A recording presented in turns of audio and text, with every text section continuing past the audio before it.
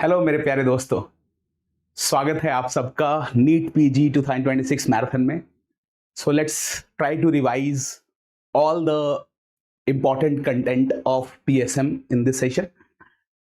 देखो, first thing we should definitely, they ask a lot of question nowadays from National Urban Health Mission.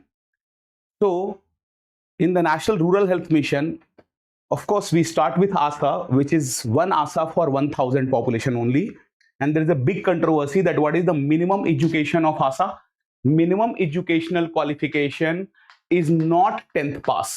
This is 8th pass, and this has been written in 3 places in the recent Park book.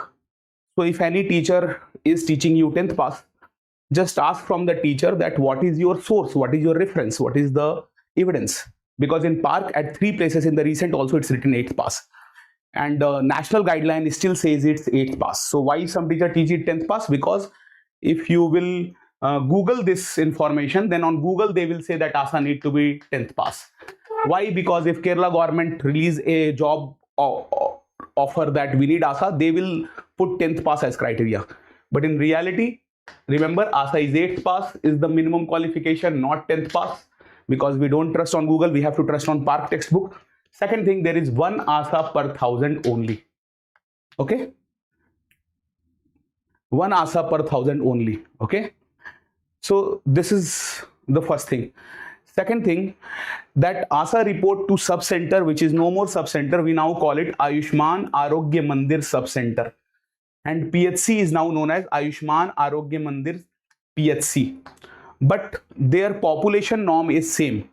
Sub center is at same 3000 to 5000 population, and PHC is also same 20,000 to 30,000 population. 3000 of course in hilly area, because in hilly area people live far apart, so less population norm will be for hilly area and more for plain area. So 3000 hilly area, 5000 plain area for Ayushman Arogya Mandir sub center, and Ayushman Arogya Mandir PHC also 20,000 for hilly area and 30,000 for plain area. Okay, now in older time they used to ask this question that PHC can be type A or type B. Similarly, sub center can also be type A, type B. So remember, type B is always a better version, and in type B you can have delivery. Delivery can be conducted in type B sub center, but type A sub center do not have facility of delivery. Similarly, when we talk about PHC type A, PHC is that in which we have less than or equal to 19 delivery per month, and type B we say when there is more than or equal to 20 delivery per month. So always B is the better version. Okay, now at this Ayushman Arogya Mandir sub center and then Ayushman Arogya Mandir PHC, they both are in primary level, so they are not the reference center, they are just same level, primary level. So the first referral center is CHC, Community Health Center. Community Health Center is at 1 lakh population plus minus 20,000. That means you will do minus 20,000, 80,000 to 1 lakh when you are talking about CHC in hilly area, and plus 20,000, that means 1 lakh to 1.2 lakh when you are talking about CHC in plain area. And they report to medical college, which is tertiary level. So CHC and district hospital are secondary level, medical college is tertiary level, and this Ayushman Arogya Mandir sub center and Ayushman Arogya Mandir PHC, they both are primary level. So remember, CHC is the first referral center because sub center PHC are at the same level. And will you refer your relative to your batchmate? No, no, because you are at the same level. So we have to refer to secondary level, which is at CHC. So this is the rural health mission part. Now when we talk about urban health mission start with MAS. What is MAS? Mahila Arogya Samiti. This is group of slum area female who organize 2 meetings in a month, and they report to USHA. Who is USHA? Sister of ASHA, urban social health activist. And this USHA is at population of 1000 to 2.5 thousand. Remember, ASHA was at 1000. ASHA is roughly at 2000, but in exam if they ask, you will write this population norm 1000 to 2.5 thousand, and this has already been asked for ASHA. And ASHA get reporting from Mahila Arogya Samiti, that's the group of female who have twice a month meeting on the issues of slum areas, and they report to ASHA. So how much population norm is for mass? Mass is at 50 to 100 house, and Government of India assume that each house will have 5 members. Of course, some can have 8 members, some can have 2-3 members, but when you take the average, it will come 5 members. Similarly, Government of India think one village is at 1000 population. That's why there is one ASHA per village, one ASHA per 1000. Of course, some village can be 2000, 3000 also. And then some village in tribal area can be 200, 300 also. So when you take average, it comes 1000. So when we talk about population norm for mass, it is 50 to 100 house. But 50 to 100 house is how much population? 50 to 100 house means multiply it with 5. 250 to 500 population. So this 250 to 500 population is mass, Mahila Arogya Samiti. This mass is reporting to ASHA, which is at 1000 to 2.5 thousand. Then ASHA report to urban ANM. This urban ANM is at 10,000 population. So mass 250 to 500, ASHA 1000 to 2500, urban ANM 10,000 population, urban PHC is for 50,000 population. This has also been asked in PYQ. ASHA has been asked in PYQ. Already 2 questions has came from this part, so it's very important to remember. Then urban PHC is at 50,000 and urban CHC is for 2.5 lakh population in normal cities, but in big city it is at 5 lakh population. So how to remember this population norm? It's not so tough at all. Why it is easy to remember? Because if you see CHC is at 2.5 lakh. Now under one CHC, there are roughly 5 PHC. And you can get it by simple thing. If you divide 2.5 by 5, divide by 5, 2.5 lakh divided by 5 will become 50,000. And one PHC is at 50,000 population. So PHC is at 50,000 population. PHC report to urban ANM. So again, you have to divide 50,000 also by 5. If you divide 50,000 by 5, it will come 10,000, which is for urban ANM. Now, if you divide 10,000 by 5, this will come 2,000. Roughly 2,000 is the population norm for ASHA.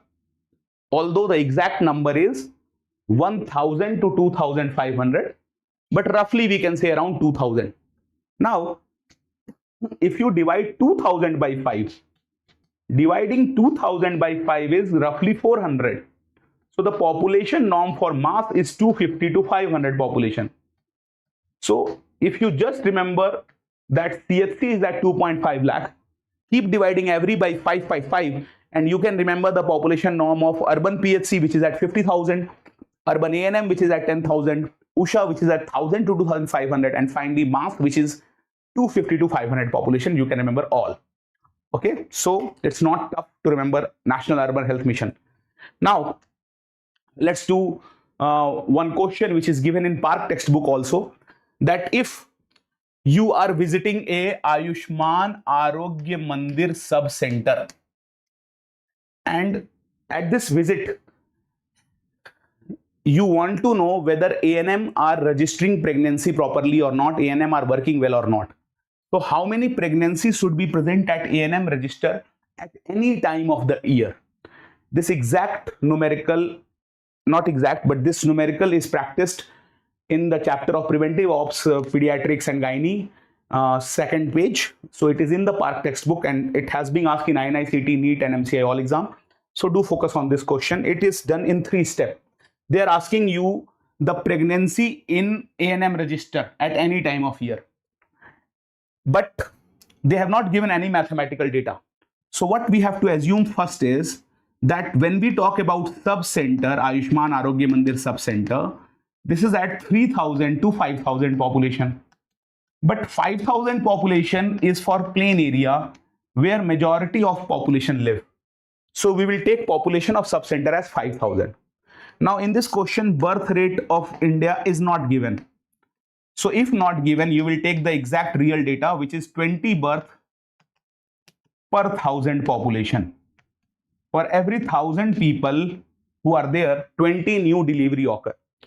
So if 20 birth is occurring in 1,000 people, at 5,000 population, which is for subcenter, how many birth will occur?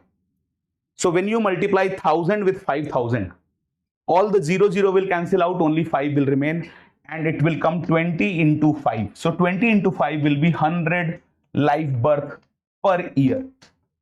So this is the first step, that how many live birth occur per year at subcenter or Ayushman Arogya Mandir subcenter. So Ayushman Arogya Mandir subcenter has 100 live birth per year. So sometimes they can just ask you live birth per year, which will be simply find out by multiplying birth rate with 5. Multiply birth rate with 5, that will give you live birth in a year. So now we know live birth in a year, but they are not asking live birth in a year. That was just the first step to find live birth in a year, and it was coming simple, birth rate multiplied by 5. It will be coming 100 in our example. Now they next step is finding pregnancy in a year.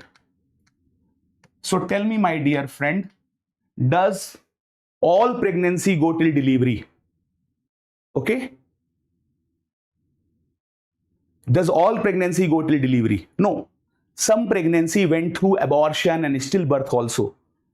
That means if suppose 100 children are taking birth, it means 10% more pregnancy will be there. And that 10% extra pregnancy will get wasted as pregnancy wastage factor. So when we talk about pregnancy in a year, it is calculated by two things. First is live birth in a year. And with live birth in a year, we will also add 10% of live birth. Why this 10% of live birth we add? Because this is pregnancy wastage factor. Are you understanding this concept? देखो सीधी सी बात है दोस्तों, जब भी किसी भी area में हम बात कर रहे हैं कि कितनी प्रेगनेंसी है, तो सारी प्रेगनेंसी बच्चे नहीं पैदा करेगी, कुछ अबॉर्ट हो जाएंगी, स्टिल बर्थ में बर्बाद हो जाएंगी। तो जो प्रेगनेंसी बर्बाद होती हैं वो लगभग टोटल प्रेगनेंसी की 10%, लाइव बर्थ की 10% प्रेगनेंसी वेस्ट हो जाती है। यानी अगर 110 माँ प्रेग्नेंट हुई थी तो उसमें से 10 की प्रेगनेंसी अबॉर्ट हो जाएगी, बची 100 लाइव बर्थ पे जाएंगे। तो हमारे केस में लाइव बर्थ कितना आया था? 100, और 10% ऑफ लाइव बर्थ निकालना है, यानी 10% of 100 we will take as pregnancy wastage factor. These are those which are going in abortion and still birth. So finally it will come 100 plus 10, it will become 110. This is pregnancy in a year, and they are not asking pregnancy in a year. क्या पूछ रहे हैं वो लोग? They are asking pregnancy at any time in ANM register. So when they ask pregnancy at any time in ANM register, then first we will have to understand that for how much time pregnancy remain in the register. देखो भाई, pregnancy पहले 3 महीने तो पता ही नहीं चलती है, फिर चौथे, पांचवें, छठे, सातवें, आठवें, नौवें, है ना, टोटल 6 महीने के लिए प्रेगनेंसी रजिस्टर में रहती है, और एक साल में होते हैं 12 महीने. तो 12 महीने को 2 से डिवाइड करोगे तो 6 महीना आ जाएगा. यानी जब भी हमें प्रेगनेंसी एट एनी टाइम पूछा जाए तो हम जो भी साल की प्रेगनेंसी है उसको 2 से डिवाइड करेंगे. क्यों 2 से डिवाइड करेंगे?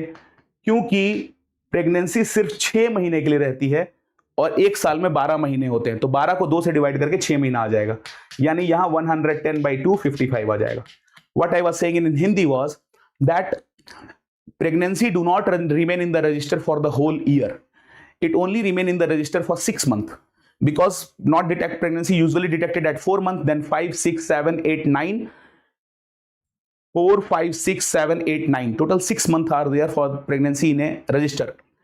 And if there are 6 months for which the pregnancy is in the register, and in a year we all know there is 12 months, so 12 months divided by 2 will give 6 months. That's why pregnancy at any time will be yearly pregnancy by 2, 110/2, and it will come 55. So these are the 3 steps of finding pregnancy at any time. First step, to find the live birth, simple, multiply birth rate with 5, it will give you total live birth in a year. Then to find pregnancy in a year, we will do live birth plus 10% of live birth. Then to find pregnancy at any time, we will divide pregnancy in a year by 2, and that will give us pregnancy at any time of the year. So according to this, the answer of this question is 55. Now let's do the second question, and you will do it, and that will help you in understanding this concept best. Okay, first thing is that birth rate this time is given 25 per 1000, and they have written sub-center. So 25 is the birth rate, 25 per 1000, and because it is Ayushman Arogya Mandir sub-center or just sub-center, so we will consider it as sub-center in plain area, and population is 5000. So now tell me what will be the pregnancy in a year. Please do tell me, do the calculation yourself and tell me. Okay, many of the students are there. Mayank Yogi is there. He is saying that yes, he found the answer. He's saying that sir, his style of teaching is really good. I passed my FMG in first attempt in 2024, and PSM was his highest scoring subject, and he think my teaching helped him. Thank you, shukriya, Mayank, for appreciating the effort. But of course, it's 99% your effort. 1% can be our contribution in making the subject interesting and easy to understand. But I hope you will not forget to appreciate yourself, because most important is self-appreciation. Now, okay, so the question JD is asking, JDIM, sir, will it remain exactly this much or can it change in the exam? No, mostly this 2 question has came. First question was in INI-CET and NEET exam. This question came in NEET exam and FMG exam. So what you will find, what is the answer here? Many of you are giving the answer of 138. Yes, Gaurav is giving 138, Vayo is giving 138, and Dr. Nitesh is giving 138. So what you have to do here, first step is always total live birth in a year. How you calculate live birth in a year? To find live birth in a year, what we do is we multiply birth rate with 5. Our birth rate was 25. So multiplying 25 with 5, it will come 125. So total 125 live birth in a year will occur at sub-center or Ayushman Arogya Mandir sub-center. Second point, what is the pregnancy in a year? So we have discussed that pregnancy in a year is live birth plus 10% of live birth. This is the pregnancy wastage factor. So our live birth was 125 plus 10% of 125. So 10% of 125, we all know, it will come 12.5. So when you add 125 plus 12.5, it will come 137.5. And can we have 0.5 delivery? No, na. So let's make it roughly 138. So the pregnancy registered in a year or pregnancy in a year is 138. But some of you 69 lovers, you might have answered 69 also, because you might have gone one step ahead. What is the next step? If they ask pregnancy at any time of the year in the register, pregnancy at any time, then answer will be 69. If they ask pregnancy at any time of the year in the A&M register. But they are not asking pregnancy at any time, they are asking pregnancy in a year. So that's why the answer will be 138. So remember this point, we need not to go every time till 3 steps. Sometime in 2 steps also we can get the answer. So very good. I'm very happy with the amount of reply which students are giving. Thank you so much. Now let's come and discuss some of the NEET PYQ. What we don't do in newborn care. Of course, in newborn care, we never bath newborn with warm water. Just imagine, child is born and you are giving him bath. Child will abuse you very badly. Yay, don't do this. So the bathing part is done almost at the end of the week, almost about after 6 to 7 days of birth. But rest part, of course, we try to do. Now, let me tell you one very important question here. There is one program, Navjat Sishu Suraksha Karyakram. Navjat means neonate, and Sishu means child. So neonate and child, Suraksha means safety, and karyakram means program which you keep making. So sometimes they can use the word karyakram, sometimes they can use the word yojana. Both will be the same, both means program. Yojana and karyakram means program. So I hope you will remember it. I need not to repeat it again and again. And S, swasth. Swasthya. Swasth means health. So this is a program for healthy neonate. Now my question to all of you is that suppose you are traveling by a bus or a train or an aeroplane and suddenly one lady said that now I am going to deliver my baby and you are the doctor who have to take the delivery. So what is the first thing which you will do in such an exciting situation? Of course, the main role of doctor in all the delivery is to prevent cervical tear. We just have to press the lower part of cervix with some gauze piece or something so that cervical tear is less. Rest, child come out by itself. Even if there is 2-3 cord around neck, child will do ding ding ding ding ding and will come out. So first thing you will do is you will, after the delivery, you will cut the cord. So here what you are trying to do, you are trying to do prevention of infection. This is the first thing you do. And for prevention of infection, we have to follow the concept of 5C. What is 5C? There should be clean cord, clean cut, clean stump, clean surface, and clean hand. Okay? So this will prevent infection, and after cutting the cord, then you will try to have prevention of hypothermia. You will wipe the child, and if the child is crying well, then after prevention of hypothermia, you will give it to the mother for early and exclusive breastfeeding. But if the child do not cry, then what you will do? Then you will do neonatal resuscitation. Okay, so the concept is actually very simple if you remember it like a story. First, you will do prevention of infection. Then you will do prevention of hypothermia. If both is done and the child is crying, breastfeeding. If not, neonatal resuscitation. So prevention of infection, hypothermia, then breastfeeding, then neonatal resuscitation if needed. These are the 4 targets of Navjat Sishu Suraksha Karyakram. NSSK is basically just giving training to doctor and nurses. And why the training is given to doctor and nurses? For these 4 things. How to prevent hypothermia infection, how to promote early exclusive breastfeeding, and then neonatal resuscitation. Okay, so when you will take delivery in such emergency condition in bus, train, or etc., remember this 3 point. When you have to take the child, put this first and third finger in the armpit of the child. Otherwise, the child will slip because of high amount of meconium and all those things. And put the second finger on the back neck for the support, because at this time till 3 months the neck is very flexible. So you put this first and third finger in the armpit, second finger behind neck, and then take the child like this. And if he is crying, we used to put it directly on the chest of the mother, ki start breastfeeding, because infection has been prevented. Hypothermia will be prevented by kangaroo mother care, by giving skin to skin contact of the child with the mother, and then she will do the breastfeeding on the table, and we will clean the placenta in between. If needed, neonatal resuscitation will be done. And when you do neonatal resuscitation, the confusing part is, will you first suppose the child has some meconium while the delivery meconium is also there, will you first do the suction of nose or mouth? Always go alphabetically, MNOP. So first we do the suction of mouth, then nose. So always mouth first, then nose. This is a very simple alphabetical way to remember. So this is NSSK which we do. Now the question is, which is not a target of NSSK, Navjat Sishu Suraksha Karyakram.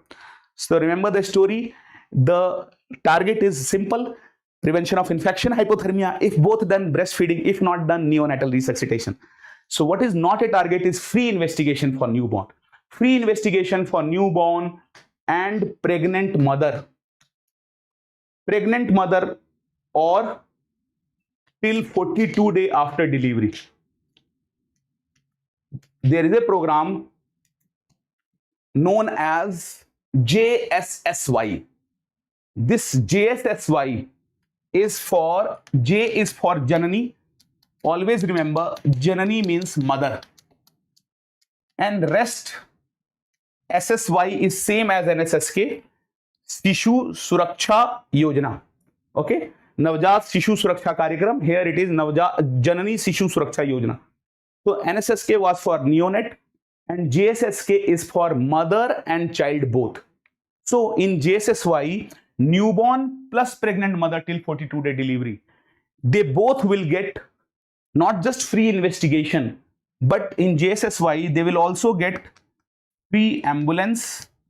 What is the number of ambulance for mother and child? 102.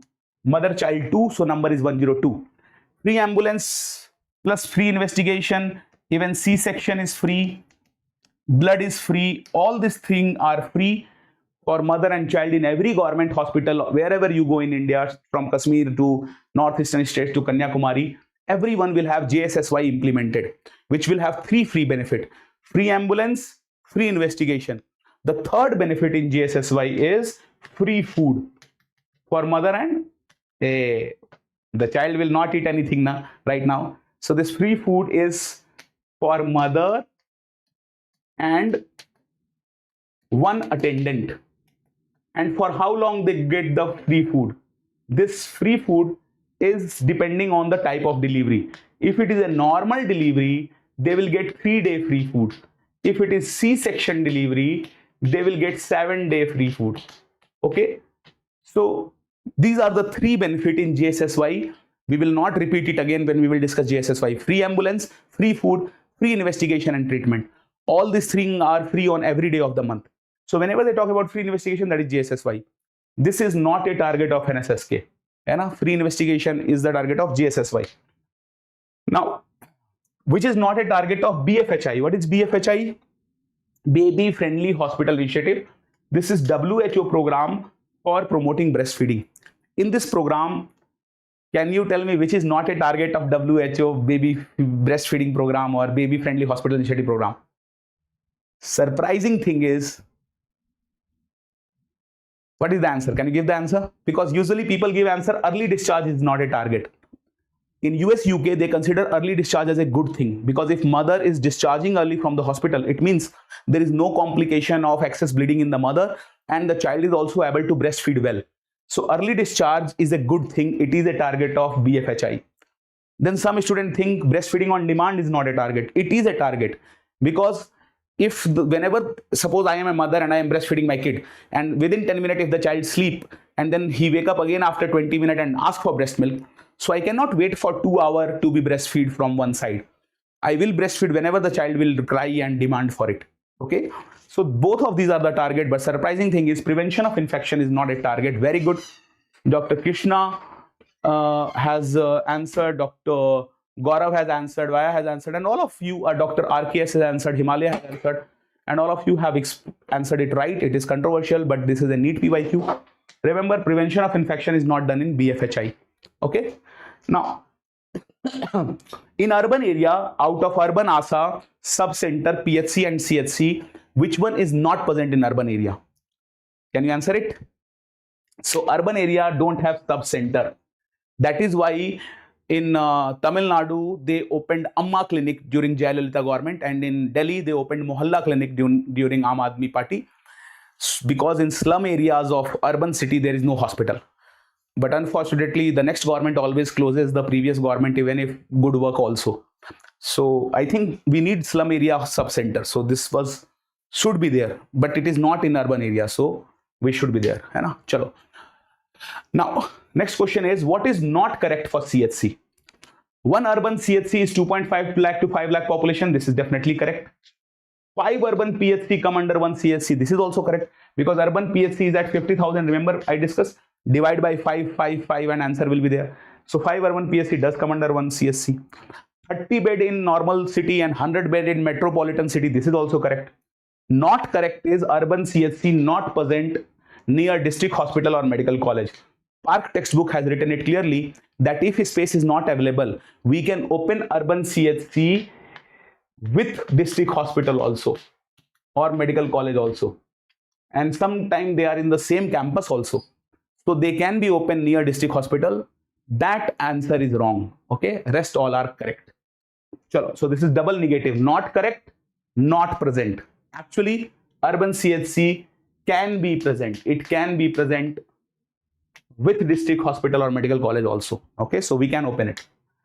So we have done the questions of our health system of India. Now we will understand about the major health program. And first very important health program is SUMAN. So if you look at the full form of SUMAN, SUMAN is SU is for Surakshit, means safe, M is Matritva, motherhood, and AN is for Ashwasan, assurance. Now this SUMAN program was in 2019, but our BJP government, when it came initially in power, it started the first program which BJP government started for mother was PMSMA. So they can ask the full form of those two things. Now, PMSMA started in 2016, and if you look at the full form, it has the same full form as SUMAN. Of course, PM is for Prime Minister because everything is coming from his pocket. So his name should be there, just like Congress used to put Gandhi, Indira Gandhi, Rajiv Gandhi, because they don't want their work of central government work credit should not go to state government. So they are putting either Prime Minister or Rajiv Gandhi, Indira Gandhi, so that the credit people will remember that this is coming from central government. So Prime Minister is simple. S is same safety or Surakshit. Surakshit. M is also same Matritva, motherhood. Only difference is A. In this A, it was Abhiyan. Abhiyan means mission. So this was the first program for mother when BJP government came in power. They came in power and they started the mission to save motherhood.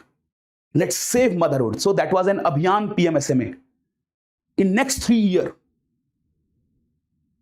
nothing happened. So they changed Abhiyan into Ashwasan. The mission changed into assurance. All is well, all is well. This is the best you can get. So do remember it.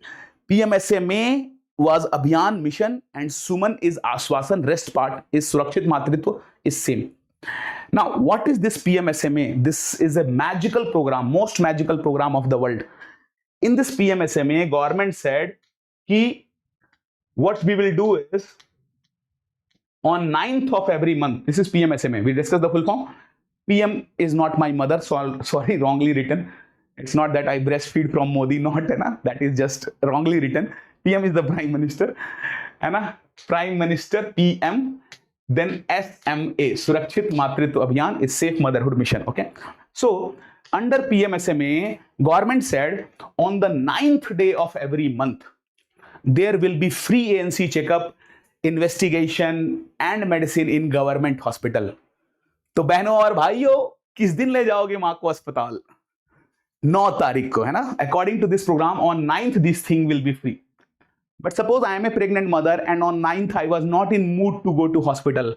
I was not feeling good. So then can my husband or live-in boyfriend can take me on 10th? Yes. We just read that under JSSY, these all checkup, investigation, everything is free for every day of month. So actually, JSSY give all this thing, investigation, treatment, surgery, C-section, blood, etc. For every day of the month, it is free under JSSY. So if someone is not going on 9th, they can go on 10th, 11th, 12th, any day of the month, because it is free on every day of the month. And both JSSY, JSSY are in the India since 2005. So since 2005, everything is free on every day of the month.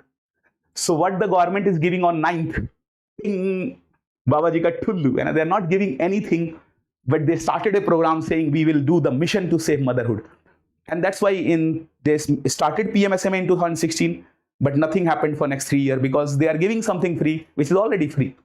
But the government did not stop here. Let them work. Okay, don't disturb them.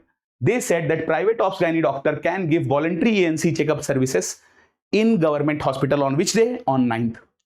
So I was thinking why some gynae doctor will go without getting any salary to the hospital. But when I talked with my batchmates who are gynecologists, they said, ki, bro, you don't know anything.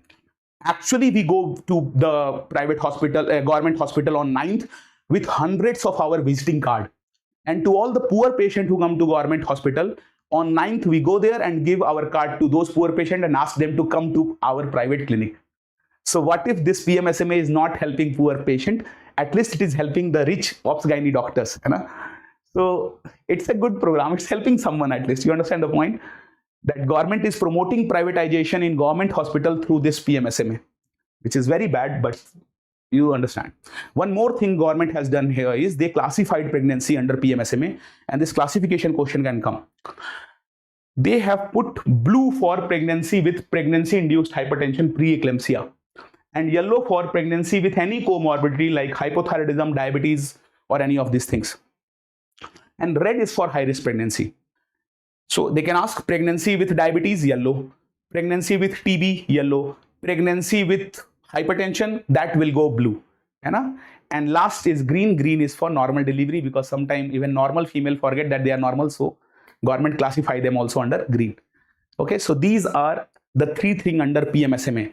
On 9th, there will be free ANC checkup and investigation. Private gynae doctor can go on 9th and do ANC checkup, and they classified pregnancy. So three things under PMSA, I hope you will remember. Now, then after PMSMA, the three things, you should also remember the three things of JSSY. What are the three free benefit in JSSY? We already discussed it. First is all this free investigation, free treatment, free surgery, everything is free for mother and child. Second was free ambulance, we discussed it already. And third was free food for mother and one attendant. So this three things free under JSSY. And because of this JSSY, mother get every facility free in government hospital. So when it comes to Suman, they can ask you in the exam that what is the main objective of Suman? Main objective of Suman is zero denial. Zero denial to maternal health facility in government hospital. And a government forget to write if available. If available, there should be zero denial to maternal health facility in government hospital. So this zero denial is due to JSSY. Because of JSSY, we are giving all the things free in government hospital. But they have made this under Suman. So Suman is a big program, umbrella program, under which 5 programs come. We have discussed JSSY, we have discussed PMSMA, 2 programs we have discussed. The remaining 3 programs we have to discuss: Laksh, JSY and Dakshata. Okay, so it's very simple. When we talk about JSY, it is Janani Suraksha Yojana, that means Mother Safety Program. So in this program, earlier only one thing was given: money was given after delivery in the hospital, and this money is not just for mother, it's also for mother and ASHA or USHA.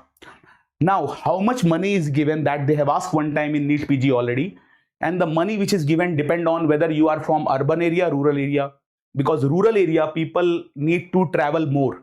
So rural area always have more money than urban area. That's why ASHA gets 600 rupees and USHA only get 400. Okay, so always ASHA has 200 more than USHA, 600, 400. First remember this part. Second part, low performing states are those states in which there is high maternal and infant death. So can you name some low performing state? Yes, the first is my state, United States of Bihar.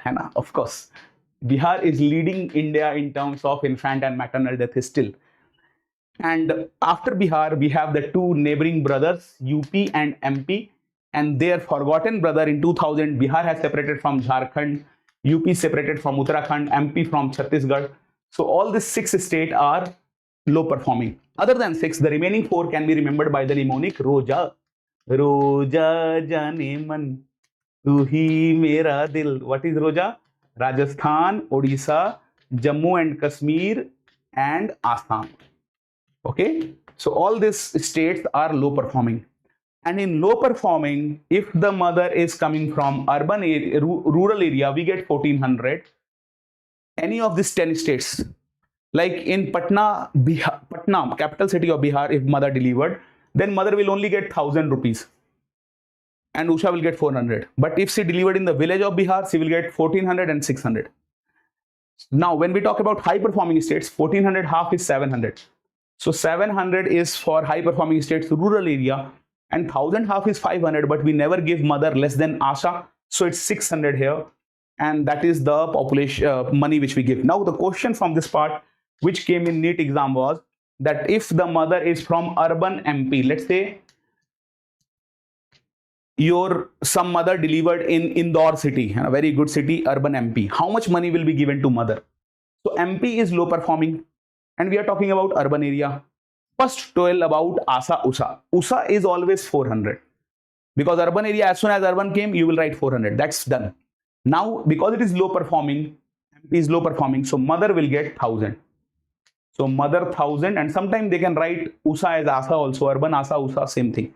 So USA or ASHA will get 400 and 1000 rupees for mother. If the same question came, you can reply this, but they can ask any state. So it's better to remember the table, and it's very easy to remember the table. 600 for USA, 400 for ASHA, 1400, 1000, 700, 600. For low performing, 1400 rural area, 1000 urban area. Like that, you can remember this table. So this was the main work under JSY, that is money is given.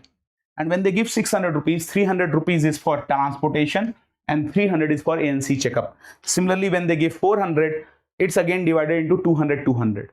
In high performing state, this money is given only till 2 delivery, but in low performing states, it's given for all the deliveries. Okay. So it's the same thing, we have read it. Now this is JSY, but remember, now they include 6 work in JSY. So they can ask which of the following is not a work under JSY. So of course, we only know one thing, that is money is given after delivery. But this money is just one work. What are the other 5 work which we do under JSY? So to remember other 5 work, let's read it through a story. Imagine me as a female, and suppose there was a doctor, Javier or Javier, it looks like. So Javier was a doctor. It was a dark night. It was raining heavily. I was holding a lamp in my hand. Sudden Dr. Javier came and Javier blow the candle off. Then he did something and I became pregnant. Now, after pregnancy, what is the first thing which I need? Good nutrition.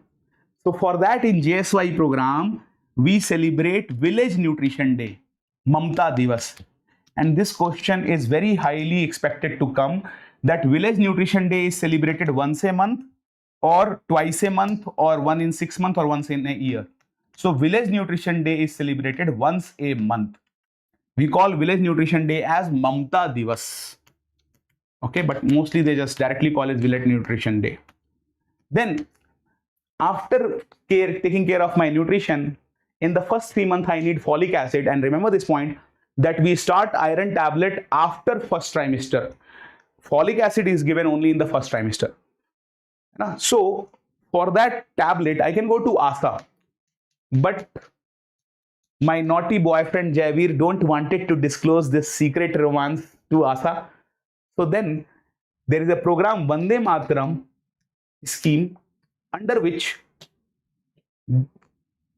even private doctor can give me some medicines which ASHA is distributing. Private doctor will be given all the condom, OCP, iron calcium tablet and everything, the same, those things which ASHA can also distribute. They will put it, and they just have to put a logo of Vande Mataram over their OPD, they can have it. So first Javier take care of my nutrition, then take care of my iron folic acid tablet demand under Vande Mataram scheme. After that, because my pregnancy was high risk, so one more thing done under this is tracking of high risk pregnancy. This tracking of pregnancy, high risk pregnancy, is done by a software known as Anmol. We will talk about Anmol with logo also. It's green color mother and green color child. The full form of Anmol is ANM Online, and this is for tracking by ANM. So this is we will discuss it. It's a tablet based software for data entry by ANM, Anmol. Okay. So after tracking, everything was going well, but I was also tracking Javier because I know he's a naughty boy. And one day I found Javeer doing gulu gulu with some other girl also.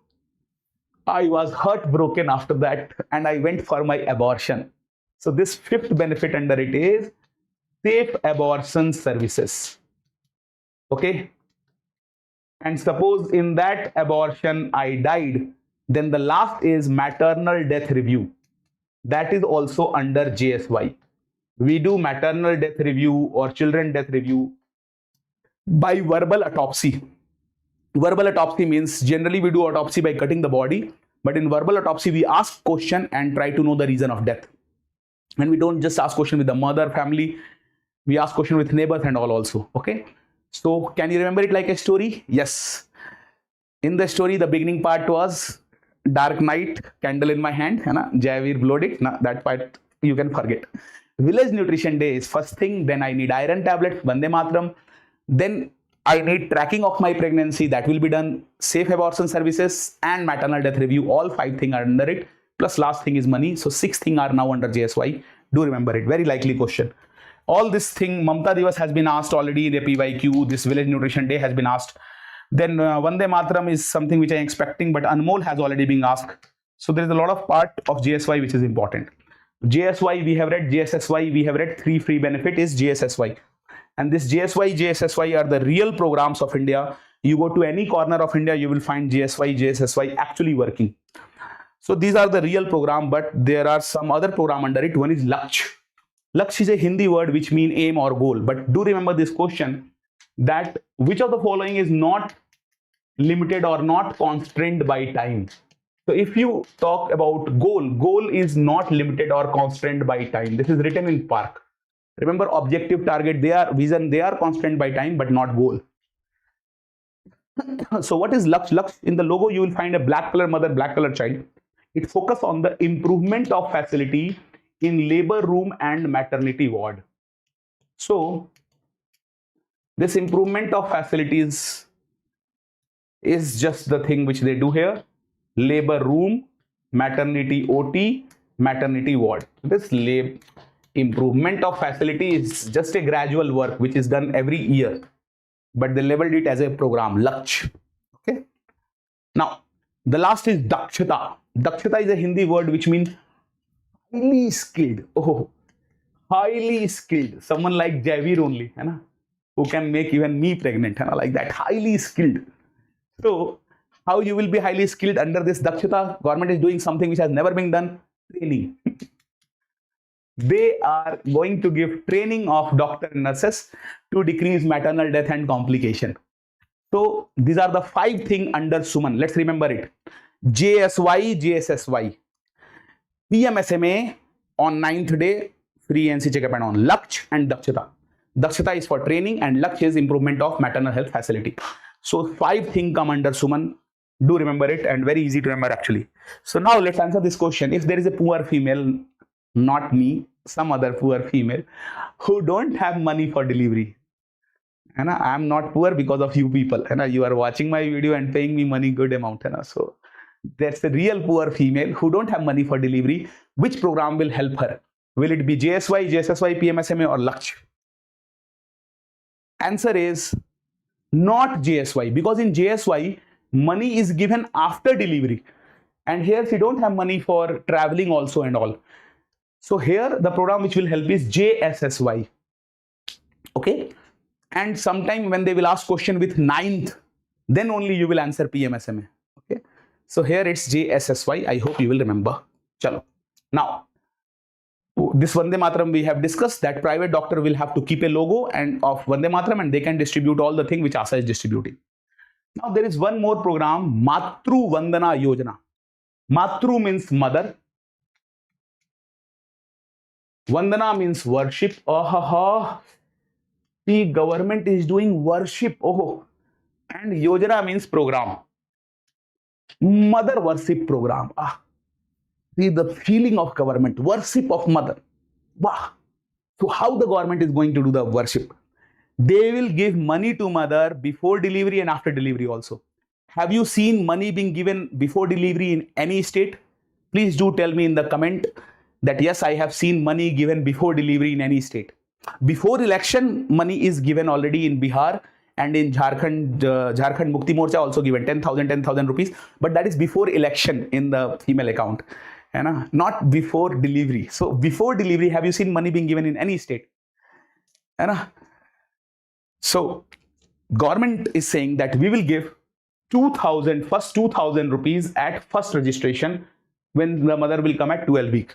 Then next 2,000 we will give at 6 months of pregnancy, and last 2,000 we will give at 6-week vaccination after delivery. So total mother will get 6,000 rupees, 4,000 before delivery, 2,000 after delivery. But even in the states ruled by BJP government, this money is not given before delivery. And it's quite obvious here. It's quite obvious. Tell me, for worship, Vandana, do you need money or do you need feeling? For worship, you need feeling, na? So government is giving full feeling, no money. This is a star program, launch and remain there, never came in reality. And but hopefully whenever election will occur, before election money will go to their account. Like they are also saying in UP election they will give 40-50,000 rupees in mother account, because they care for mother. So just before election they pay money to them. So this is PM Matru Vandana Yojana, and a very important thing here to remember is the program is half incomplete. So the logo I will show you with mother and child, that logo is also half mother, half child, incomplete mother and child.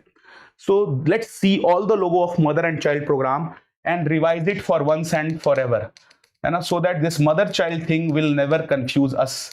And they keep asking logos question of mother child, so we have to revise it here. This is also a logo with mother and child. This program is Kilkari, not Pichkari.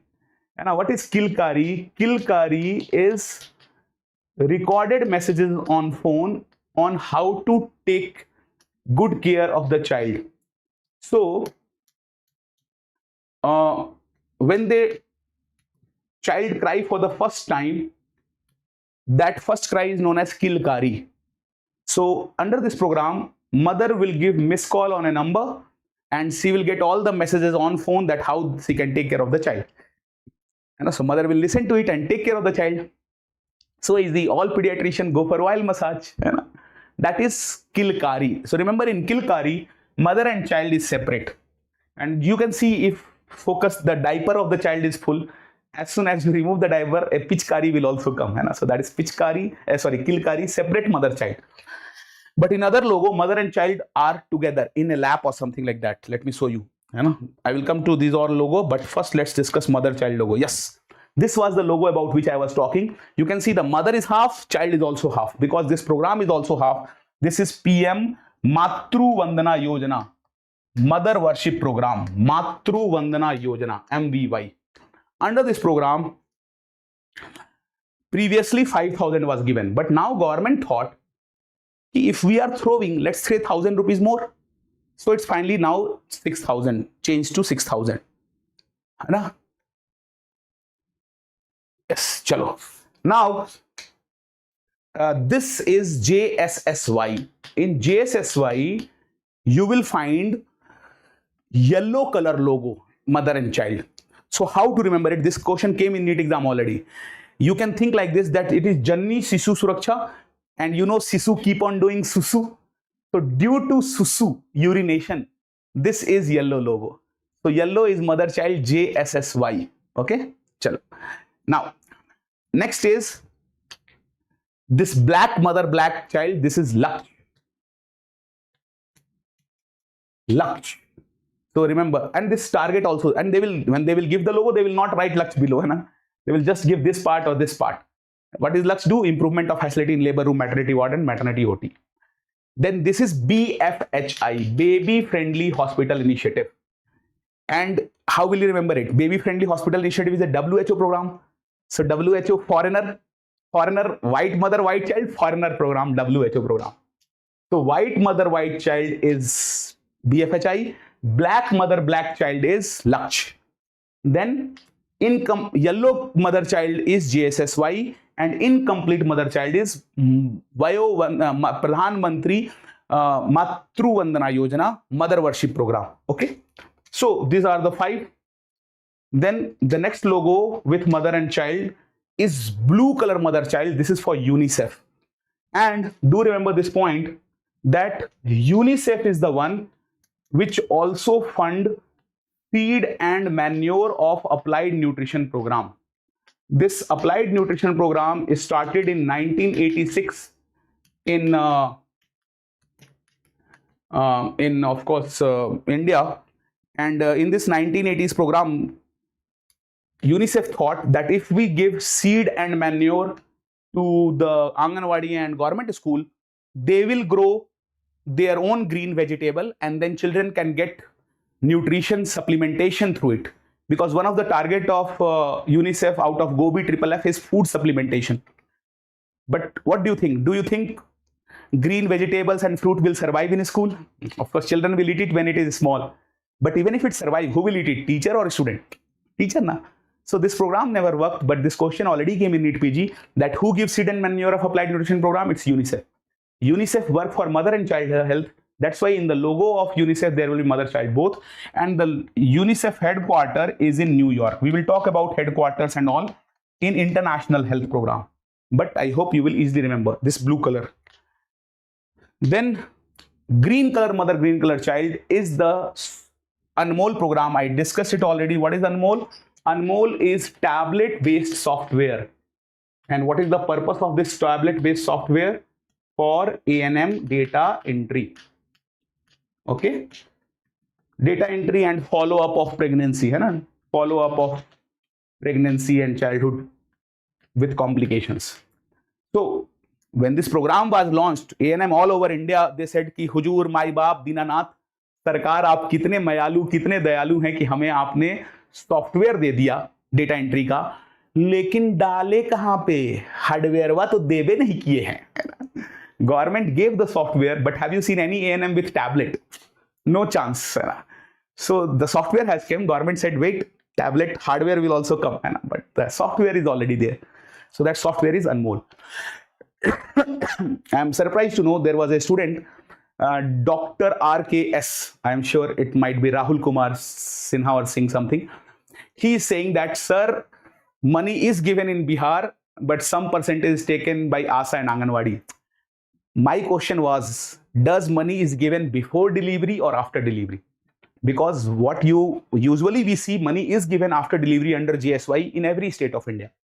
But is money given before delivery also? Because if it is given in Bihar, United States of Bihar, then I will be the most happy person because I am also from United States of Bihar. So if it is given before delivery, please let me know. Okay. Now, someone is asking, is date important, sir, in UNICEF? No. Dates are not important. None of the date related question or date of launch of program and all has been asked in last 20 years in NEET or FMG or INI-CET exam. So date is not so important. Similarly, recent MMR, recent IMR, teachers will come, teachers like me will come and will teach you about recent updated IMR, MMR. They have never asked it in last 30 years.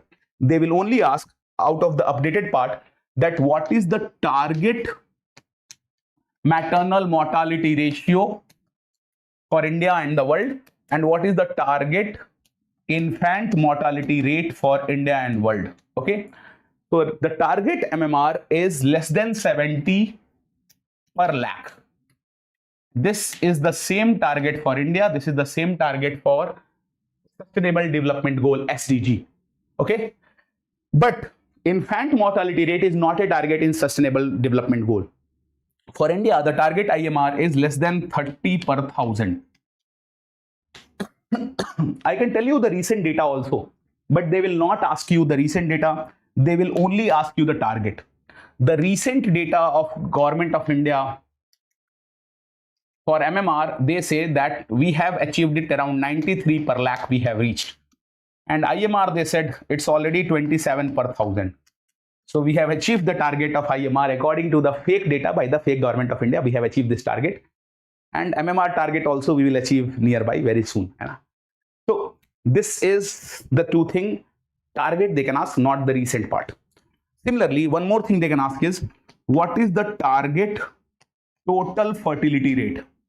Total fertility rate we will discuss in demographic part This is the number of children born per mother, and live birth per female between 15 to 49 year is known as TFR. Any female, how many children she produced during her life? Total children. So this is TFR. What is the target of TFR? Is it 2 child per female? हम दो हमारे दो, or it should be 1 child per female, or 3 child per female, or 2.1 child per female. So the target TFR, you will be surprised to know, is 2.1 per female. 2.1 live birth per female. Now you will ask, sir, how is it possible? How a female will deliver 2 and 0.1 child?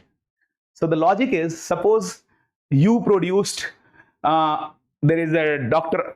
Amir Sohail. Suppose Sohail produced 1 child. I produced 2 child. Suppose Nikhil produced 3 child. And our Dr. RKS produced 2 child. So we all have different number of children. When you take average of a population, only then you calculate TFR. TFR is usually not calculated for 1 female. It is calculated for a population. So someone will have 3, someone will have 4, someone will have 1. Average should be 2.1. Why 2.1? Because out of 2.1, some children will die. And finally, the real target will come 2 child per couple. So target is 2.1, so that even if 0.1 die, we will have 2 child per couple. Now, what is the current TFR of India? According to the government of India, current TFR is 1.9. So we are producing less children than what is needed to replace us. That's why our population is declining, and population growth is no more a problem for India. Okay. Of course, in city there is more people because rural development has not been done last 80 years. So main problem of India is lack of rural development. So the people will not migrate and population pollution will be less. Anyway, now I hope you will remember green color mother child is Anmol. That is a tablet based software given to them. And if you find a red color mother, red color child, ऐसा लग रहा है कि होलिका प्रहलाद को जलाने ले जा रही है. It's look like mother have a child in his lap and she's trying to burn it. That is Anganwadi program. This Anganwadi program come under ICDS, Integrated Child Development Services. They keep asking questions from Anganwadi and ICDS because India was the first country who started giving food with education, so that if children are not coming for education, at least they should come for food. Okay. So if you found red color mother child, that is Anganwadi. Now in an Anganwadi, they are asking this question again and again, that how much protein per day will be given to the mother or child and how much kilocalorie per day. This is a very important table to be remembered, that what is the protein and kilocalorie which we give in Anganwadi program. So we should also know the 3 category of beneficiaries, people who will get benefited. Labharti, kitne protein, kitna kilocalorie. So first beneficiary is of course the normal children. And up to which age children go in Anganwadi? 3 year, 4 year, 5 year, 6 year. We think in Anganwadi children go till 3 year or 5 year, but no, answer is up to 6 year. Because in village area, usually first class start from 6 year. And now Government of India has released this new law that only from 6 year children can be in class 1. Okay. So normal children till 6 year. Remember in Anganwadi, age is till 6 year. So this is one category. Second category is all female. Females include, of course, adolescent girl. They also include pregnant female, lactating female, and adult female. But they don't invite adolescent boy to Anganwadi. Why they don't invite adolescent boy to Anganwadi? Why? Why not? Why not adolescent boy come to Anganwadi? Because villager think if adolescent boy also came to Anganwadi, they will make Anganwadi Tinderwadi. So they separate adolescent boy and girl. But the real reason is, of course, the maximum dropout rate. If anybody asks, in which age group we have maximum dropout rate from school? So the maximum dropout rate from school is for adolescent girl.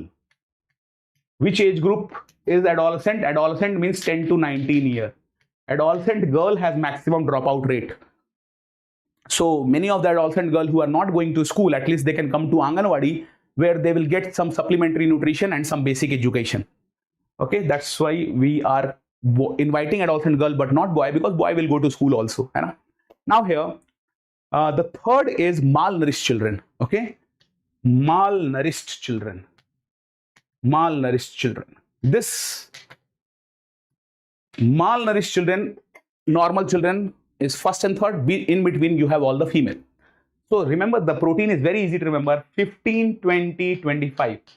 15, 20, 25. 15, 20, 25 gram per day. So simple. If you want to go into the exact data, it's just two less: 13 to 15, 18 to 20, and 23 to 25. But just remember this point: 15, 20, 25. So easy. This is the question which they are going to ask, and they have asked. This is one PYQ which I am expecting in your recent NEET PG exam. 15, 20, 25. Now, and how I can be sure that it will come in your NEET PG, because it's a trend being followed again and again, that whatever new question come in FMG exam, they copy it in NEET PG, and whatever new question come in NEET PG, they copy it in FMG.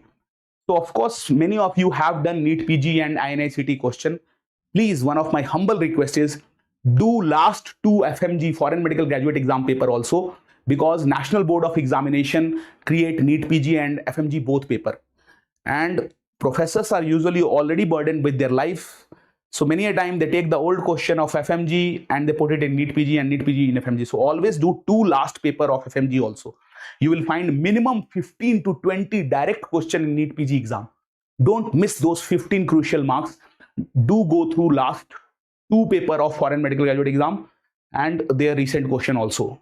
Although their recall is of not good quality, but if you can get, at least read those topics from which question came. Now, 15, 20, 25 is for protein. What is the kilocalorie for these three groups? Very simple. 500 kilocalorie per day, 600. Now 5, 6, 700 should be there. But because they are malnourished child, so we get 100 kilocalorie extra, 800.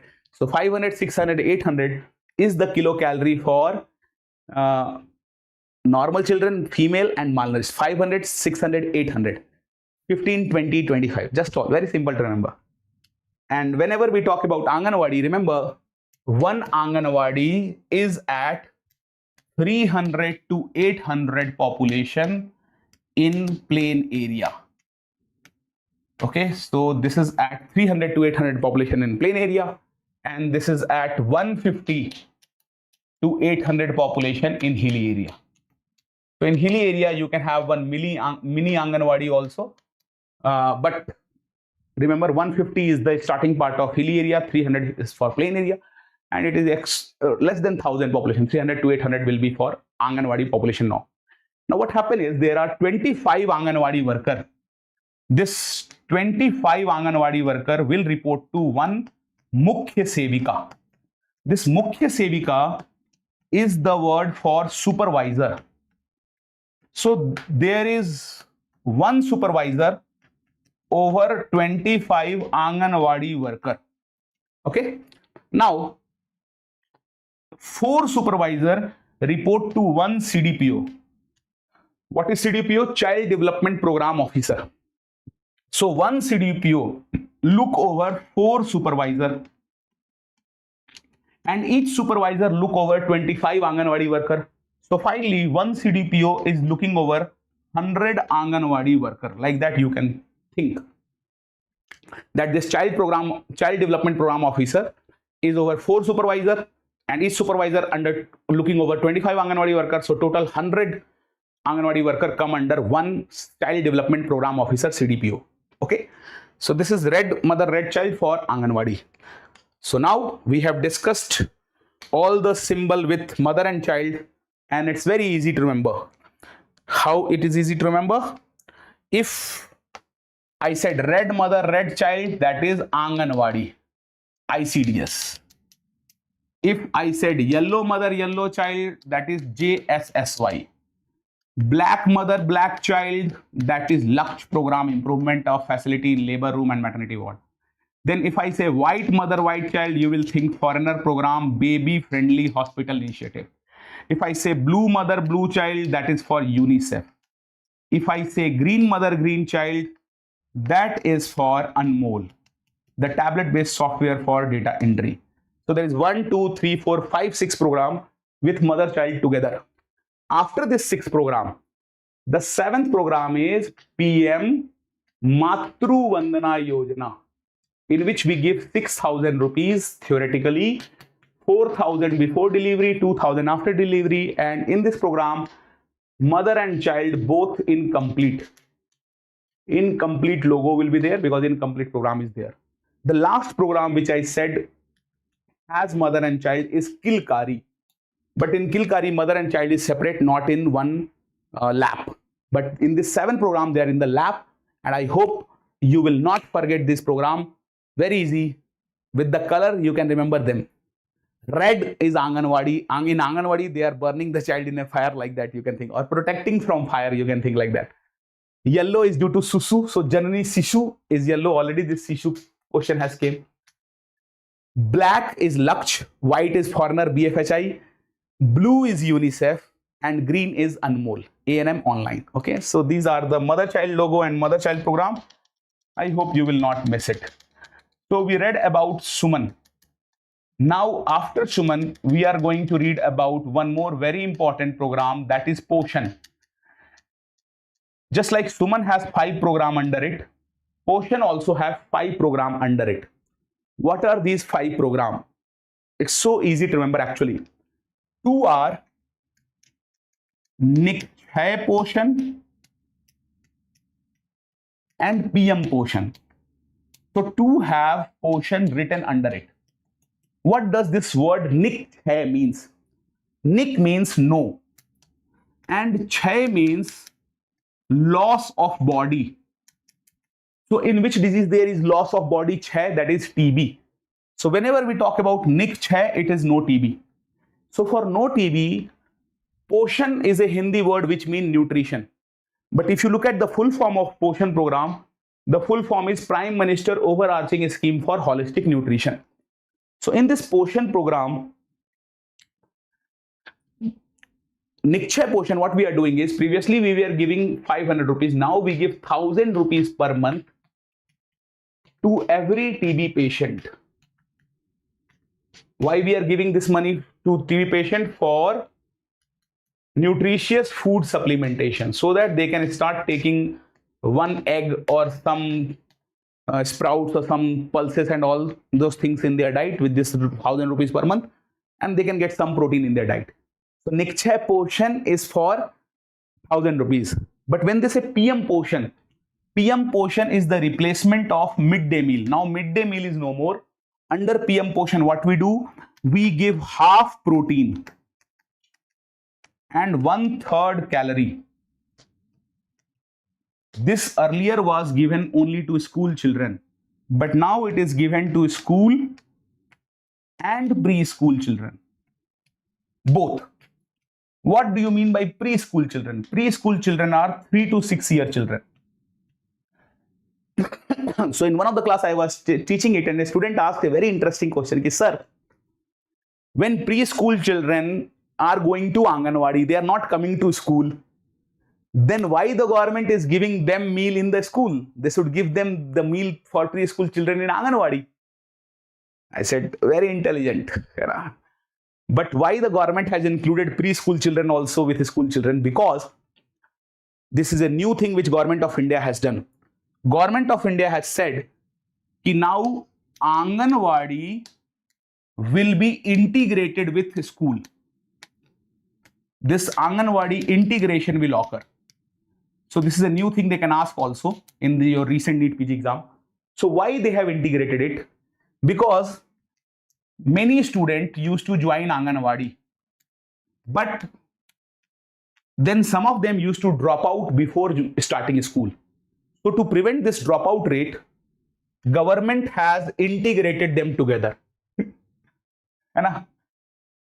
And this is a good thing, they should integrate it. So now the new regime, new teaching syllabus is 5 + 3 + 3 + 4 is the new teaching style which we give in school. So what is this first 5? This first 5 have 3 to 6 year children plus first and second class. So till this first and second class and 3 to 6 year, this is in the first 5. Then in the 3, we have the children who are between class 3rd to 5th. 3, 4, 5 is this 3 year. Then next 3 is 6, 7, 8. Then the last 4 is 9, 10, 11, 12. So till 12th class, we have this new pattern of children teaching 5 plus 3 plus 3 plus 4. Okay. So I hope you will remember. Now, that's why in the PM portion, which has replaced midday meal, they are giving food not just to school children, but also to preschool children, because government say they will be merged together now. Okay. So remember, this was PM portion where we give more protein or more calorie. If you know the reality of India, you will never confuse in this point. The reality of major part of India is mother is eating only rice, and so children are eating only rice. With rice, they get the calorie, but not protein. So they need more protein support in school meal. So that's why protein is half, calorie is less, 1/3. Okay. So 2 are Nikshay portion, PM portion. 2 program under portion. After this 2 program, all the remaining 3 program, they start with A. What are the remaining 3 program? One is Anganwadi, about which we just discussed. Other is adolescent program. Adolescent program in India is known as RKSK, Rashtriya Kishore Swasthya Karyakram. I will show you the logo also. Some adolescent playing kite will be there. So that's RKSK. And the last is Anemia Mukt Bharat, free anemia program. A adolescent, A anemia, A Anganwadi. All 3 will have A. And remaining 2 will have portion written behind it, PM portion and Nikshay portion. So we will go through all these 5 things, but before going there, I want you to focus on one very important confusing point which they ask in exam also. I told you that Nikshay is no TB. So if I write only Nikshay, this is separate program. Nikshay program is for TB reporting and follow up. And this TB reporting and follow up is by government doctor or private doctor. It is by both government and private doctor. So they both do the reporting and follow up. And one of the student was telling it, yes, Dhanush Gaude was telling us that this 500 rupees for notification is also something which government give. So if private or government any will get a patient of TB, they can report it online under Nikshay program. And for reporting, government will give 500 rupees for patients and for the doctor also for doing the reporting. So Nikshay is for reporting and follow up of TB case. Nikshay portion is 1000 rupees per month for their nutrition. And the third program is Nischay. This Nischay is UPT kit by ASHA. Because if you look at the word Nischay, is a Hindi word which means to be sure of, pakka hona. So what does the ASHA want the mother to be sure of? ASHA want the mother to be sure of their pregnancy. So Nischay pregnancy, Nikshay TB reporting, Nikshay portion is 1000 rupees per month for nutritious food of TB patient. Now one of the student Ayush, I was taking this class in Philippines, Davao. In the break for smoking, he came out with me and he said, sir, I had a very good strategy by which none of the student will confuse between Nikshay and Nischay.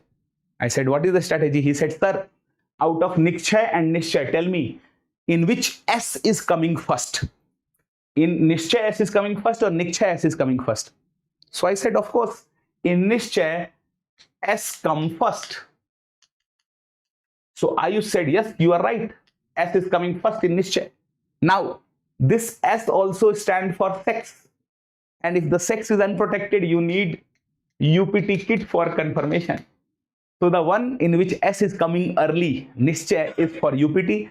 And the one in which S is coming late on the 4th place, that is for TB patient reporting. And if they add the word portion, portion is nutrition. So we will give 1000 rupees for nutrition. I said, very good. But I asked, Ayush, your Hindi is so good. Why you created this mnemonic? He said, sir, because I was thinking about sex when you were teaching this topic. So this mnemonic automatically came in my mind. I said, very naughty boy, huh? So I hope you will remember these 3 separate. And in the portion, there are 5 programs. Anganwadi, Adolescent, Anemia Mukt Bharat, Nikshay portion, PM portion. So we have read about 3.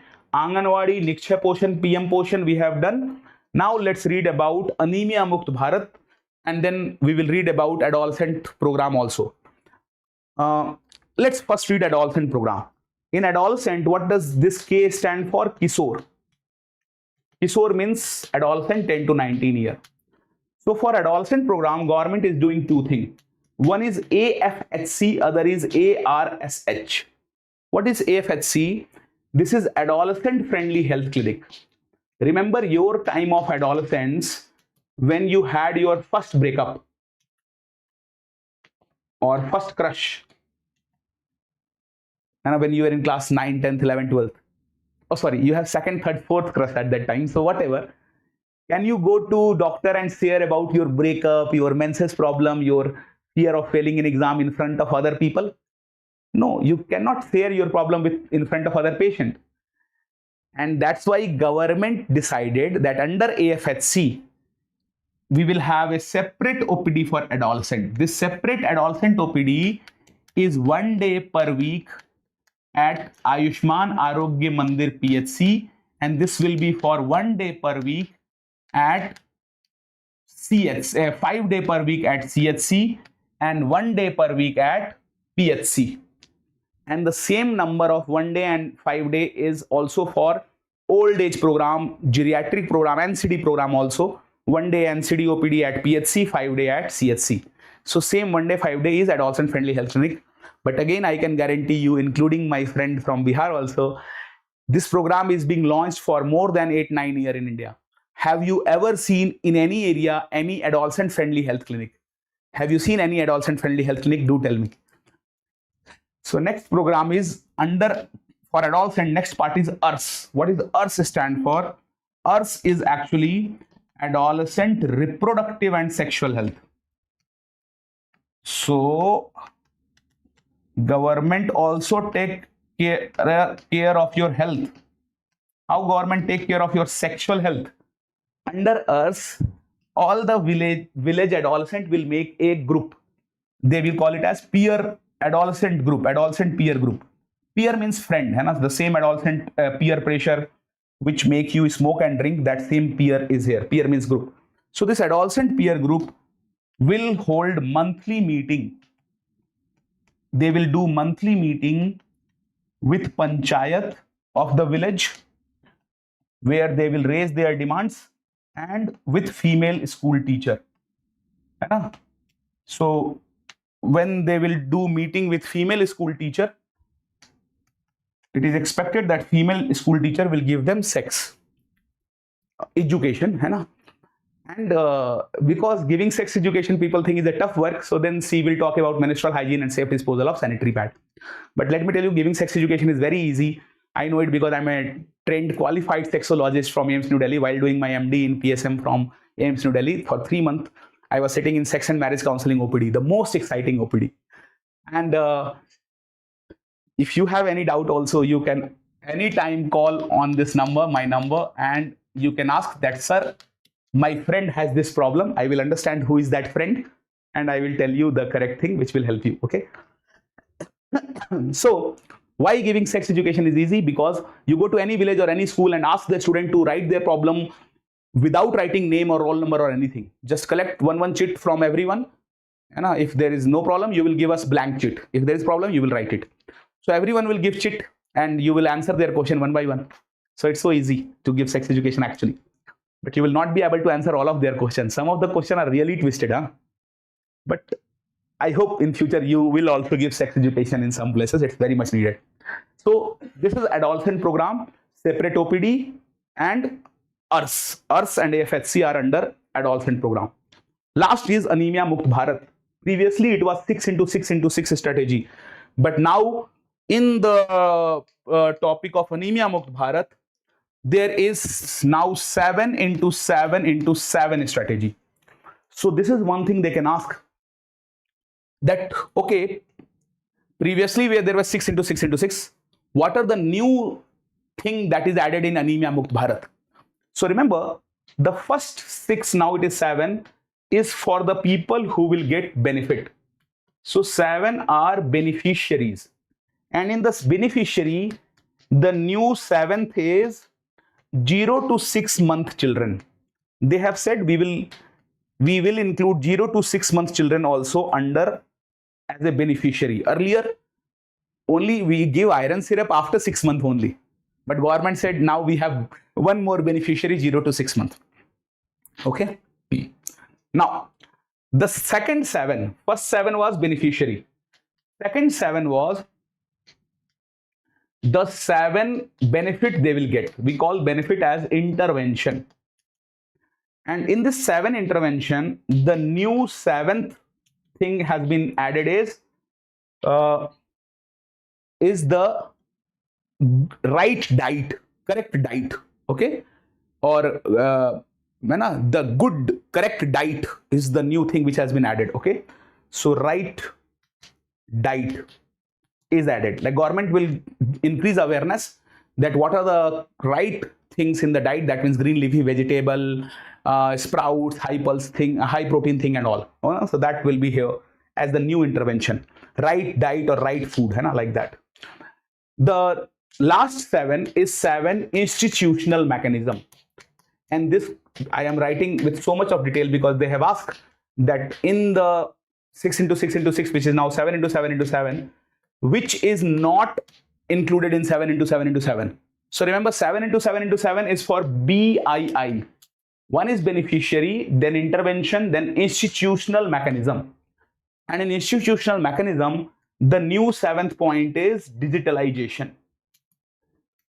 They will keep the data of anemia in a digital way, so that by looking at one chart of map of India, you can tell by digitalization that which part has more anemia cases, which part has less, which part has more iron distribution, which part has less. So that digitalization is new thing, right food is new thing, and 0 to 6 months is new thing which has been added in Anemia Mukt Bharat, and they can ask it. And this 6 into 6 into 6 strategy, I hope you will not forget. So they have also asked one time that what is the target of Anemia Mukt Bharat? Target is to reduce anemia each year by 3%. It was started in 2016, and government said as compared to 2015, each year we have to go 3% less anemia. This is a PYQ, this is a PYQ. So of course, in this rapid revision session, of course, everything which I am saying is mostly PYQ because we don't have the time to waste here. Now, there is one more concept of global hunger index. In global hunger index, we measure the level of malnutrition in a country by measuring 3 things mainly. So what are the 3 things which we measure in global hunger index? First of all, we don't include IMR in global hunger index or sustainable development goal. Not included in global hunger index or SDG is IMR. Infant mortality not included. What are the 3 things we include? Undernourished, stunted, under 5 mortality. So what do you mean by undernourished population? Those population whose calorie need is not fulfilled, they are undernourished. Under 5 mortality is second thing, and stunted plus wasted. Both type of children we will use. Stunted plus wasted children. So it is one concept which they ask in PDA and PSM both. What do you mean by stunting? What do you mean by wasting? So we will focus there. But before there, first remember how to remember all the 3 target of global hunger index. You can use the word fuck US. Fuck US. Or forget US also, but fuck US will stuck in your mind longer. So what is F? F is for under 5 mortality. What is U? U is for undernourished. And S is for stunting, but there is also one more component with stunting, wasting. So fuck US is the target for global hunger index. It do not include IMR. Now, similarly, they can ask, what is the target of Poshan Abhiyan? In Poshan Abhiyan, there are all the target has to have 2% reduction. So I was taking this class in Mumbai, and a student told a very good mnemonic, sir, for Poshan, we can think that Poshan is making us lusty. Lusty. And T he include for 2%. So 2% is each year reduction of 3 things. What is L? US? L is low birth weight. L means low birth weight. So L is for low birth weight. Then US is same as we have US there. First, U is underweight and undernourished, and S is stunting. So US is same, when we talk about global hunger index, we will fuck US. We will forget US. So F will be under 5 mortality. Only this part is different. US is same, US is same. Undernourished, stunting. So Poshan Abhiyan is lusty, all the three things, low birth weight, undernourished and stunting should reduce by 2%. And global hunger index is fuck US. I hope you will remember target of both Poshan and global hunger index with this lusty and fuck US. US is same, okay, in that. Chalo, so this is there. Now, let's go into detail of Anemia Mukt Bharat, because I am finding this pattern for last 5 years that in every alternate exam, they definitely ask one question from this table of Anemia Mukt Bharat, which tell about the dose given to various beneficiary. So first thing is, if you are giving some syrup to children, to lower the dose, will you give it once a week or will you divide the dose and give it twice a week? Of course, to lower the dose, we have to divide it and give twice a week. So when we talk about 6 month to 5 year children, this is the only group where we give the syrup bi-weekly, twice a week. And the 1 ml syrup which we give, 1 ml IFA syrup which we give here, this 1 ml IFA has 20 milligram iron and 100 microgram folic acid. How will you remember it? It is actually very simple to remember. This 20 and 500, 20 and 100 is for 5 year, 6 months to 5 year. And if you multiply 20 with 5, 20 multiplied by 5 is also 100. So 20 iron, 500 folic acid. 20 and 100, 20 multiplied by 5, 20 and 100, 20 iron, 100 folic acid. Now, 5 to 9 year children, they are the pink children.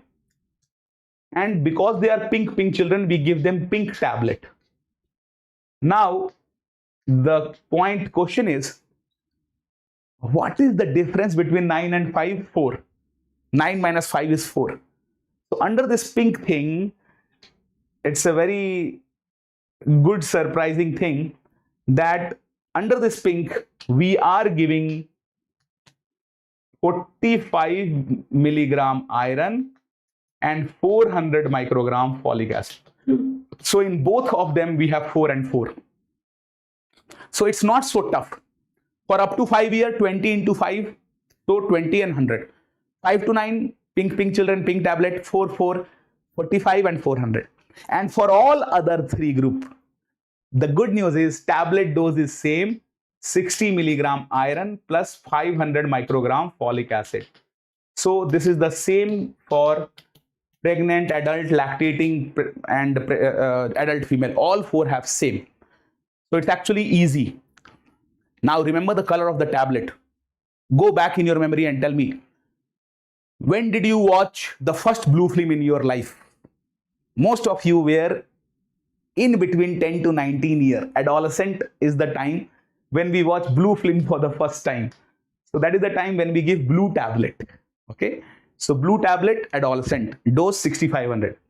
Then you all know na, adult female like my good better half wife and all, they get angry very quickly when you do some mistakes. A red angerness like that you can think for adult female. Main thing is that if you see all the first letter of these 3 tablet, one is pink tablet for children, other is blue tablet for adolescent, then is red tablet for adult female. So if you think it is PBR, pink, blue, red, and PBR is similar to PVR, where we go to watch movies. Of course, some people go to do other work also there. But tell me, movie are released in PVR once a week or twice a week? In PVR, movie is released once a week. So similarly, this 3 tablet, pink, blue, red, they all are given once a week. And children, they get tablet bi-weekly. So less than 5 year, twice a week. Pink, blue, red, once a week. But in pregnant and lactating female, will you give tablet once a week? If you will give that, she will throw it on your face. What I will do with this tablet? Of course, in pregnant and lactating female, we need to give the tablet daily. So here we give daily IFA, 1 tablet, 180 day before and 180 day after delivery. Before delivery, we all care. But after delivery, even mother do not care and even family forget, doctor also don't give importance. But bleeding has occurred during delivery. So this tablet is more needed after delivery. Okay. I tried to give it to my wife after delivery. She said, okay, I will take it, baby. Next day I asked, baby, please take it. She said, okay, I will take it. But she was not taking it. So third day I again asked, baby, please take it. She said, hey, if you will irritate me again and again, I will put this tablet somewhere in your body. And she is from Wasepur, where every bird fly with one hand only, very dangerous area. So I said, okay, I will not say it now. But then one of the doctor write iron tablet for her hair fall issue, then now she is taking it. So remember, all my students who are girls here or who have friends or sister as girl, do remember that almost 56% adolescent have hemoglobin less than 12. And if you are a male and your hemoglobin is less than 13 for male, you are anemic. Less than 12 for female, you are anemic. And less than 11 for pregnant female, you are anemic. So this is the WHO criteria. And if any girl or which you know or which listening my class is having hemoglobin less than 12, then due to less hemoglobin, hair fall will be more, your focus will be less, irritation will be high, and your exam result will get affected. So my suggestion to all the female who are less than 12 is, you should take 2 tablets of IFA daily. But if not 2 tablets, at least take 1 tablet daily for 6 months. 3 months to replace the iron, 3 months to build the reserve. And when you take iron folic acid tablet, usually in government supply, ferrous sulfate is there, which cause more gastritis. So in past, if the problem of gastritis is more, then you can take the tablet which is ferrous ascorbate or ferrous fumarate. So this ferrous fumarate or ascorbate cause less problem. And you have to take iron tablet, of course, with lemon water, because lemon water will have ascorbic acid, vitamin C, and if there is acidic environment in the stomach, only then Fe2 plus get converted into Fe3 plus. That means ferrous form, which is the form in the tablet, will be absorbed by our body into ferric form only if there is acidic environment. That's why this question has also came previously, that we should never take iron tablet with milk or tea or anything like that, because milk or tea will lower down the iron absorption. So remember, many of us has this habit that after lunch or after dinner we take tea. That is not a good habit, because that tea will lower down the acidity and decrease the iron absorption. So if you are having anemia, please take tea or milk after 1 hour of food, so that the iron can get absorbed properly. Okay, not immediately after dinner or lunch. We should not take tea if we want to improve our iron. Now the question is, okay, less than 11 is anemia, but if it is 9 to 11, then we call it mild anemia. If it is 7 to 9, then we call it moderate anemia. And if it is less than 7, then we call it severe anemia. This is a common topic of both PSM and Obs and Gynae. And I request you that if any question came from this topic, answer according to national guideline of PSM. Of course, Gynae people know the reality, but we know what you have to write in the exam. We know the theory part which they want you to remember. So always rely on PSM when it comes to national guidelines. That is the one thing which is more important than giving the real tablet to the patients. Okay, so you need to remember the national guideline. Now let's learn how to treat anemia by doing some question on this topic. You are sitting in OPD, female came with hemoglobin 9 at 20-week pregnancy. So 9 means, we already have discussed 9 to 11 is mild anemia. How will you treat mild anemia patient in pregnancy? Will you treat it with 1 tablet of IFA 60 and 500, or 2 tablet of IFA 60 and 500, or once a week tablet, or once a day tablet of 100? 100 mg is old dose. It used to cause a lot of acidity, so this dose is no more given, it is gone. Once a week tablet is for adult female and adult and adolescent. Adult and adolescent, 2 are with AA. Both AA will get once a week 60 and 500. Of course, adult will get it in red color and adolescent will get it in blue color. But the dose is 6500. And here we are talking about pregnant female. So it cannot be C or D. It is either A or B. What is your answer, dear? A or B? Will you give it once a day or twice a day tablet? OD or BD? So what is the answer? One Kaustav Sarkar has given some answer, but I want more answer from here. Gaurav is also giving answer B. So remember, this first dose once a day is something which we give if hemoglobin is more than 11. Then we give once a day. Once a day is for prevention of anemia, not for treatment of anemia. This is for prevention of anemia. And here we are talking about a mother who needs the treatment. So for treatment, answer is B. I told you na, if your hemoglobin as an adult female is less than 12, take 2 tablets per day. Similarly, as a pregnant female, if hemoglobin is less than 11, they need to give it twice a day tablet. So this is the treatment for mild anemia, twice a week tablet. Now let's do a question with treatment of moderate anemia. If the hemoglobin is 8 and female came late at pregnancy, now this female has moderate anemia. How you manage moderate anemia? In moderate anemia, if she come before 24 week and all, we start giving IFA tablet. But when we give IFA tablet for 1 month, usually hemoglobin increase by 1 gram. If hemoglobin is not increasing from 8 to 9 in 1 month, it means IFA tablet either not taken by female or not working well. So then we can give iron dextrose. So injection iron dextrose or IV ferric carboxymaltose is the 2 drugs which we can give for moderate anemia. But why answer is not C? Because in option C, I have written that along with injection ferric carboxymaltose, add IFA tablet. Why to add tablet injection both? Our body will not be able to absorb it. So we will give injection iron dextrose or ferric carboxymaltose only if tablet is not producing the increase in hemoglobin which we expect. So for moderate anemia, this is the 2 treatment.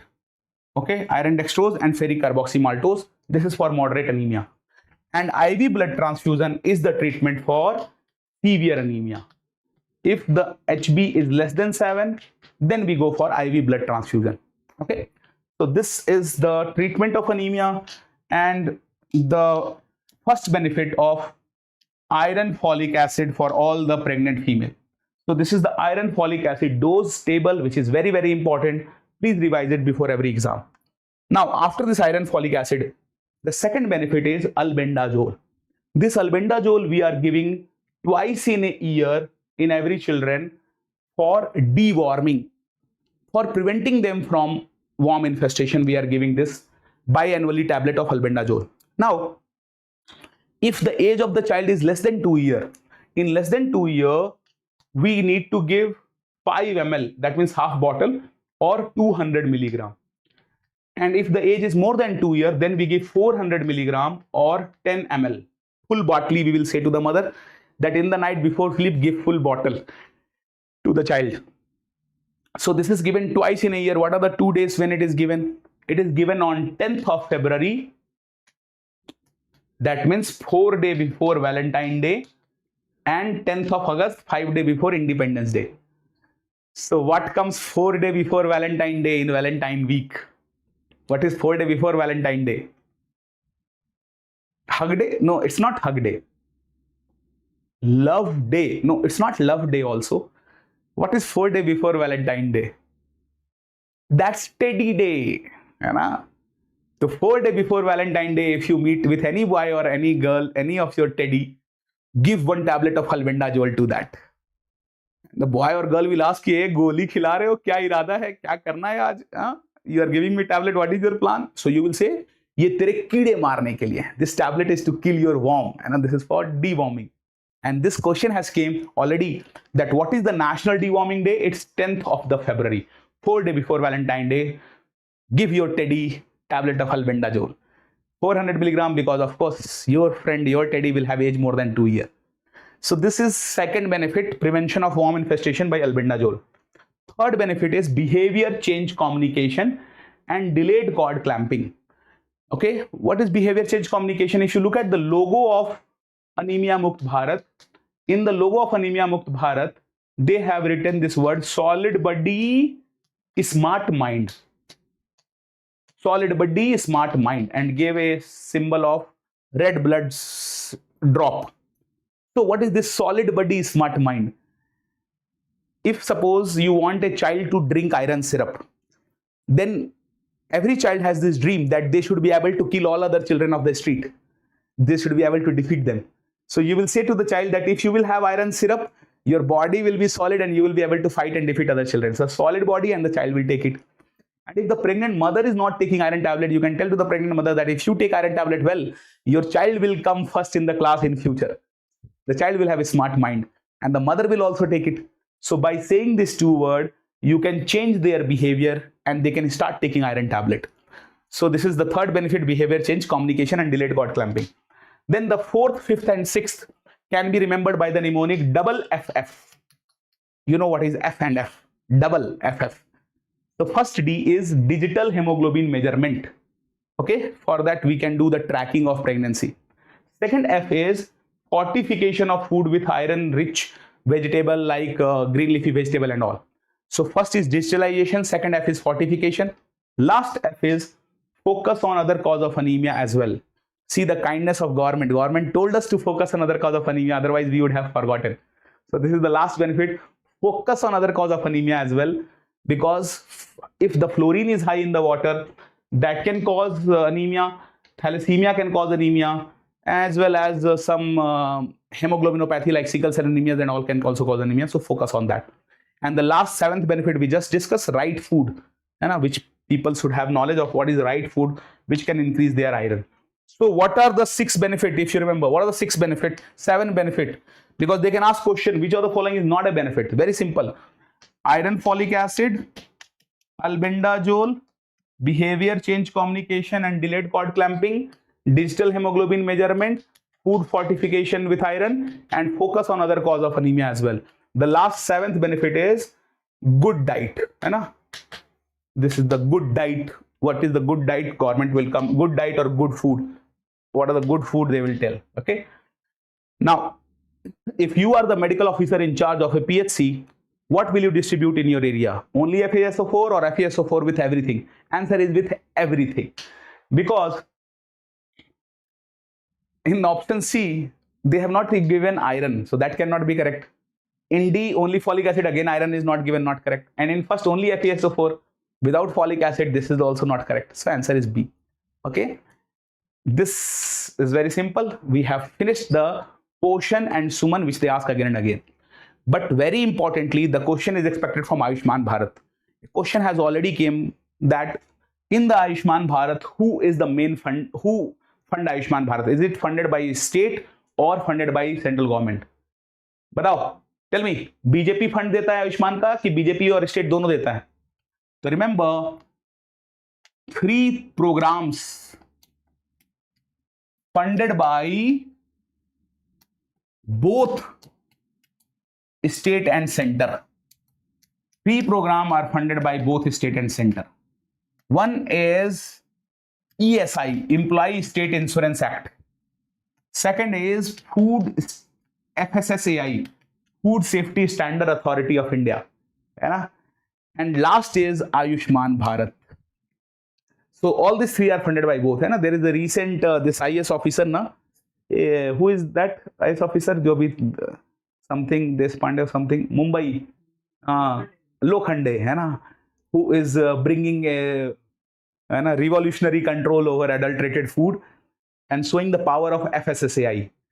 So Mumbai and central government both are giving fund to FSSAI, that's why he can work against both of them.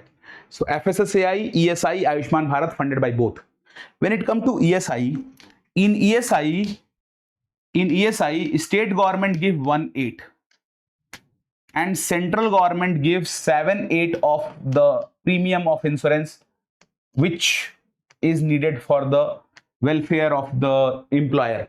1/8 by state government, 7/8 by central government.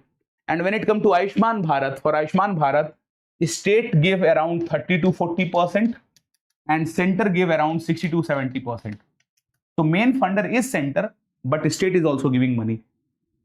And that's why none of the states which don't have BJP government apply this program, because they know even if they will give 30% fund, people will think Ayushman Bharat only from BJP, so the credit will go to BJP.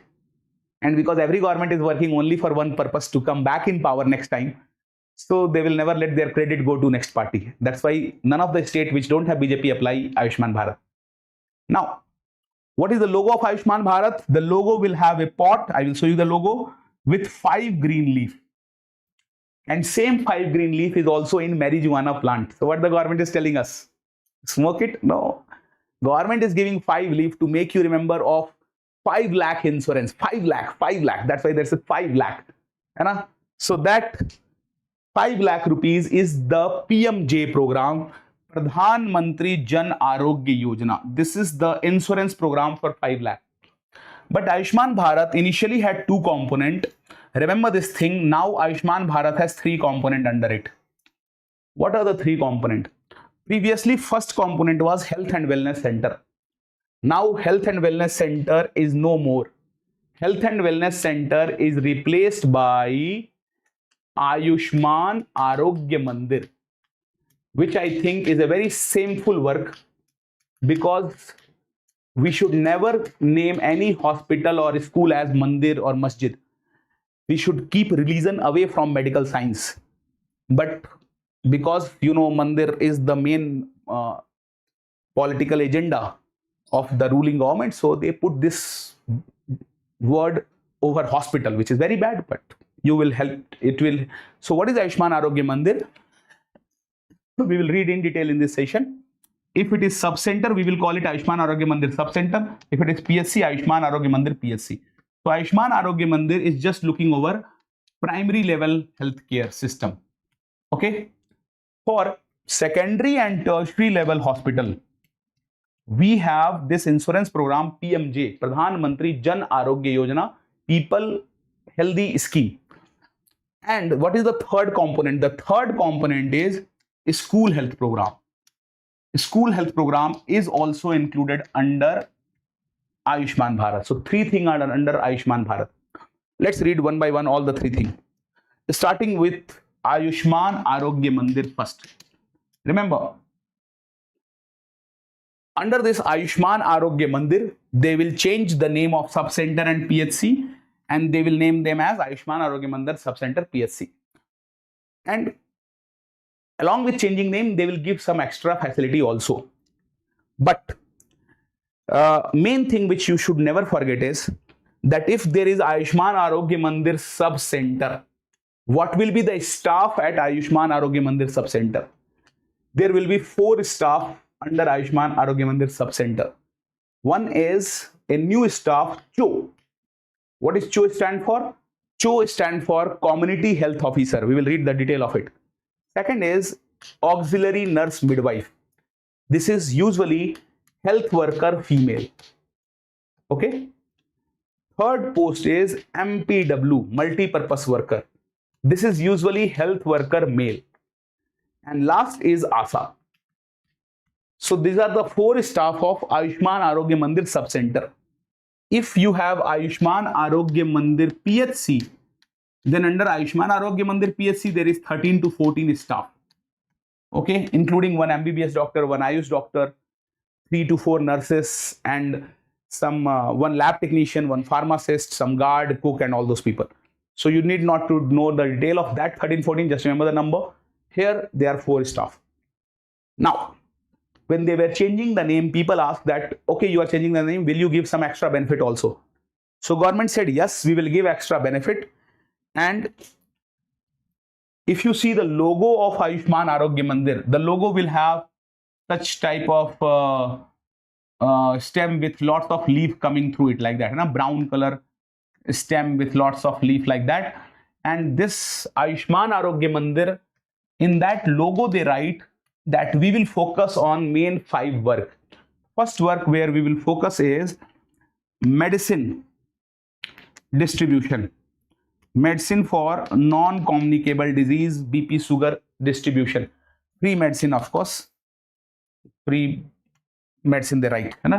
Second thing they said ki at Ayushman Arogya Mandir, we will start telemedicine consultation.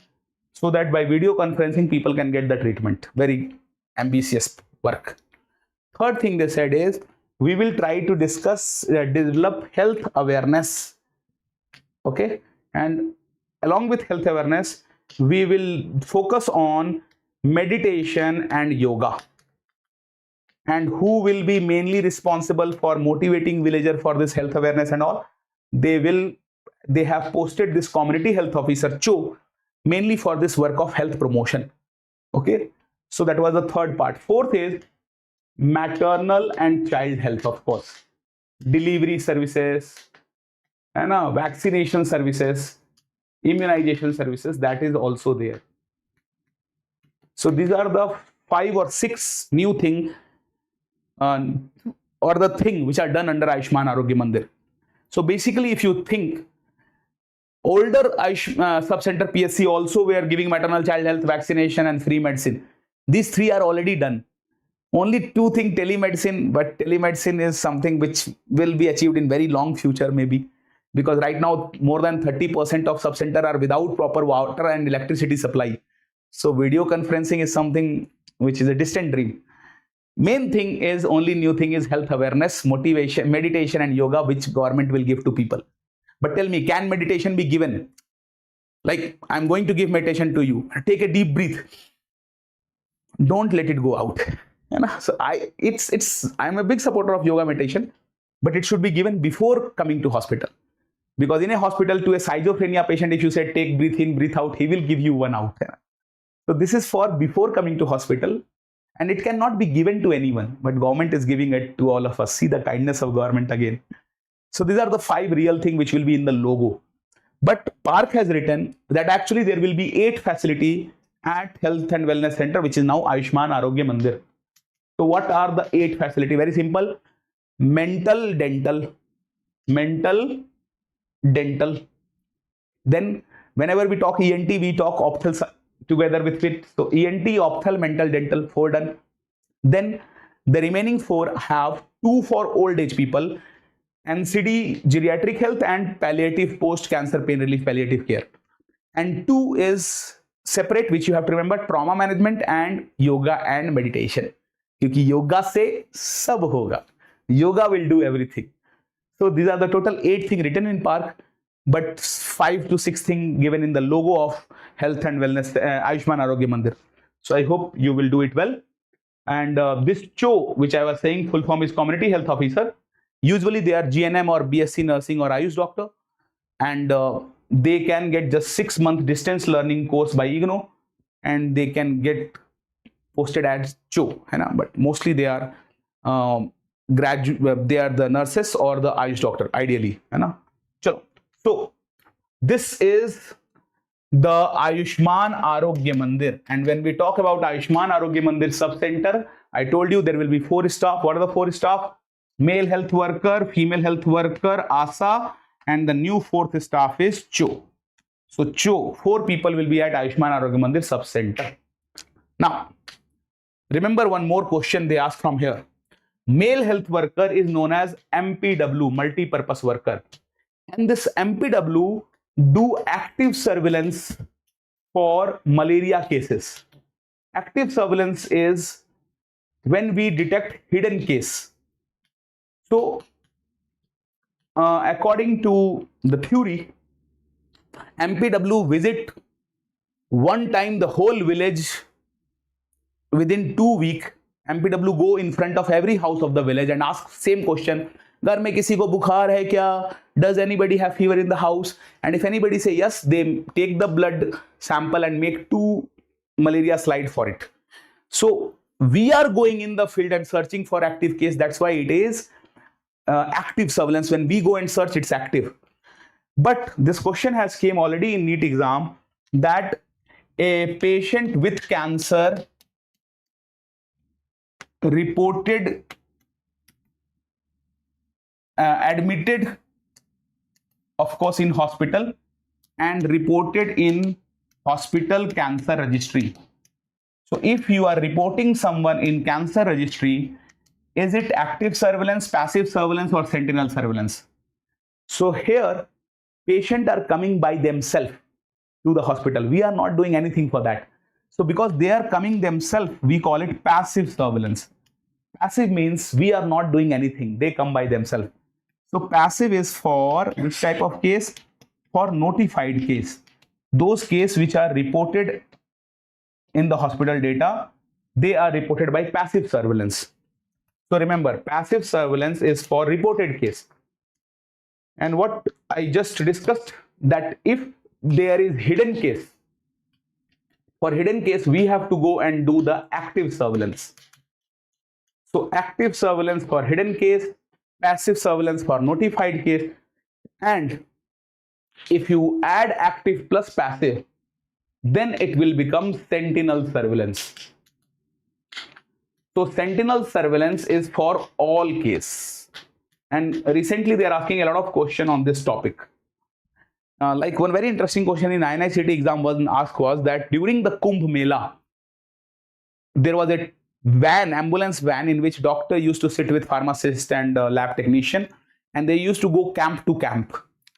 They are detecting some hidden case of loose stool there. They are also giving treatment to BP sugar patient whoever will come to their ambulance. So which type of surveillance this was doing? So they were doing sentinel surveillance, because they were searching for outbreak cases also, and they were giving treatment to patient who come passively to their hospital also, to their ambulance also. So that's why it is sentinel surveillance for all cases. Okay, so correct. Very good, Dr. Vayu and Dr. RKS, both of you are right that passive surveillance means cancer patient came and registered, passive surveillance.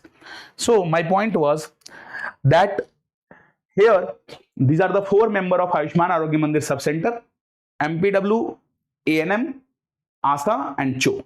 Okay, so we know everything about Ayushman Arogya Mandir now. We know the logo, we know the 8 benefit given under it, and we know the staff of Ayushman Arogya Mandir. After knowing Ayushman Arogya Mandir, let's have a discussion of PMJ. I told you it's Pradhan Mantri Jan Arogya Yojana. It's an insurance program. How much rupees is the insurance? 5 lakh. And this 5 lakh insurance is for which category of people? BPL or economically weaker section? This 5 lakh insurance is for economically weaker section family, and this EWS family are usually those who are earning less than 10,000 rupees per month, for family of 5 people. So this 5 lakh insurance for EWS family is when they get admitted in a hospital bed. This insurance will work after hospitalization only. And is it for private or government? It is for both private and government, because unfortunately in India, even the government hospital is not free. So it is for both private and government, primary level, secondary level, tertiary level. Primary is Ayushman Arogya Mandir, which is mostly free. So this is secondary and tertiary level. This is the second part of Ayushman Bharat, PMJ. First part was Ayushman Arogya Mandir, second is PMJ, third is the school health program. So we will discuss the school health program in detail now, so that you don't miss the third component here. So in the school health program, remember, it's not a doctor who go and screen school children. It's a teacher who has this work of screening school children. So teacher does the screening, always remember it. Second thing, okay, teacher does the screening, but why we are putting a school health program under Ayushman Bharat? Why we are putting it under Ayushman Bharat? The reason is that government now said कि we will celebrate Health and Wellness Day. This Health and Wellness Day will be celebrated every Tuesday. Every Tuesday, in every school, they will celebrate Health and Wellness Day. In that Health and Wellness Day, what they will do? They will motivate and train a student for yoga and meditation. So because Health and Wellness Center was in Ayushman Bharat, Health and Wellness Day is in a school health program. So they included school health also under Ayushman Bharat. But now it's Ayushman Arogya Mandir. So who will train a student for this yoga and meditation? For that, they will choose one boy and one girl. not for couple dance, but to as health and wellness messenger. We all know messenger are small, so boy and girl will be messenger, but they will also choose one male and one female teacher. For what? For couple yoga? No. Again, to train a student for yoga and meditation. And this male and female teacher, they are known as health and wellness ambassador. I am sure you must have seen that ambassador car. It's a big white car used for politician mainly in the older days and all. So ambassador are big people, they are teacher. Messenger are small, they are student. And these male and female teacher and student, they will train a student in yoga and meditation. That's why school health program come under Ayushman Bharat. But there are some other point also in a school health program which you have to remember. And one more new thing is, Tuesday is health and wellness day. But Friday is the day, Friday after lunch. After lunch, Friday, they will try to have adolescent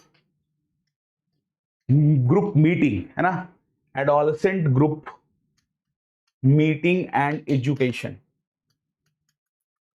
Education on various topics related with adolescent, like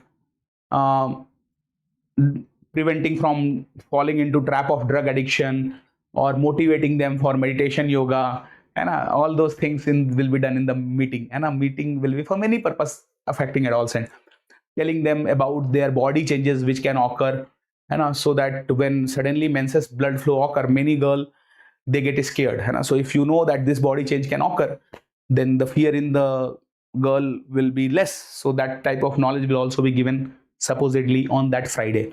So Friday afternoon, adolescent day, and Tuesday, the Hanuman Jayanti day, will be health and wellness day. Okay, so Tuesday health and wellness day, Hanuman Jayanti, and Friday the Jumma day, namaz day, main Jumma namaz day is that adolescent group education moment time. Okay, so this two thing is new.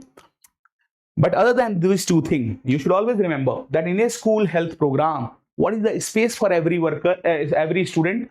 Every student should have 10 square feet space. And they ask the same question of space for each worker, because in occupational health topic, we will read that under Factory Act, we try to prevent accident in the factory worker. So to prevent accident, they should get space for every worker. I should have write not health worker. Space for every worker is here. How much space we give for every worker? 500 cubic feet. So this question has already came in one of the exam that okay, 500 cubic feet, but how much above head is allowed? Only 14 feet above head allowed. Why? Because you know this all the managers or the owner of the factory, most of them are, they don't want to give this much 500 cubic feet space.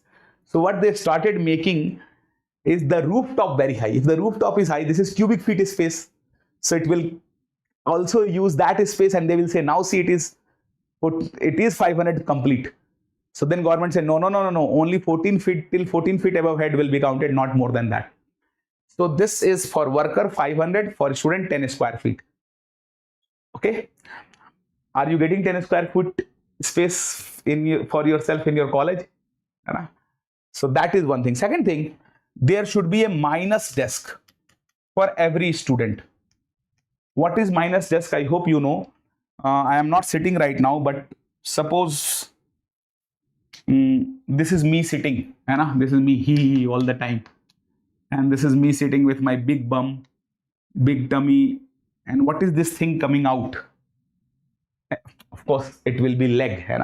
So the leg is under the table, and I am sitting on this chair like this. So now if I have to write, I can write without bending my back. So this minus desk means leg can go inside table. And if your leg can go inside table, you can write without bending. Therefore, it will prevent from the backache, whose risk is there, but backache is yet not there. That's why minus deaths is example of primary prevention. Primary prevention means risk present, disease absent. So risk of backache was there, but backache did not happen because of minus deaths. So minus deaths is example of primary prevention. Then they say one class should have maximum of 40 student and one urinal is for 60 student. So if you mix urinal with a student, it become potty, latrine. So urinal 40, urinal 60, student 40, 40 student per class, 60 per urinal, and 40 plus 60, 100 is for one latrine. Okay, and 25% area of the wall should be door and window for proper ventilation. And light should come in the class from left side because most of the students are right-handed. So these are the point of school health program, but remember this also come under Ayushman Bharat now. Okay, chalo. Now, before going to this other program, we have finished Ayushman Bharat, Poshan, Suman, National Urban Health Mission, National Rural Health Mission, the 5 areas from which lots of questions are expected to come. Minimum 3 questions, 4 questions will definitely come from this much part, which we have revised till now. Now, 1, 2, 3 small discussion I like to do in NPCDCS. First question, what disease come under NPCDCS? It is cancer, diabetes, cardiovascular disease and stroke, CDCS. They will cover that disease. They will not ask the work done under NPCDCS at sub-center, PHC or CHC. This is not important. But they can ask some questions from the cancer part. And cancer topic you will read in medicine, gynae, other thing also. But remember, collecting data from people is PSM work. So trust on this data because this table is given in PARC textbook. Most common cancer in the world, according to the latest data, is lung cancer. Previously, it was breast cancer. But now the most common cancer in the world is lung cancer, male, female combined. And if it is only female, then answer is breast cancer. But then one question can come, what is the most common cancer in female of India? So if they ask female of India, will it be cervical cancer or breast cancer? Reply in the chat, I will be looking there. What do you think is the most common cancer in female of India? Will it be breast or cervical or testicular or prostate? These are the options also. But when it comes to the most common cancer in male of India, I hope you know that this is lip and oral cavity cancer. This is most common cancer in male of India, lip and oral cavity, because you know na, ऊंचे लोग ऊंची पसंद मानिक चंद और बोलो तो बोलो जुबां केसरी क्योंकि मुंह में रजनीगंधा कदमों में दुनिया है ना. These are the ad in Hindi they make to sell this oral tobacco product, that if you have tobacco product in your mouth, world is in your leg. Which leg they have not told. So, lip and oral cavity is most common cancer in male of India, but in male of world, the most common cancer is lung cancer. So now, coming to our first question, most common cancer in female of India. CA breast in India, they are saying CA breast. CA cervix is also some student has written. Correct answer will always be breast cancer, not cervical cancer. Why? Because there is this formula that prevalence is incidence into duration. On this formula, some question also they ask. Prevalence of any disease. Prevalence means total case right now. Total case at present moment. This total case is incidence into duration of disease. That means if a disease will make you suffer for a long time, their total case will always be more. For example, breast cancer, if the patient is HER2/neu2 receptor positive, then with selective estrogen receptor modulator drug like tamoxifen, the female can survive for 10, 15, 20 years also sometime. So they suffer longer, and because they suffer longer, so every time the prevalence of total case will also be more for breast cancer. In cervical cancer, within 2-3 years female die, so the total burden of cervical cancer will always be less than breast cancer. So whether it's about India or world, When they talk about female, it's always breast cancer. When they talk about male, for Indian, it's lip oral, and for other country, it's of course the breast cancer. For male, it's lung cancer. For other countries, lung cancer. Now, I hope, do you agree? If you don't agree, just ask this question from your friends, that how many of them have relative living with breast cancer and is still alive. There will be, out of 10, there will be 1, 2 definitely who have one breast cancer case in their relative. And then ask how many of the friend relative are still having cervical cancer and surviving. 0, because cervical cancer patient usually die very quickly, so their total burden is always less. Don't doubt that point. Like, let's also ask one very common question from this definition. This formula has been asked directly also in exam, and this question they ask again and again. Question is, if a new drug does not prevent death, it is not preventing people from dying. Hey, does not prevent death, prevent death. If a drug prevent death, do not let the people die, prevent death, but it prevent death but does not cure disease. देखो हो क्या रहा है, एक दवाई आपने ऐसी खोजी जिससे बीमारी ठीक तो नहीं हो रही है, लेकिन लोग मर भी नहीं रहे हैं, ना तो लोग मर रहे हैं ना तो ठीक हो रहे हैं. तो ऐसी नई दवा से क्या इफेक्ट होगा? What will happen to prevalence? You have found a new drug which is not letting people die and also not curing their disease. So what will be the effect on prevalence? Will the prevalence will increase, decrease, or remain same? Think according to this formula and answer. Very good. Dr. Dhanush has replied already. Imagine this as a simple story, that suppose Dr. Dhanush has become a cardiologist and he found a BP sugar drug. So that BP sugar drug is preventing death of BP sugar patient, but it is not curing BP sugar disease. As a result, at any time, BP sugar patient will suffer very long because they are not dying, not getting cured. And if they suffer long, the prevalence will also increase. So remember, prevalence will always increase. If a new drug is not curing, not treating, prevalence will increase. But what will be the effect of drug on incidence? New case. New case incidence is almost same, because new case of BP sugar is occurring due to lifestyle changes and all. Drug do not affect new case. New case is affected by preventive social change. That's why this question come again and again in PSM, because PSM people love to tell this thing to all the student, that if you want to decrease new case, focus on PSM. If you want to decrease total burden, then medicine can help. But if you want to decrease new case from happening, focus on preventive social change. And for example, first antibiotic came in the First World War, 1918 around, penicillin came. But US and many European countries have controlled cholera, typhoid, even before antibiotic came, by preventive social change. So remember, when they talk about any drug do not affect new case. Incidence will remain same, but prevalence will get affected. And if the drug is preventing the death, prevalence will increase. Okay. So this type of question you can do again and again, they ask, you can do easily. One more extra thing I want to tell you here is, there is a new program, Swasth Nari Sasakt Parivar. Swasth Nari Sasakt Parivar.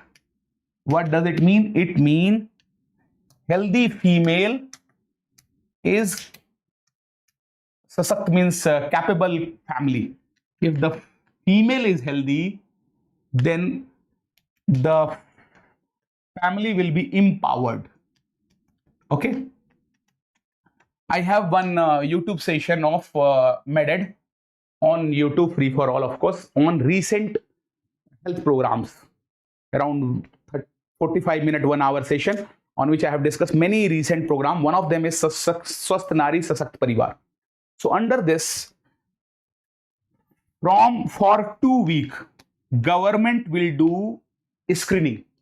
This 2 week is ending on Gandhi Jayanti, birthday of Gandhi, 2nd October. So it is from 7th September till 2nd October. In this period, what government will say that they will do is screening all female.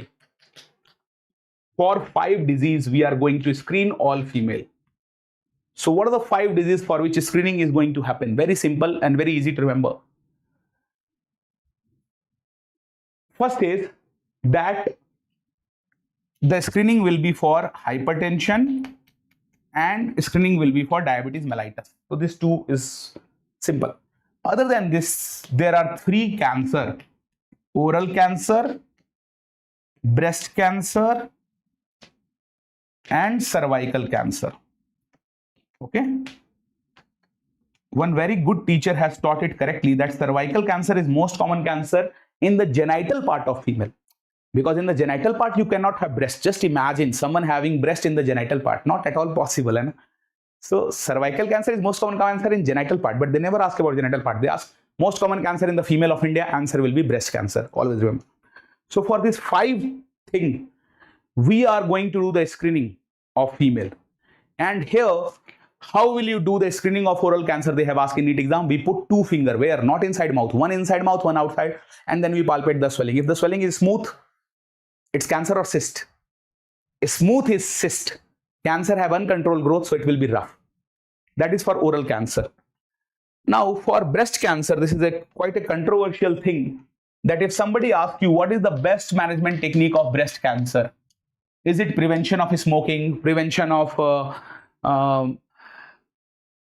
preventing mother from not breastfeeding? What all are they are doing to prevent breast cancer? What is the best strategy?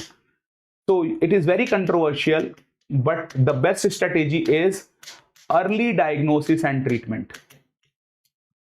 So that is what we are doing in Swasth Nari Sasakt Parivar. We are doing early diagnosis of breast cancer by screening test. And we are teaching female do self-examination, and if some lump is found, they can go for mammography. So best management for breast cancer is early diagnosis and treatment, but for no other disease, this is best strategy. For all other disease, best strategy is prevention. And my friend Dr. Dhanush has written also, prevention is better than cure. So that is the line given by the father of Indian medicine, Charak, has given the line, prevention is better than cure. And for all other disease, best strategy is prevention. But for breast cancer, it's early diagnosis treatment. Now, when it comes to cervical cancer, there is 2 controversial points which you should know. First is, in the cervical cancer topic, what is the best screening test of cervical cancer? So if they ask best screening test, you will definitely answer pap smear, because pap smear can confirm it also by taking some sample and then examining it under microscope after leveling it, after coloring it properly. But if they ask best screening test, definitely pap smear. But if they ask cervical cancer, what is the most cost-effective screening test? Then Park textbook has written it that the most cost-effective screening test is VIA, visual inspection under acetic acid, is most cost-effective. So cost-effective VIA, otherwise pap smear. So what are the 5 things for which we do screening between 17 September and 2 October? BP, sugar, oral cancer, breast cancer, cervical cancer. Okay. Now, in NPCDCS, one more thing we should know is Mental Health Act. This Mental Health Care Act is changed in 2017. And in 2017, they added 2-3 things here. Suppose, let's say,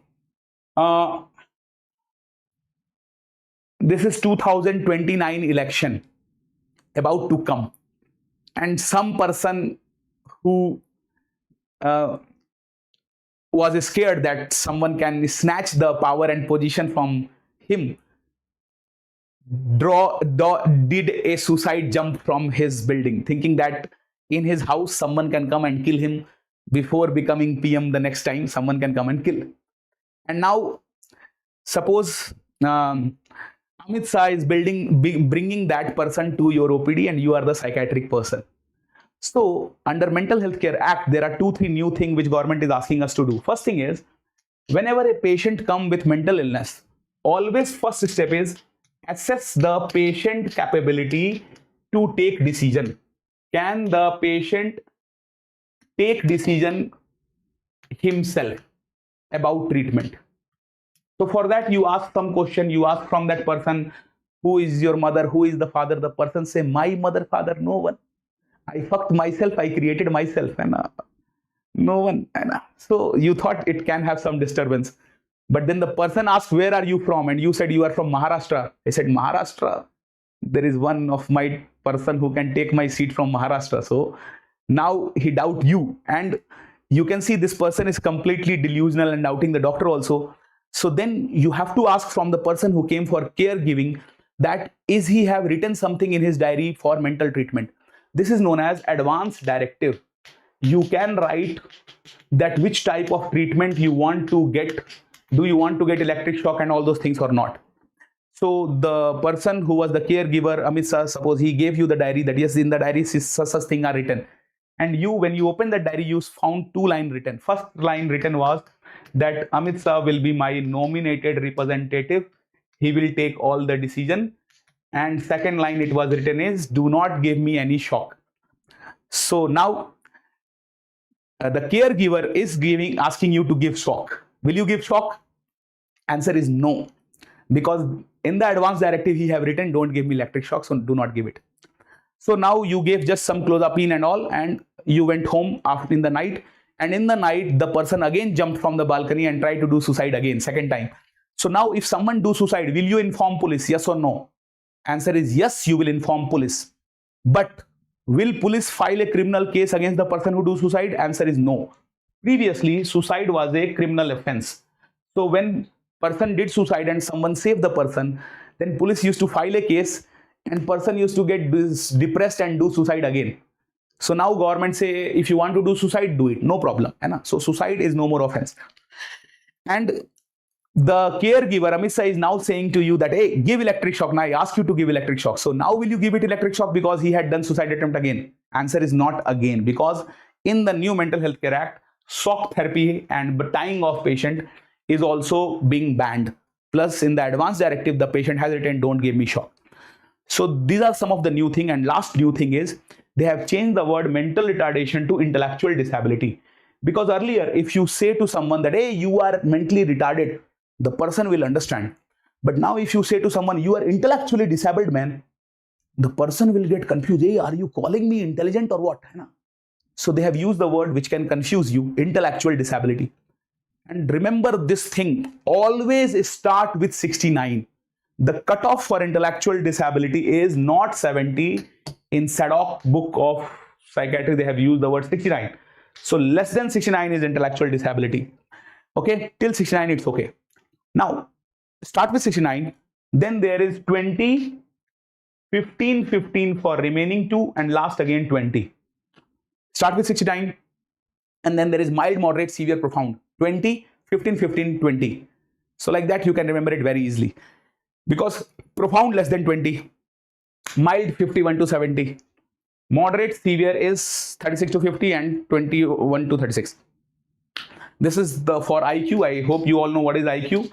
In IQ, we are writing the mental age of the patient above and dividing it with chronological age, what is the real age, we are putting it down. And then we are multiplying with 100. So suppose I ask from you, what is my mental age? You said, sir, you are just like a 20-year person, not so mature and all. And my real age is 40 years. So if you see this, 20 by 40 is half into 100. My IQ will come 50 only.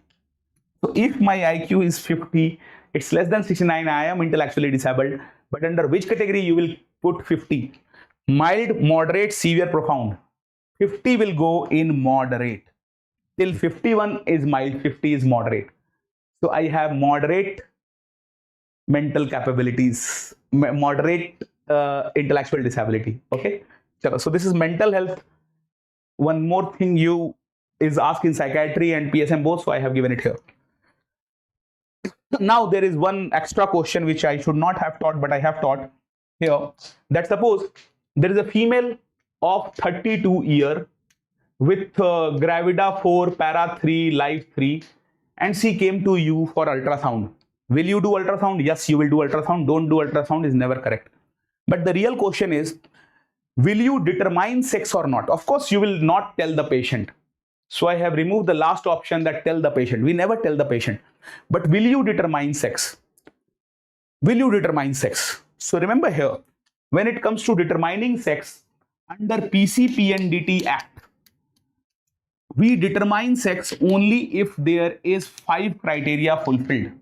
Determine sex if, first is, if the female is more than 35 years, then you can determine sex. Second is, if there is history of 2 or more consecutive abortion, one after another abortion in the, if there is history of X-ray exposure, CT scan, or some toxic drug exposure in the pregnancy.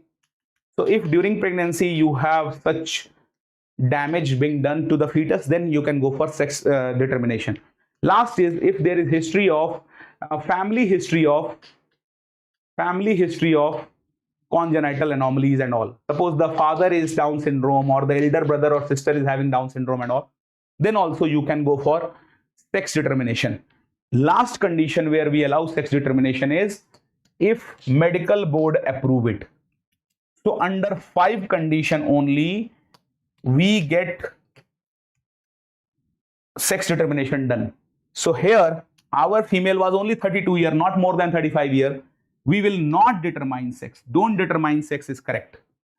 Because after determining sex, you can leak the sex subconsciously, that you can say that boy is good or girl is good. So better is not to determine sex. Okay.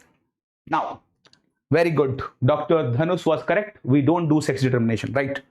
Now, this medical board, they have asked, what is the medical board member of MTP Act? So remember, PCPNDT Act and MTP Act, same medical board. When they talk about medical board, of course, when medical board, there will be obs-gynae person, there will be pedia person, there will be radio person, and the 4th person will be a nominated person, which can be some member of NGO or CMO or PSM department person. So these 4 are medical board person. Now, we have discussed PCPNDT, and it's not my area to discuss MTP Act. But I want to discuss one question which will clarify all the MTP Act, because it's a very frequently asked topic. So answer this question, that for which of the following reason we allow abortion after 24 weeks? For which of the following abortion allowed after 24 weeks? And remember this thing, when we do abortion after 24 weeks, we need medical board approval. So medical board is needed after 24 weeks for which of the following? Option A, is it needed for failure of contraception? Okay, suppose on the marriage of Dhanush, a friend gifted him a packet of condom by cutting it from the top. So now Dhanush don't wanted to shoot the arrow right now, and he wanted to delay the pregnancy. But because the tip of the condom is cut, all his arrow can fire on the right place of ovum, and now you understand, Dhanush can become a father. So that failure of contraception, up to which time you can allow the abortion. Second option is rape. Third is incest. Incest means some family member did sex and it lead to pregnancy. And last is the congenital anomaly. So for which of the following we can allow doing the abortion after 24 weeks? Do reply. Remember the story of Dhanush which we just discussed, or it can be my story also. That failure of contraception is the area where we do abortion only till 20 weeks. Because if someone has pregnancy with failure of contraception, till 20 weeks the swelling of abdomen will tell. Until 20 weeks we need one doctor approval. Okay.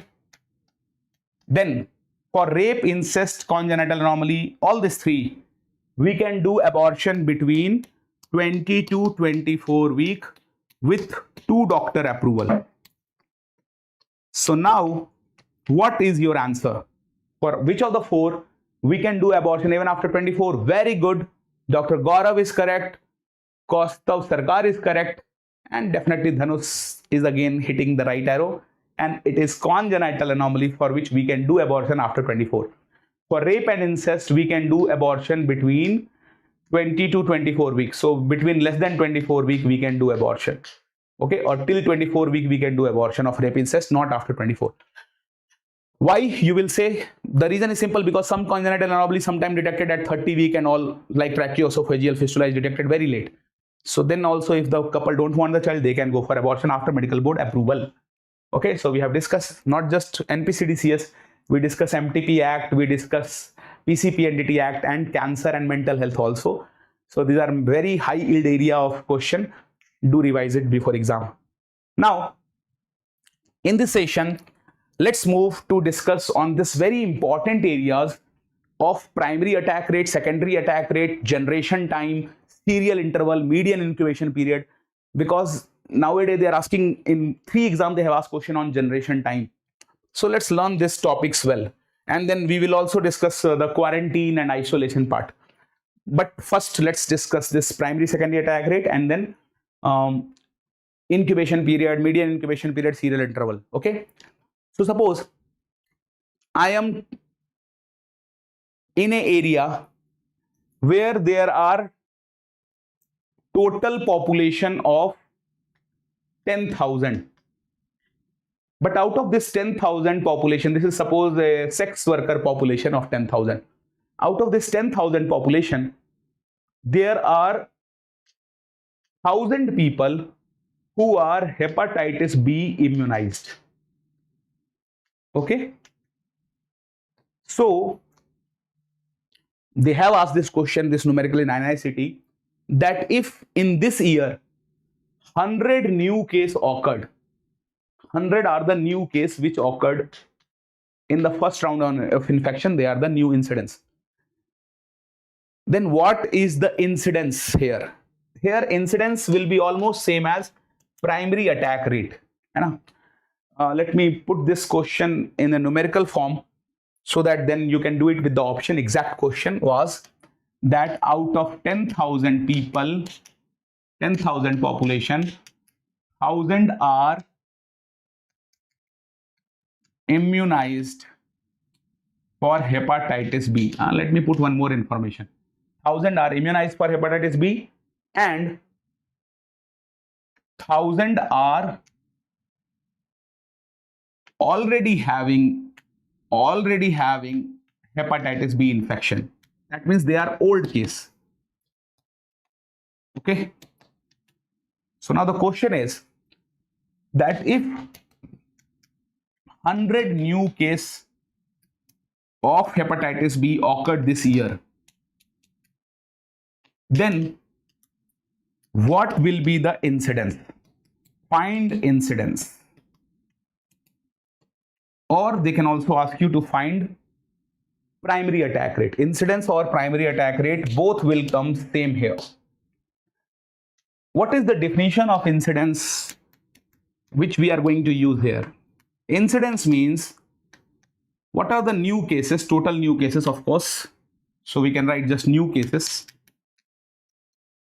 divided by population at risk. How much population are at risk? And we usually multiply it with 1,000.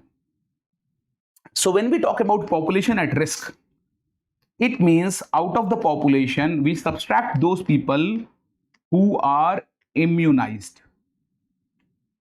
Because they already have the immunity, so they are not at risk.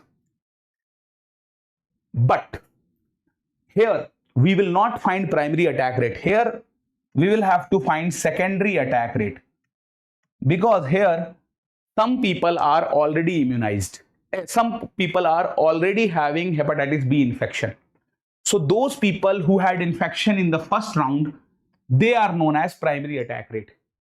And here, these are the old cases. So people who are already have developed hepatitis B, they cannot develop it again.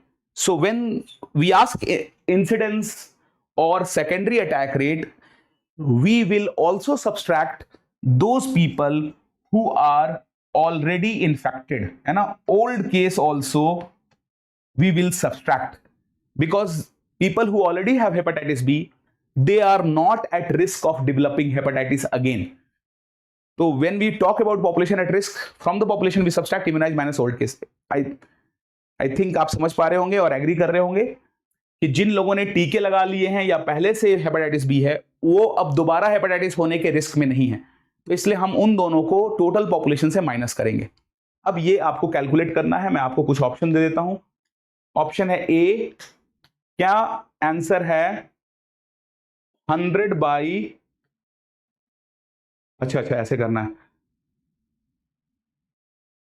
है ना. Suppose I am not putting this 1000, है ना, just putting the remaining 100 by 8000, और is it 100 by 9000, और is it 100 by 10,000, or is it 200 by 9,000? So out of ABCD, what do you think is the correct incidence? Yes, dear. What is the correct incidence?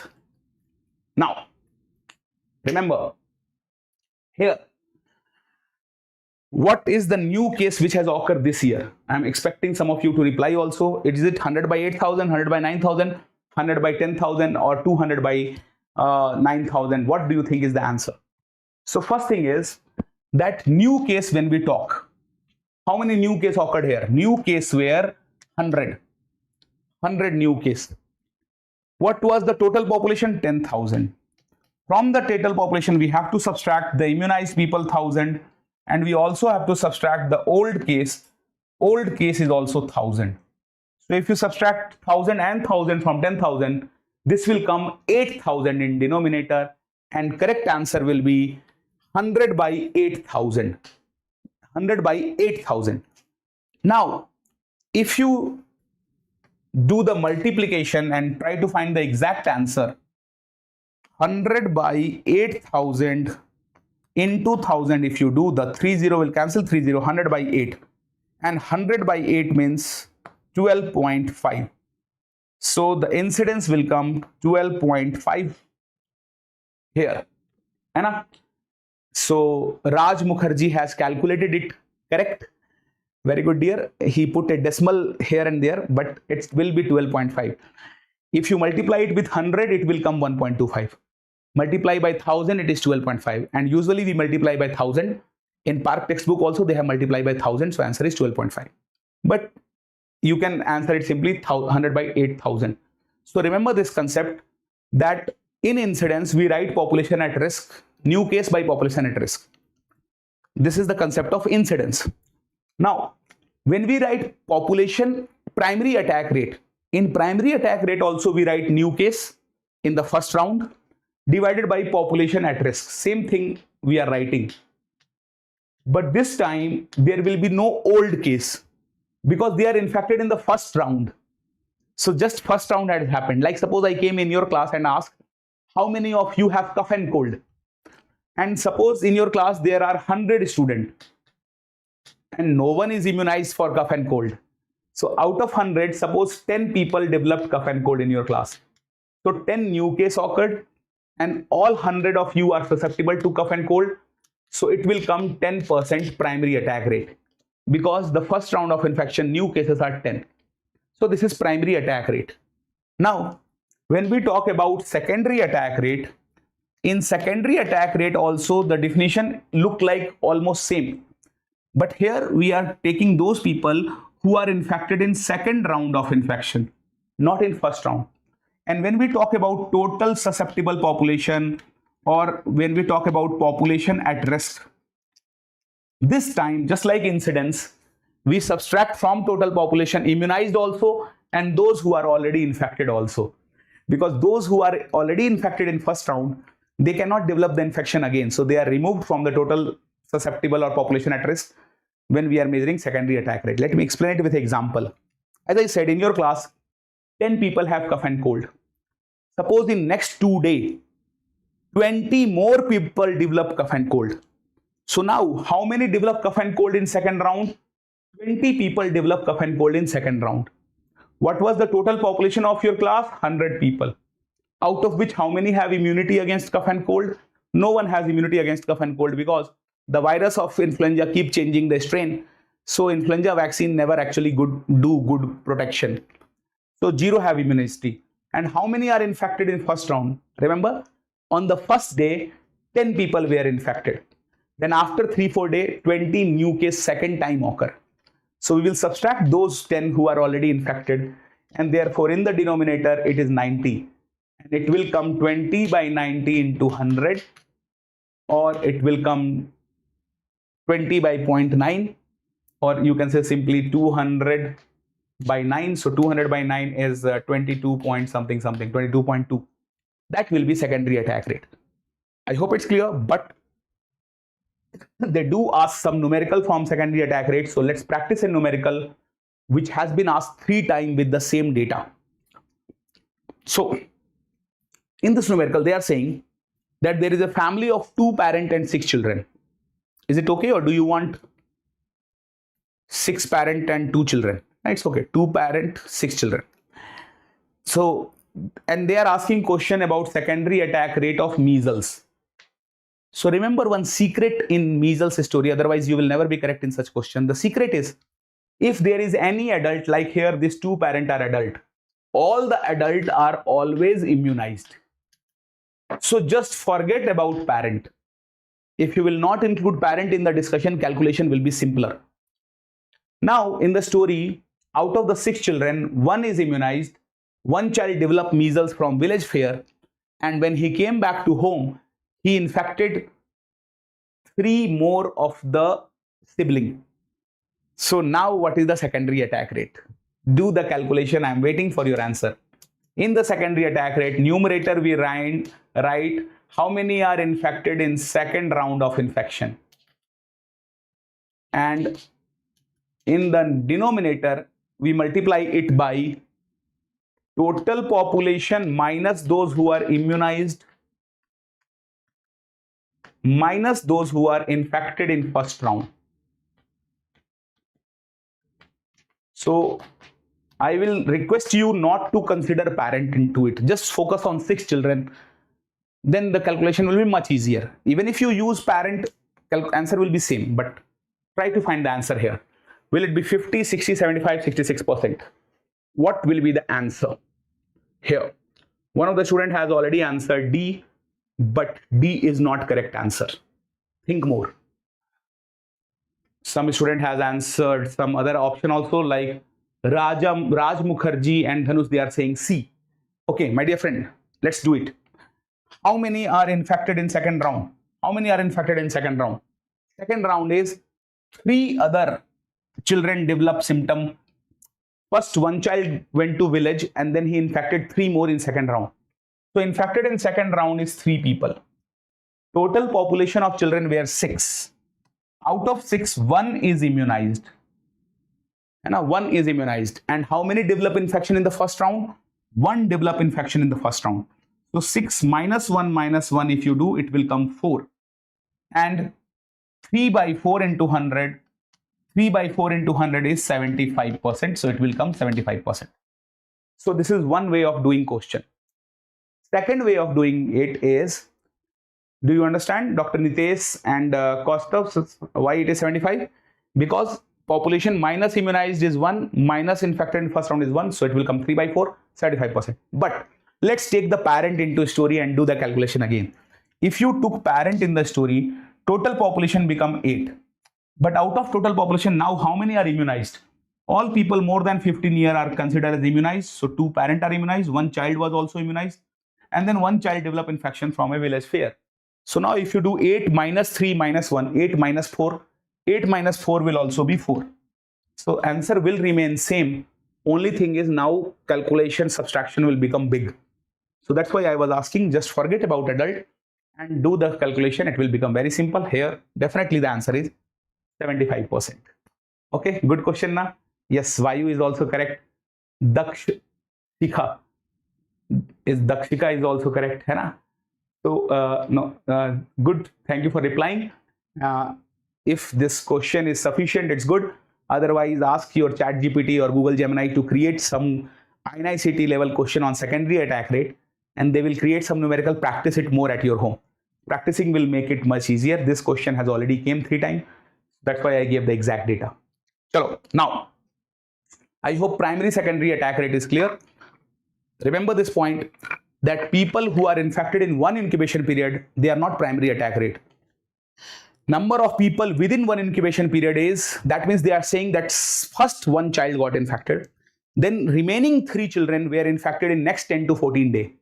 So those people who are infected in one incubation period in 10 to 14 days, they are actually secondary attack rate because they are infected in the second episode. So if they write people infected within one incubation period, don't say within one means primary. Within one means from one case, 3 more got infected in next 10 to 14.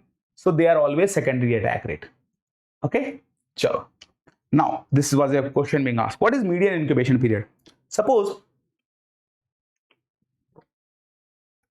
Nikhil sneezed on me just now, suppose.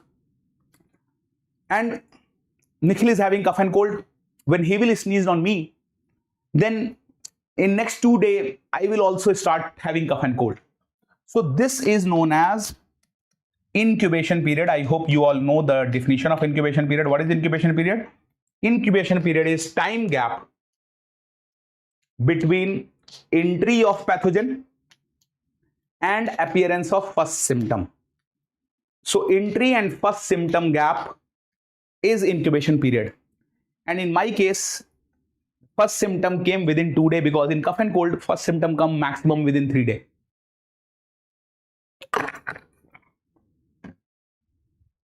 So remember this thing, incubation period in one person for cough and cold, suppose was 2 days.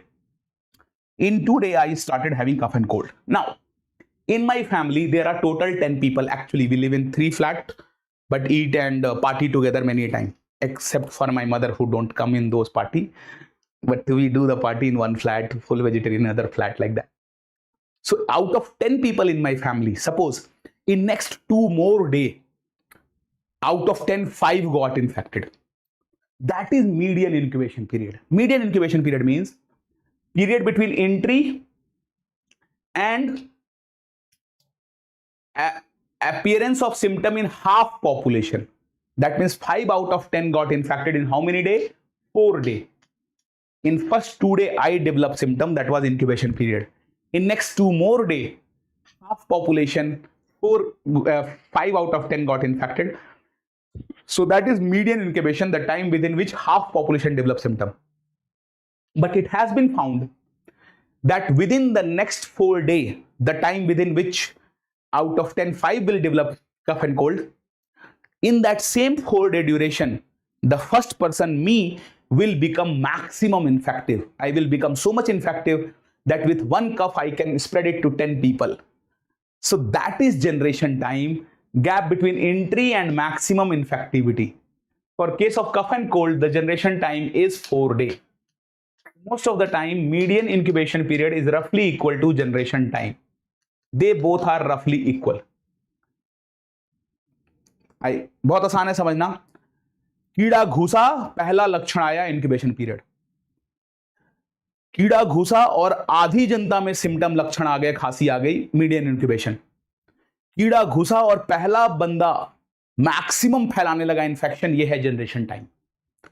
तो जितना time लगता है पहले बंदे को maximum infective होने में, generation time आने में, उतने ही देर में आधे जनता में सिम्टम आ जाता है. इसीलिए मीडियन इंक्यूबेशन पीरियड रफली जनरेशन टाइम के बराबर है ना. I was summarizing the same thing in English, that by the time first person become maximum infective, that is roughly equal to the time within which half population develops symptom. So median incubation period, generation time is roughly the same. I hope you will not forget the definition of generation time. Now, the thing is there any method in the world by which we can know when the pathogen entered in my body? Can you know the time of entry? We can never know the time of entry.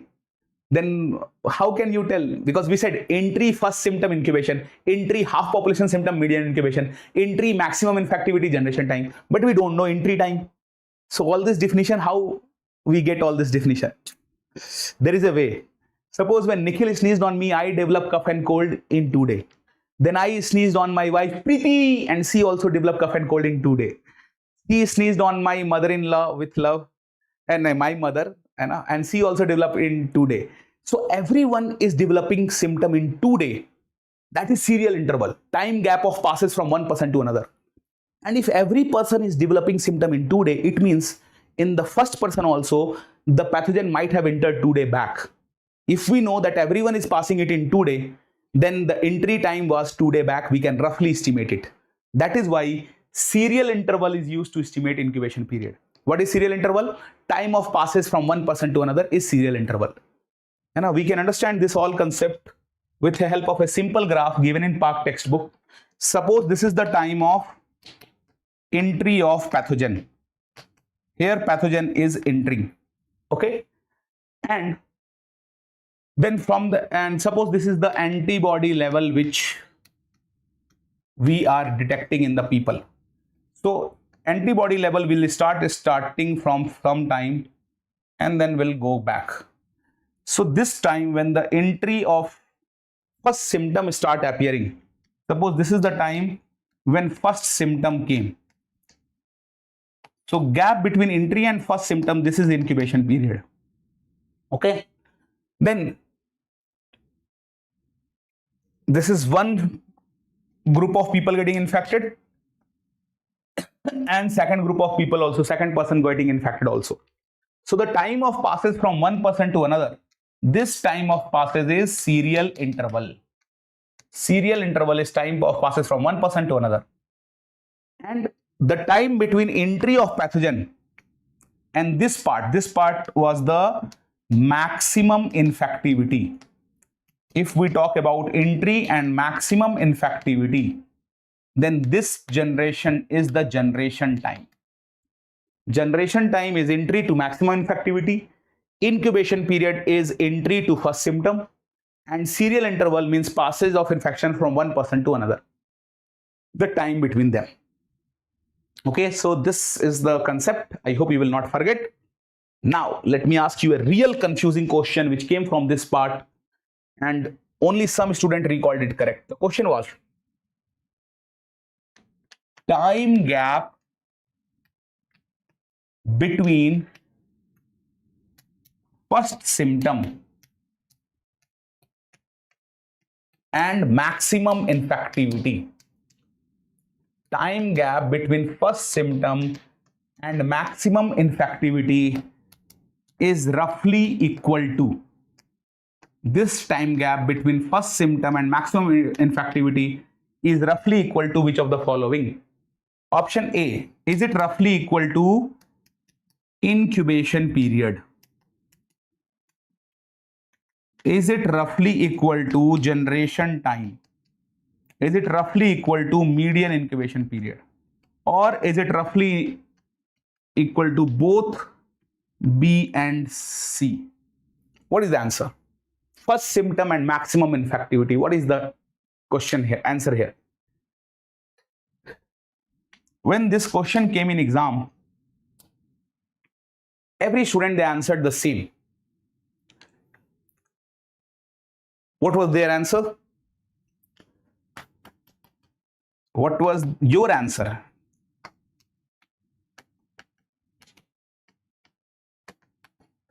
All the students, they have mucked up this point that if maximum infectivity will be in the option, generation time is correct. So they ticked generation time quickly, just like some other student also answered generation time. But they are not asking entry to maximum infectivity.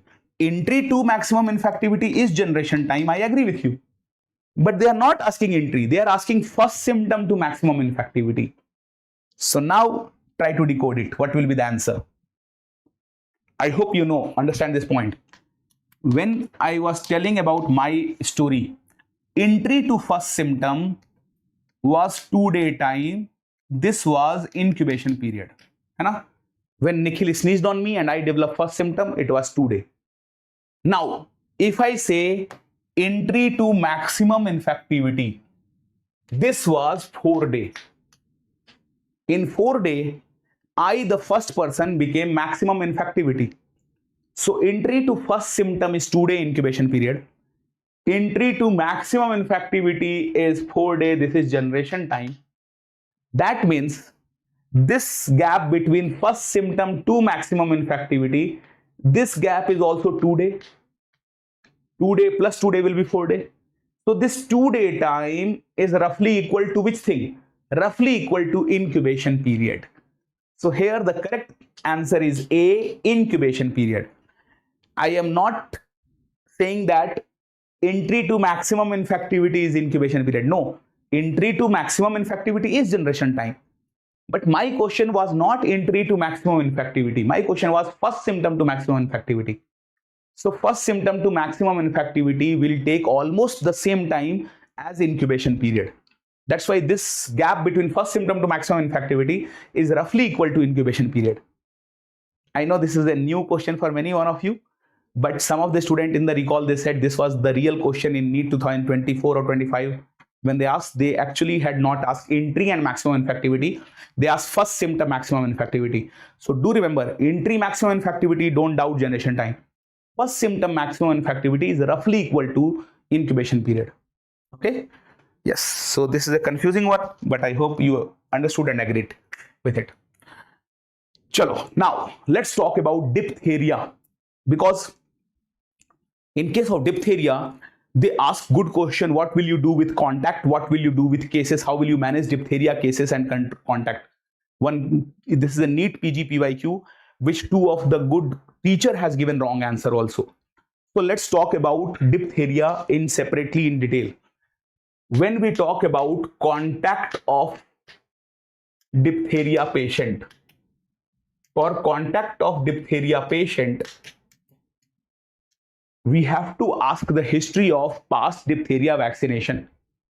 Suppose there are three scenarios which can occur. Scenario 1, when last diphtheria toxoid in 5 years. So if you have taken last diphtheria toxoid in 5 years, then you will do nothing is needed. You will just assure the person all is well and you will let them go back to home, because the immunity is already there. Diphtheria toxoid, I hope you all know, it is available in DT, DPT, pentavalent. All these three have diphtheria toxoid. And now when we talk about 10 year, 16 year or pregnancy, remember at 10 year, 16 year and in pregnancy, we don't give DT, we give diphtheria tetanus. So this question has came in NEET PG PYQ that at 10 year which is given, not TT, 10 year we give DT, diphtheria tetanus. So within 5 years nothing is needed. But suppose someone came with the history that last diphtheria toxoid, DT or DPT or penta whatever, more than 5 years. More than 5 years back if they said, then you will give diphtheria toxoid this time. Because the gap is more than 5 years, so immunity might have gone low, you will give diphtheria toxoid. Now the third thing they can ask is, bhoola, hai na, someone came with history of diphtheria toxin forgotten. So if it is forgotten, it means we will consider him as non-vaccinated. So in this case, we will again give diphtheria toxoid, because diphtheria toxoid is the drug of choice for managing diphtheria cases. But along with diphtheria toxoid, we will also add antibiotic. We will give both of it, antibiotic and toxoid both. Now, remember, for both diphtheria and pertussis, whether it's diphtheria or it's pertussis, the good news is for both of them, in adult, what is the antibiotic of choice which we give in adult? In adult, we give erythromycin. And this question has came in NEET exam just 3 years back, that what is the drug of choice for pertussis in children? So for pertussis in children, we give azithromycin. So very simple actually, if you see alphabetically also, A come before E. So A is given for children, E is for adult, erythro, and children azithro we usually prefer. So this is for diphtheria pertussis antibiotic of choice. But if someone asks you the drug of choice for diphtheria, always your answer should be diphtheria toxoid is the drug of choice. Antibiotic we give, but antibiotic will kill the bacteria only. All bacteria has released already many toxins, and those toxins are causing the problem of cardiomyopathies, creating the inflammation in the oral cavities and all. So you have to neutralize the toxin. So drug of choice is always toxoid, but if they ask antibiotic of choice, then in adult erythro, in children azithro. So remember, this contact case you can answer easily. Last 5 year, nothing more than 5 year toxoid, and forgotten history toxoid plus antibiotic. So now let's come to answer the question. This question which actually confused two of the PSM teacher also. What is the question? The question is, a 5-year-old child is infected. This is infected with diphtheria. He brought his 2-year-old brother. Not possible at all that 5 year will bring to a year. But suppose the mother bring his 2-year-old brother of the 5-year-old case. So this 2-year-old brother is immunized till age. He has received all the pentavalent and other vaccine already. So what will you do for the contact? The question is not asking what will you do with this 5-year-old case. They are not asking with case management. They are asking in 2-year-old contact. What is the management of contact? They are asking the management of contact. So I am waiting for your reply. Do reply. What will you do in the management here? Will you do management? Nothing, or diphtheria toxoid, or erythromycin or penicillin or azithromycin antibiotic, or you will give toxoid and antibiotic? What is your answer? Please do reply. So first thing is sure. What is your answer? First thing is sure that in diphtheria we never give only antibiotic. We add always antibiotic and toxoid. Second thing, antibiotic and toxoid is added always if it is a case. So case means toxoid plus antibiotic. Toxoid and antibiotic is also given if there is history forgotten. History forgotten or case. We give two things. And here history is there that he has received all the vaccine till 2 years of age. So very good. Correct answer is nothing is required, because he is already immunized in last 5 years. My dear friend Raj Mukherjee, Vai, Gaurav, Sarve Deepika, NEET PG-CET, all have replied, and you were right, nothing is required here because this child has already received vaccine in last 5 years, so nothing is required. But for the 5-year case, answer will be D, toxoid plus antibiotic. Now, we learned how to manage the contact of diphtheria, and they already have asked question in NEET PG from contact diphtheria management. But now we should also know one step ahead how to manage the case, because if you know the contact and they have asked it, next time they can ask the case management. So when we ask about case management, case of diphtheria, remember case of diphtheria always get toxoid plus antibiotic. They get both. Toxoid plus antibiotic. Which antibiotic is written above already? Adult erythro, children azithro. But how much toxoid they get? This depends which type of case they are. Case of diphtheria can be mild, moderate, or severe. Now this question has came, which patient will spread diphtheria more commonly? The patient who is oropharyngeal infection or nasopharyngeal infection, who are more spreading it, who are more dangerous in diphtheria, oropharyngeal or nasopharyngeal? What is your answer? See, if it is nasopharyngeal, then with one sneeze they can spread it more commonly. Nasopharyngeal is always more dangerous. Okay, so nasopharyngeal will be moderate, oropharyngeal can be mild, and severe is one with maybe myocarditis or some various severe deposition of pseudomembrane and all, they can be in the severe. So how you manage this? 20,000 to 40,000 international unit of diphtheria toxoid we give for mild case, 20 to 40,000.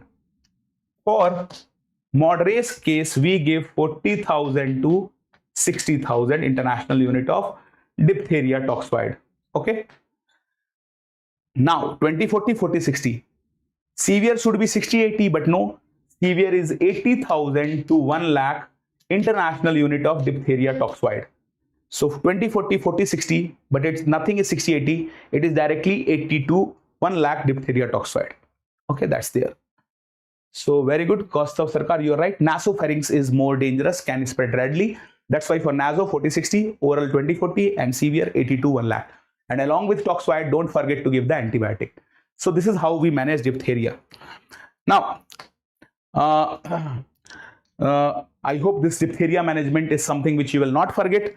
And do remember, if I gave a photo with a child having swelling in the neck, will it be mumps or diphtheria? Remember this point, that whenever they talk about bull neck is with diphtheria, not with mump. Mump will have swelling below the ear, but this bull neck is always in diphtheria. And of course, diphtheria also have pseudomembrane. This pseudomembrane is whitish deposition on the palate or palatine tonsils many a time. And if you try to remove it, it will bleed. And that bleeding part can go in the respiratory tract and can cause choking and death. So never try to remove this membrane because it can bleed. And this membrane always has clear margin. So it has clear margin and it bleed. Remember, both the thing is there in diphtheria. Bull neck is also there. Of course, diphtheria is Corynebacterium diphtheria. You will read in micro more. They are gram-positive, non-motile bacteria. Pertussis is also non-motile. Only the teacher who is teaching about both diphtheria pertussis is motile. Otherwise, both diphtheria pertussis are non-motile. Okay, they are non-motile. Now, let's don't forget the question on quarantine and isolation, because this question has came that suppose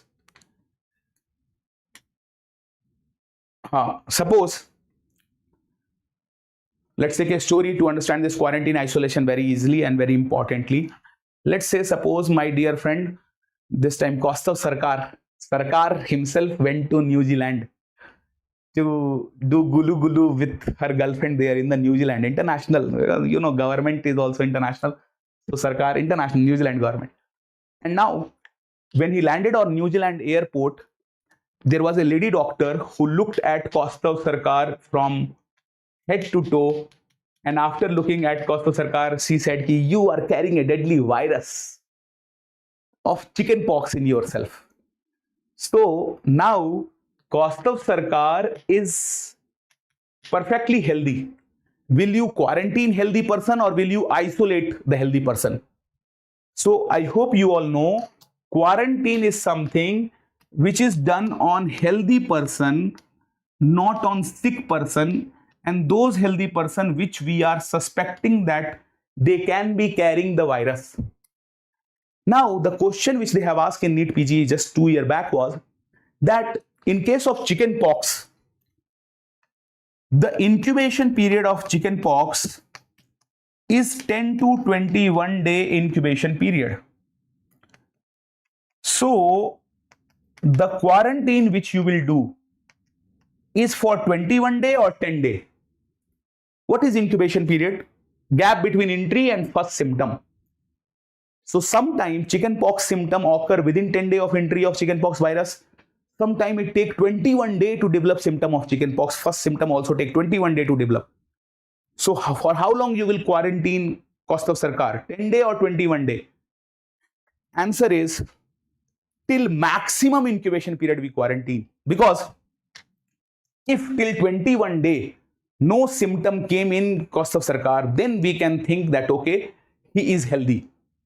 But we have to wait till 21 days. So remember this point, till maximum incubation period of 21 days, we will do quarantine till 21 day maximum incubation period.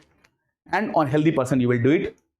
So till 21 day, Kaustubh Sarkar was in the airport only and her girlfriend was messaging again and again, baby, when will you come out? And Kaustubh is saying, wait, baby, I'm coming soon. We will do gulu gulu. So 21 day passed. Now Kaustubh was about to go out. Girlfriend was waiting outside, but suddenly one vesicle came out. On which body part, I will not tell, but somewhere one vesicle came out of chickenpox. So now Kaustav will be isolated. Till what period he will be isolated? The diseased person, because he already have one vesicle, is isolated till he can infect other, till maximum period of infectivity. And in case of chickenpox, the maximum period of infectivity is 6 days. So remember this very important point, that isolation is done on the sarkar when he developed the vesicle for 6 days, because in case of chickenpox, the infectivity period is 6 days. Okay. So for 6 more days, Kaustav Sarkar is in the airport, but don't be so sad about him. You know how Jugadu intelligent he is. Na? In that 21 day, he did setting with that lady doctor at New Zealand airport. Na? So next 6 days, they will enjoy each other company again, and it's okay. It's a happy ending there for Kaustav Sarkar in both way. So I hope you will remember. Isolation till maximum infectivity period, quarantine till maximum period of incubation, and both isolation and quarantine, both are example of primary level of prevention. Primary level of prevention we will discuss in epidemiological concept also. Primary level is done before disease appear. But here in isolation, we are isolating disease person. So how can I say isolation as primary? Because isolation never helps the patient. It is not done for helping the patient. Isolation is done to protect other people, other family member who are at risk of getting infected. And other family member are at risk, but in them disease has not appeared. So that's why isolation is primary, because it is helping other who are at risk of getting infected. Are you understanding it or not? Let me explain this thing. In corona, does isolation was done for the patient, or was isolation of the patient was done for the remaining family member? Of course, in corona, the patient who were isolated, they get depressed. It never helped the patient. It is for other family member who are at risk and not yet infected with corona. So that's why isolation is primary, because it is not helping the patient, it is helping other who are at risk. And when we are doing protection at risk population, we call it primary prevention. So that's why both are example of primary prevention. Okay. Chalo. Now, we read isolation and quarantine. We don't need to know incubation period of all the disease, but there are 3-4 diseases whose incubation period you need to know. One is for sure is cholera. For cholera, it's 5 days. Because we do incubation period, quarantine till maximum incubation period. So it is 1 to 5 days, maximum is 5 days. So 5 day quarantine. Then for measles and chickenpox, both are starting with 10. 10 to 21 we just read is for chickenpox, and 10 to 14 is measles. Then the last which you should never forget is hepatitis A. For hepatitis A, incubation period is again having 10, but this time it is 10 to 50. So how will you remember? Measles 14, chickenpox 21, hepatitis A 50. 14, 21, 50, 10 is common. And half of 10, 5 is cholera. 4 disease. Why it is more important? Because sometimes they don't ask question directly from here, but they ask indirect question. They will give you an epidemiological curve. And they will ask, is this example of point source epidemic, propagated epidemic, or common source continuous exposure? There are 3 types of epidemic, and based on this incubation period knowledge, they can ask you to identify which epidemic is this. So let's try to explain this concept of epidemiological curve with the help of these 3 incubation period. But I don't think incubation, that is not here. That's not covered here. So we will first go and I will teach you those topics here directly with this graph only. What are the 3 types of epidemic? First type of epidemic is point source. Suddenly one food poisoning occurred, or in your hostel, or suddenly food poisoning or Bhopal gas tragedy. These all are example of point source. Point source, one more name is common source single exposure. Like in case of Bhopal gas tragedy, when methyl isocyanate gas was leaked on the night of 2nd December 1984, in one day of 3rd December, 30,000 people died. That means whenever we talk about point source, which is same as common source single exposure, the cases will rise quickly and they will fall quickly. But the most important thing is the time within which the cases will occur is always less than 1 incubation period. So this is the most important thing you have to remember, that in common source single or point source, most cases or almost all cases within 1 incubation period. Within 1 incubation period, you will have all the cases. So suppose you are thinking that in your hostel, food poisoning is by cholera. So if it is cholera food poisoning, then all cases of cholera should come within 5 to 6 days, within 1 incubation period. If cholera is occurring till next 20, 30, 40 days, then it is not point source, because for point source or common source single, cases should occur within 1 incubation period of maximum 5 days. So if the time they had given is less than 1 incubation period, then you will tick the answer point source or common source single exposure. Okay. And in point source, of course, cases rise quickly, fall quickly, but most cases are within 1 incubation period. But suppose, as I gave you an example, that suppose cholera cases is occurring till next 30 days. So that means this time, the time of occurrence of cases is more than 1 incubation period. When time is more than 1 incubation period, cases can again rise and fall, or they can fluctuate and then fall suddenly. This type of epidemic is also having common source, but we call it common source continuous exposure. So I will call it continuous exposure for cholera. Suppose I am talking about cholera. If the cases started from 5th March and go till 20 of April, then the case is definitely taking more than 5 days, and that will be common source continuous, because the exposure is continuous happening.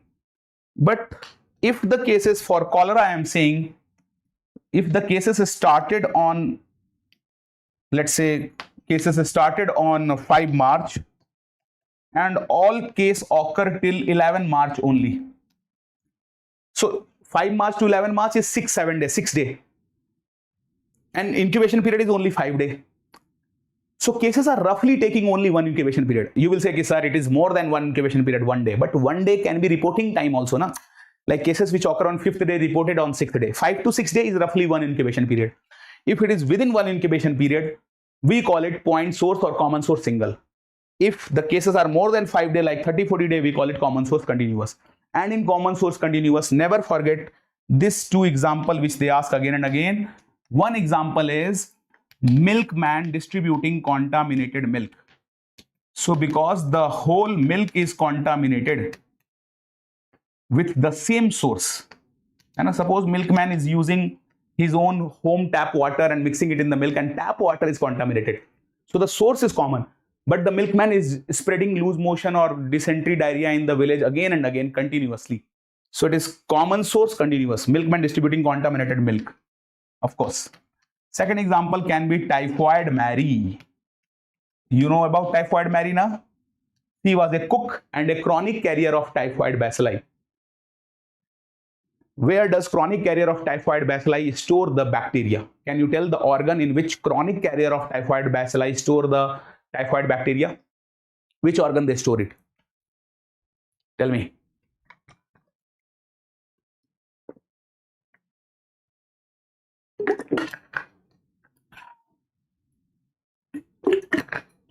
Remember, my friend, they store it in gallbladder. So from gallbladder, typhoid bacteria go to intestine, and from intestine go out. Typhoid Mary was a cook, and she used to prepare full flavored food, yellow burger, yellow sandwich, and people were dying because she was giving it without washing the hand. But she was not at fault, because at that time even doctors don't used to wash hand. And first of all, hand washing was told by Semmelweis, and he proposed the theory of hygiene. So anyway, the point is, if there is a sex worker like me who is transmitting gonorrhea or HIV, or if there is typhoid Mary or milkman distributing contaminated milk, all of these are source is common, but the spread of infection is again and again continuous. So they are common source continuous exposure. Now, the last type of epidemic is which we call as propagated epidemic. In propagated epidemic, there is one wave of case and then there is secondary wave of case. So with secondary wave of case, did something came in your mind? Yes. Secondary wave of case example came corona. So not just corona, flu, SARS, MERS, all of these illnesses, they all are propagated epidemic. So this is the third and last type of epidemic, propagated epidemic. And in propagated epidemic, of course, the time of occurrence of cases is much more than one incubation period. But main point is secondary wave of case. If you found secondary wave, that's propagated. Propagated is mostly spread by nasal route, respiratory route, like that. Okay. So now is the time to ask questions from all of you. The question is, suppose in the exam, they give you this type of wave or option, this type of cases. Cases start and then some cases, then some cases, some cases, then some cases, like that. They will give you the cases in a real graph. There the cases is starting from March, 2nd March, and cases is occurring till 20, not 20. Cases are occurring till 2 April. So from 2 March to 2 April, cases are there. And we are talking about hepatitis A. So the question is, for hepatitis A outbreak,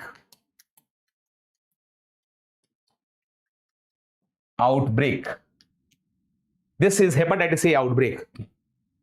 Which type of outbreak is there? Or I can simply ask, in this image, which hepatitis A outbreak we are talking about?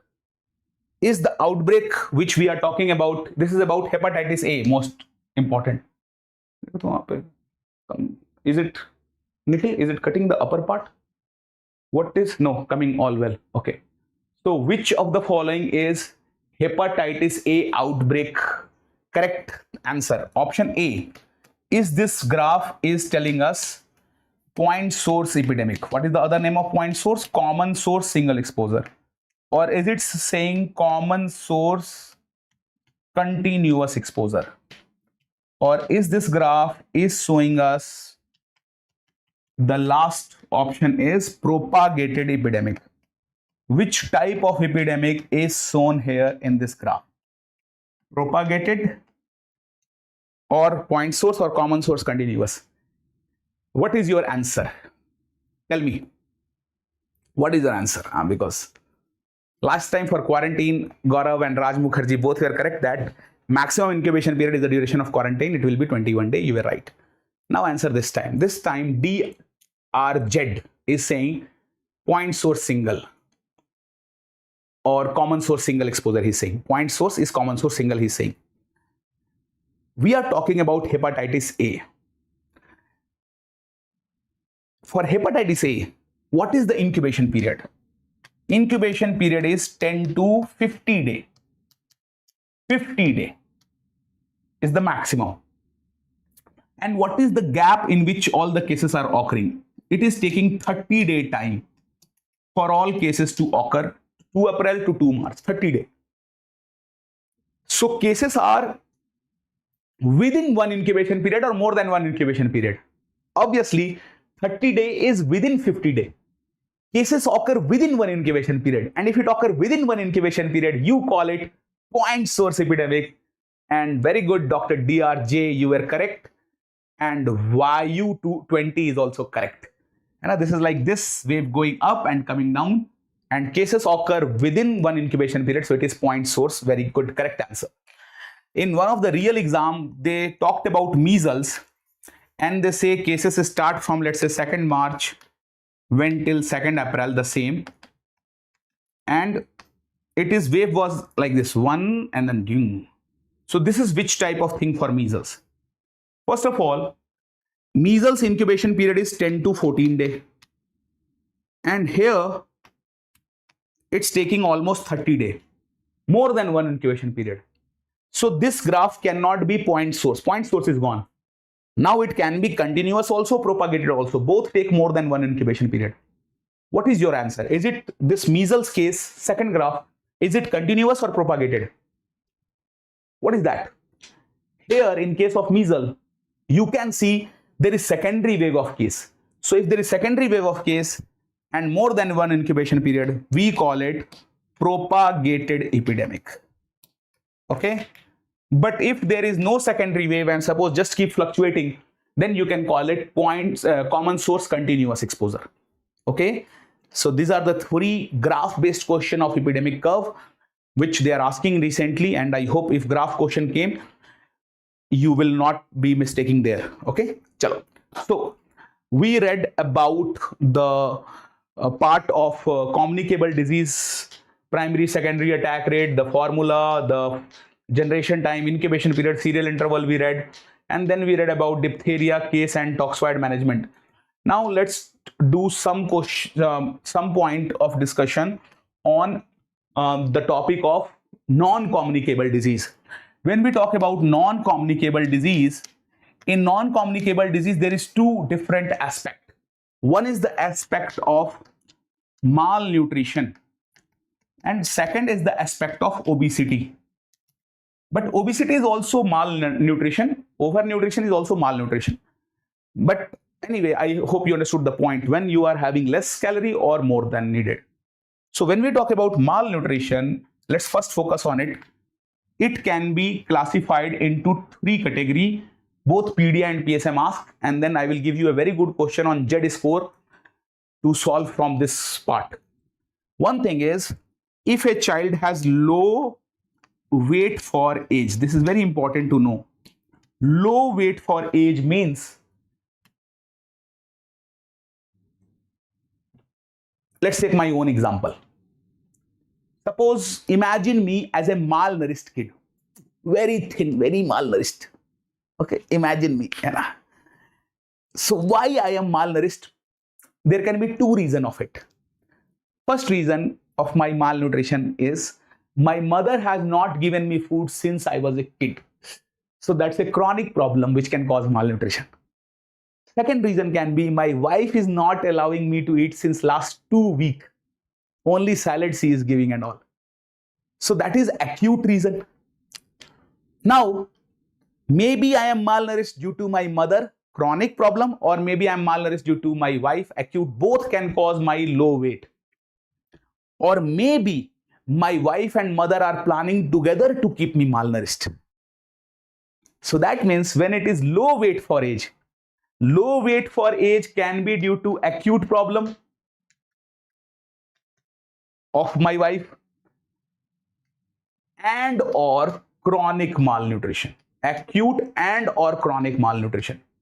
And or chronic malnutrition means low weight can be due to anyone or both together. That's why we use and or. And or means acute plus chronic or anyone. Like for example, suppose a child have lactose intolerance since birth. That's a chronic problem. That's why the child weight is less. And now in last 1 week, he also started having diarrhea. So that's acute problem and chronic both are together. Or any one of it, only acute diarrhea can also cause low weight. And only lactose intolerance can also cause low weight. So low weight can be anyone or together both of it. That is why when we go in Anganwadi, the Anganwadi growth chart is always weight for age growth chart. Because weight for age tell about acute, chronic, both type of problem. So when we talk about weight for age growth chart, this is what we draw in Anganwadi. It tell about both of it.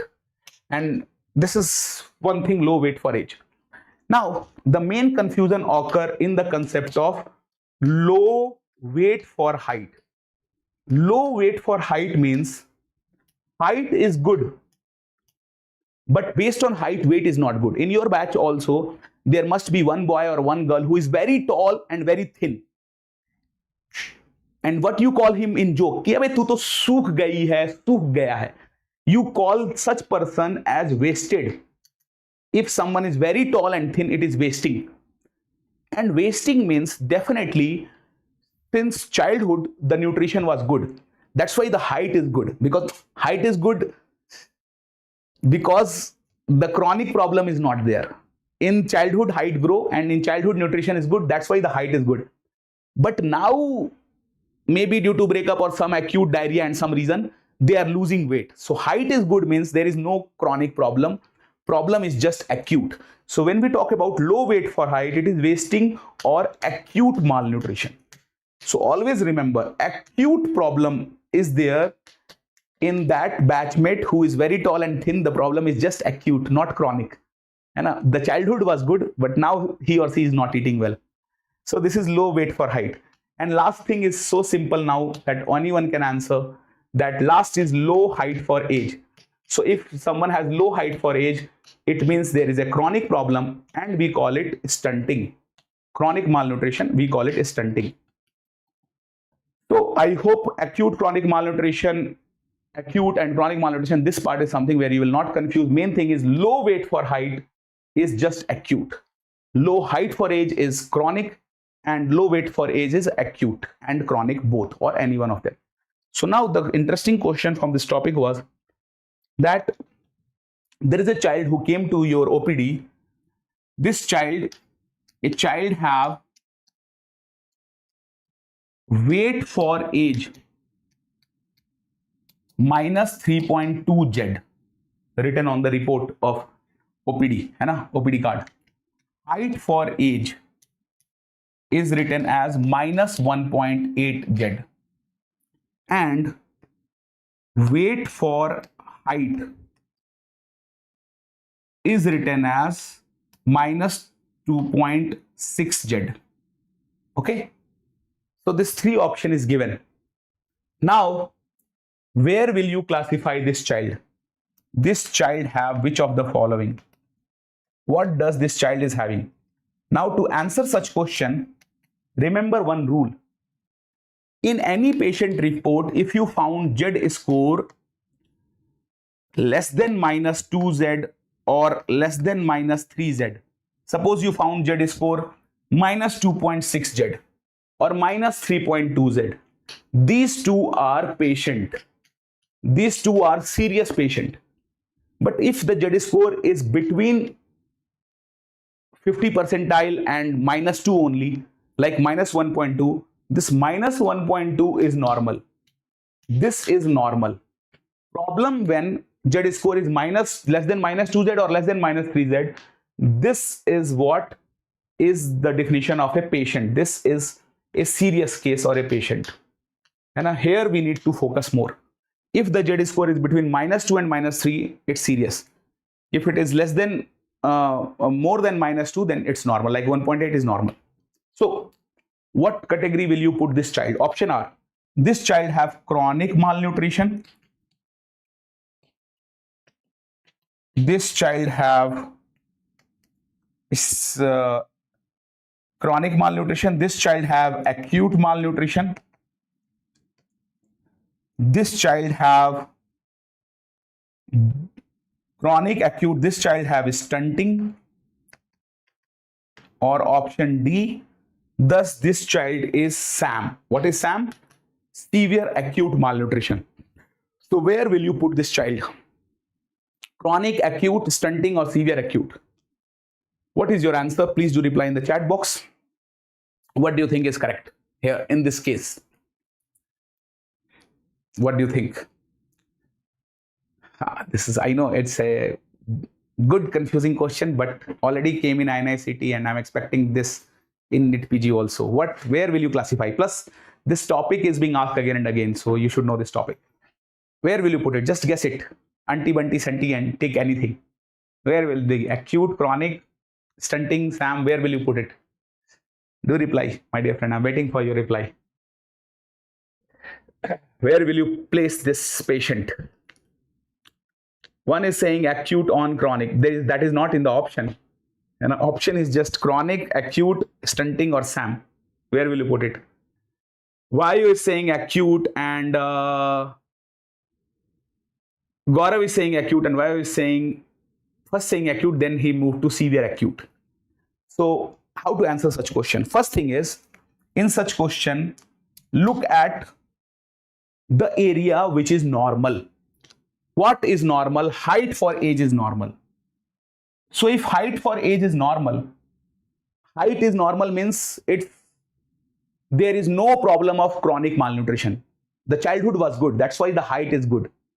So now chronic malnutrition answer option A is gone, and stunting means low height for age, and this child has normal height. So stunting option is also wrong. Correct answer will be either acute malnutrition or SAM. Now, what is the definition of SAM? They keep asking in different exam again and again. What is the definition of severe acute malnutrition? So the definition of SAM is that the weight for height must be less than -3 standard deviation or less than -3 Z score. First foremost criteria. Second criteria is mid upper arm circumference should be less than 11.5 centimeter, red color, then it is severe acute malnutrition. Third criteria is there should be visible wasting. Visible wasting will be in marasmus when there is protein plus carbohydrate, both thing is lacking, or there will be pitting edema. Pitting edema will be in Kawasi-Yorker, and I hope in Kawasi-Yorker the main problem is low protein energy ratio. And in Kawasi-Yorker there will be 3F: flag sign, fatty liver, and flaky pant appearance. So these all 3F are in Kawasi-Yorker. Kawasi-Yorker child is not interested in eating because the problem is not carb, problem is protein is not there in Kawasi-Yorker. Okay. So now here, why we use these two criteria? Because weight for age and mid upper arm circumference, these two are age independent criteria. If you ask the age of the child, many a time in village people remember that the child was born in Diwali, Holi, Ramjan, but which Holi, which Diwali, which Ramjan they forget. So it's better not to ask the age because it can be wrong in village. And in urban area, people like me have 1 year less in their certificate than the actual birth. So we cannot trust on age. That's why we use these two criteria which are age independent. And remember this thing, for SAM, weight for height is the cutoff, and cutoff is less than -3. Now in our question, weight for height was not less than -3. It was -2.6, but not less than -3. Therefore, our answer is acute malnutrition, option B, not SAM. It will be SAM if this was -3.8 Z weight for height, -3.8 Z, then it will be SAM. Here it is just acute malnutrition. Okay. I'm very sure you must be thinking of doing one more question like this. So now let me give you the real INI-CET question which came on this topic. The question was, this time they had given height for age is equal to -2.8 Z. Weight for age is -3.2 Z. And weight for height is -1.6 Z. Now this child belongs to which category? Because what happened nowadays in pediatrics OPD is that child will stand in a machine, machine will calculate most of the thing. Height, weight, and all this, height for age, weight for age, and all these things. So any technician can write all this thing in the OPD card, and that the card will reach to you. So you have to decide based on this information and then go for the treatment part. So this child belongs to which category you have to think. Option A, is it acute malnutrition? Is it chronic malnutrition? Is it wasting? Or is it severe acute malnutrition? What is your answer this time? Do reply. What do you think is the correct answer? Acute, chronic, Wasting, severe, acute. What do you think?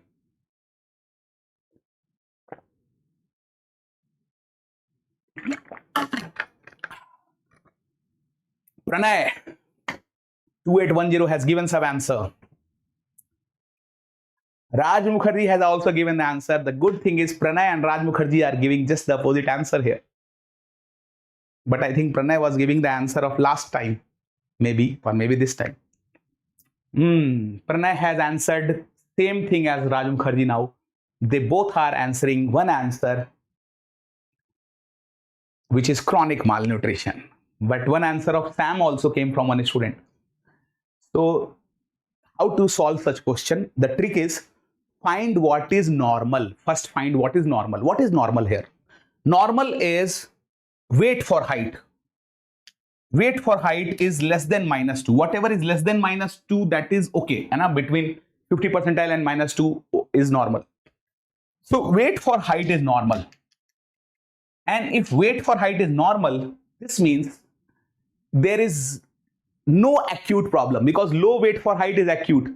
So there is no acute malnutrition. And as soon as acute malnutrition is gone, then option A, acute malnutrition is gone, severe acute is gone, and acute malnutrition is known as wasting, that is also gone. So the answer will become B, chronic malnutrition. So this is one way of finding answer, what is normal.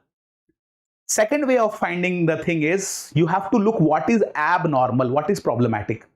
Of course, weight for age is problematic, but we will not focus on weight for age because weight for age can be acute, chronic, or both together also. We will focus on height for age. Height for age is not normal.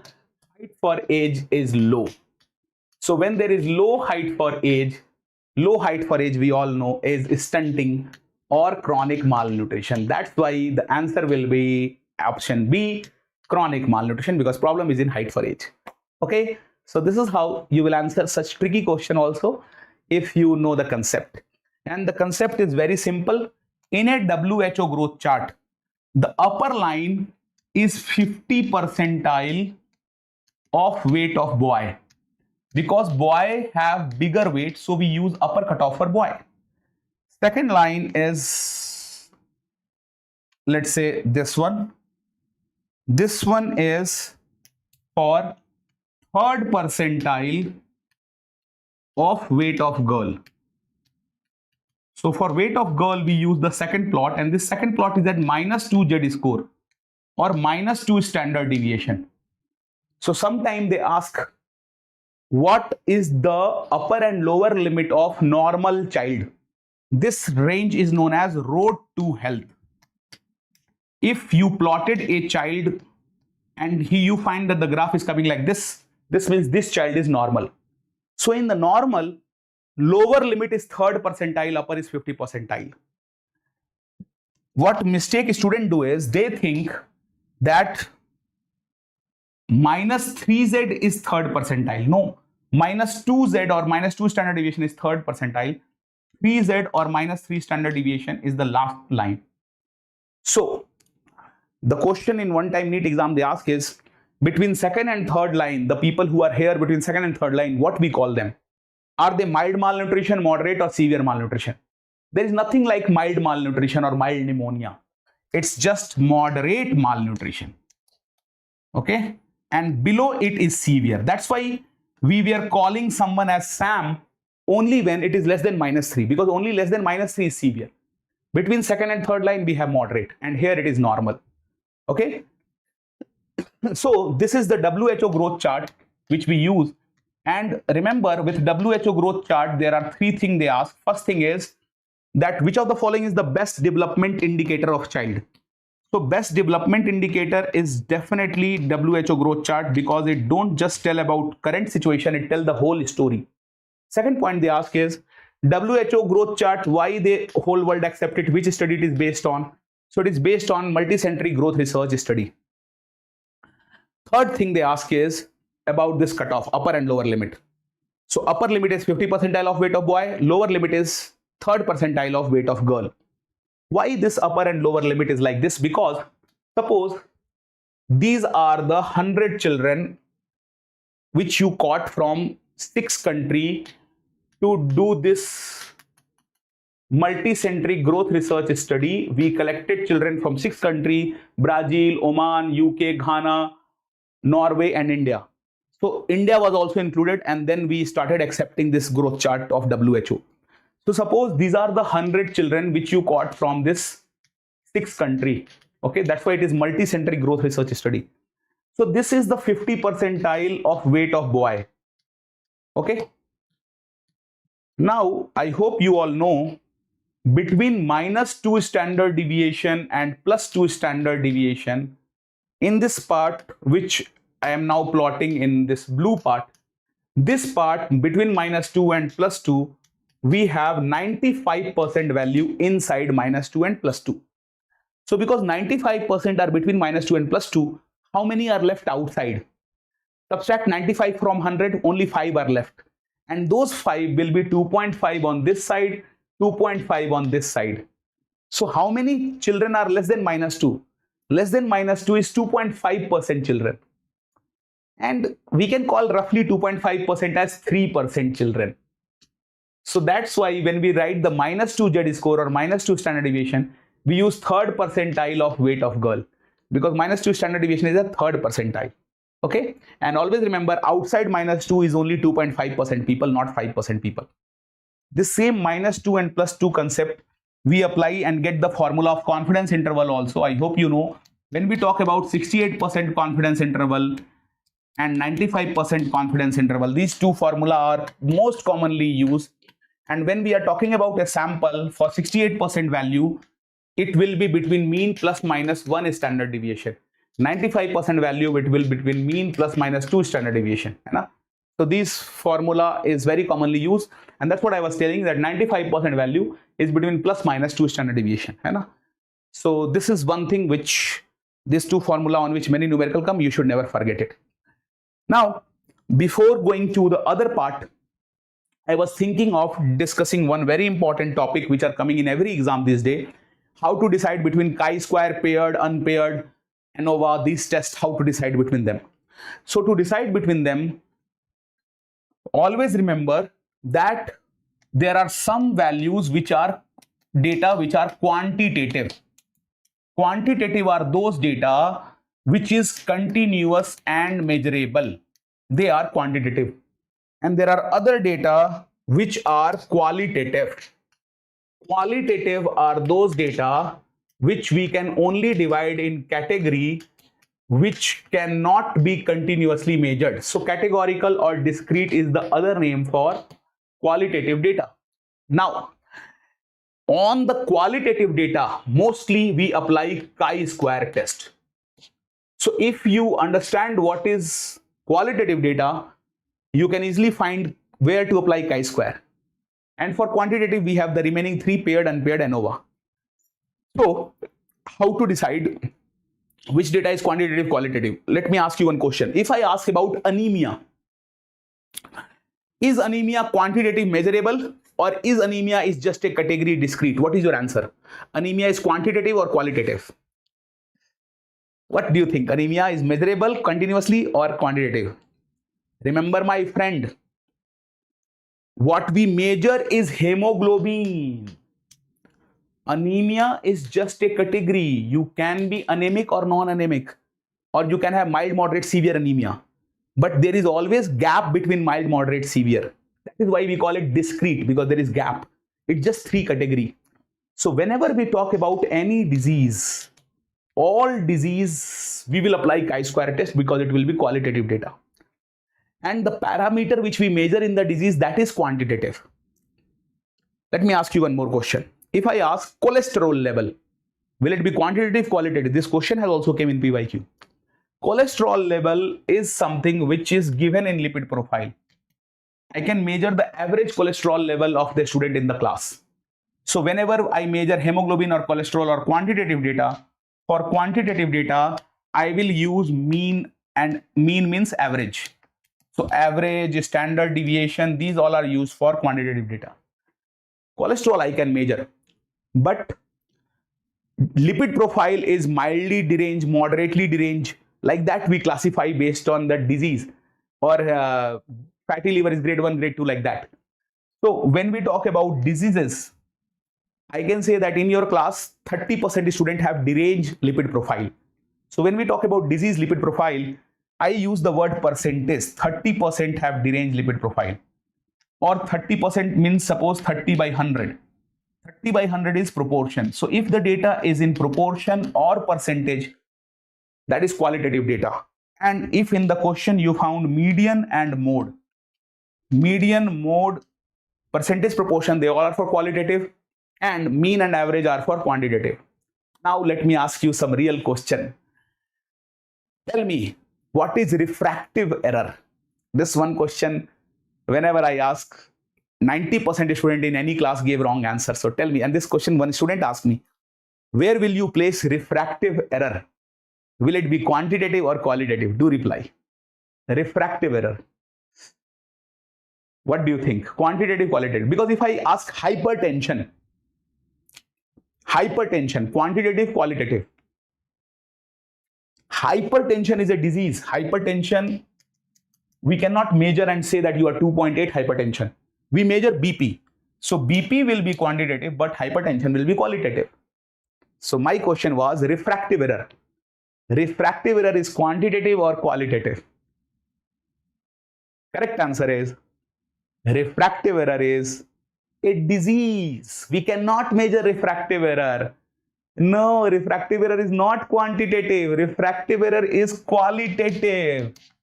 What we measure is power of eye. Power of eye is quantitative. Okay, ho gayi na googly. Dekha, this is one question which confuse every time. So I hope you will realize it, that whenever they say disease, it's qualitative. When they say the parameter of the disease, then it is quantitative. And let me give you one more question. Diabetes, where will you put diabetes? Yes, you are right. Diabetes is the disease, so it will be qualitative, but the blood sugar will be quantitative. Okay, so this classification of quantitative, qualitative is something which is very important to remember to answer which test to apply. After knowing quantitative, qualitative, then you will look into the question. And suppose if in the question we compare usually two group, but sometime more than two group, compare usually.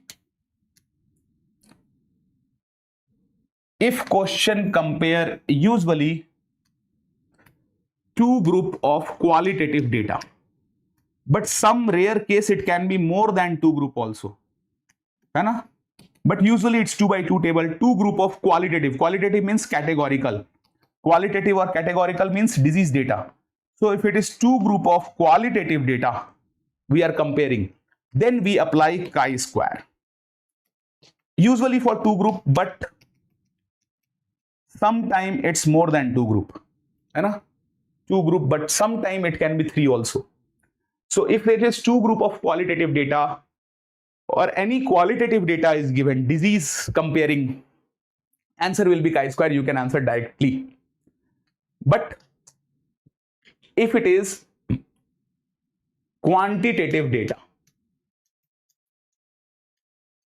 and in the question you found the word pre, post, before, after, written, before, after, pre, post, or match data.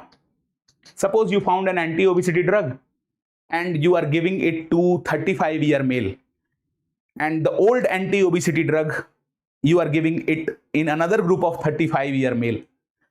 So both sides 35-year male, this is match data. And a match means similar in some part. Or suppose you are giving me your new anti-obesity drug, and before giving it you measured weight of 100 people, after giving it also you measured the weight of 100 people. So what is happening here? To the 100 people you are measuring the weight before giving drug, after giving drug. So both before and after data is coming from the same person.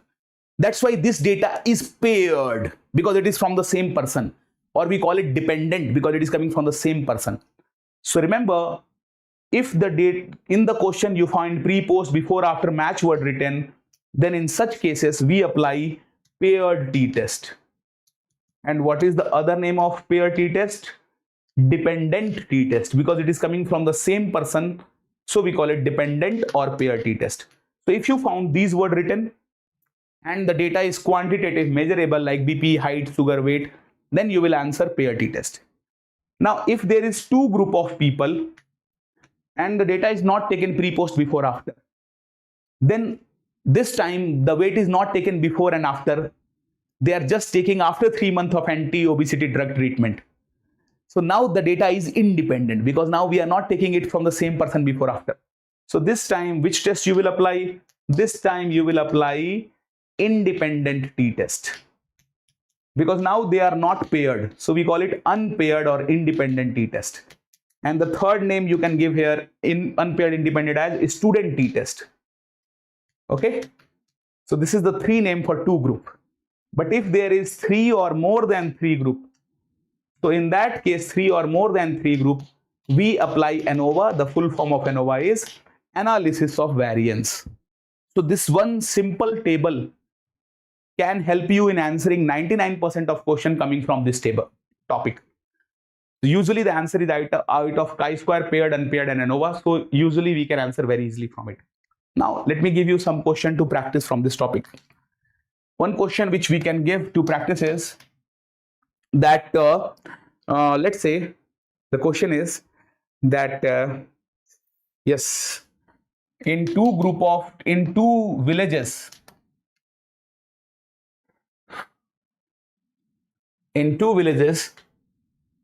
children are compared based on their malnutrition level, and it was found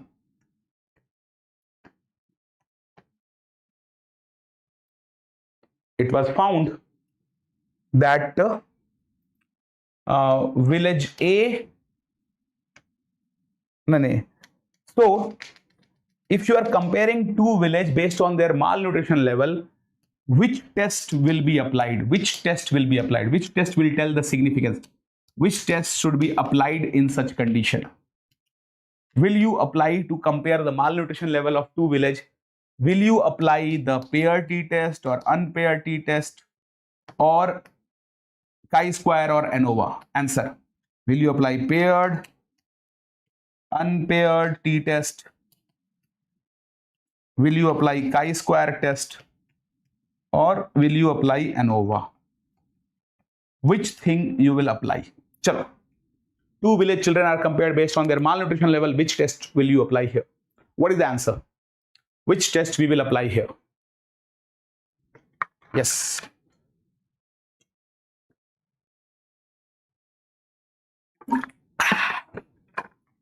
First of all, my dear friend, it can never be ANOVA because ANOVA is only correct if there is three group. And it's not three group here, two group here. So ANOVA is gone. Now, let's move to the other option. Can you find pre, post, before, after match word written here? Pre, post, before, after match word is not written. So pair t-test is also gone. Now you have unpaired or chi-square. So to decide between them, you have to think that the data is quantitative or qualitative. Can you measure it or not? And the trick is whatever is written after on, compared based on, this is the outcome variable. Like malnutrition level is the outcome which is there. And we have to compare the outcome variable. We have to compare the outcome malnutrition of the two villages. So what is malnutrition? Is it measurable, quantitative or not measurable? Is it a disease or something which we measure? We can measure the mid-arm circumference. Less than 11.5 is red color, that is severe. But you cannot say that the child is 2.8 malnourished. You can say mild, moderate, severe malnutrition. And mild, moderate, severe will always be category. So malnutrition is like a disease, categorical data. You cannot measure and say that the child is 2.9 malnourished. So this mild, moderate, severe, categorical data, which test you will apply? Chi-square, and most of you answered Chi-square, you were correct. Very good. Now let me change the question. In the same question, suppose this blue part I have removed, and I am saying that children are compared based on their height. Okay, two village children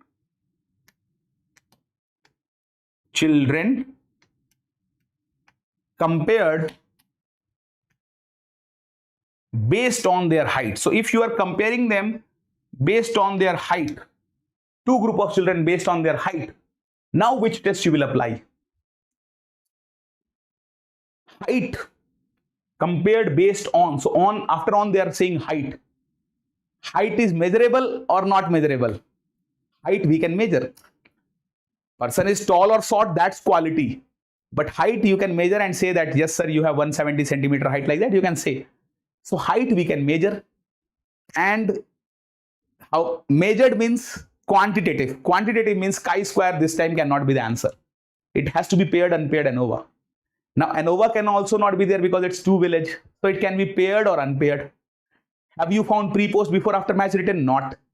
So the answer become unpaired. This time the answer is unpaired, because we are comparing height or weight, that is measurable, so unpaired. Very good.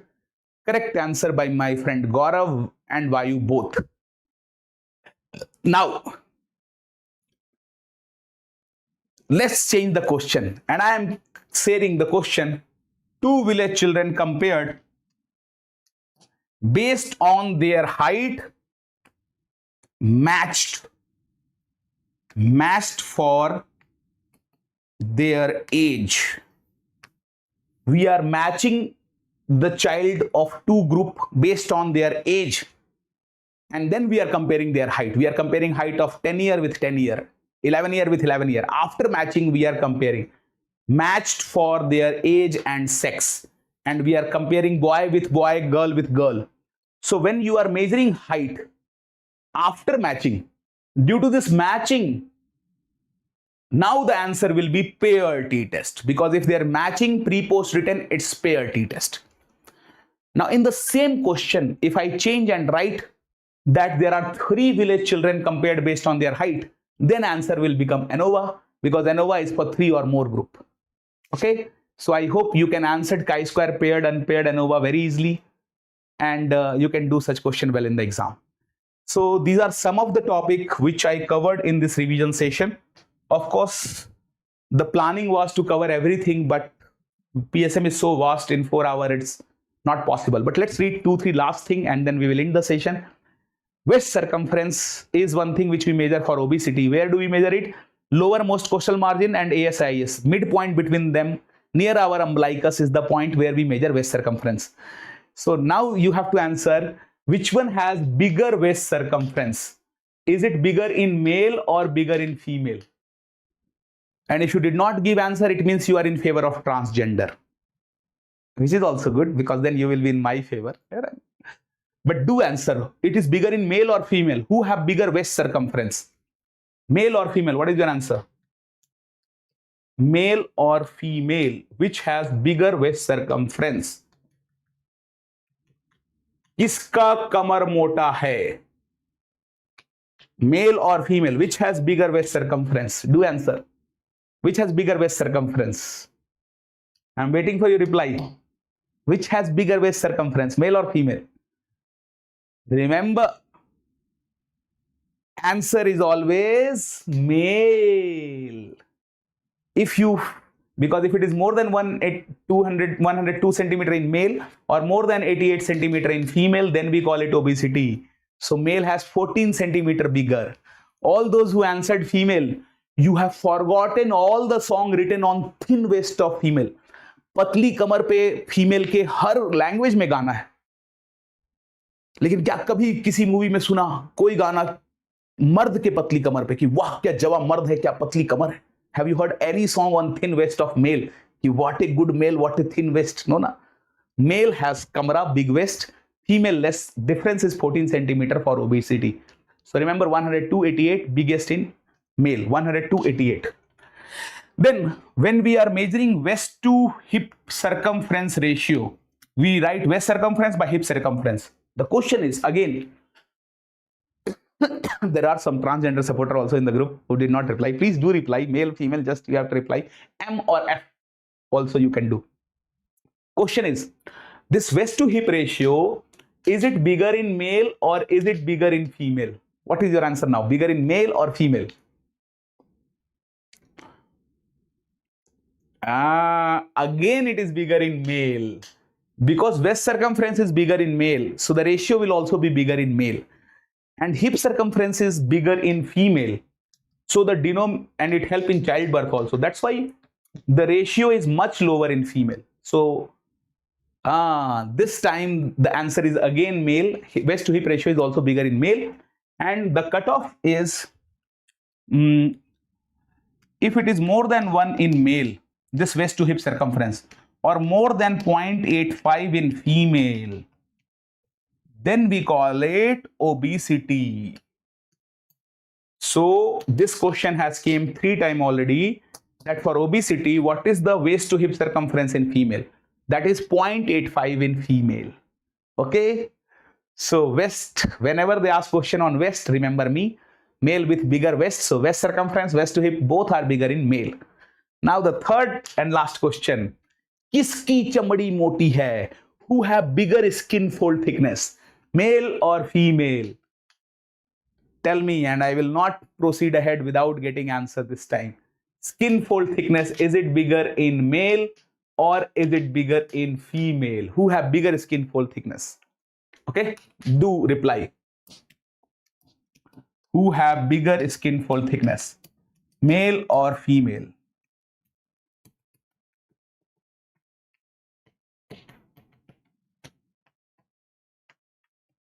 Who have bigger skin fold thickness? Yes, what is the answer? Male, male, male. This time you don't have to remember me. Otherwise, you will think male with hippopotamus skin and you will answer male. No. Skin fold thickness is bigger in female. Yes. Why it's bigger in female? It's bigger in female due to subcutaneous layer of fat. That is why female skin is so soft to touch. होती है कि नहीं female skin soft to touch? बताओ. Is female skin soft to touch or not? Hey, at least all the female have touched themselves. They can tell that it is soft or not. Na? And I was asking this question in one batch in Kolkata. I was taking the class and I asked female skin is soft to touch or not. There was a guy, naughty guy, sitting on the 3rd row with 2 girls. He started touching the girl sitting next to me and said, yes, sir, it is soft. I said, no, no, stop doing that. You have to pinch it to know it. Because how we detect it? By her pendant caliper. So we have to pinch it to know it. And remember, in the caliper also there is her. It's bigger in female. And what is the best site to measure it? Best site is triceps, because it's direct muscle with his skin. Second is biceps, ASIS, and subscapular area. You measure it on 4 places and then you take average of 4 places. If you take average of this 4 places and you find that the average of 4 site is more than 40 mm in male or more than 50 mm in female, then we call it as obesity. So female ka kitna bada, how bigger is it is in female skin fold thickness? 10 mm bigger in female, less in male. Okay. So subscapular area is the area where earlier, when a stethoscope was not there, doctor used to remove all the cloth and put the ear to listen to the chest sound and all. So that area also have the ease of measuring skin fold thickness. Okay. So this 4 site we measure, and skin fold is bigger in female. Waist thing, remember me, bigger in male. Waist and waist hip ratio. So I hope you will remember these things which we discussed here. Of course, there is a lot more thing which we can discuss, but I am ending my session here because it's already more than 4 and another teacher is also waiting. But if you want to ask something or you want to say something or share something, feel free. You can directly ask it on PWMedEd Telegram group, or you can also directly message me on my number and you can request, ask, or order me anything, because your wish is my command. So whatever you feel like, feel free to share it and I will be more than happy to discuss it with you. Okay, so thank you so much. If there is anything you want to ask, feel free to put it in the chat box and ask. Thank you so much, my dear friend, for this lovely reply, quick replies and good session. Love you all. See you soon. Bye bye. Thank you.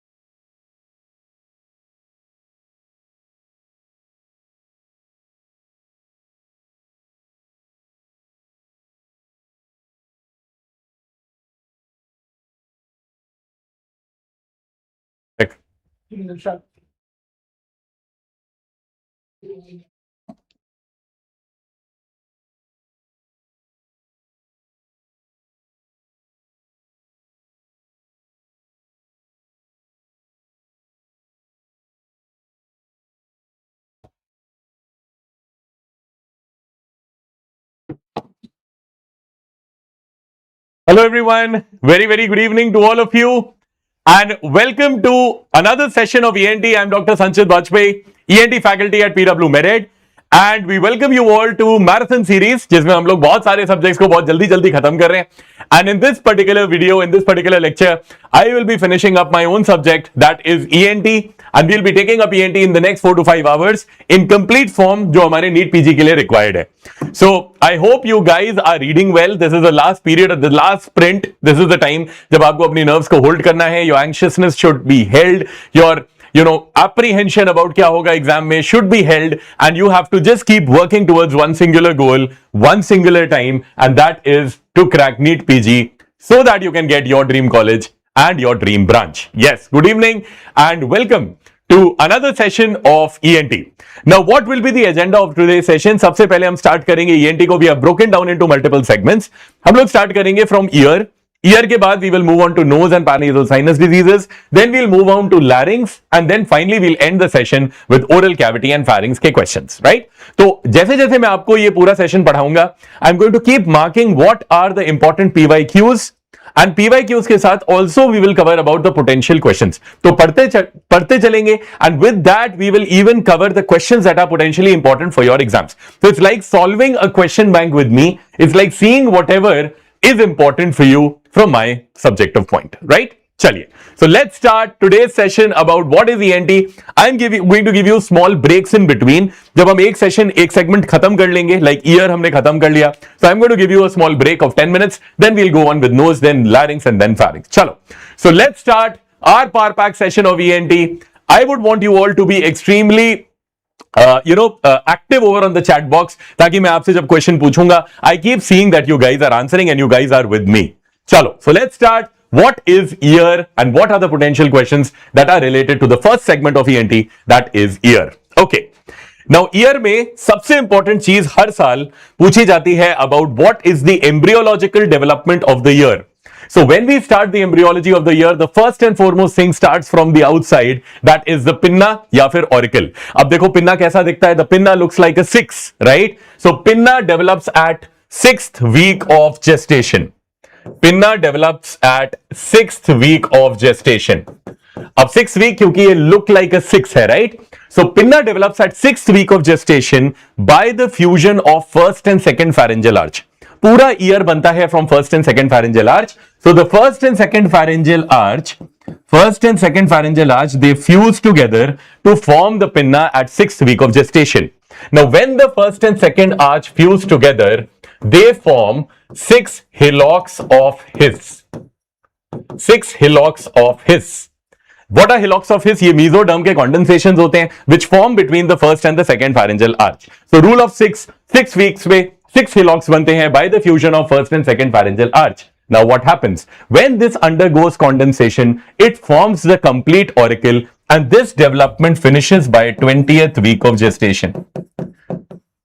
So by 20th week of gestation, it finishes in development. It starts at 6, finishes at 20th week.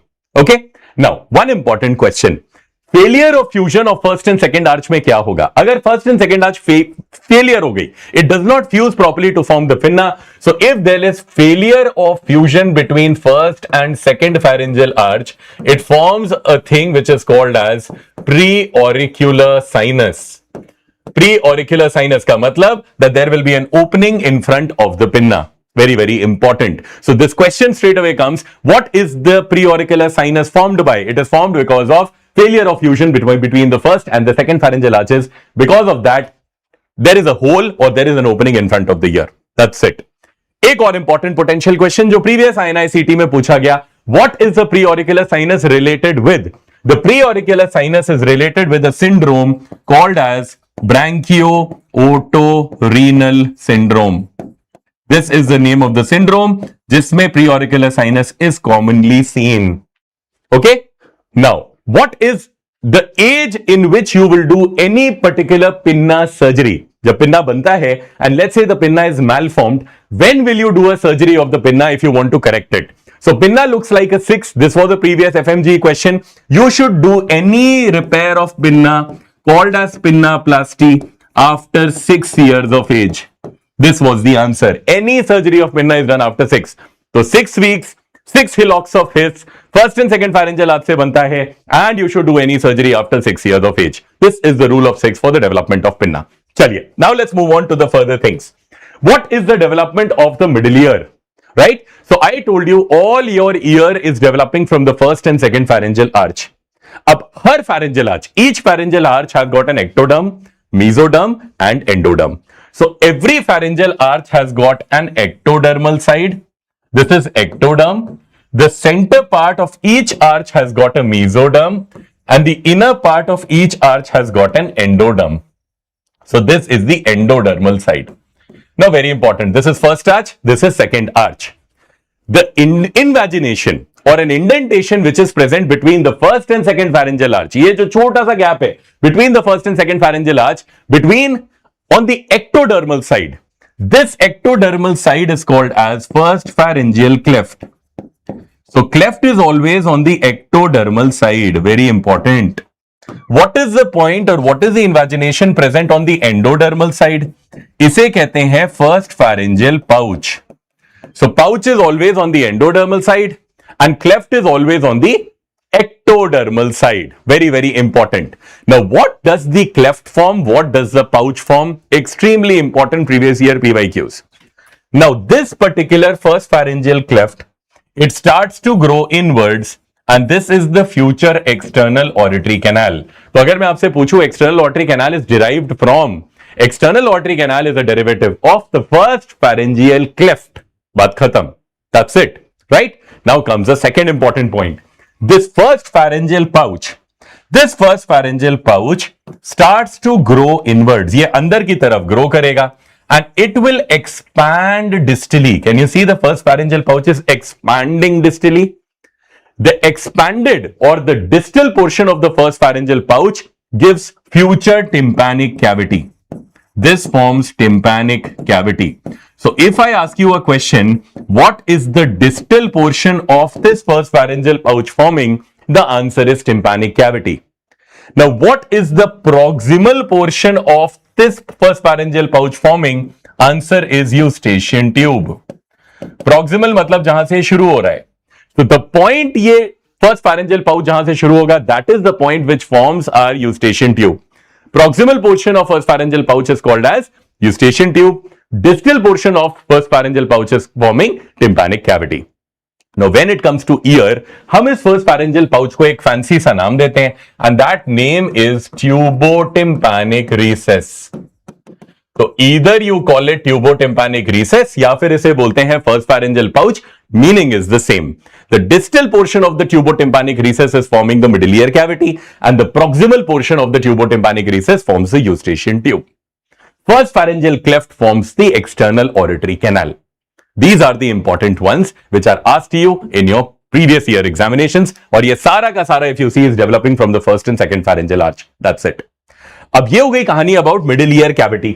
और middle ear cavity में क्या होता है? What is there inside the middle ear cavity? Inside the middle ear cavity you have got ossicles. कौन सी ossicle होती है? We have got malleus, we have got incus, and हमारे पास होती है stapes. तो देखो, malleus looks like a 1, incus looks like a 1. So malleus and incus are derivatives of first pharyngeal arch. Malleus and incus are derivatives of first pharyngeal arch. Now when you see this stapes, ये stapes कैसी दिखती है? ये दिख रहा है? Stapes has got this structure above. इन्हें कहते हैं crura. So this looks like a 2, right? And what is this? This is the foot plate of stapes. And foot plate of stapes looks like a circle. Yeah, O I can say. So what is the important question being asked? What is this suprastructure of the stapes derived from? Supra मतलब foot plate के ऊपर जितना भी structure है, that is called as suprastructure. So the suprastructure of the stapes is derived from second pharyngeal arch. क्योंकि ये कैसा दिख रहा है? It looks like a 2. And foot plate looks like an O. So I can ask you, what is the foot plate derived by? This is the only part of the middle ear not derived by the first and second pharyngeal arch, because the foot plate is derived from otic capsule. This is the exact question that they ask you. Which among the following does not develop from first and second pharyngeal arch? And the answer will be stapes foot plate. क्योंकि foot plate derive होती है from otic capsule. O for O. Simple. ये खत्म होता है about embryological development, which are the potential questions that could be asked from your embryology of ear. ठीक है, चलिए. तो ये हो गए अब हमारे what are the important derivatives and how you can remember them. Now let's move on to further anatomy related questions of ear and इन सबसे क्या क्या चीजें आती हैं. So now comes a very important point. What is the nerve supply to the pinna and the questions that come from referred otalgia. अब ये बड़ा important है, इसको ध्यान से सुनिएगा. I want you all to take your finger और ये जो आपका पिन्ना है इसके ठीक सामने, just in front of the pinna, put your finger like this. Now this finger is covering a part of your auricle and the temporal area. So what is this part supplied by? This part is supplied by auriculotemporal nerve. Auriculotemporal nerve is a branch of, it is a branch of mandibular division of trigeminal nerve. अब simple सी बात है, trigeminal nerve की और branches कौन सी होती हैं? What are the other branches of trigeminal nerve? Trigeminal nerve also supplies the tongue by lingual nerve. Trigeminal nerve also supplies your alveolus, inferior alveolar nerve. So बड़ी important चीज है that if they tell you that there is any oral lesion means tongue lesion, somebody had a tooth problem, what is the referred otalgia going to be by? How is the referred going to be? The referred pain is going to be because of auriculotemporal nerve. So whenever they give you any kind of oral lesion, it could be a lesion over the tongue, it could be a lesion over the tooth, over the jaw, over the temporomandibular joint, anything, the pain to the ear is referred by auriculotemporal nerve. That's an important point. ठीक है? अब I want you all to take your finger and put it inside the concha. यहां पे concha के अंदर अपनी एक finger रख लो. अगर concha के अंदर हमने एक फिंगर रखी, exactly this point is supplied by what? This point is supplied by 7 and 10. हमेशा याद रखना है 7 and 10 stay together. 7 मतलब facial, 10 मतलब vagus. Previous year important question. Which branch of the vagus nerve goes inside the ear? The branch of the vagus nerve जो ear में जाती है, that is called Arnold's nerve. Arnold's nerve is a branch of vagus nerve जो supply करती है ear को. Very very important. This is the most important thing. जो ear में जा रही है उसका नाम क्या है? It is called as Arnold's nerve. तो अगर किसी के भी if there is any kind of larynx related problem, larynx को कौन supply करता है? Larynx is supplied by vagus nerve. So if there is any laryngeal problem, तो referred otalgia किससे होगा? Because of any laryngeal problem, the referred otalgia will be because of Arnold's nerve, which is going and supplying your concha. Concha मतलब this bowl-like projection in your ear. Okay fine. तो larynx से related अगर कोई referred otalgia का question आया तो it will be because of Arnold's nerve. Okay, अब क्या बचा? The great part of your ear, see the great part of my ear is left, जो पर्पल कलर का है। The greater part of my ear is supplied by greater auricular nerve, greater से greater. This is a branch of C2 and C3 division of cervical plexus. अगर आपको आपके question में anywhere they say that there is any cervical problem to the patient, cervical problem to the patient means what? If there is any kind of cervical dislocation, cervical spondylitis, cervical subluxation, so any kind of cervical problem, that refertotalgia to the ear is by which nerve? That nerve is C2 and C3 division of cervical plexus, which is via greater auricular nerve. तो all cervical problem से आएगी greater auricular, all oral problem से आएगी trigeminal की branch which is auriculotemporal, and all the laryngeal problems will send the pain to the ear via vagus nerve which is called Arnold's nerve. ठीक है? अब there is another branch which goes inside your middle ear.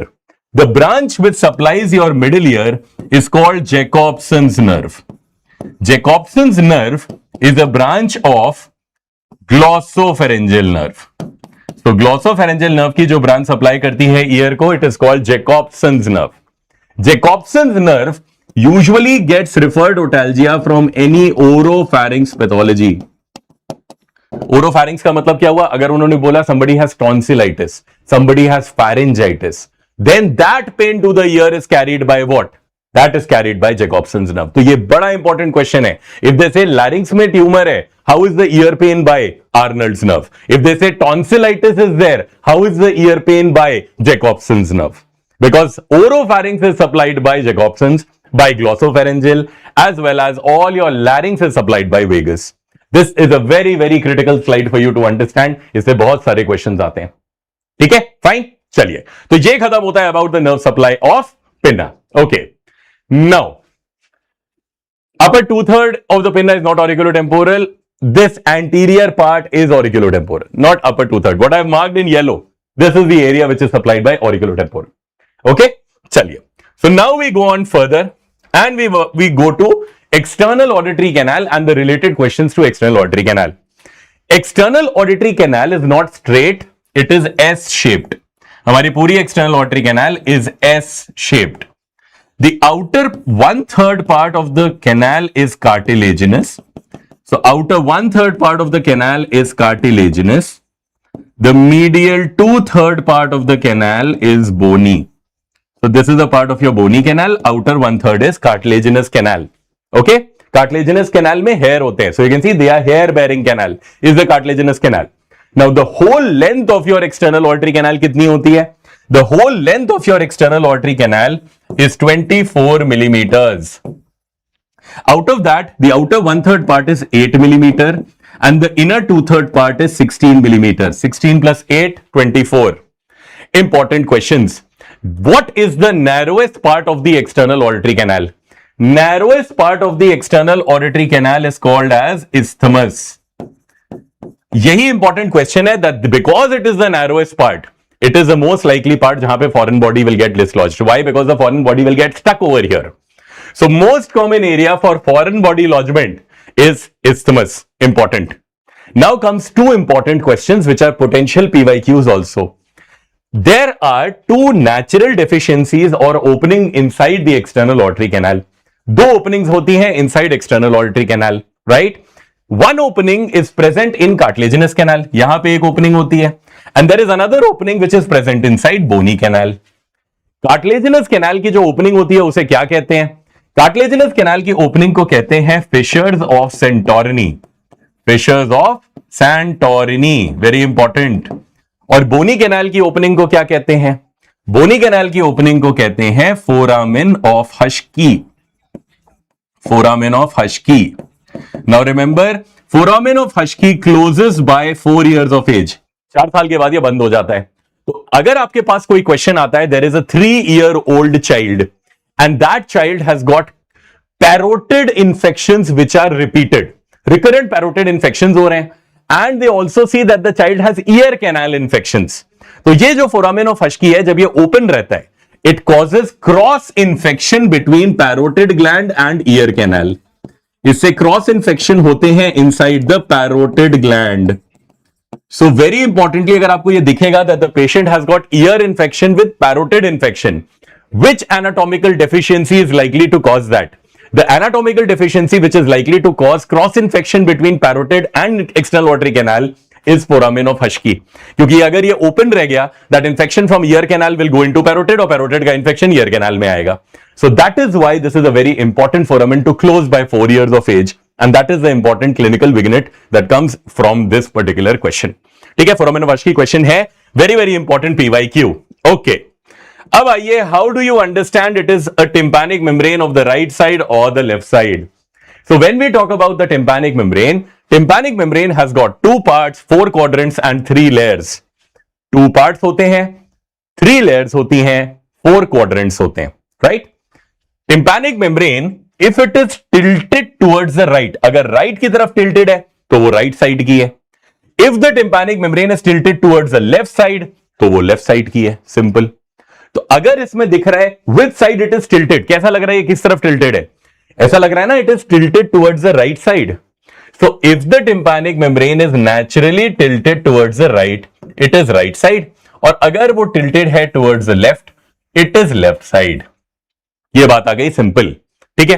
Now the side towards which it is tilted, अगर ये इस तरफ tilted है तो ये वाला साइड क्या होगा? The side towards which it is tilted, ये साइड होगा एंटीरियर, पीछे वाला posterior. The same way if the tympanic membrane is tilted towards me, this side will be anterior and this side will be posterior. This is how you identify which side tympanic membrane is there. Tympanic membrane has got 2 parts, 4 quadrant, 3 layers. 2 parts means the larger part of the tympanic membrane is called as pars tensa and the upper part is called as pars flaccida. इसे कहते हैं pars flaccida और नीचे वाले part को कहते हैं pars tensa.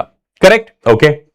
Now there is one ossicle which attaches to the midpoint of pars tensa. एक ossicle होती है, क्या ये ossicle दिख रही है? The ossicle जो attach हो रही है to the midpoint of pars tensa, इस ossicle को we call this ossicle as malleus. Right? Malleus attaches to the pars tensa. The point of attachment of malleus to the pars tensa, जहां पे attach हो रही है pars tensa में, this point is called as umbo.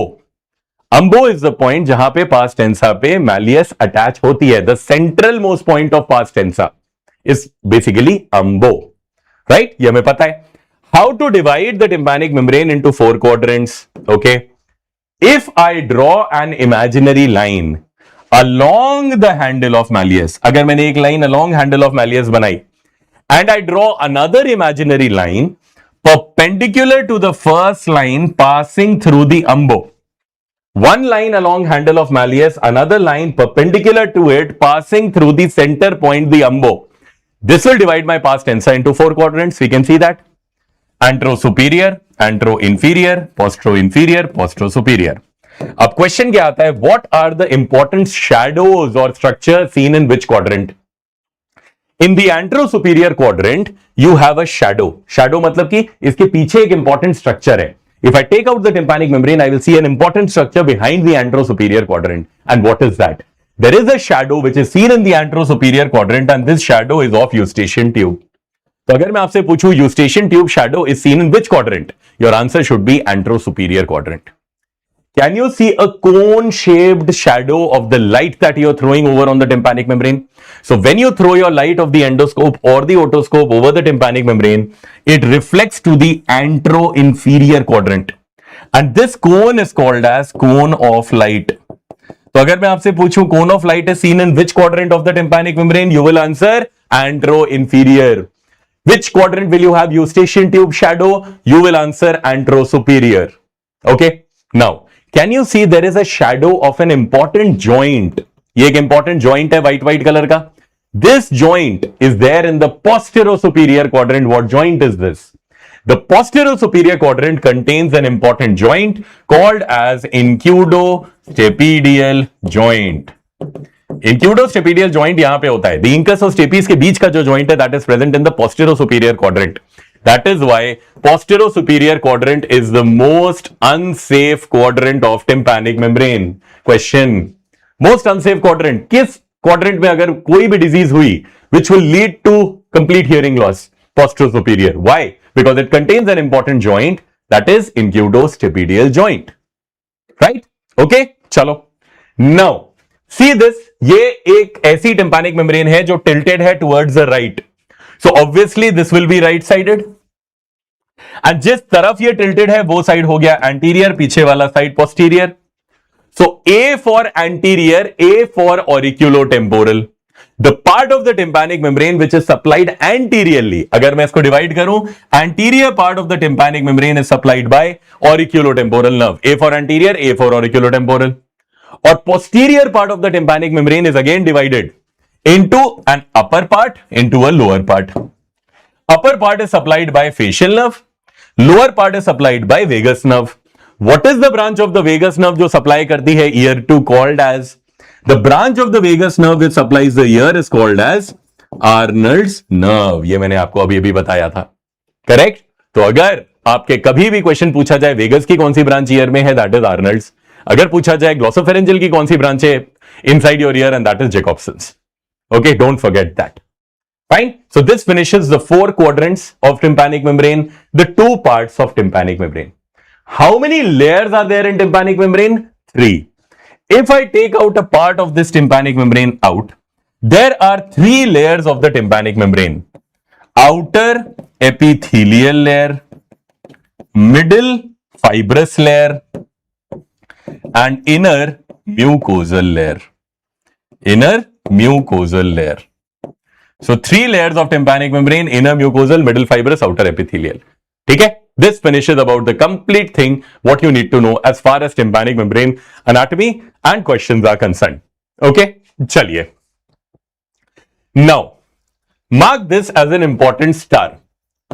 एक space होती है middle ear में, and that space is called as Prusac space. Question आता है, what are the boundaries of Prusac space? So first of all, Prusac space से जो direct question आया है वो ये है that what is the most common site for primary acquired cholesteatoma? We'll come into primary acquired cholesteatoma in some time. जहां पे diagram फिर से दिखाऊंगा. So the most common site of primary acquired cholesteatoma. Most common site of primary acquired cholesteatoma. Mark this as a star question. This is very, very important. This is called as Prusac space. अब question ये है कि Prussak space होती क्या है? What is the Prussak space and what are the boundaries? तो क्या हमें ये दिख रहा है? This is our tympanic membrane, right? You can see हमारी ये ऑसिकल है जो अटैच हो रही है, and this ossicle which attaches to the tympanic membrane, इसे हम क्या कहते हैं? We call this as malleus. Malleus attaches to the mid point of past tense. हमने देखा भी था, right? So this is a lateral view जिसमें हमें दिख रहा है middle ear. This is our tympanic membrane and this is our external auditory canal, right? Tympanic membrane has got 2 parts. An upper part which is called as pars flaccida, जो मैंने बनाया है in red color, and a lower part which is called as pars tensa, जो मैंने बनाया blue color में. So the lower part is pars tensa and upper part red वाला is pars flaccida. ठीक है? अब देखो, if I am making this Prusac space, ये जहां पे मैंने ये छोटा सा ये डॉट बनाया है, this dot is called as the Prusac space. अब इसकी बाउंड्री क्या है? What are the boundaries of this Prusac space? Let's see that one by one. Can you see this malleus? Right? तो ये head of malleus है, and this is the neck of malleus. Can you see that? I'll take a different color. This is the head of malleus. This is the neck of malleus. ठीक है? ये जो part projected है of the malleus outwards, this is called as lateral process of malleus. This is called lateral process of malleus. Okay. Now, there is an important ligament which attaches the neck of malleus to the outer bony wall. Can you see this? This is the bony wall. And what is attaching this to the neck of malleus? इस ligament को कहते हैं lateral malleal ligament. क्योंकि ये laterally जा रहा है, malleus को link कर रहा है to the bones. So it is called as lateral malleal ligament. अब मुझे बताओ इस डॉट की क्या बाउंड्रीज होंगी, which is a question for you. ये जो डॉट है इसके ऊपर एक lateral है, इसके नीचे एक lateral है. There is a lateral above the dot, there is a lateral below the dot. So what is that? This Prusac space is bounded superiorly by lateral malleal ligament, inferiorly by lateral process of malleus, दोनों laterals के बीच में है. So this you can remember, this space is between the two laterals. Then comes in front, or basically anteriorly it has pars flaccida, and posteriorly it has neck of malleus. These are the boundaries of Prosac space. अभी इसको देखो. Can you see this dot? Above this dot is this ligament, lateral malleal ligament. Below this dot is this process, lateral process of malleus. In front of this dot is this red membrane, that is pars flaccida, and behind this is the neck of malleus. This is called as Prosac space. Very nice. Already Vicky has answered, Pearl has answered in epitympanum, correct. So this is the most common site for primary acquired cholesteatoma, both of the boundaries, and this is a question for you in your previous exams. ठीक है, very very important, बहुत critically important ये question है. चले चलो, तो ये हो गई हमारी कहानी about what exactly you need from Prussak space. अब आ जाओ important pointers that you require for mastoid. What are the important mastoid related questions that will come in your paper? Okay, so देखो, this is a mastoid which is opened up for a patient. ये एक patient है जो लेटा हुआ है and the patient has got an open mastoidectomy done. So now I'm going to tell you again the questions. Let's say you are seeing my mastoid. Let's say you are seeing my mastoid. तो मैं क्या कर रहा हूं? I have lied down. मैं late गया हूं. तो लेटा जब मैं, when I lied down, जब मैं लेटा आप मेरी सर्जरी कर रहे हो. So when I'm lying down, you are doing my surgery. So this part is superior, this part is inferior, this part is anterior, this part is posterior. When I lie down, आप मेरी surgery पीछे से करेंगे तो ऐसा कुछ आएगा. Right? This is superior, this is inferior, this is anterior, this is posterior. Fine. Now see what are the basic limits of mastoidectomy. जब हम mastoidectomy करते हैं, so what all we see inside the mastoid, we need to identify those things, right?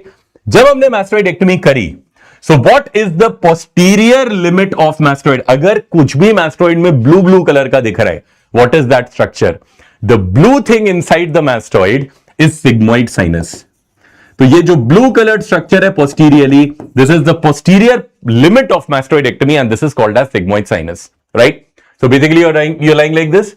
तो मेरी posterior limit पीछे there is a sinus which is called as sigmoid sinus, correct? Superior. If this is my mastoid, if I keep drilling upper, where will I reach? I'll reach inside into the brain. So my superior limit of mastoid is dura. Now the first question. The angle between the dura and the sigmoid. This angle I can call this as sinodural angle. Sino matlab sinus and dura matlab dural. So what is this angle called as? Sinodural angle is also called as Sitteley's angle. This is also called as Sitteley's angle. That is your first question. Okay? Now, when we do mastoidectomy, what is the largest air cell of mastoid? Largest air cell of mastoid is called as mastoid antrum. Mastoid antrum is the largest air cell of mastoid. That is the first question. Now coming to the second question. What happens is when you do mastoidectomy, तो यहां पे important कुछ important semicircular canals आती हैं. There are important semicircular canals which are present inside the mastoid, right? So when we keep drilling, we will see these semicircular canals coming up, right? Can you see one canal is standing vertically ऐसे? And one canal is like this. तो ये कौन सी canal है? Very important. Any canal when you see a mastoid which is vertical, this is lateral semicircular canal. And any canal if you see horizontal, this is posterior semicircular canal. Now you will ask me, why is lateral canal looking like vertical? Why is posterior canal looking horizontal? Right? तो simple चीज क्या है? Your lateral canal is like this. It is coming outwards, right? Lateral canal is coming outwards. तो अगर मैं late गया, if I lie down, how will this canal become? This canal will become सीधा. It will become vertical. So if I lie down, this is my lying down picture, this canal will appear vertical. That is first point. Now my second canal is what? Posterior. Posterior पीछे होती है. It is like this. If I lie down, this canal will become a little horizontal. That's why posterior canal is always seen horizontally and lateral canal is always seen vertically when you do a mastoidectomy. That's your important point. Okay? Another important point.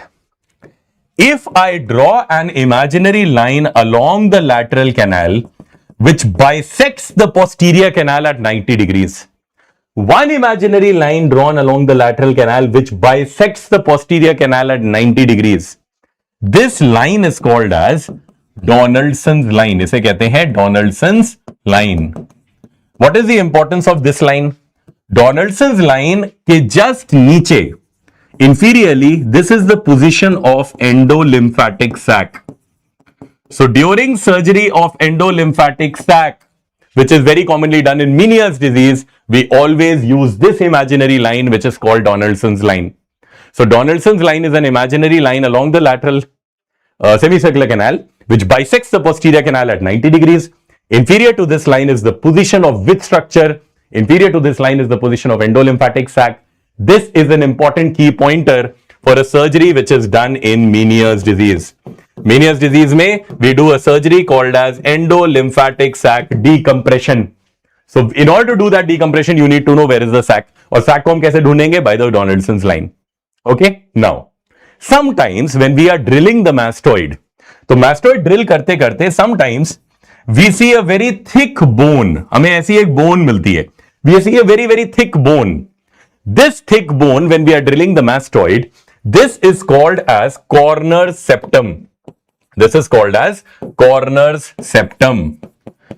What is corner's septum? Question. Corner's septum is persistent petrosquamous suture.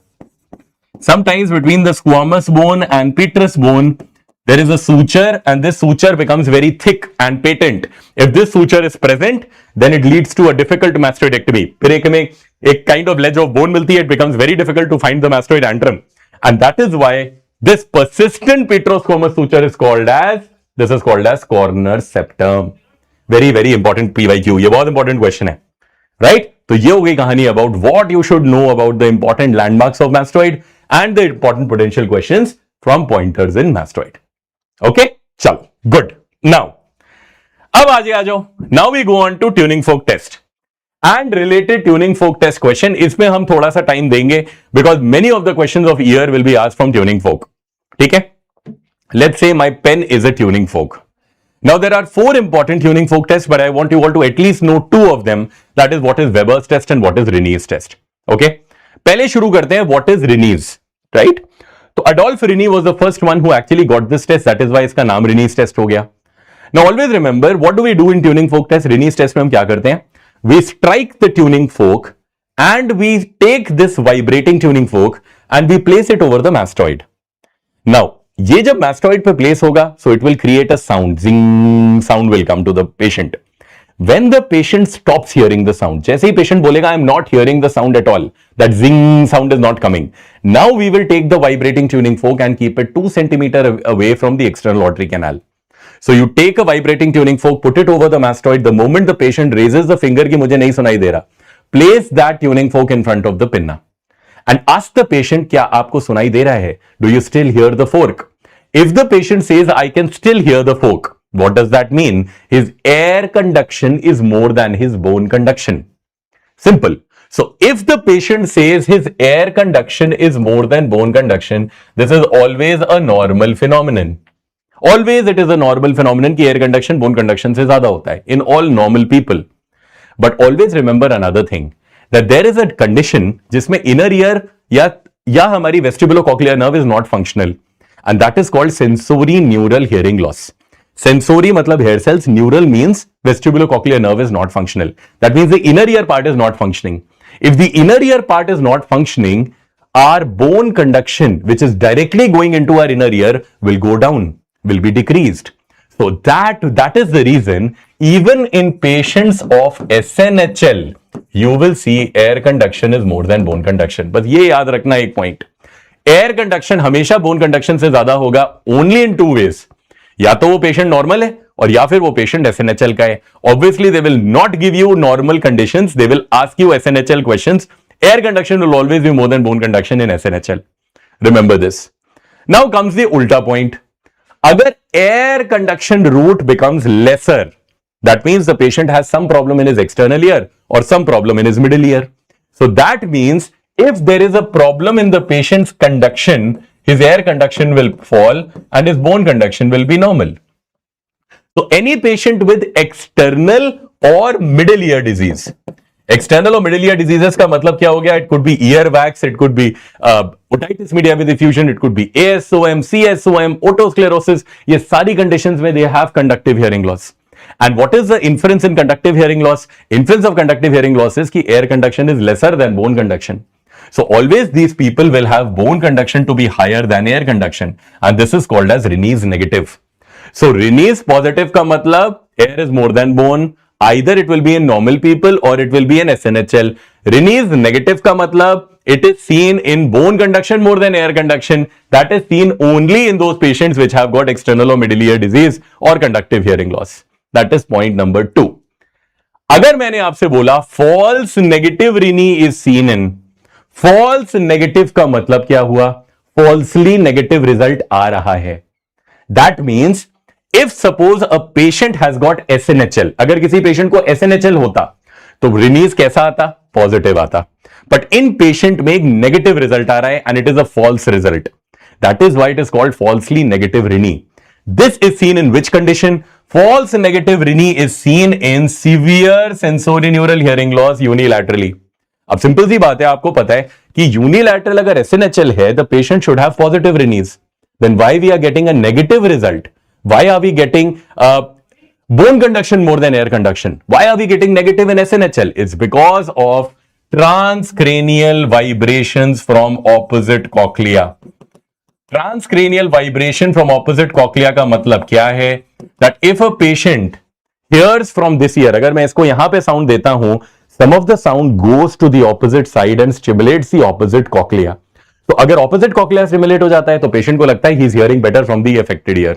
And that is why you get a falsely negative result. So this is something which is called as transferring of sound to the opposite cochlea or transcranial transmission of sound to the opposite cochlea. That's why false negative Rene is seen in unilateral severe SNHL. ठीक है? Okay. So अगर मैंने आपको बोला positive Rene है, that means SNHL की बात हो रही है. अगर मैंने बोला नेगेटिव Rene है, that means we are talking about conductive hearing loss. इतनी हमने बातें करी हैं, right? What is Weber's test? Weber's का मतलब है that we only test bone conduction. What happens in Weber's test?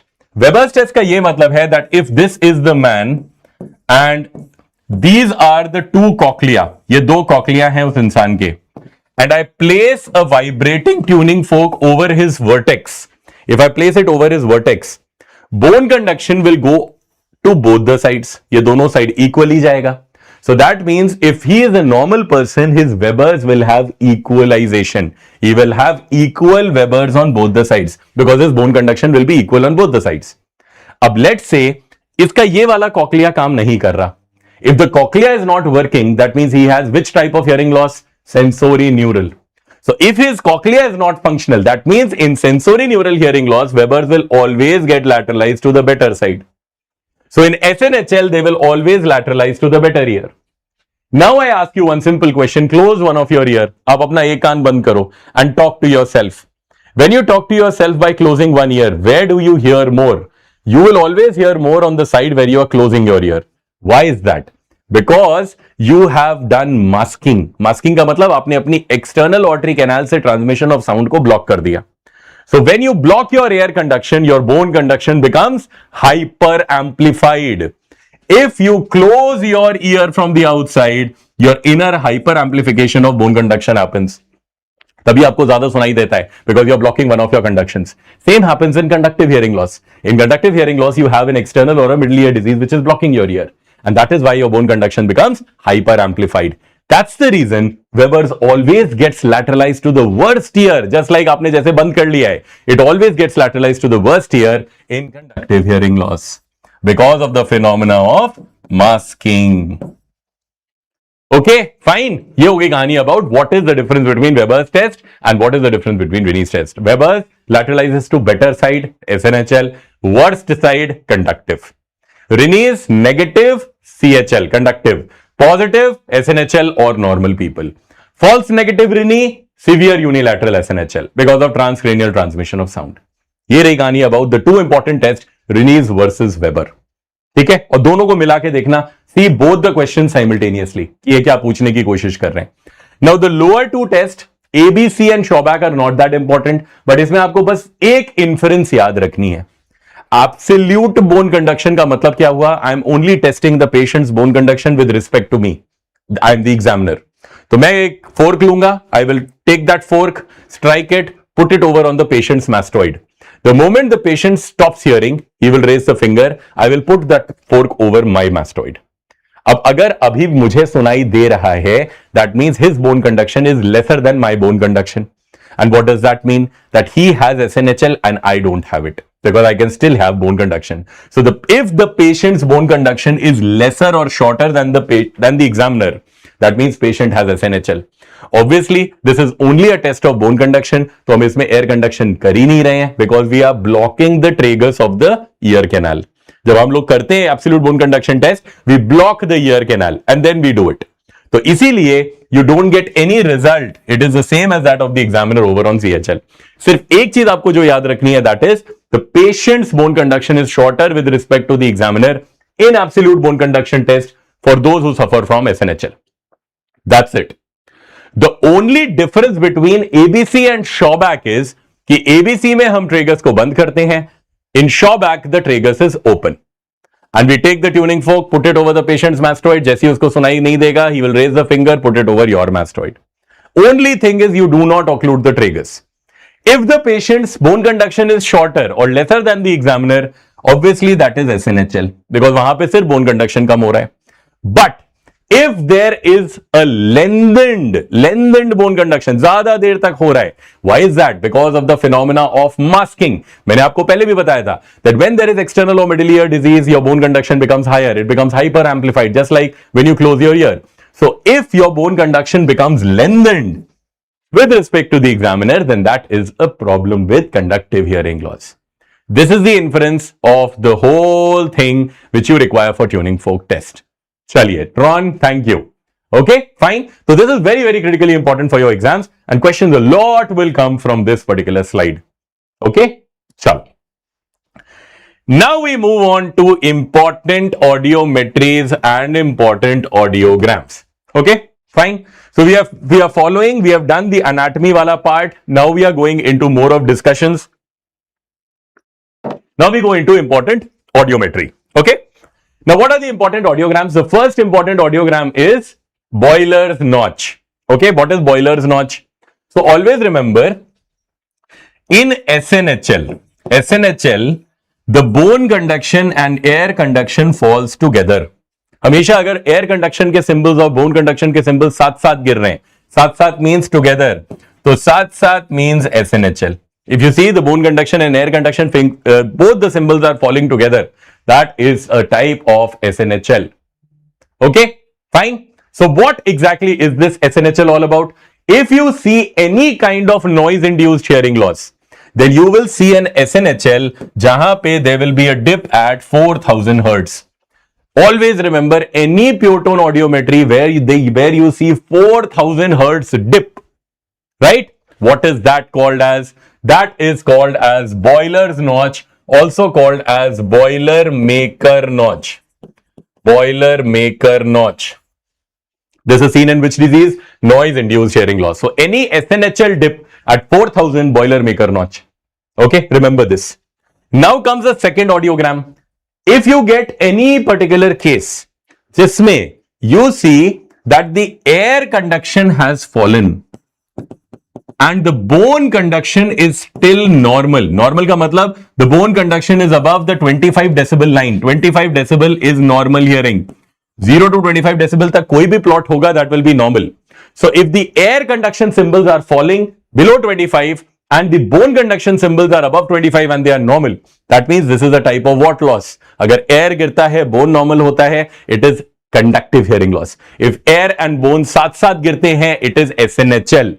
So here you can see air conduction falling, bone conduction is normal. Bone conduction कैसे पता चलेगा? All the broken line, अगर आपको कोई भी symbol broken नजर आ रहा है, broken line से bone conduction, B for broken, B for bone. all the solid line symbols are air conduction symbols. Okay. Now, what do you see over here? You see that air conduction is falling, bone conduction is above 25. So you see that this is a type of conductive hearing loss. Now, what else do you see? You see that the bone conduction has got a dip at 2000 hertz. Bone conduction dip at 2000 hertz. This is classically called as Carhart's notch seen in otosclerosis. This is a notch which is seen only in bone conduction, not in air conduction. In SNHL, we see both the air and bone together, and that is at 4000 hertz. That's the difference. Okay. A question is, why? Why do you have a 2000 hertz dip in bone conduction? This is because the ossicular vibration frequency of cochlea, of stapes, ossicular vibration frequency of stapes is maximum at 2000 hertz. And you know कि otosclerosis में क्या होता है? Otosclerosis में the stapes foot plate becomes fixed. So if it becomes fixed, what will happen? It will not move, and it will not move. तो क्या होगा? There will be a 2000 hertz dip in bone conduction. Okay, ossicular vibration frequency of stapes at 2000 hertz. Direct question है. This is what they have asked. Okay, fine. चलो. So this is what exactly they mean from noise-induced hearing loss में Boilermaker compared to Carhart's notch. Okay. Now you see the third audiogram. Whenever you see any audiogram that is rising, ये देखो चढ़ता हुआ audiogram है, तो ये कैसे पता चलेगा? I already told you that see all the broken lines, broken means bone conduction है, and all the solid lines, that is air conduction. Now see the 25 decibel line. Both the air and the bone conduction lines are together and they are below 25. If air conduction is below 25, bone conduction is below 25, they are sat and it is called as SNHL. S for SNHL, S for sat. I told you. Both the air and bone are together and they are below the 25 decibel line. Now what does that mean? That means this is a type of SNHL. But this SNHL is at lower frequencies. If you see, these are the lower frequencies, 125 to 1K hertz. But at higher frequencies, this curve is rising. So if you see a low frequency SNHL, अगर उन्होंने बोला low frequency SNHL and at higher frequencies you find a rising curve. What does this mean? This means this is a case of Meniere's disease. Always remember, Meniere's में the graph goes up at higher frequencies. Now my question is, why does that happen? ऐसा क्यों होता है? So you know in Meniere's disease there is inner hair cell which start dying. Inner hair cell. Meniere's disease में there are symptoms which is called as vertigo with deafness. So Meniere's is one of those diseases जिसमें बहुत vertigo होता है. And there is severe deafness, SNHL. So what happens in such cases is that when these cases start having hair cells, तो इनके hair cell ना मरने लगते हैं. They start dying. The hair cells in Meniere's disease start dying. So obviously what will happen if half of the cells are dead? What will happen with the remaining cells? The remaining cells will start acting double in order to compensate the function of the lost cells.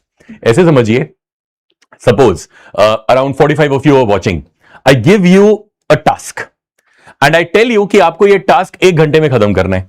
This marathon has to be finished in 1 hour. So you all will work towards, you will double, you will triple your work in order to finish that marathon. But what will happen?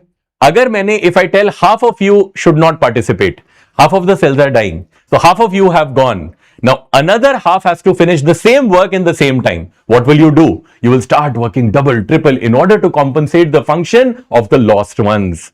This phenomena in Meniere's disease is called as recruitment.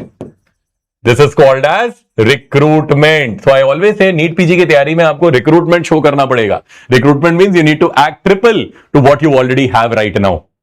Right आप सनी देओल का एक dialogue है ना कि मैं एक के एक नहीं, मैं 4 के बराबर हूं, तो आप एक 4 के बराबर हैं इस समय when you are getting recruited, and that is the point of time because suddenly these hair cells are going to work triple to what they are. Suddenly your hearing will become very, very high.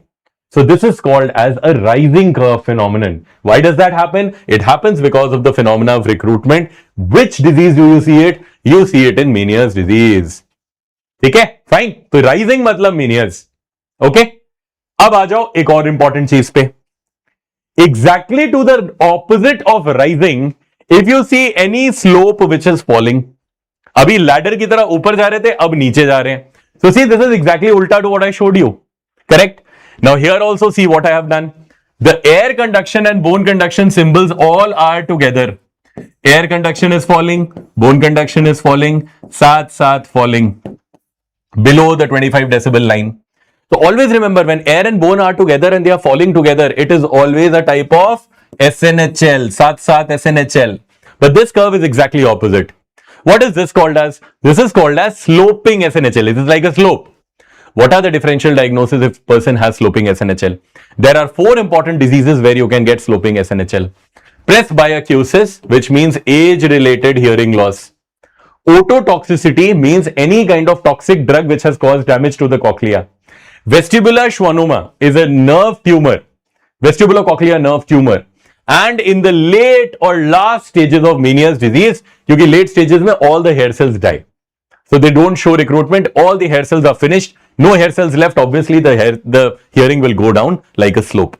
So 4 important diagnoses. अब देखो मैं आपको question देता हूं, how do these questions come? They will give you this kind of a sloping SNHL का graph. They will say that this person is a 72-year-old male who has progressive hearing loss. And he has come to you with this particular Pyoton audiometry. What is the likely diagnosis? So 72-year-old में ये graph means the answer is presbyaciosis. Second, a patient is, let's say, admitted in the ICU and that patient has got sepsis. And for sepsis, that patient has been undergoing amikacin treatment. So amikacin is a drug. And अगर उन्होंने बोला that patient also has sloping SNHL, so answer obviously would be ototoxicity. अगर उन्होंने ये बोला आपको that patient is a young male who has come with vertigo, deafness, tinnitus, oral fullness. Oral fullness means VDTA. Vertigo, deafness, tinnitus, oral fullness. Answer is Meniere's disease. VDTA, इसी order में. Answer is Meniere's with a sloping SNHL. If they tell you that there is a patient who has come with symptoms of hearing loss with roaring tinnitus. Roaring tinnitus का मतलब that he has got a very loud sound coming from one of his ear unilaterally. So this is always, remember, vestibular schwannoma.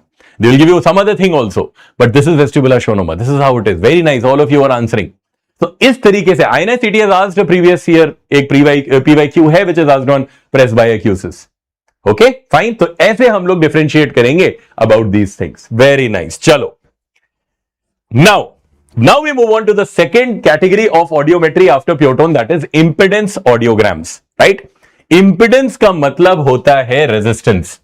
So now we move on to impedance audiograms and impedance का मतलब होता है resistance. Simple. Okay. So impedance audiometry का क्या मतलब है that you have got 2 graphs. Okay. We basically plot a graph against 2 curves. On one side we have got compliance. On the other side we have got pressure. So what is the 2 functions of the middle ear? Compliance and pressure. Compliance and pressure का मतलब क्या होता है? There is a certain pressure which is there in your middle ear. Compliance means the ease of mobility of tympanic membrane. When the sound strikes the tympanic membrane, how easily it is moving. That is called as compliance. If it is too much mobile, it is hypercompliant. If it is very stiff and less mobile, it is hypocompliant. So compliance means the ease of mobility of the tympanic membrane. Okay. Now let's say this is 0 point pressure, this is plus 200 plus side और ये हो गया minus 200. Okay. Now, any patient who has got normal pressure, normal compliance, this is called A curve. A curve means normal pressure to normal compliance. Okay. A curve. ये normal लोगों में दिखती है. Now let me come to the second thought. Second thought means, let's say this is the tympanic membrane, this is malleus, incus, and this is stapes. And stapes के ऊपर there are chalky deposits. Chalky deposits over the stapes को क्या कहते हैं? We call this condition as otosclerosis. अब obvious सी बात है, if there is otosclerosis over here, when sound will strike the tympanic membrane, will the tympanic membrane move properly? No, because there is stiffness behind it. ये fixed है stapes. So if the stapes is fixed behind, tympanic membrane compliance will reduce. Reduced compliance, but pressure is normal. This is called AS curve. AS, S stands for, याद रखना है, sclerosis. So S for sclerosis means otosclerosis. So AS curve means that the compliance is less, pressure is normal, and this is seen in which audiogram? This is seen in cases of otosclerosis. Okay, fine. Chalo. Now we get on to the next one. There is another patient and इस patient को क्या हुआ? He does not have any otosclerosis. इसकी बिल्कुल ठीक है, ossicles are fine, but he underwent some kind of a road traffic accident और इसकी malleus और incus अलग हो गई. His malleus and incus are broken. So if his malleus and incus are broken, is there any continuity of these ossicles? No. So what will happen? Now the tympanic membrane has become very loose. So now because his malleus and incus are not in continuity, so when this particular sound will come, his malleus incus are not continuous and this is become hyper compliant क्योंकि अब ये बहुत lax हो गई है, loose हो गई है. So what is this called as? This curve is called as a D curve. AD, D you can remember, discontinuity of ossicles. Discontinuity of ossicles, AD, D for discontinuity. Okay, और ये basic सी चीज क्या बनाती है? Hyper compliant normal pressure curve called as AD curve. Very nice, all of you are answering, great. इससे कई question आते हैं. Now comes the next question. Next question means that let's say patient के problem middle ear में कुछ नहीं है. The middle ear is normal but his Eustachian tube is blocked. If the Eustachian tube is blocked there will be negative pressure inside the middle year. So that means if the eustachian tube is closed, the patient will have the same compliance but at a negative side. This is called as a negative pressure curve called as C curve. C you can remember, closed eustachian tube. Closed eustachian tube, C for C. C curve, closed eustachian tube. Okay, fine. Now comes the last part. If there is a perforation in the tympanic membrane or if there is fluid behind the tympanic membrane, तो अगर fluid होगा behind the tympanic membrane, it will become very stiff. If there is a perforation over the tympanic membrane, all the sound that you are giving will go through the tympanic membrane, it will not move. So if there is fluid or if there is a fata hua eardrum or a perforation, you will get a flat curve. Flat curve means B curve. And B curve means F for flat, F for fluid. Fluid means otitis media with effusion. And fata hua eardrums, that means perforation.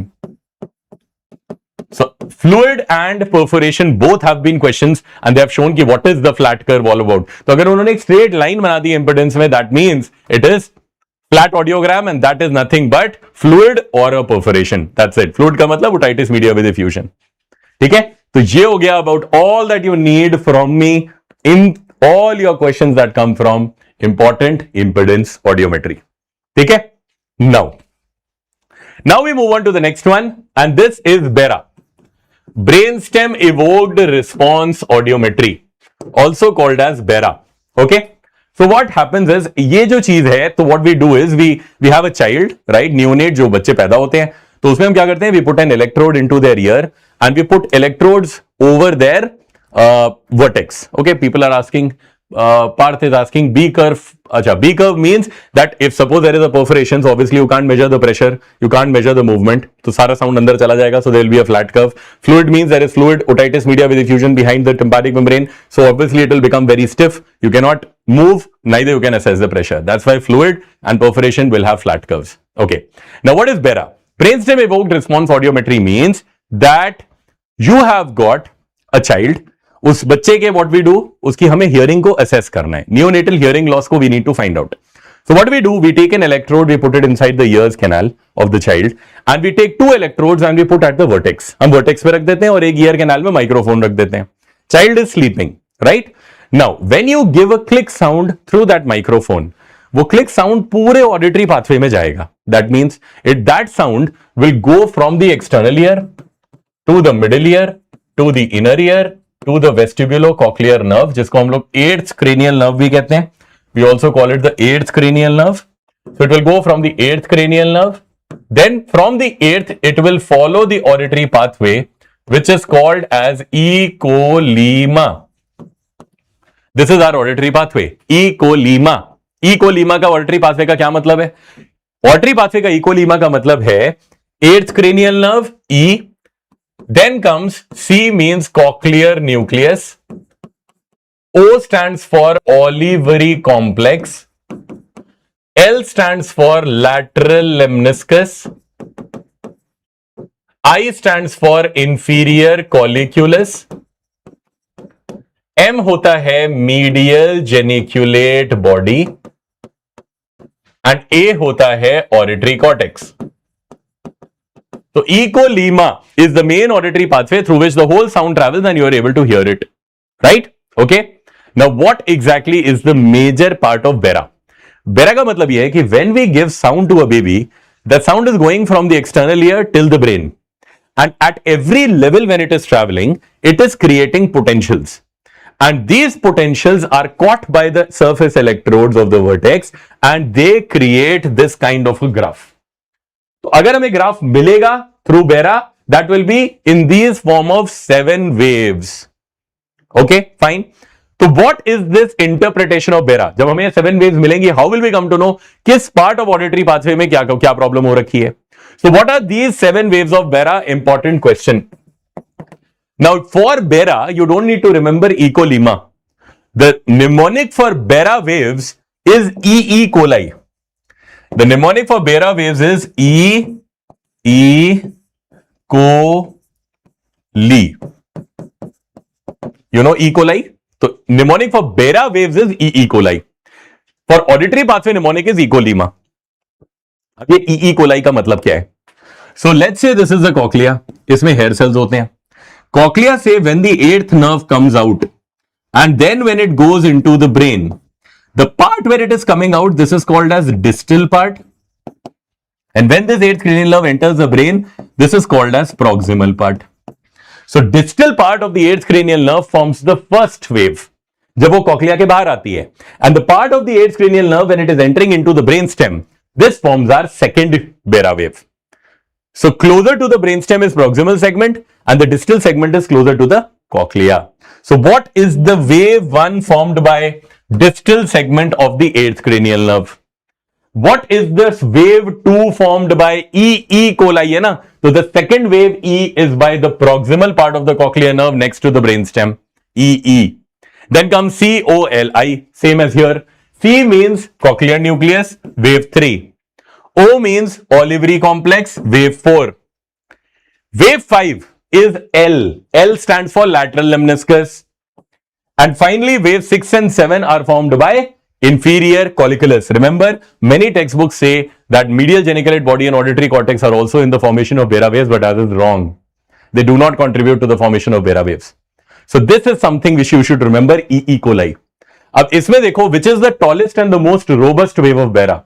Obviously, ये सबसे ऊंची दिख रही है. So what is this wave? This is wave 5. Wave 5 is the most tallest and the most robust and consistent wave of Bera. Question. Okay, this is the question. Most robust and consistent wave of Bera is from wave 5. What is wave 5 from? From lateral lemniscus. Okay, fine. अब मैं बताता हूं Bera से related question क्या आते हैं. If they ask you what is the best screening method for neonatal hearing loss, best screening tool for neonatal hearing loss is Bera. It's Bera. Okay. Now, only 2 things you need to remember as far as Bera questions are concerned. If they say that all the waves of Bera are formed, सारी Bera की waves बन रही हैं, but the time taken for wave 1 is delayed. ये देखो, ये time है ना मिली सेकेंड्स में. That means wave 1 is forming at a later stage. सारी बन रही हैं, but this wave 1 is forming after a little longer time. So if the latency period of the wave 1 is increased, latency means the time of formation for the wave 1 is increased, where is the lesion going to be? If this is forming late, wave 1 is forming late, where is the lesion? In which segment of the ear is the lesion? Answer will be cochlea. क्योंकि just इसके पहले cochlea है. So if there is any lesion in the cochlea, obviously the sound will travel a little later. And that is why you will get a later type of wave 1. So पहला important question of Bera जो इन लोगों ने पूछा है, that if there is increased wave 1 latency, where is the lesion in which part of the lesion is present? The lesion is in cochlea. Remember that. That's your first question. Now let's come to the second question. They will say that the wave 1 is formed, the wave 5 is formed, but the time taken between wave 1 to wave 5 is very large. It is a long latency between wave 1 to wave 5. If there is increased in latency between wave 1 to wave 5, in which condition will you see this? Vestibular schwannoma. अब खुद सोचो, if I keep a tumor over here, it will take a long time for the sound to get transmitted into the fifth segment. So if I say wave 1 bani, but wave 5 happens to be very slow, बहुत देर में आई. So if there is an increase in latency between 1 to 5, that means the answer is vestibular schwannoma. If I say wave 1 latency is later, wave 1 बहुत देर में बन रही है, it is very slowly forming, then where is the lesion? The lesion is proximal to it and it is in the cochlea. These are the two questions which they have asked from Vera. Nothing else, nothing more. That's it. And what are the waves corresponding to which part? That is also an important question. Okay, fine. So ये हो गया आपका related questions from two important audiometrical analysis. What is Vera and what is PTA? Any particular question till now? कोई है तो please ask. Okay. So अब हम लोगों ने मुश्किल part खत्म कर लिया. We have done the difficult part. And now we are going to move into the diseases of external ear, middle ear and inner ear. और फिर हम ear wrap up करेंगे. And then finally after that we'll move into a small break and then into nose. चलिए, तो अब मैं start करता हूं about the diseases part of ear. And we are going to start off by the diseases of external ear. This first question is itself your last FMGE question. Last FMGE paper में ये question आया था. This was the same figure that was given over in the FMGE paper. Okay? So, what is this particular condition? Whenever in the external ear you see anything black and white, तो कोई भी चीज जो black and white है, always remember they are talking about fungus. Fungus means Otomycosis. Okay? Now, the most common cause of Otomycosis is Aspergillus niger. Niger means black colored colonies.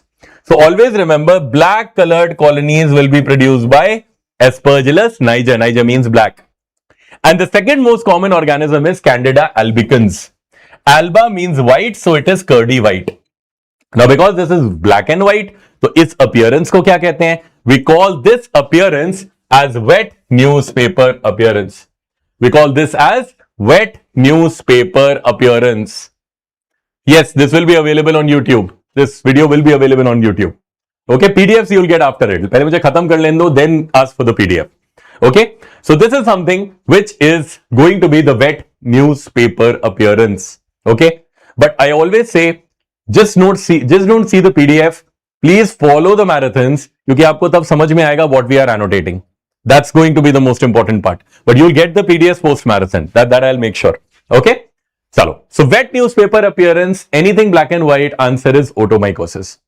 अब आपको याद होगा, आप before some time you saw Justin Bieber online आए थे. Justin Bieber came online and he actually saw all his fans and his fans were actually concerned because he showed that he has got one side facial paralysis and he had an extremely painful pinna क्योंकि pinna के ऊपर बहुत सारे blisters थे.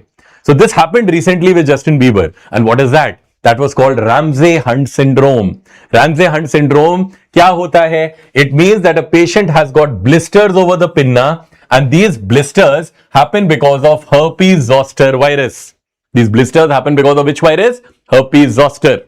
Now this particular blisters are extremely painful. They are very, very painful. So patient will have otalgia, patient will have blisters and patient will have facial palsy.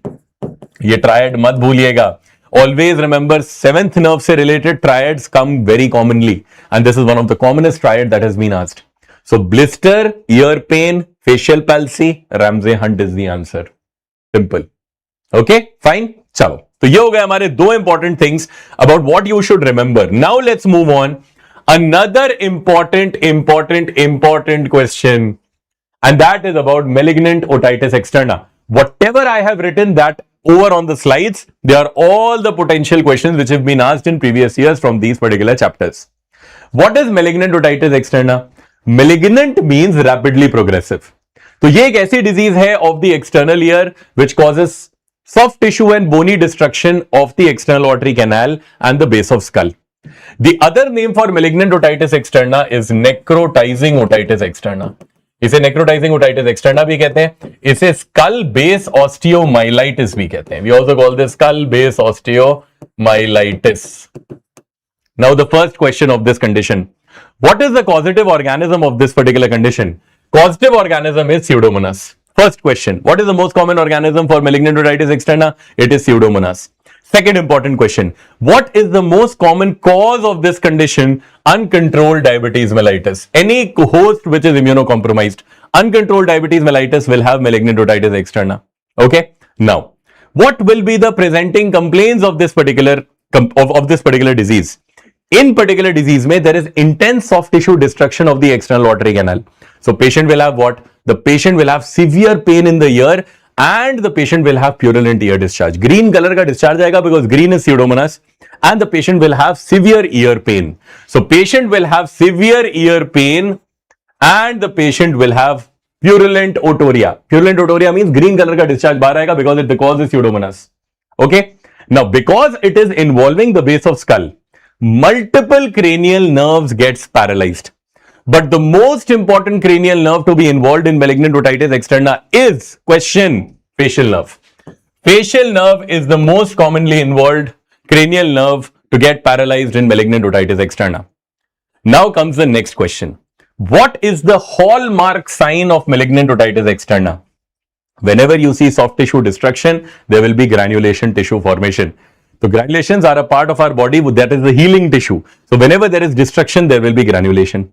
So the hallmark sign is that you will see granulations present inside the external auditory canal. These are granulations inside the external auditory canal. Okay, so this is the hallmark sign or the hallmark feature of this disease. Extremely important question. Okay, now comes the next one. If I ask you, what is the investigation of choice for this condition? Investigation of choice means what? जब bone को destroy होते देखना है, this is called as osteomyelitis. Osteo means bone, myelitis means bone marrow, they get inflamed and destroy. So this is a type of osteomyelitis means what? You need to see bone destruction. So in order to see bone destruction, you need a bone scan. और bone scan कौन सा होता है? Technetium 99 bone scan. So Technetium 99 bone scan is used to see bone destruction in malignant otitis externa, and this becomes the investigation of choice. If I ask you, what is the investigation of choice for follow-up of these cases? तो अगर मैंने बोला investigation of choice first, Technetium 99, follow-up पे Gallium 67 scan. Two scans. Follow-up scan is Gallium 67, but the first scan that you will do for bone destruction, that is Technetium 99 bone scan. Okay? Now comes, what are the important parameters, laboratory parameters that you will do in order to assess if the patient is becoming better or not? So there are two important parameters, ESR and CRP levels. These are inflammatory markers. So obviously, if the infection is going down, ESR, CRP will go down. If the infection is going up, ESR, CRP will go up. So that is the reason, follow-up pay, we do two things, Gallium 67 scans and ESR and CRP levels. If the gallium uptake is lesser, that means the patient is becoming better with treatment. If the ESR and CRP is decreasing, that means the patient is getting better. If not, ulta means the patient is having higher infections. What is the treatment of choice for this disorder? Treatment of choice is ciprofloxacin. Always remember, ciprofloxacin loves Pseudomonas. What is ciprofloxacin? Ciprofloxacin is a fluoroquinolone. It is a DNA gyrase and a topoisomerase 4 inhibitor. Pharma. So topoisomerase 4 and DNA gyrase are important enzymes that you require for DNA replication. तो अगर इनको ये replicate नहीं होने दे रहा है and it is causing less DNA replication, obviously the Pseudomonas growth is going down. So what is the treatment of choice? The treatment of choice is ciprofloxacin. Very, very important.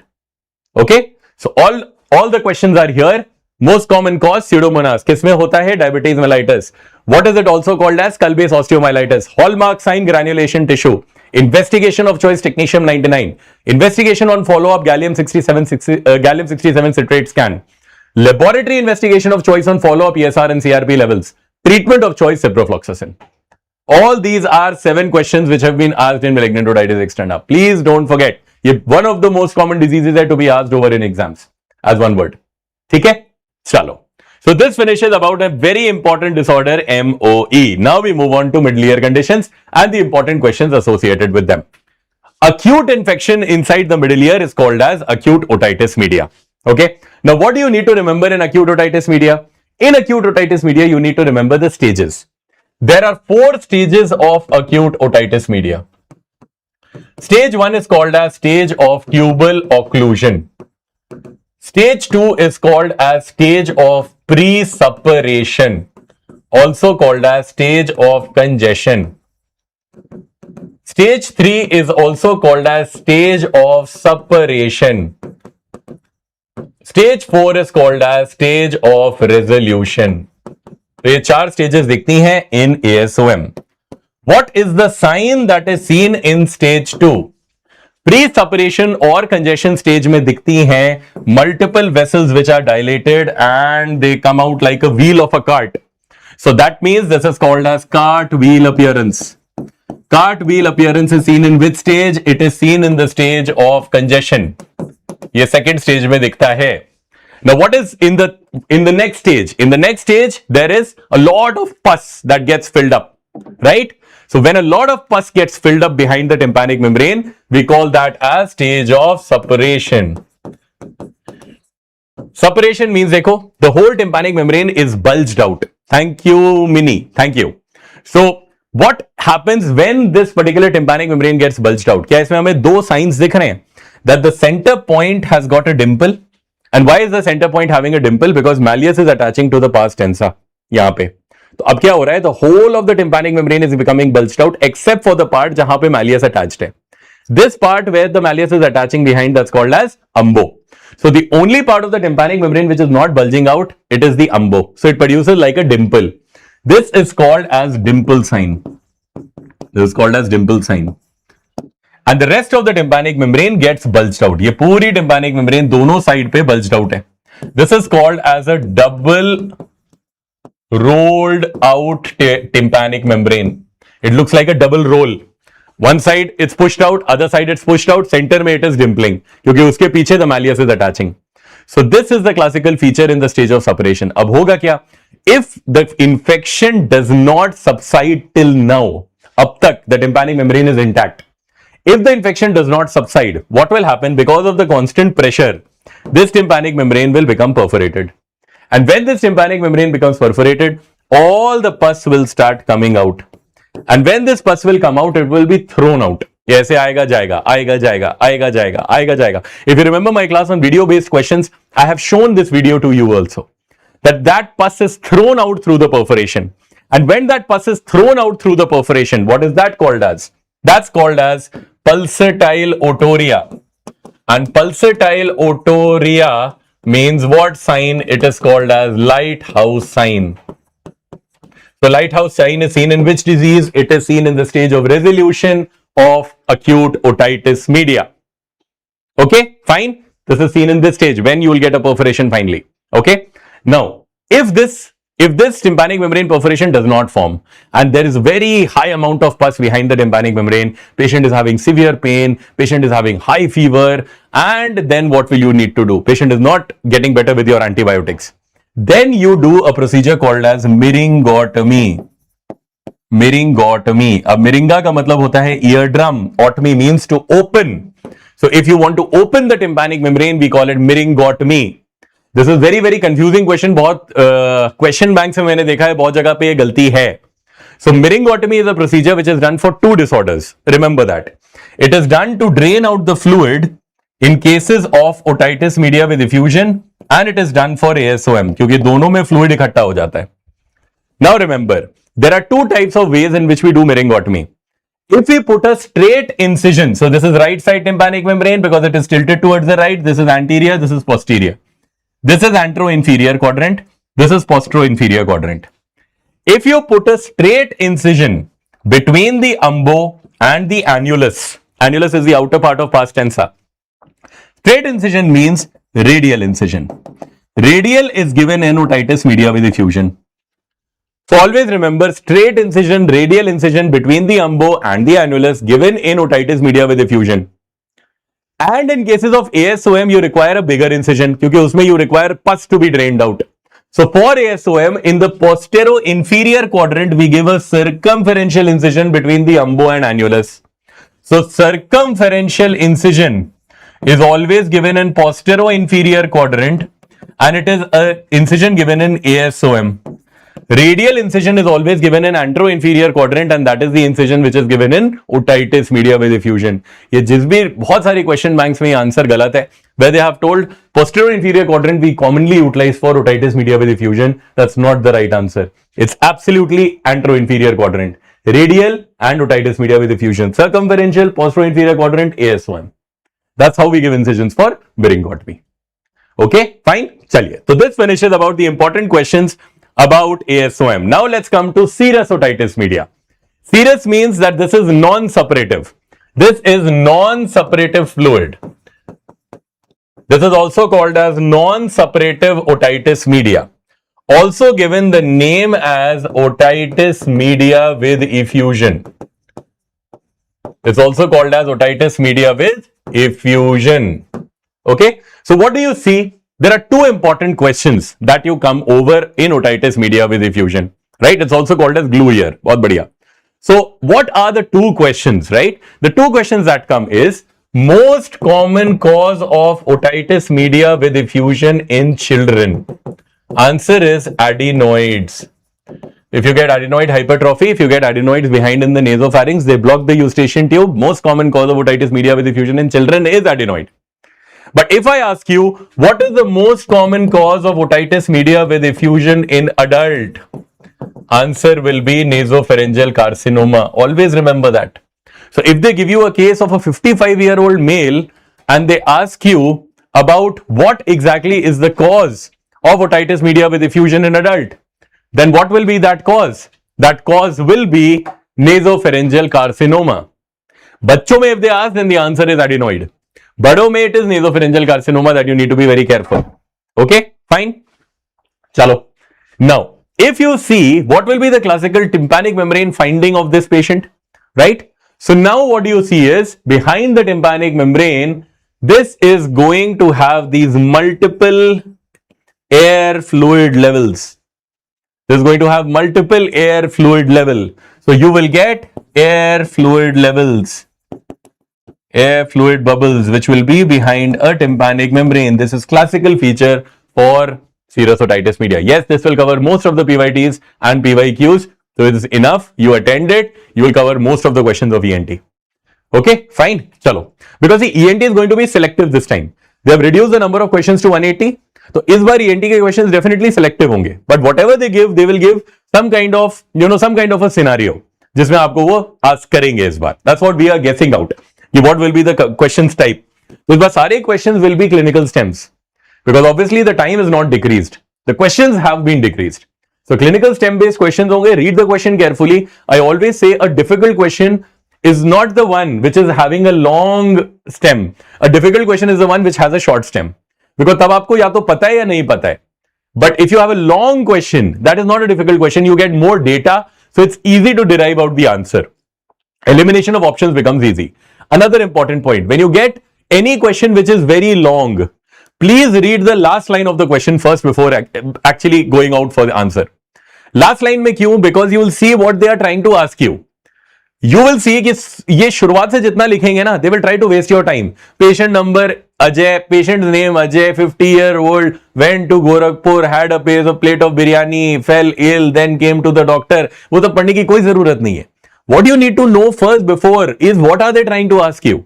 Maybe they have given a figure and in the figure they have given an image. In that they have given a finding. हो सकता है figure से ही आपको answer पता चल जाए. And they are asking you the management. You don't need to read the whole saga that they have written. So please read the last line in all clinical stems before you go and attempt it, and then try to catch out the catchy words, buzzwords, and then come out to the diagnosis. If you don't get it in one go, mark it if you think. If you don't think, leave and go to the next one. But don't ponder a lot on very long questions and वहां पे time waste हो 5-6 minute का. This has to be very, very important. And when you're getting segments and वो उन segments में आपको 42 minutes का time zone आपके दिमाग में fit होना चाहिए कि मुझे इसके अंदर करके ही खत्म करना है. राइट नहीं तो मेरे आंसर्स छूट जाएंगे. So that is why don't bother about कि क्या चीजें चल रही हैं. Read the last line first. क्या पूछ रहे हैं, go behind the question then. ठीक है, चलो. So this is what you do in myringotomy, मतलब इन otitis media with effusion. And how do you do myringotomy? I've already told you. These are the potential questions that have come over in serous otitis media. Okay, चलिए आगे बढ़ते हैं. Now we come to atticoantral disease or cholesteatoma related questions. Very, very important. Or we also call it the unsafe ear. Right? So ye kya hai? What is this unsafe ear? And what are these cholesteatoma related questions? Let's go one by one and understand. So cholesteatoma is of three types.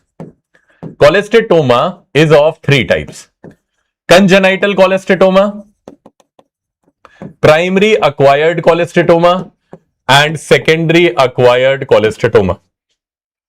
Okay, so primary acquired, secondary acquired, and congenital are the three types of cholesteatomas that you have. What is cholesteatoma? Cholesteatoma means skin in the wrong place. What is skin? Skin means stratified squamous keratinizing epithelium. Stratified squamous keratinizing epithelium which is there inside the middle ear. It shouldn't be there. So obviously that is something which is not should be there. That's called as a cholesteatoma. Okay. Now the first and foremost type of cholesteatoma is congenital. Congenital ka matlab hai the baby is born with a cholesteatoma and since birth it's there. So if you have congenital cells, congenital squamous cells inside the middle ear since birth, we call it congenital cholesteatoma. Okay. Now for calling a congenital cholesteatoma, इसमें होता क्या है, when you see a child and he is born with this kind of a mass behind a normal tympanic membrane, you will call this as congenital cholesteatoma. So what is this? This is the right side tympanic membrane because it is tilted towards the right. This is anterior, this is posterior, this is superior, this is inferior. And can you see, this is your malleus. So this is antero-inferior quadrant. This is the cone of light. Can you see a pearly white mass behind a normal tympanic membrane? If you see a pearly white mass behind normal tympanic membrane, see, the normal tympanic membrane means pars tensa is normal, pars flaccida is normal, and there is a pearly white mass behind the normal tympanic membrane. That means this child is born with a pearly white mass. This is called as congenital cholesteatoma. The criteria of calling this a congenital cholesteatoma is called as Levinson criteria. Levinson criteria क्या कहता है? Levinson criteria ये कहता है that this baby is having a normal pars flaccida, normal pars tensa, and there is a pearly white mass behind the normal tympanic membrane. In this child, there is no history of perforation, no history of discharge. No history of perforation, no history of discharge, normal tympanic membrane, only there is a pearly white mass which is present most commonly in the antero-superior quadrant. What is this? This is nothing less than a congenital cholesteatoma. और कुछ नहीं है, बच्चा पैदा हुआ है, you see a pearly white mass behind the normal tympanic membrane, you will call it congenital cholesteatoma. The criteria to call it I have already given you. That's called as Levinson's criteria. Normal pars tensa, normal pars flaccida, a pearly white mass behind the tympanic membrane, no history of perforation, no history of discharge. What is this criteria called as? Levinson's criteria. Okay, fine. That's the first type of cholesteatoma ki skin hai andar middle ear ke. Now the next important cholesteatoma is primary acquired cholesteatoma. Primary acquired cholesteatoma is a cholesteatoma where there is no history of perforation and there is prior no history of discharge. यानी इस case में there won't be any history of perforation of the patient, no history of discharge that is given in the patient, but still the patient has a cholesteatoma in the middle ear. What is that called as? That's called as primary acquired cholesteatoma. अब देखो, what are the theories of primary acquired cholesteatoma? There are three theories which propose primary acquired cholesteatoma. Whitmack's theory, ये याद करनी पड़ेगी, Said's theory and Rudy's theory. I'll tell you a very easy way how to deal with these theories. ठीक है? तो इसमें आता है which among the following theory proposes primary acquired cholesteatoma except, and I think Selenophile has already written except Hertz. तो इसमें except वाले questions आते हैं कि which is the following theory which promotes that and this and except this, except that, इसमें बहुत पूछते हैं. So for understanding cholesteatoma, what I'll make sure is कि आप इसको समझें. So let's say this is your external auditory canal. This is your middle ear. And this is again the external canal, right? Now you have got two parts of tympanic membrane, pars flaccida, pink in color, pars tensa, orange in color. Pars tensa, pars flaccida. Okay. What attaches to the pars tensa? Malleus. Malleus attaches to the pars tensa. Then there is your incus and then there is stapes.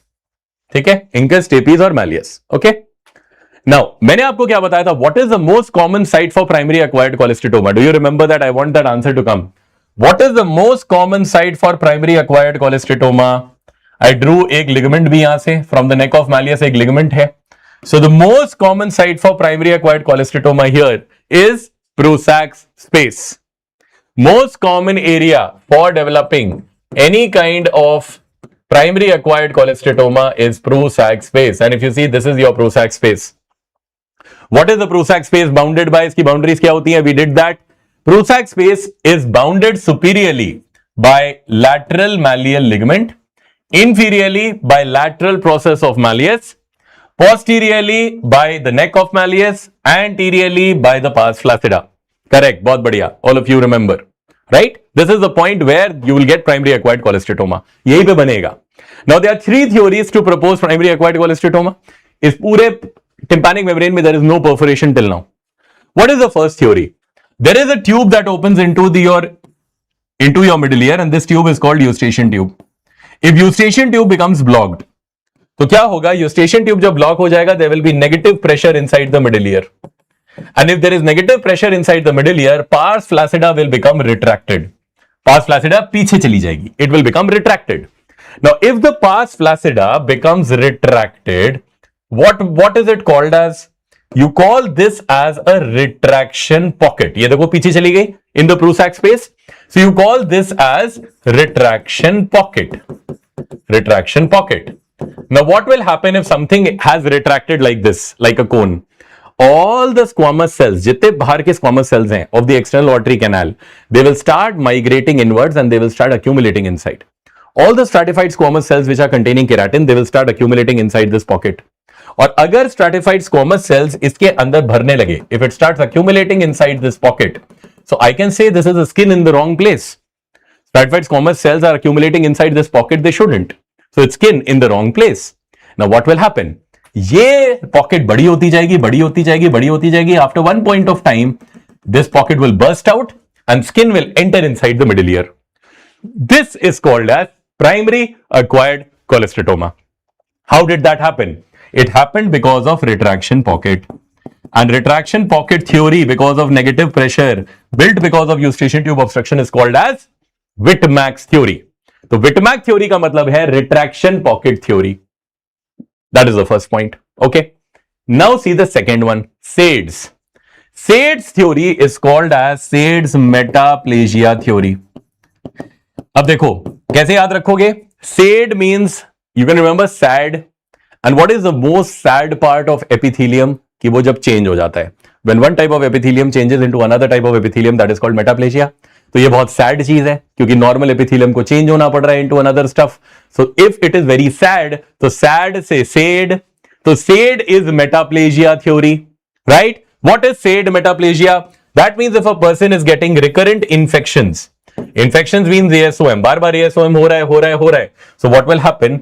The epithelium inside the ear will change from one epithelium to another, and this is the change into stratified squamous keratinizing epithelium.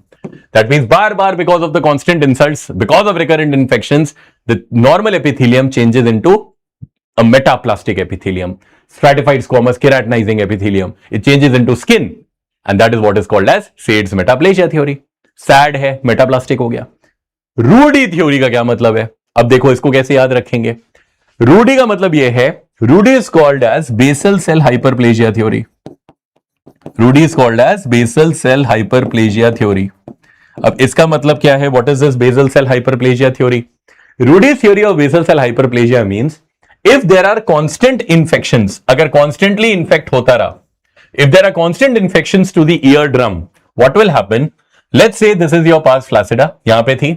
The pars flaccida cells, the cells of the pars flaccida start undergoing hyperplasia. Hyperplasia means ये number बढ़ाने लगेंगे.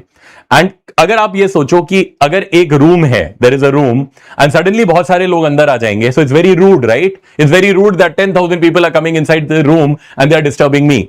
So if these cells start to become very hyperplastic, If the cells of the pars flaccida start growing in number, they will start moving inwards. ये cell grow करते अंदर आ जाएंगे.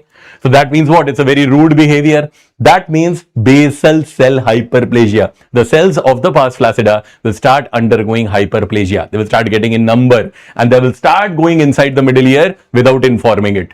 That's a very rude behavior. That's called as Rudy's theory. So Rudy, basal cell hyperplasia theory, SIDS, metaplasia theory, and Whitmack retraction pocket theory. This is something which is the three things for primary acquired cholesteatoma.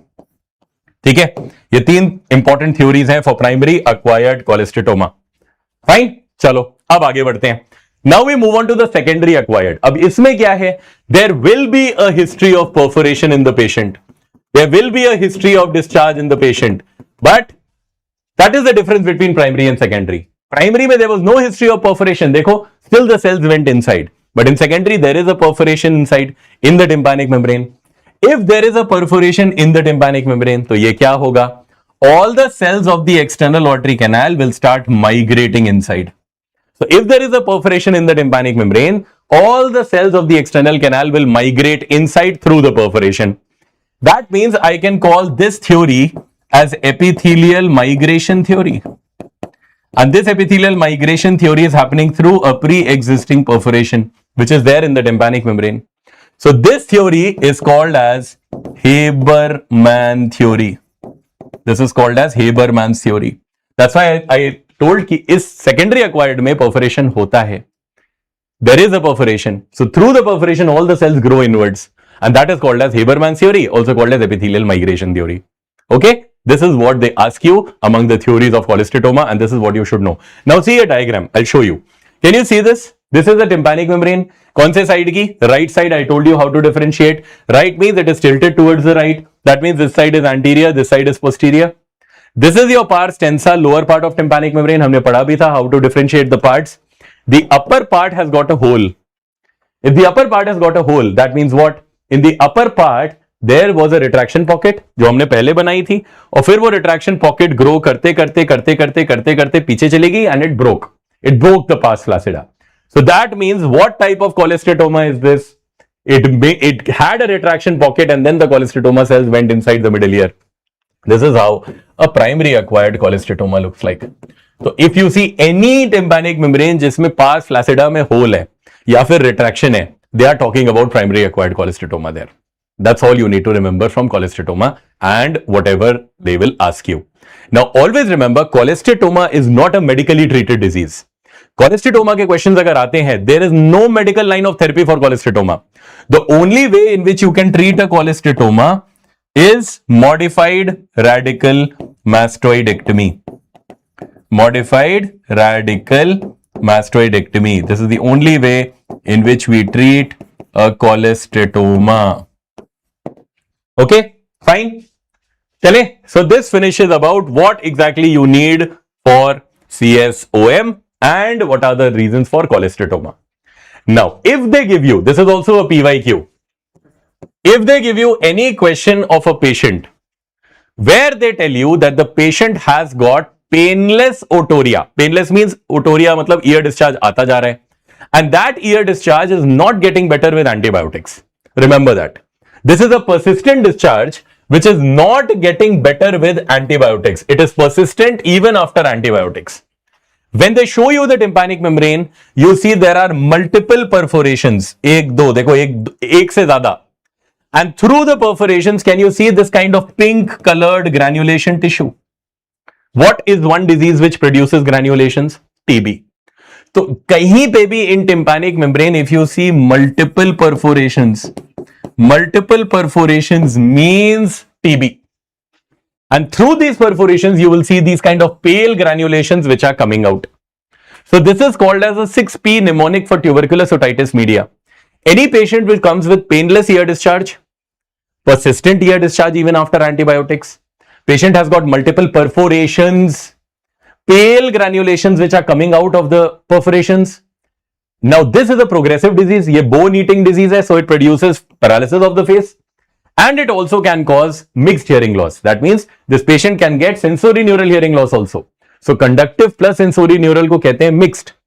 So this is the 6P in which you will diagnose this patient as tuberculous. But the key word and the catch point is any tympanic membrane जिसमें multiple perforations है and granulations are coming out. The answer is TB. How will you treat it? Treatment is obviously anti-tubercular treatment or drugs, ATT. Okay, fine. चलिए अब आगे बढ़ते. Now we come on to the most important question of CSOM complications. Complications of CSOM. Okay. Now, what are the complications of CSOM related questions? If I tell you what is the most common intratemporal complication of CSOM, answer is mastoiditis. Most common intratemporal complication is mastoiditis. Most common intracranial complication is meningitis. दोनों questions को फर्क है. Meningitis most common intracranial, most common intratemporal mastoiditis. Okay. What is the most common organism to cause mastoiditis? Streptococcus pneumoniae. Okay. Now, what are the features of mastoiditis? Number one, this was the same image which was given in FMGE paper last time. Very important image. This is the image which is showing a mastoid region which is inflamed. So, red, hot, inflamed mastoid. What is it called as? इसे कहते हैं ironed out appearance. Iron की तरह hot. Ironed out appearance. That is the first important sign of mastoiditis. Second, there is a groove behind your ear. Can you see this pinna? Pinna के पीछे एक groove है, एक sulcus है. I can call this sulcus as retro auricular groove, बोल सकते हैं, right? So can you see if this swelling has become so big, it is obliterating the retro auricular groove. It's making this groove go. It's not looking very fine. So this is called as obliteration of retroauricular groove. What else it is doing? जब ये इतनी बड़ी swelling behind the ear होगी, what will happen? The pinna will be directed forward and downward. So there will be forward and downward displacement of pinna. Forward and downward displacement of pinna hoga. That is also important, right? Okay. What else will you see in this patient? So always remember one thing, that your mastoid, this is your mastoid, and this is your ear canal. What part of your ear canal is related with your mastoid? If this is your ear canal, what is the part of the ear canal which is related with your mastoid? Posterior wall of the EAC. Posterior wall of your canal is in relation to your mastoid. This is the posterior canal wall. Right? You can see, you can touch and feel your posterior wall, and just behind the posterior wall is your mastoid. Correct? What will happen? If this mastoid will have a lot of pus, it will push your posterior canal anteriorly. So when you do an examination, you will see that there is sagging of posterior canal wall. Sagging means what? If somebody pushes something, it sags. So this mastoid pus is pushing the external auditory canal posterior wall anteriorly. This is called sagging of posterior canal wall. Important sign. Okay. This is called sagging of posterior canal wall. What else you will see? All the pus of mastoid will keep coming out through the canal. Canal के through ये सारा pus निकलता रहेगा, because mastoid is something which is filled with pus. So it will keep coming out through the ear canal and it will keep pouring out pus. Now this pus will come out in a pulsatile fashion. ये आएगा जाएगा, आएगा जाएगा, आएगा जाएगा, because it's got a lot of pressure. This is called as lighthouse effect, also called as lighthouse sign. Now remember that I told you lighthouse sign is seen in two diseases actually. One is ASOM and one is mastoiditis. So if you get both the options, then ASOM is a better option, because ASOM gets complicated with mastoiditis later. But if you get mastoiditis alone, then mastoiditis also causes lighthouse effect or lighthouse sign. ये दोनों चीजें same है. Mastoid acts as a reservoir of pus जो बार बार आता रहता है through the perforation in a forceful fashion. This is called as lighthouse sign. Now what will happen if you suction this discharge? ये फिर से वापस आ जाएगा. It will again come back. Again you will suction. It will again come back. Again you will suction. It will again come back. Why? Because mastoid is a reservoir of pus. It is filled with pus, and this is called as reservoir sign. So ironed out appearance of mastoid, lighthouse sign, reservoir sign, obliteration of the groove and sagging of posterior canal wall. These are all classical signs of mastoiditis. They will ask you which among the following are the signs of mastoiditis except, and they will give you some or the other sign. And if you see any of these five, they are the right answers. Okay, fine. ये होता है about mastoiditis. Now coming to another important complication of CSOM, Grady-Nigo syndrome. Question: if they give you any particular question where they have mentioned 3D, 3D means patient comes with discharge, double vision or diplopia, and deep-seated retroorbital pain, pain behind the eye. Diplopia occurs because of sixth nerve involvement, and deep-seated retroorbital pain occurs because of fifth nerve or trigeminal nerve involvement. The answer to that is Gradinego syndrome. Other name of Gradinego syndrome, petrositis. So 3D, discharge, diplopia, deep pain behind the eye. Answer, Gradinego syndrome, also called as petrositis. If they ask you, what is the most common intracranial complication of CSOM? Answer is meningitis. ठीक है? अब एक condition आती है which is called lateral sinus thrombosis. इसमें बड़ा important एक feature है and I'm going to show you that image. What is lateral sinus thrombophlebitis? So this is your mastoid, right? So behind the ear, this bone is your mastoid bone. I told you there is a sinus which is running within the mastoid, and this sinus is called as sigmoid sinus. This is called as sigmoid sinus. अब important क्या होता है कि जितनी भी हमारी scalp होती है ना, the posterior part of the scalp is drained inside the sigmoid sinus. All the posterior part of your scalp is drained inside your sigmoid sinus. Now the vein which is draining your posterior scalp to the sigmoid, this vein is called as emissary vein. इसे कहते हैं emissary vein. Emissary is a tributary which joins two systems. That's why it's called as emissary vein. Now let's say this patient had a cholesteatoma, and that cholesteatoma now it spread into the sigmoid sinus. So when this cholesteatoma spreads into the sigmoid sinus, it forms a thrombus. It forms a thrombus. And this thrombus is containing a lot of bacteria because obviously it is an infective condition. So this is a septic thrombus. ये एक septic thrombus है. Now if there is a thrombus within the sigmoid sinus, this thrombus can spread to the emissary vein also. And if it blocks the emissary vein, all this scalp drainage will stop and it will become edematous. देखो scalp के posterior part पे occipital area पे there is edema. Edema over the mastoid. Edema over mastoid and occipital area is called as what? It is given a fancy name, and this sign is called as Grisinger sign. This is called as Grisinger sign. This is a classical PYQ which has been asked multiple times.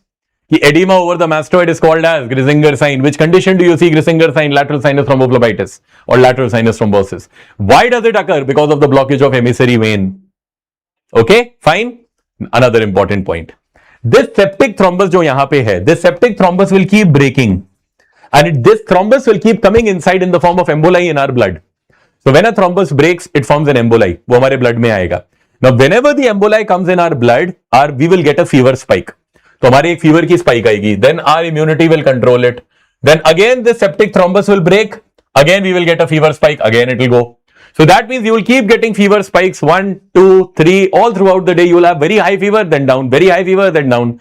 So can I call this hectic picket fence fever? Hectic means it is very high and this looks like a fence. There's a picket fence hoti hai na, that is there over in your garden. So this is called as a picket fence, right? So this is called as hectic picket fence fever. And what else will you see? You will see Grisinger sign, which is because of the edema of mastoid due to obliteration of emissary vein. Simple. Okay, these are the two classical signs of lateral sinus thrombosis. अब ये बहुत important है. Edema over the mastoid is called as Grisinger. But अगर उन्होंने बोला ecchymosis over the mastoid, ecchymosis over the mastoid means battle sign. Battle sign means ecchymosis over the mastoid. Very, very important. Ecchymosis or battle sign is seen in what? It is seen in basilar skull fracture. This is seen in basilar skull fracture. Extremely important. Okay, fine. So this is the difference between the two signs. Chalo. Now we move on to the next. What is the investigation of choice for lateral sinus thrombosis? Investigation of choice for lateral sinus thrombosis is a MRI with contrast. What do you see on MRI with contrast? You see delta sign. You see empty delta sign. What is that? Empty delta sign means that all the dura will shine. See, the dura is shining. and the thrombus, it will not shine. So it will look like a delta which is empty. So thrombus never shines. Other than that, everything shines. The dura is hyperintense. This looks like an empty delta. So this is an MRI sign which is called as empty delta sign. Question. Again, an important question. Okay, and this is the PYQ which has been given over in the MRI. Okay, chalo. Now we move on to the next. Very, very favorite question. What are the extracranial, extratemporal complications? So you need to know a set of abscesses which are named abscesses which can happen because of CSOM. Okay. So let's say this is your mastoid. Let's say this is your mastoid. What attaches to your mastoid? Mastoid पे बहुत important muscle attach करती है.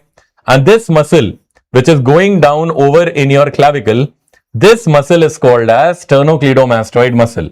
This is your sternocleidomastoid muscle which is attaching to your mastoid. So this is your sternocleidomastoid attaching to your mastoid tip. What is another muscle which attaches to the mastoid tip? Another muscle which attaches to the mastoid tip is posterior belly of digastric. This is your posterior belly of digastric. This also attaches, right? So this is your posterior belly of digastric. If you see, this is your posterior belly coming like this, and then it forms the anterior belly. So this is your submandibular triangle, correct? Which is present between the two bellies. Okay. Now, your mastoid is filled with pus. This is filled with pus. If this tip breaks, because tip is under gravity, so अगर ये tip break कर जाती है, all the pus will come into the sternocleidomastoid. Any pus which comes into the sternocleidomastoid sheath, that is called as Bezold abscess. Bezold abscess means sheath of sternocleidomastoid has pus.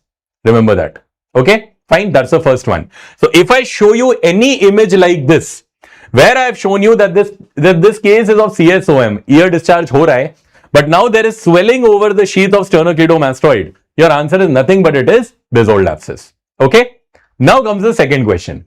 Second question means that if this pus comes out and if this pus goes into the digastric posterior belly, तो फिर ये वाली जो abscess है in the posterior belly of digastric, इसे क्या बोलेंगे? We will call it Sitterley's abscess. Sitterley's posterior belly, Bezold sternocleidomastoid. These are the two things you need to remember. Now what will happen? If this particular abscess has gone deep to the temporalis muscle, तो देखो temporalis muscle यहां पे होती है. If this abscess comes below deep to the temporalis muscle, then it is called as Lux abscess. Now remember one thing. Why have I written here intrameatal? Because many of your textbooks and even your previous year Q banks, they say Lux abscess as intrameatal abscess. But the original Lux is deep temporal. जो actually में लक्स होती है वो temporalis muscle के नीचे होती है. But because many of your previous year NEET PG questions as well as many of your named textbooks call it an intrameatal abscess, तो प्लीज बी केयरफुल. अगर उन्होंने ऑप्शन आपको इंट्रामियाटल दिया है और उन्होंने डीप टेम्पोरल नहीं मेंशन किया है तो इंट्रामियाटल आंसर है. If they don't mention intrameatal and if they ask you it's deep temporal abscess, so deep temporal abscess actually it is Lux abscess. It's a deep temporal abscess, but because there has been a lot of debate about it, the original Lux is always deep temporal, but because there are so many problems which are there in multiple textbooks, many of the Q banks still followed it to be an intrameatal abscess. Intrameatal means they call it that the pus comes inside the external auditory canal, right? So both the options again you need to fluctuate. अगर दोनों दिए गए हैं, better answer will be deep temporal. अगर नहीं दिया गया है, either of them can be the answers. क्योंकि they have been questions, but again the right answer to this always has been deep temporal. But क्योंकि ये बहुत debatable question है बहुत सालों से, तो इसीलिए मैंने आपको दोनों ऑप्शन यहां पे बता दिए. Now comes another question. This was a previous year FMGE question. What happens is there is your zygomatic process. If this particular abscess or pus comes out into the zygomatic region, we call it as zygomatic abscess. Now what is zygomatic abscess? आप देखोगे ear के सामने zygomatic process होता है, right? So if there is any patient who comes to you with a preauricular swelling like this is the same image that was given in FMGE paper. So a CSOM patient who has got discharge, but that discharge basically has also got a preauricular swelling. So what is this called as? This is your zygomatic abscess. This is zygomatic abscess. Finished. ये हो गई आपकी सारी abscess खत्म and the important potential questions that are asked to you over in your papers. Okay? चलो. Now we move on to questions of facial nerve and all the important PYQs of facial nerve. मैंने पिछली बार की भी marathon में INI-CET में आपको syndromes कराए थे and I told you I have a hunch कि इस बार सिंड्रोम आएगा. And last INI-CET exam में there was Melkerson-Rosenthal syndrome, which was the question, which was a bouncer, and many of you attempted it, but many of it got it wrong. तो इसीलिए facial nerve हर साल syndrome से associated questions बहुत सारे पूछती है. Okay, so what I have done is I have done all the important questions on this importance वाली table. What is this importance वाली table में क्या क्या important questions आए हैं, right? So इसके लिए we need to understand about what I have written over there. Let's say this is your middle ear. Let's say this is your middle ear, right? And what I have done is this is the medial wall of middle ear, what you are seeing. So you are seeing inside the middle ear box, and this is your medial wall of middle ear. Over the medial wall of middle ear in the center एक bulge होता है, that is called as promontory. Promontory के posteriorly, this is posterior, this is anterior. Promontory के posterior superior एक canal होती है, एक window होती है, which is called as oval window. This is on the medial wall of middle ear. And there is a bulge of a canal. This canal is called as lateral semicircular canal. बस यही तीन important structure आपको याद रखने हैं कि promontory के posterior superiorly there is oval window and उसके ऊपर there is lateral semicircular canal. Okay, this is going to tell you all the questions of facial nerve. Please follow. Now, above the promontory there is a hook-like projection. This hook-like projection is called as processus cochleariformis. ये दिख रहा है C की तरह. So C means cochleariformis.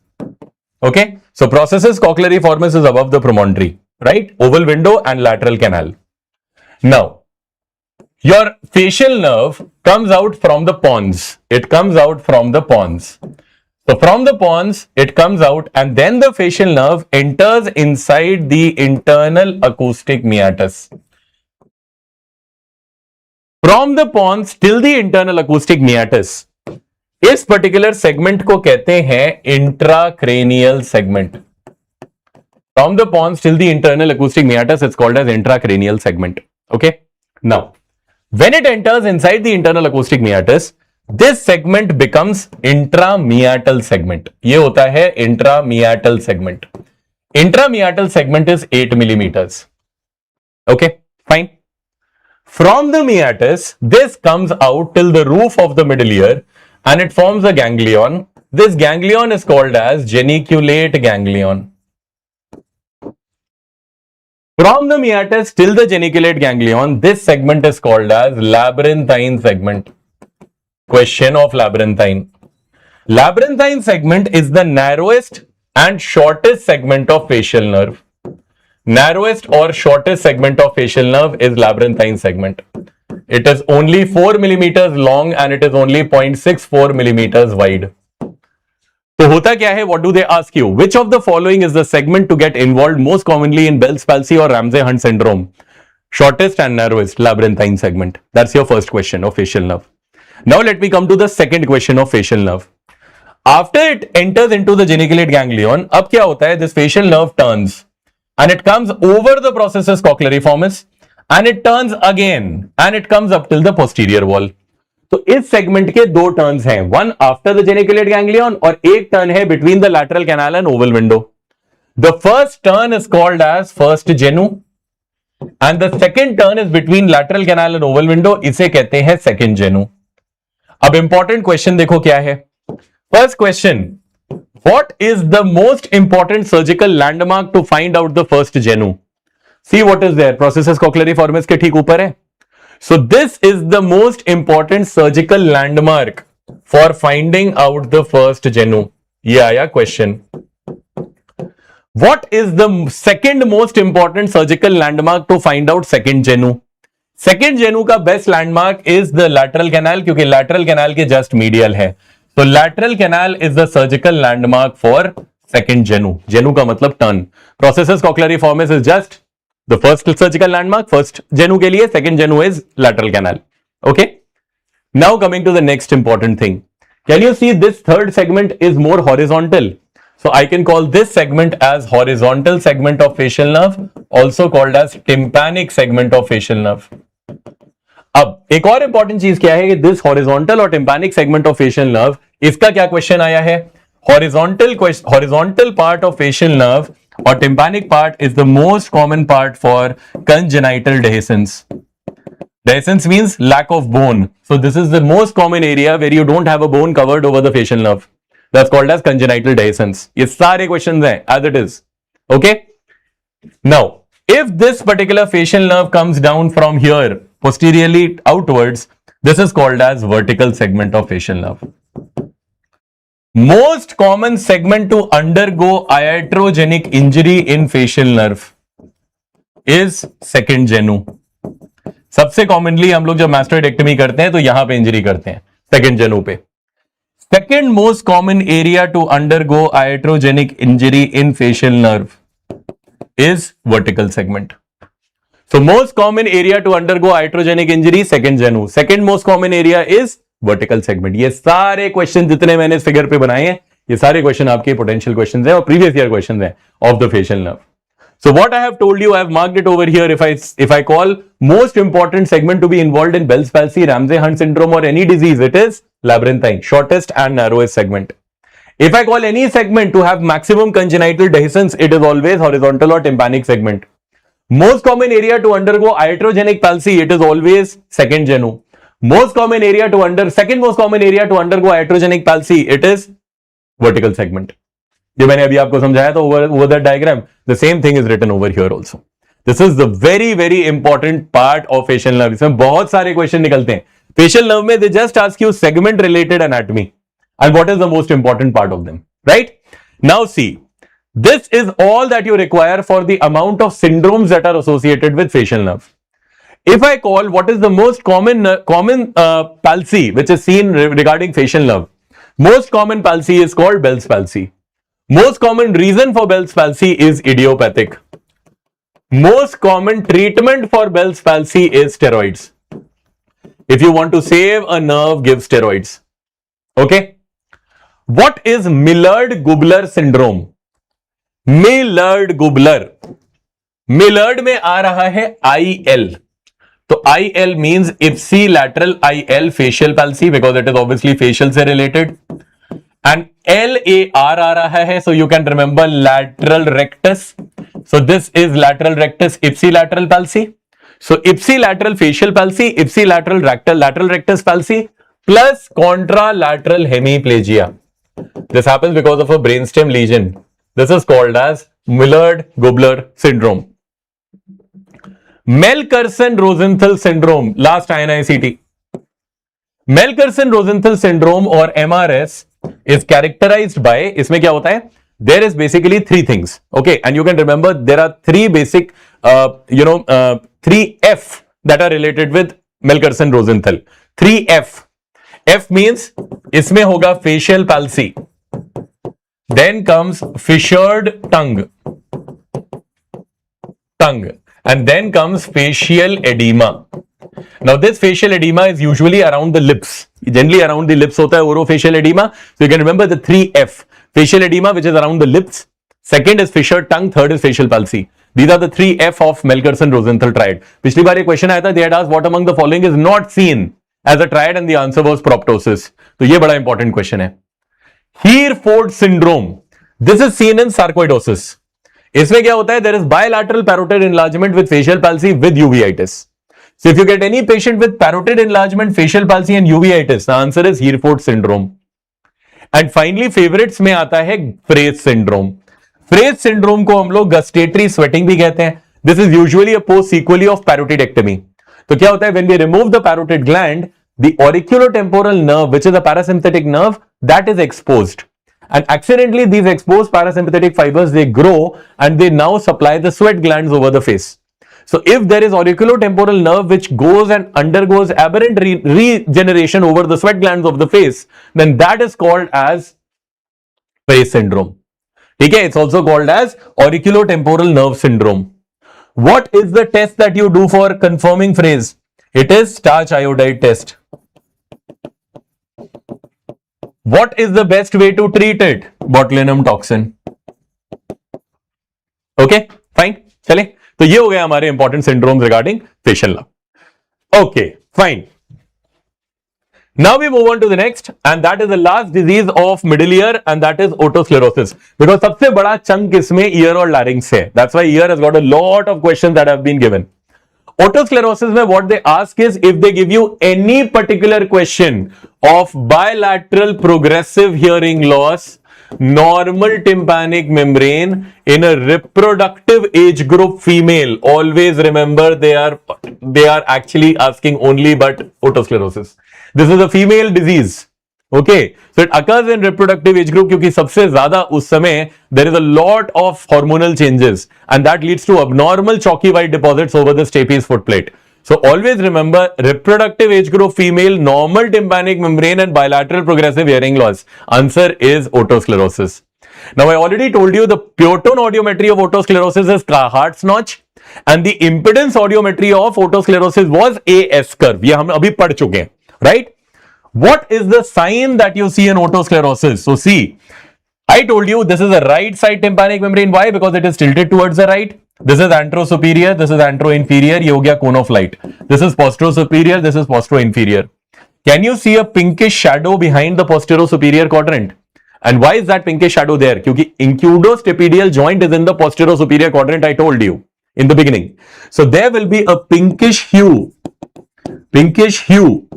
in the posterosuperior quadrant, and this is called as Schwartz sign, also called as flamingo pink sign. Flamingo pink sign, also called as Schwartz sign. Remember this. Okay. If they show you any kind of a figure like this, what is being done? You can see they are placing a Teflon piston. This is a piston. This is called as Teflon piston. This is a prosthesis, and this what they are doing is called as tapedotomy. So whenever they give you this kind of a figure where they are placing something like this, this is a Teflon piston which is used over in stapedotomy. Okay, this is called stapedotomy procedure. Fine. Chalo. What is the drug of choice for otosclerosis? It is sodium fluoride. Sodium fluoride. Okay. Chalo. Now this is what they ask you from otosclerosis. That's it. अब आ जाओ inner ear diseases में important, very important, ototoxicity. Which among the following is not an ototoxic drug? They will give you that question. हमेशा पूछते हैं, right? So the mnemonic to this is to remember ototoxicity, ABCD, right? ABCD में 3 A है. The most common question comes from aminoglycosides. Aminoglycosides are all into two types: cochleotoxic, vestibulotoxic. Those which are causing hearing loss, those which are causing balance problems. Cochleotoxic, you can remember cochlea. Cochlea क्या होता है? कान होता है. कान से हम कान से सुनते हैं, right? So can't, you can remember KAN, that is kanamycin, amikacin and neomycin. So when they say kanamycin, amikacin, neomycin, they are all going to damage the cochlea. When they call vestibulotoxic aminoglycosides, the mnemonic becomes no GST. N stands for nettlemycin, gentamicin, streptomycin, tobramycin. No GST. Nettlemycin, gentamicin, streptomycin, tobramycin. Right? That is the first A, aminoglycoside.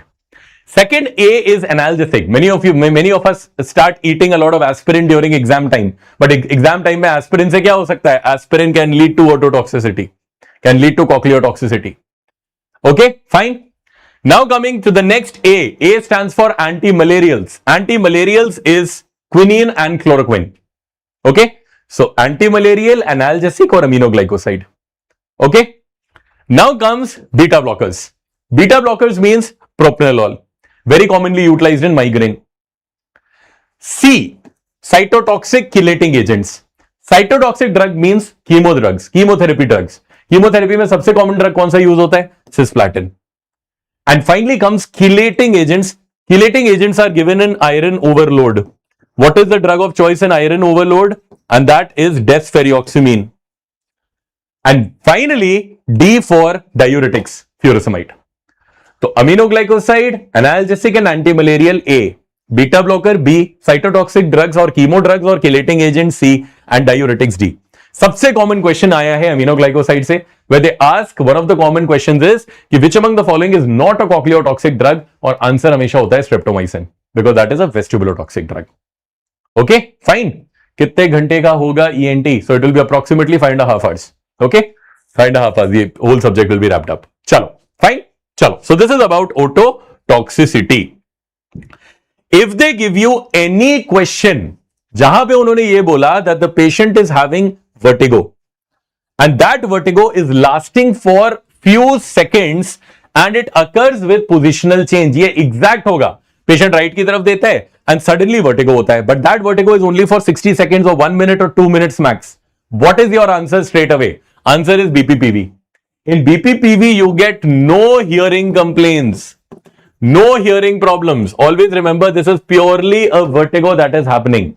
Okay, now why does it happen? It basically happens because क्योंकि आपके utricle और saccule होते हैं. Inside the utricle and saccule there are calcium carbonate crystals. Those calcium carbonate crystals start floating inside your semicircular canals. So if these utricle and saccule के calcium carbonate crystals come out and they start freely floating inside the semicircular canals, then that will lead to an abnormal sensation of vertigo that is called as BPPV or benign paroxysmal positional vertigo.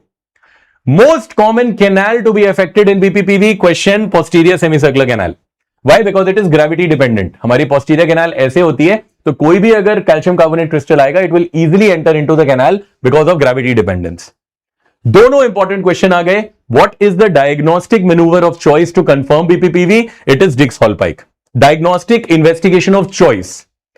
What is the maneuver done to correct BPPV? Treatment, Epley's. So treatment of BPPV is Epley's, but diagnosis of BPPV is Dix-Hallpike maneuver. Remember that. Okay? ये हो गया question about BPPV. Now, always remember vertigo में बहुत सारे questions आते हैं. So very closely related question to BPPV is superior semicircular canal dehiscence syndrome. If you see any question in your paper जिसमें उन्होंने क्या बोला है, there are 3 things. That is CEA, carcinoembryonic antigen नहीं, conductive hearing loss, episodic vertigo and autophony. Conductive hearing loss का क्या मतलब है, क्यों होगा? इसका मतलब यह है this is your superior semicircular canal. Dehiscence means absence of bone. So the bone above the superior semicircular canal is absent. It is deficient. If you see, this looks like a C, right? So see, this is looking like a C. You can see this C is actually broken above. If you see any CT scan जिसमें C is broken, that broken C is nothing but that is superior semicircular canal dehiscence. So what happens? If there is no bone above the superior semicircular canal, all the sound which will come through the tympanic membrane into the malleus, into the incus, into the stapes, all the sound instead of going to the cochlea, all the sound will get shuttled through this window. And this window is called as third window. इसे हम third window भी बोलते हैं because there are 2 windows which is oval window, round window. This is the third window. This is called as third window phenomenon. All the sound exits out through the third window. Now, if all the sound exits through the third window, patient will get conductive hearing loss. Okay. Now comes the second one. Obviously, यहाँ पे एक hole है semicircular canal में. So what will happen? Patient के vertigo होगा. So there will be episodic vertigo. Patient की जबरदस्त vertigo होगा because semicircular canals are dealing with angular motion. आपको balance करती हैं.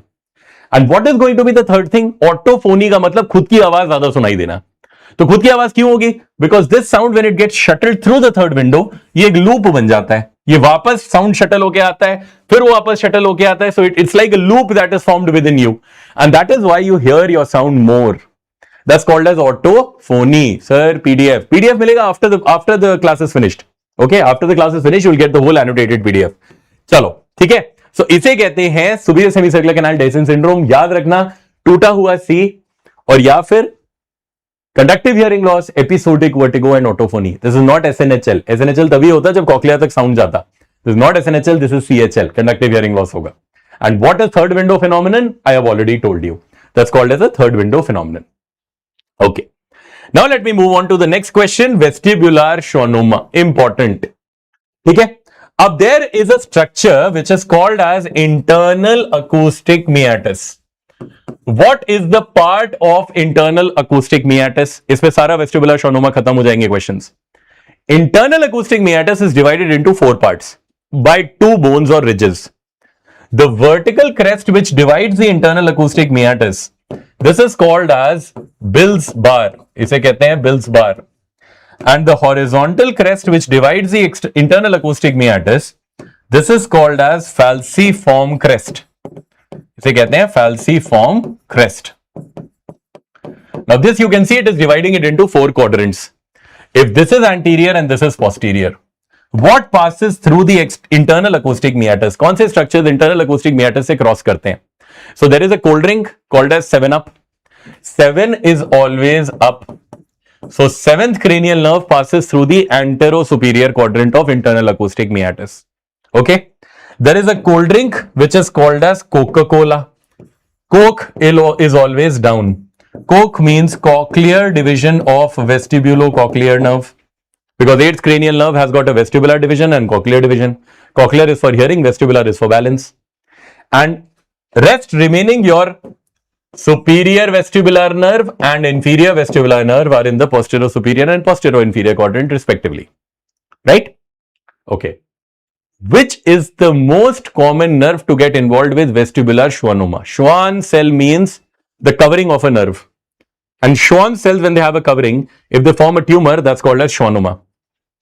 So inferior vestibular nerve is the most common nerve for undergoing schwannoma. That's inferior vestibular. Okay? Number 1 point. Now comes number 2. ये आया पहला question. That's question. अब आया second question. What is the first common feature of vestibular schwannoma? Now see, if this schwannoma will increase in size, what is the first nerve that will be involved?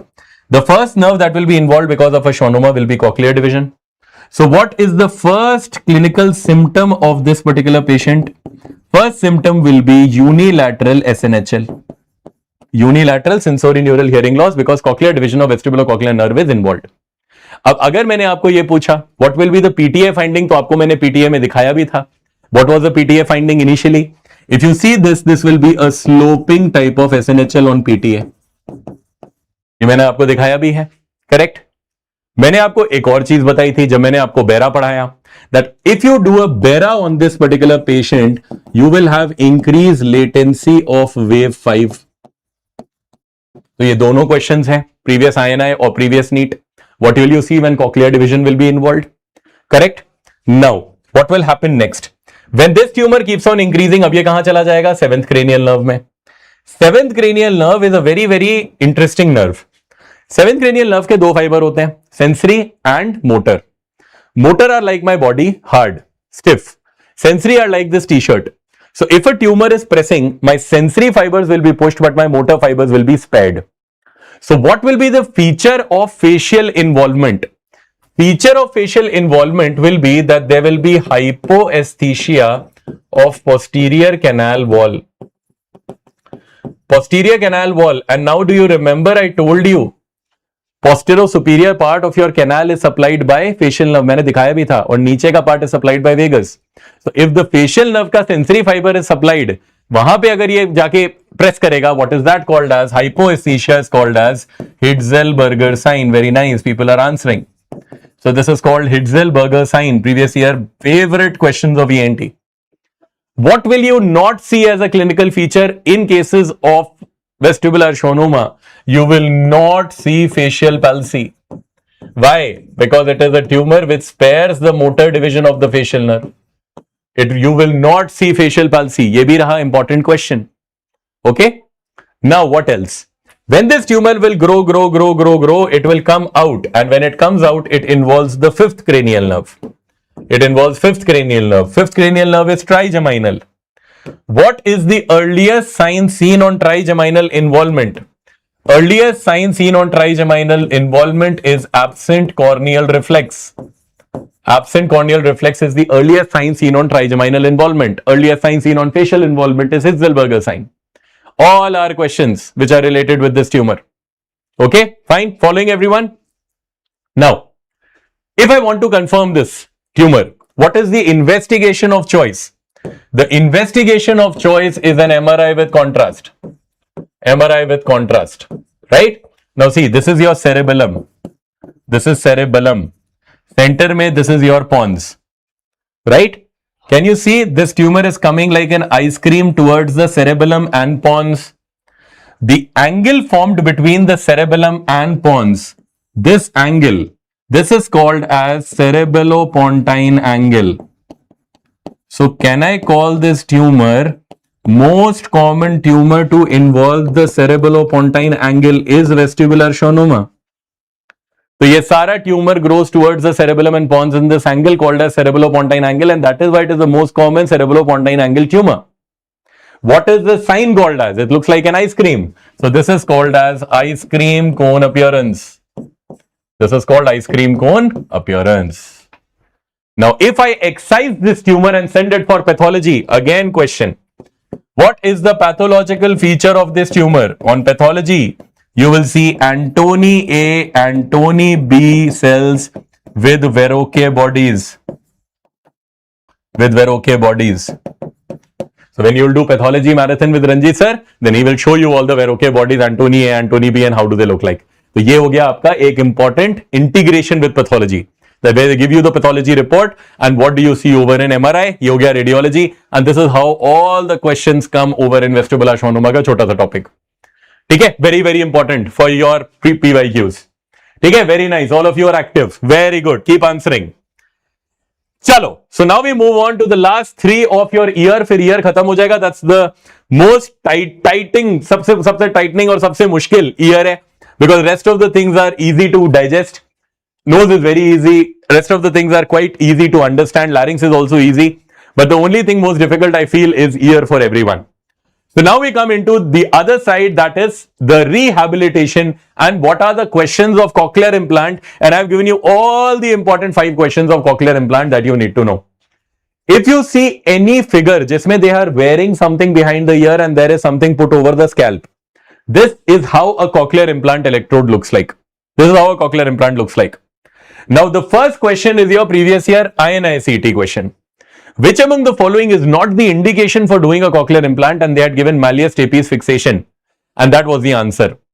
So इसमें से which is the best best indication to do a cochlear implant? Cochlear implant हम तब करते हैं when the cochlea is not functioning. When the cochlea is not functioning. So cochlea is not functioning, then we do the cochlear implant. Now you see, this is your cochlea. These are your hair cells. Cochlea has got 3 divisions.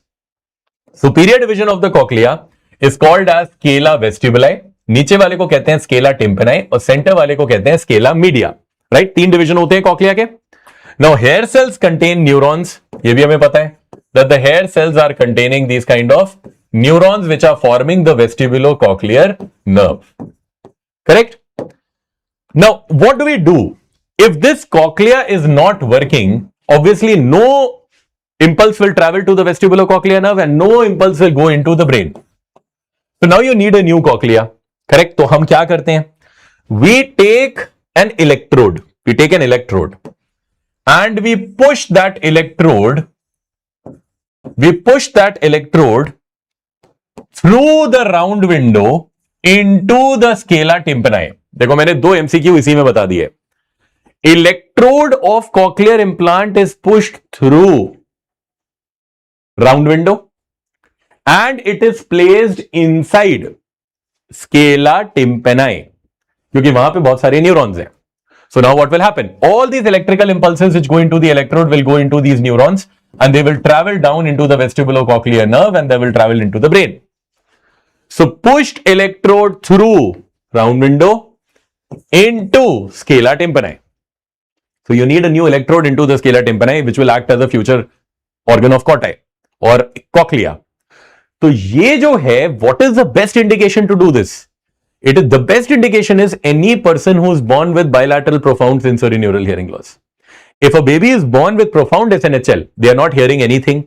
So their speech centers will never get developed if they don't hear anything. And if I say one important MCQ that which is the best among all indication, it is a baby who is born with bilateral severe or profound SNHL. That is the best indication to do it. There are many other indications where the cochlea is damaged. We can also do cochlear implant in them. जैसे Ototoxicity, cochlea gets damaged, we can do a cochlear implant. Auditory neuropathy, ये एक ऐसी condition होती है where the hair cells and the neuron जो synapse होता है between the hair cell and the neuron, that is not formed. So this neuron and the synapse between the hair cells is not formed. So that does not let that whole impulse go into the brain. That's called as auditory neuropathy. Neuro means neuron, pathy means a condition, right? Noise-induced hearing loss, where there is destruction of hair cells because of noise. Advanced otosclerosis. Sometimes otosclerosis reaches the cochlea. Cochlea ki bone becomes ossified. So all these conditions we can do a cochlear implant, except all the middle ear conditions. So ये आपका आएगा which among the following is the indication for cochlear implant except, and they will give you some middle ear condition. जैसे कि middle ear malleus and incus का dislocation, जैसे कि chronic otitis media, stapedial otosclerosis. These are all middle ear conditions. You will never do a cochlear implant in them. So remember these indications. Electrode is pushed through round window into scala tympani. Okay. Now, what is the procedure name in which you do this? So there is a space. Let's say this is your facial nerve. Facial nerve की एक branch होती है which is called chorda tympani. The space present between chorda and facial, this space is called as facial recess. This is called facial recess. So we basically drill between the facial nerve and the chorda tympani, and as soon as we drill between them, तो इसे हम कहते हैं facial recess approach, also called as posterior tympanotomy. Posterior tympanotomy or facial recess approach. What is facial recess? It is a space present between chorda tympani and facial nerve. Now, if we drill करते हुए हमें क्या दिखेगा इसके अंदर? हमें round window दिखेगी.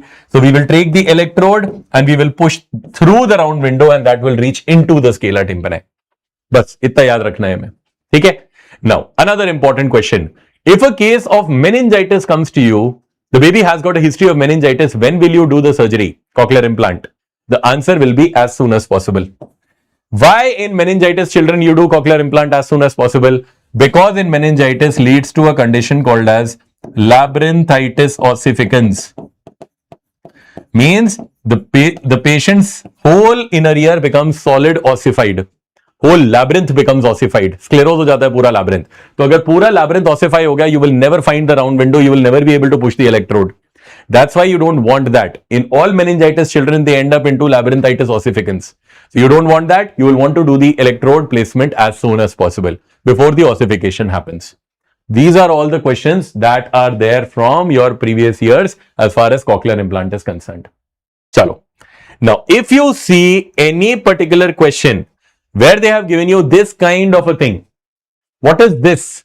This is called as BAHA. BAHA means bone anchored hearing aid. The only question that these people have asked is that how will you rehabilitate a patient with external auditory canal atresia? So if a patient has got atresia, means his ear canal is closed.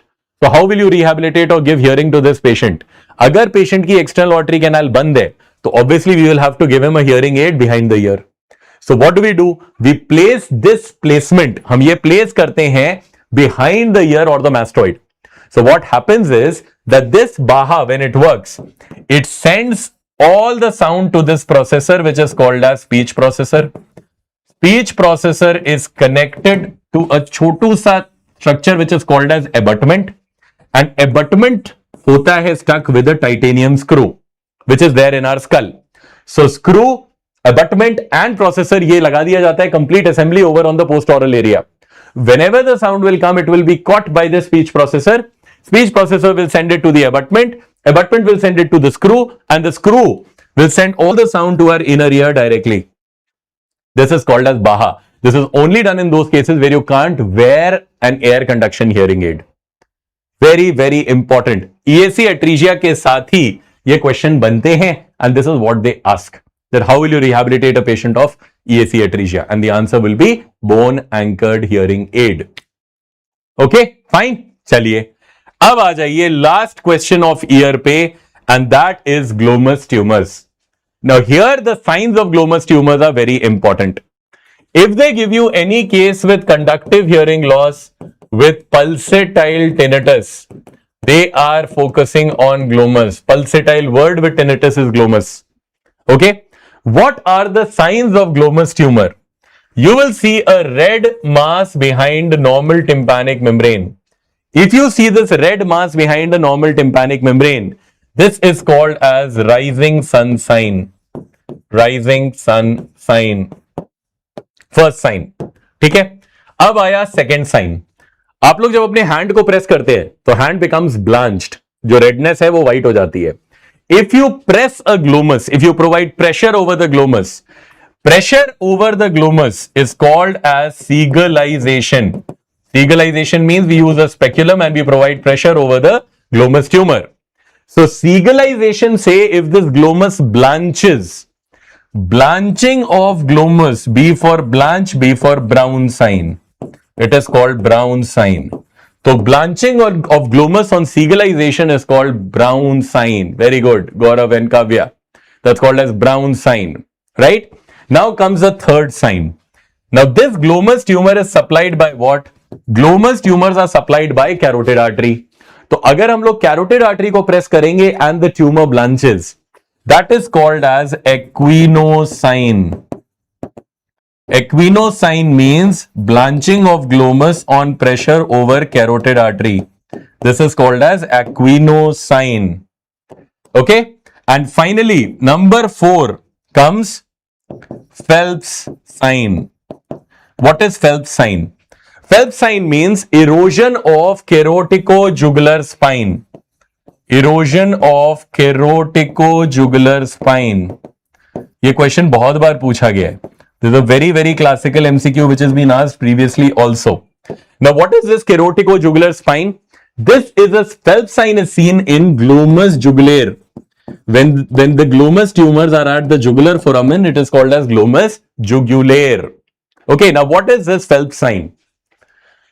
ये देखो, ये हमारी एक bone है, right? Whatever thing you see like a finger, finger होती है external carotid artery. Behind here there is a foramen called as jugular foramen. Can you see a bone between the carotid and the jugular foramen? This particular bone is called as carotico-jugular spine. Carotico-jugular spine.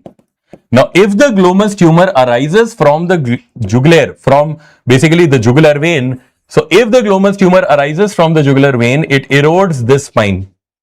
So if you see here, ये पूरा का पूरा ये सब eroded है. ये देखो वो पूरा area eroded है. You can see this is your internal carotid artery. You don't have any bone between the jugular foramen and the carotid artery.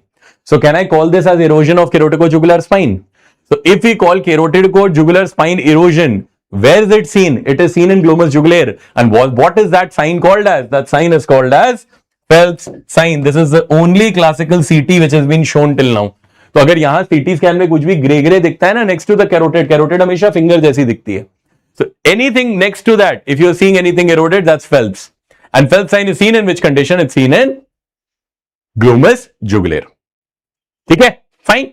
चलो, तो ये हो गया हमारा ईयर खत्म. Now I am going to ask you, do you guys need a 5-minute break so that we come back to nose again? फिर हम आए नोज स्टार्ट करें. You guys need a break और should I go on?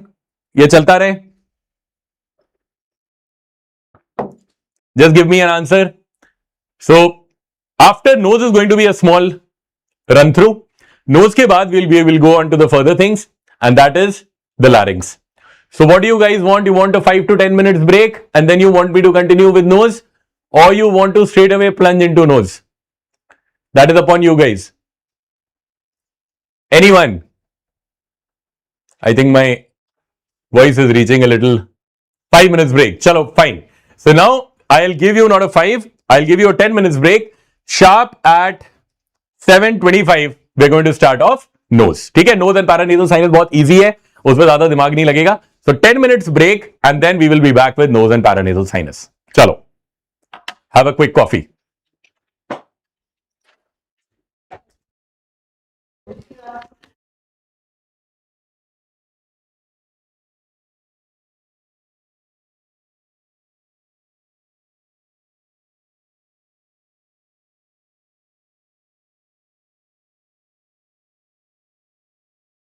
Check.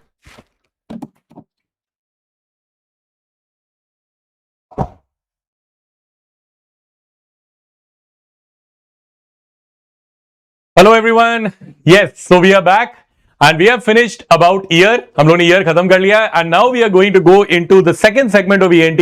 That is an easier segment. इसमें ज्यादा tension नहीं है. This is something which is very very easy to follow. बहुत सारे easy PYQs are coming from here, and that is about what is the nose as well as paranasal sinus associated questions. Right? चलो. So we are going to start off with nose and PNS, and now we are going to quickly take each and everything right from congenital disorders till the end of time and reading out the CT scans for you.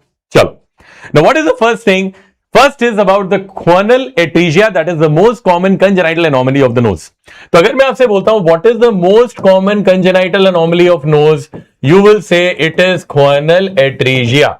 ख्वाना का मतलब होता है posterior ख्वाना, atresia का मतलब होता है closed. That means the posterior part of the nose is completely closed. Okay? Now, questions that come in is that what is it associated with? It is associated with a syndrome called as Church syndrome. ठीक है? अब Church syndrome क्या होता है? Church syndrome means C stands for coloboma of iris, जिसमें keyhole iris बन जाता है. Iris is like a keyhole. So that is coloboma. H stands for heart defects. Heart defects. A stands for atresia. R stands for retarded growth. G stands for genitourinary anomaly, and E stands for ear anomaly. This is the most common cause of atresia in children, Church syndrome. अब आया second important question. What is the most common pregnancy-induced drug that causes choanal atresia? Answer है methimazole. Methimazole consumption during pregnancy causes choanal atresia. Okay, that is your second question. Now comes your third important question. Atresia is of two types. दो तरीके का atresia होता है. Unilateral and bilateral. Unilateral atresias are usually asymptomatic because the child is at least breathing from one nostril. Always remember, children are obligate nasal breathers. जब बच्चे पैदा होते हैं neonates, they are only supposed to breathe from the nostril. Why? Because their larynx is very high at the level of C2, C3. तो वो मुंह खोल के सांस नहीं ले पाते. So unilateral atresias got unnoticed till 3 or 4 years of age because one nostril is working. But अगर बच्चे को bilateral atresia होता है, that means both the nostrils are closed from behind. So what is the problem here? They have cyclical cyanosis. Cyclical cyanosis का मतलब क्या है? कि बच्चा रोता है और बच्चा सोता है. That means when the child is lying down, the child will become cyanosed because he is not breathing from the nose. So child will cry. And when the child cries, suddenly आप रोते कैसे हैं? And you suddenly breathe in air. So when you accidentally breathe in air during crying, what is going to happen? You are getting oxygenated. So bilateral cyanosis जब होती है, जब bilateral atresia होता है, so what is the symptom? It is cyclical cyanosis. ठीक है? Now, if you see, choanal atresia will always look like a closed nostril. देखो ये पीछे से बंद है. If you remember my VBQ series, उसमें मैंने आपको ये केस दिखाया भी है. How this behaves. अगर ये atresia दोनों तरफ होगा, then it is called bilateral. अगर एक तरफ होगा, then it is called unilateral. Okay? Now, how do you treat it? So treatment is always first. Bilateral atresia में we need to open up the mouth of the baby. तो बहुत बढ़िया Kavya. So we take a nipple. We cut this nipple at the end and we tie the nipple around the occiput. So see, nipple is inside the baby's mouth and it is tied around the occiput. इसे क्या बोलते हैं? We call this as McGovern's nipple, IBQ. Very important IBQ. This is called as McGovern's nipple. Now, how do you treat this particular condition? Treatment is that we need to excise this whole area out. But the rule of the body is anything that you excise will refibrose. So after excision, we need to put an ointment over the edges. और कौन सा ointment हम edges पे लगा सकते हैं?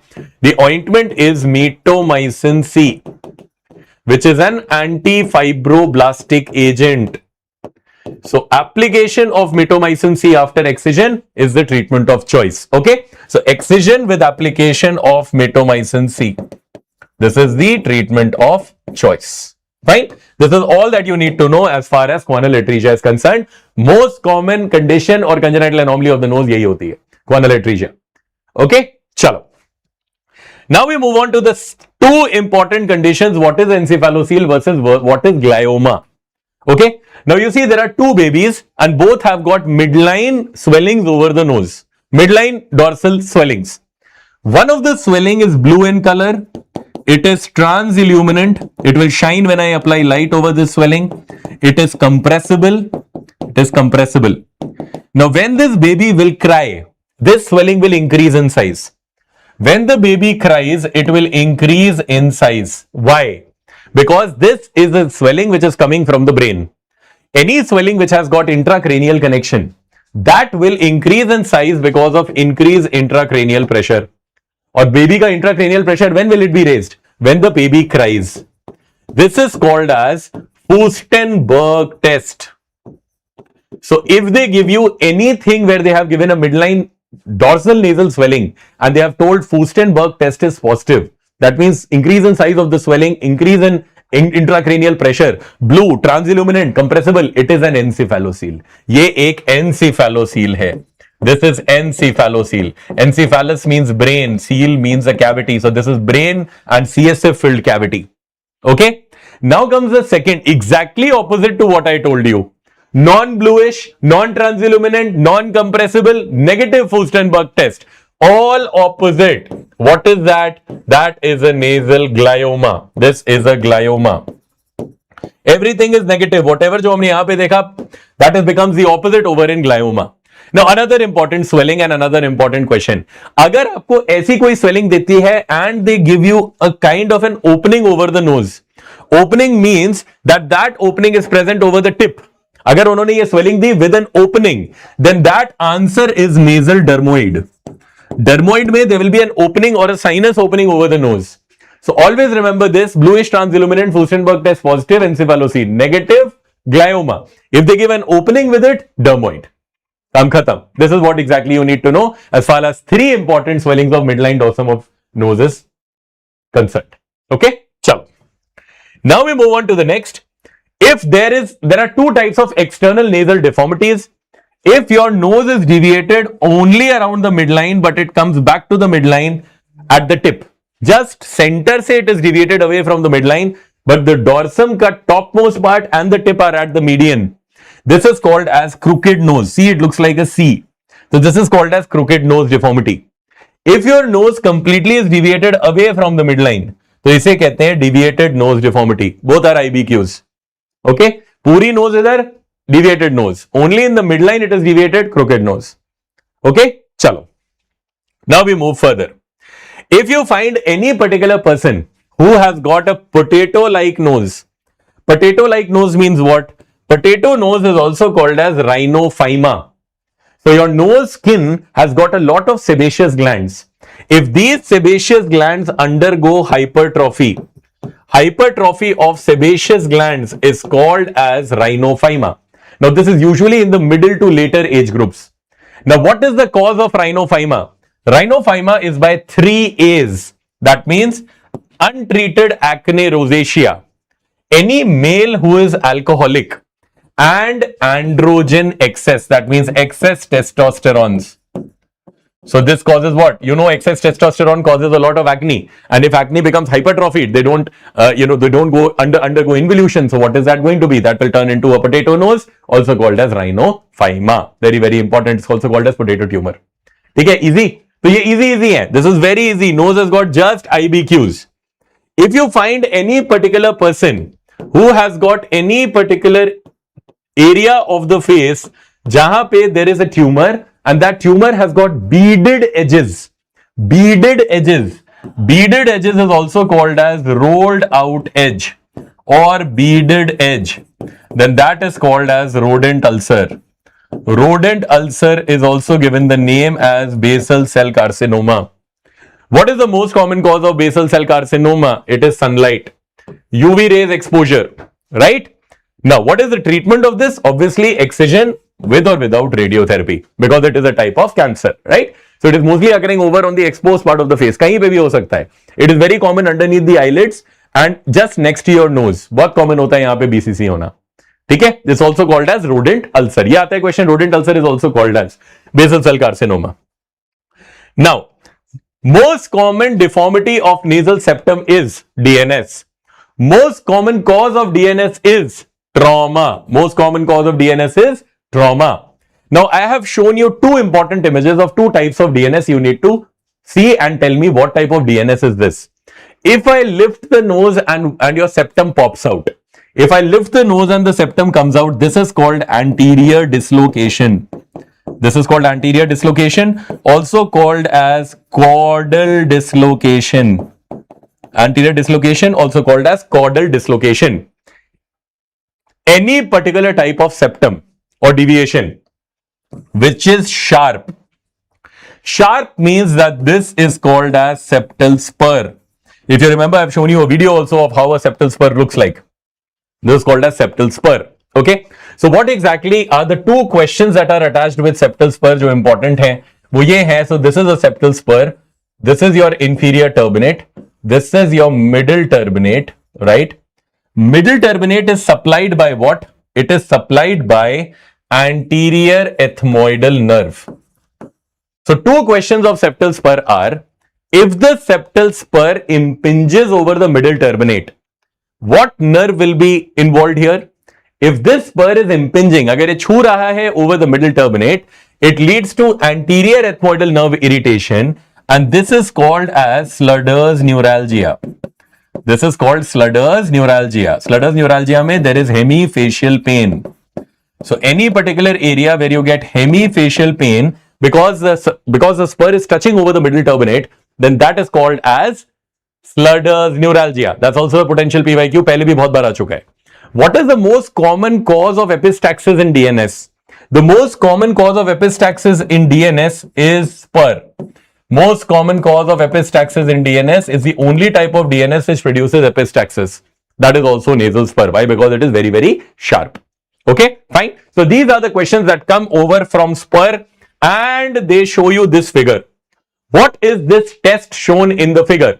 This test is called as Cortill's maneuver, also called as Cortill's test. तो ये as it is IBQ आता है, अगर वो देखते हैं कि कोई भी अपने चीक को या nasolabial crease को बाहर लेके जा रहा है, this is an IBQ and this is called as Cortill's maneuver, also called as Cortill's test. What is it used for? It is used to test the patency of internal nasal valve area. It is used to test the patency of internal nasal valve area. It's called as what test? It's called as Cortill's test. Okay, fine. Chaliye. Now you come to the management of septum, right? So what is the septum management? It's by two procedures. One is called septoplasty, one is called SMR. Two important procedures, two important incisions for you. ये हमारी septal cartilage है, right? If they show you any incision just at the beginning of the septal cartilage, any incision given just at the caudal border of septal cartilage. Caudal border means just the beginning of septal cartilage. This incision is called as hemitransfixation incision, also called as Freer's incision. Important IBQ. Freer's incision is given in which? In septoplasty. It is given in septoplasty. It's also called as hemitransfixation incision. So, कोई भी incision that is just at the starting point of septal cartilage, it is Freer's. Okay. Any incision which is given 5 millimeters posterior to the caudal border of septal cartilage. See, 5 millimeter posterior to the caudal border. This incision is called as Killian's incision. This is given in submucosal resection, SMR. Submucous resection or SMR is Killian's, septoplasty is Freer's. 5 millimeter posterior to the caudal border is SMR incision. Okay, fine. Chale, आगे बढ़े. Now, you did a septoplasty. Your resident called you, and now you see two globular swellings on bilateral side of the nasal septum. If you see two globular swellings, red colored swellings on bilateral side of the nasal septum, this is a complication of septoplasty, and this is called as septal hematoma. What is the treatment for septal hematoma? It is emergency incision and drainage. Emergency incision and drainage with tight packing of the nose. Tight packing of bilateral nostrils. This is a very important IBQ. Ki post septoplasty, post trauma, if you get two bilateral boggy swellings over on the nasal septum, what is the diagnosis? Septal hematoma. And you need to do an emergency incision and drainage to prevent septal perforation, to prevent necrosis of the cartilage. Right? Okay. Chalo. Ab aa jao next pe. You get a patient who has got a history of missed foreign body. missed foreign body, right? And now the patient presents with nasal obstruction plus epistaxis. So any patient with missed foreign body now having obstruction with epistaxis, what is the answer? The answer is rhinolith. Rhinos means nose, lithos means stone. So what happens is, if there is a patient who has got a missed foreign body, किसी के एक foreign body miss हो गई, so what happens is around this foreign body there is a granulation tissue reaction and there is laying down of calcium and magnesium salts. इसके around calcium plus magnesium salts बन जाते हैं. And when calcium and magnesium salts are laid down around a missed foreign body, they form a stone-like structure, and this stone-like structure is given the name as rhinolith. तो ये देखो, this is a stone-like structure which is having multiple projections, and this is hard. So what is the treatment of this condition? The treatment of this condition is piecemeal removal. Piecemeal removal का मतलब क्या हुआ? That you take out pieces, you cut them into pieces and you take it out together. So this is called as piecemeal removal. Okay, this is called rhinolith. चलो, so easy questions एक एक करके चलते हैं. Now we go into favorites, epistaxis. Now first you need to understand about what is the blood supply of the nasal septum and what are the important pointers about where the blood starts to come out in epistaxis. So the most important thing in blood supply of the septum is that the septum is supplied by two important arterial systems, and those two arterial systems are the internal carotid artery system and the external carotid artery system. Internal carotid artery की जो branch होती है, that is called as ophthalmic artery. Ophthalmic artery is divided into two important branches further, that is anterior ethmoidal artery and posterior ethmoidal artery. Correct? तो important क्या है कि ophthalmic की branch कौन सी है? Anterior ethmoidal and posterior ethmoidal. ठीक है? Anterior मतलब आगे. So anterior ethmoidal will come till the anterior part of your nostril, till the area where your septum is getting supplied. So anterior ethmoidal will come till the anterior end of the nasal septum, and posterior ethmoidal will stay at the posterior end of the nasal septum. So the only artery which comes till the anterior end is the anterior ethmoidal artery. Posterior ethmoidal सिर्फ posterior रहती है. This is a branch from internal carotid. Now comes external carotid system. External carotid gives an artery which is called facial artery. Facial artery gives another artery which is called superior labial artery. Superior labial, upper lip से जाने वाली. Now this superior labial artery enters through the upper lip and it supplies the anterior end of the septum together with the anterior ethmoid artery. दिख रहा है वहां पे, right? What is the other artery of external carotid? It is maxillary artery. Maxillary artery is again divided into two branches. One is greater palatine. Greater palatine enters through the hard palate and it enters to the anterior part of the septum. तो हमें पता है hard palate पे there is greater palatine foramen. So this comes through the greater palatine foramen and it supplies the anterior part of the septum. Right? What is the next branch? The next branch of maxillary is the largest artery, which is also called as artery of epistaxis. इसे artery of epistaxis क्यों कहते हैं? Because this is the largest artery of all. And this largest artery comes from whole distance behind till anteriorly. तो इसे कौन सी artery कहते हैं? We call this as sphenopalatine artery. We call this as sphenopalatine artery. So what are the things that make up this plexus? This plexus, which is formed by the union of four arteries, anterior ethmoidal from internal carotid system, superior labial, greater palatine and sphenopalatine. This arterial plexus at the anterior end of the nostril, this is called as Little's area, also called as Kieselbach's plexus. Also called as Kieselbach's plexus. This is the most common area to bleed in children. This is the most common area to bleed due to trauma. तो अगर मैं आपसे question पूछूं what is the most common area to bleed due to trauma, it is Kiesselbach's plexus और Little's area. Most common area to bleed in children is Kiesselbach's area because of fingernail injury. Okay fine, this is the first point. Okay now what you require here again is कि let's say ये तो मैंने आपकी medial wall दिखाई है. Let's say this is the lateral wall of the nose. Let's say this is the lateral wall of the nose where you have got these turbinates, right? जहां पे ये टर्बिनेट्स हैं. This is the superior turbinate, middle turbinate, and inferior turbinate. Posterior to the inferior turbinate, there is a plexus of veins. And these plexus of veins which are present posterior to the inferior turbinate, this is called as Woodruff's plexus. Woodruff's plexus. Woodruff's plexus is the most common area to bleed in adults. The most common cause of bleeding from Woodruff's is hypertension.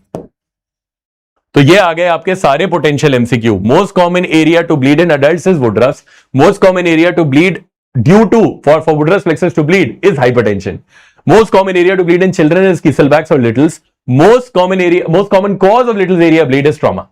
ये सारे important questions हैं as far as epistaxis and control is concerned. ठीक है? Fine. चलिए. Now from here you go into the next. That is, so this I have already told you. All the 4 points. Most common cause of epistaxis in children, trauma. Most common area to bleed in children is Kisselbach's. Most common cause of epistaxis in adult is hypertension. Most common area of epistaxis is Woodruff's plexus in adults. ये हमने अभी 4 पढ़े थे, right? Now, important इसमें क्या है कि what is the treatment strategy of epistaxis? So whenever a patient of epistaxis comes to you, सबसे पहले we do a method to stop bleeding, and they have asked this method, and that is called as Trotter's maneuver or Trotter's method. Trotter's method क्या होता है? That whenever a patient of bleeding of epistaxis comes, you have to catch the nostril, close it, and tell the patient to bend down.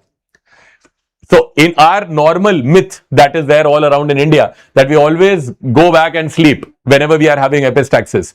So we have to catch our nostril, we have to open our mouth, we have to bend forward, and we have to spit out any blood that is coming in our mouth. This is the first and foremost life-saving maneuver in epistaxis, and that's called as Trotter's maneuver. अब Trotter's maneuver करने के बाद what we need to do? We need to examine the nostril with the help of an endoscope or light. Two things can happen. Either you identify कि bleeder कहाँ है. Either you don't identify the bleeder because it is a very diffuse bleed. You can't understand what was bleeding कहाँ से हो रही है. So if you identify the bleeder, stop the bleeding. And how will you stop the bleeding? With the help of a chemical solution or by electrical current. Chemical solution means silver nitrate and trichloroacetic acid. These are the best chemicals which burn off the vessel and seal it. Electrical current नहीं तो use करेंगे, that's called as electrocautery. Cautery means to burn. And if you burn it with electrical current, that's called electrocautery. If we don't identify the bleeder, that is the point we pack the nose. So we do anterior nasal packing, posterior nasal packing. Now question कहां से आया है? यहां से. What is the surgery that you do in uncontrolled epistaxis? The surgery that we do in uncontrolled epistaxis is transnasal endoscopic sphenopalatine artery ligation. इसका मैंने आपको video दिखाया भी था in your VBQ series. Transnasal endoscopic sphenopalatine artery ligation. That's the final point, and this is very important as well. बहुत बार पूछा गया है. Now this is the artery that you need to ligate in uncontrolled bleeding. Fine? Okay. Chalo. Now we move further. Now we move on to tumors of nose and paranasal sinuses. अब tumours के लिए मैंने आपको एक table दे रखी है where I have covered 3 important tumours, inverted papilloma, osteoma and squamous cell carcinoma. और ये तीनों इंपॉर्टेंट इंडिविजुअल क्वेश्चंस हैं that are important for your exams. तीनों अलग अलग तरीके से पूछे गए. So let's see the important tumours one by one. पहला tumour that will be asked to you is inverted papilloma. Now let's say this is the nose, right? This is the nose. This is the septum medially, inferior turbinate, and this is middle turbinate. So this is what? This is the lateral wall of nose. ये जो side में दिख रही है, this is the lateral wall of nose. Okay? What is this inverted papilloma? Inverted papilloma का दूसरा नाम है Ringer's tumor. अगर मैं आपसे बोलता हूं, what is the most common benign nasal cavity tumor, not paranasal sinus? If I ask you what is the most common tumor which is benign of the nasal cavity, the answer is inverted papilloma, also called as Ringer's tumor. Simple. ठीक है? Now, where does this particular tumor arise from? It arises from the lateral wall of the nose. So it arises from lateral wall of the nose. It is a benign and a locally aggressive tumor, but होता benign है.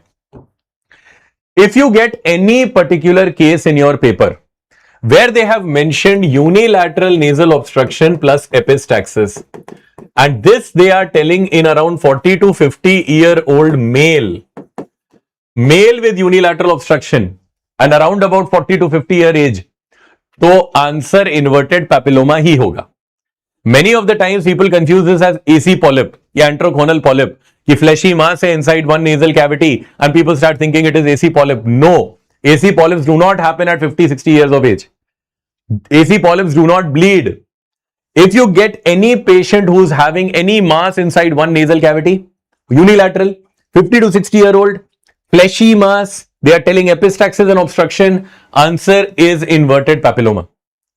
What will you treat it by? Treatment is by medial maxillectomy. Medial wall of the maxilla is taken out. That's called as medial maxillectomy. Okay, that's your first important answer. That's your first important tumor. अब आ जाओ second tumor पे. Osteoma. If I tell you what is the most common benign tumor of paranasal sinus, then answer is osteoma. Most common nasal cavity tumor was inverted papilloma. Here answer is osteoma. What is the most common area or sinus to be involved by osteoma? It is frontal sinus. Okay. So if I show you, this is how an osteoma looks like. See the frontal sinus, medial to your eyebrow is your frontal sinus. ये eyebrow है, इसके medial. So you will get a swelling medial to the eyebrow and that will displace the globe inferolaterally. It will displace the globe inferolaterally because it is present superomedially. तो ये globe मेरा ऐसे नीचे आ जाएगा. That is an osteoma. It's a very hard swelling. Now comes a very important IBQ. What is this procedure shown? So in order to take out this tumor, you will give an incision which will start from the medial canthus up till the eyebrow. From the medial canthus up till the eyebrow, if we open, this is called as Lynch-Howarth operation. This is called as Lynch-Howarth operation. Very important. Okay? So what do you do for osteoma? Lynch-Howarth procedure. Now, what is the most common histological subtype of osteoma? Ivory osteoma. Ivory osteoma is a subtype histological type of osteoma, which is the most common type seen histologically. Okay? Squamous cell carcinoma का question कैसे आएगा? Squamous cell carcinoma is the most common carcinoma of paranasal sinus. Most common benign tumor was osteoma. Most common carcinoma is squamous cell carcinoma. Most important paranasal sinus to be involved with carcinoma is maxillary sinus. Most common cause of squamous cell carcinoma inside the paranasal sinus is wood dust exposure. You will see a lot of people having hardwood industry, softwood industry, wood cutters जो होते हैं, they keep getting this wood dust inside their nose and paranasal sinus, and this is one of the most common reasons why it happens. So if you get any patient जिसमें वो ये बताते हैं that there is a nasal mass which is having obstruction, bleeding, and you even have got neck nodes. तो nodes जहां पे लगा दिया, that is a tumor, that is a cancer. Why? Because cancer spreads into lymphatic spread into the nodes. So any tumor where you get nasal obstruction, epistaxis and nodal involvement, nodes are involved, then that becomes a carcinoma. अगर वहां पे nodes mentioned नहीं है, that is an inverted papilloma. The only thing is कि inverted papilloma के features में obstruction epistaxis के साथ nodes लगा दो, तो वो carcinoma है. And what is the most common carcinoma? Squamous cell carcinoma. That's how you differentiate between everything, right? What is the thing that you will do? Surgery and concurrent chemo radiation. Obviously, chemo plus radiation plus surgery is given for any head and neck cancer. So we are going to give even that. Okay, fine. So this is very, very important. Now I'm going to show you certain surgical photos which are important for your exams. For taking out any carcinoma, we do a procedure called as total maxillectomy. तो ये important IBQ है. What is the incision shown for total maxillectomy?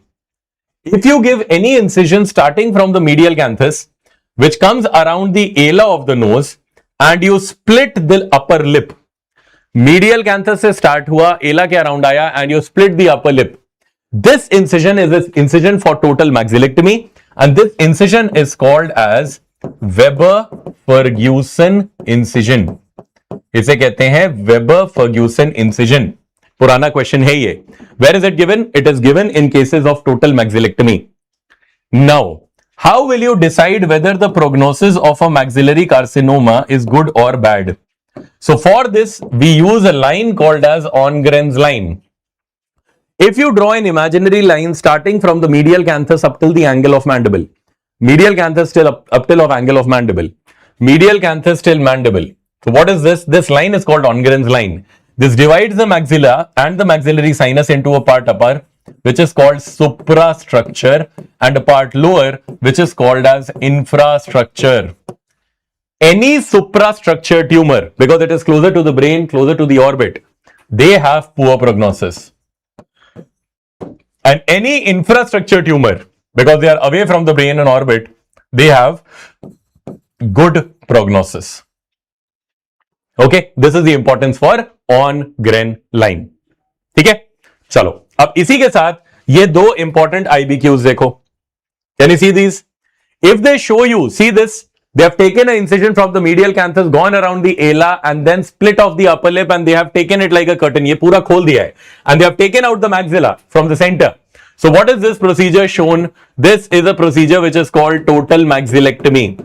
The incisions shown, I have already told you, this is the Weber-Ferguson incision, right?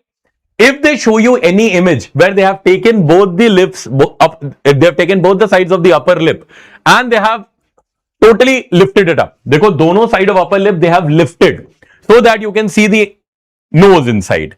What is this procedure shown? So it looks like somebody is degloving your mid part of the face. So this is called as mid-facial degloving. This is called mid-facial degloving. Important IBQ. तो दोनों के बीच में difference देखो, अगर एक ही part ऐसे side की है, दैट इज टोटल मैक्सिलेक्टमी, और अगर बीच में से they are putting your upper lip and pulling it up, this is called as what? This is called as mid facial degloving, because you can see the mid face now. You have degloved the mid face, that's called as mid facial degloving. Okay, fine. चलो, now we move further. Now we move on to important fractures, that is nasal fractures. Now, most common fracture of the face is nasal bone fracture. That is the most common fracture of the face. There are two types of fractures that can happen over your nose, nasal bones and septum. Two types of septal fractures are, if somebody beats you from the front, so what will be the fracture line over the septum? Fracture line will be parallel to the septal cartilage. ये मेरी septal cartilage है, देखो बिल्कुल parallel जा रही है to the septal cartilage. So if I get a hit over like this, I will have a fracture which will go parallel to the septal cartilage. This is called jar away fracture. Jar away. So jar away or jar away means parallel to the septal cartilage if somebody blows from the front. If somebody beats someone from below, ऐसे किसी ने मारा, so this blow will lead to vertical fracture of the septal cartilage.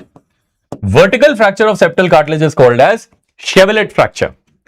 Parallel jar away, vertical chevalet. ठीक है, अब देखो. If they give you any kind of an X-ray where they have shown that the patient has undergone a history of trauma, and trauma की वजह से, can you see this is my X-ray and you're taking it from the side.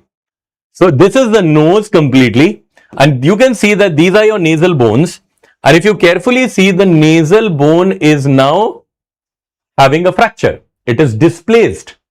So this is called as nasal bone fracture. Now see, if they give you any question of nasal bone fracture and they ask you what is the line of management of that case, so it's a very important question for you to understand. If they say that the edema is present, तब हम लोग करेंगे the fracture reduction is done when edema subsides, and that is usually within 7 days. So if they say that the patient has got a fracture and edema is present over the dorsum, so your answer will be, we will do a fracture reduction after the edema subsides as soon as possible. That is usually within 7 days. If they say edema is not present, now what will you do? So you will say if the edema is absent, then you will do an immediate reduction. This is your answer in both the cases. नहीं तो हमेशा हम लोग oedema subside होने के बाद करते हैं, otherwise you do an immediate reduction. ठीक है, that's a golden rule. What is this instrument given? Now this is up. देखो ये ऊपर की तरफ ऐसे टर्न्ड है, so if it is turned up, this is called as ASH forceps. ASH forceps is used for septal fracture reduction. This is used for septal fractures. If it is looking like a W, this is called as Walsham forceps. This is called as Walsham forceps. Walsham forceps. Walsham forceps are used for nasal bone reduction, nasal bone fracture reduction. So ये W की तरह Walsham है, ऊपर वाली ashes है. Okay, this is very, very important. Yes, good, Kavya. Okay, these are all important IBQs, what I am telling you right now. Chalo. Now, whenever you have got a fracture case, obviously there is CSF leak. CSF बाहर आने लगता है, right? How will we come to know that CSF is leaking out? So you have got certain important signs of CSF rhinorrhea or CSF leak from the nose. What are these signs? Halo sign, sniff sign, handkerchief sign, and reservoir sign. Now, what are these signs? Let's take them one by one. सबसे पहले, when the CSF is mixed with blood, when a person has a trauma, CSF is mixed with blood, how will you come to know CSF is leaking? So CSF is leaking, matlab CSF mixed with blood. Always remember, what do? You take a blotting paper and tell the patient to put out one drop of blood mixed with CSF over the blotting paper. So क्या होगा? That when you put a drop of blood over on a blotting paper, center में blood होगा because blood is heavy, and on the periphery you will see a yellowish halo, which is CSF. So blood is heavy, that remains in the center, and CSF is lighter, it stays away. So this is called as target sign. ये target की तरह लग रहा है. It's also called as halo sign because the CSF will be like a halo around the target. Okay, this is seen in cases of traumatic CSF rhinorrhea when blood is mixed with CSF. What is the second sign of CSF rhinorrhea? The second sign is sniff sign. Always remember, nasal discharge is white and clear. Even CSF is clear and white. How will you come to know? So CSF is coming from the brain. You can never sniff back CSF. Nasal discharge जब बाहर आता है, you take it back. But sniffing you can't do with CSF. Why? Because it is coming from the brain. So you cannot sniff back CSF. That's called as sniff sign. Third होता है handkerchief sign. In all my patients, whoever I treat, I tell कि whenever you're getting CSF rhinorrhea, आप एक काम करो, just show me your hanky. So when they show me the hanky, if that handkerchief is not stiff, that means it's CSF. Mucus stiffens the handkerchief. Mucus is present in nasal discharge, and that is called as handkerchief sign. और फिर आता है reservoir. Reservoir sign का क्या मतलब होता है? That when the patient sleeps supine, all the CSF which is leaking out, it collects into the sinuses. And when the patient gets up, because of gravity, सारा का सारा CSF बाहर आ जाता है. So when the patient is sleeping, सारा का सारा CSF into the sinus, and when he gets up, all the CSF comes out. So all the CSF is getting collected in the patient's sinuses like a reservoir. तो उसे कहते हैं reservoir sign. ठीक है? अब आ जाओ important question पे. What is the radiological investigation of choice of CSF rhinorrhea? It is CT cysternography. CT cysternography. Second important question. What is the laboratory investigation of choice for CSF rhinorrhea? It is beta-2 transferrin level. Beta-2 transferrin is a protein which is found only in CSF in the body. Okay. Now comes the next question. What is the treatment that you will give the patient in the first 14 days? So if the CSF leak is very fresh, less than 14 days, you just need to do conservative management. Conservative management means do not strain. Tell the patient to have bed rest. Do not strain anywhere. Do not strain. And you can even give a short course of acetazolamide. Acetazolamide is a carbonic anhydrase inhibitor. So it is going to decrease the CSF production from the choroid plexus. Okay, fine. Following everyone?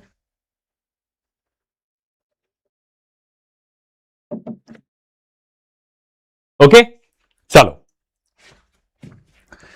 Great. Now we move on to granulomatous diseases of the nose. Okay. Fine. Thank you. Thank you, Quran. Quran reminder 24. Thank you. Chalo. Now we move to granulomatous diseases of the nose. Now the first granulomatous disease of the nose is rhinosporidiosis. Okay. Rhinosporidiosis, what is the organism that causes it? That is Rhinosporidium seaberi. Rhinosporidium seaberi is the causative organism. उससे हुआ rhinosporidiosis. Right? Now this Rhinosporidium seaberi is an aquatic protestin. ये एक aquatic protestin है. So it is found in dirty water bodies. So what you will see this case, wherever they give you, they will give you a history of dirty pond swimming. Swimming in a dirty pond. Right? Because it is an aquatic protestin. Right? Now when this Rhinosporidium seaberi gets into your nostril, what will happen? It will start to grow. And जब ये grow करता है, it starts forming spores. Can you see these spores? Can you see these basophilic spores? And these basophilic spores are contained within this huge structure, and this is called as a sporangium. So if you have got a sporangium which is containing these basophilic spores, this is classical histopathological finding for rhinosporidiosis. Okay, rhinosporidiosis has classical sporangia. इसे कहते हैं sporangia, which has got these spores which are basophilic. Okay, now one more important point. How will this lesion produce? So this lesion will have a strawberry-like appearance. इसे कहते हैं strawberry-like appearance. And why is it strawberry-like? Because this red-colored mass will contain white dots. And these white dots are what? These white dots are sporangia. These sporangia are containing spores. So ये white दिखते हैं. Right? Okay. Now, obviously, this patient has got such a big lesion with this sporangia and it is red in color. So these people will have problems of obstruction and epistaxis. Two things that this patient will have is obstruction plus epistaxis. Okay, following everyone. Now, how will you treat this particular case? So treatment is surgical excision always, but this is a very recurrent disease. So the drug of choice for treating them is dapsone. So after surgical excision is done, we need to give 100 mg dapsone for around 4 to 6 months. 100 mg dapsone given around 4 to 6 months because it is a very, very recurrent disease. Okay, fine. Very good. The good doctor. Great. Chalo. आगे चलते हैं. Now we move on to the second important category of granulomatous disease of the nose, and that is rhinoscleroma. जैसे rhinosporidiosis में Rhinosporidium seaberi था, rhinoscleroma also has the name of the organism within it, and this is Klebsiella rhinoscleromatis. Klebsiella rhinoscleromatis is the organism which causes this particular condition. Right? Rhinoscleroma has got 3 stages. It's got 3 stages. Stage of atrophy, stage of granulomatous stage, and cicatricial stage. So there are 3 stages of rhinoscleroma: atrophic stage, granulomatous stage, and cicatricial stage. What is atrophic? Atrophic का मतलब होता है सब कुछ atrophy कर जाना. If everything destroys inside the nose, that's called as atrophy. So in the first stage, you will get atrophic features. Atrophic matlab you'll get features of atrophic rhinitis. That means इस stage पे there'll be a lot of crusting inside the nose. You'll see big crust which will form inside the nose because of extensive destruction. That is stage 1, stage of atrophy. Now comes stage 2, granulomatous stage. Granulomatous stage means in this stage, this organism will form hard, non-ulcerative nodules. Always remember one thing. Whenever rhinoscleroma happens, the nodules of rhinoscleroma never ever ulcerate. ये बात याद रखना. अगर वो देते हैं non-ulcerative nodules, it's always rhinoscleroma. Rhinoscleroma nodules always undergo cicatrization. Cicatrization means shrinkage, scarring. So they always heal with scar. They always heal with cicatrization. They don't undergo ulceration. So the next stage is cicatrization stage. And what is that? This is a stage of scarring. When these nodules scar, they will become cicatricial. Okay. So what is this going to be? In the second stage, granulomatous stage, जब nodules बहुत बड़े-बड़े हो जाते हैं, they becomes very big. The nose also flares out. See? Can you see these nodules are flaring out the nose? The nose has become so big and it's filled with nodules. So what is this nose called as? This nose which is seen in granulomatous stage where there is hard, non-ulcerative nodules, this is called as Hebra nose deformity. So what is Hebra? Hebra means a cross between zebra and horse. And zebra and horse को अगर cross कर देते हैं, they have a big nose like this. This is called as Hebra. So Hebra nose deformity is seen in which stage of rhinoscleroma?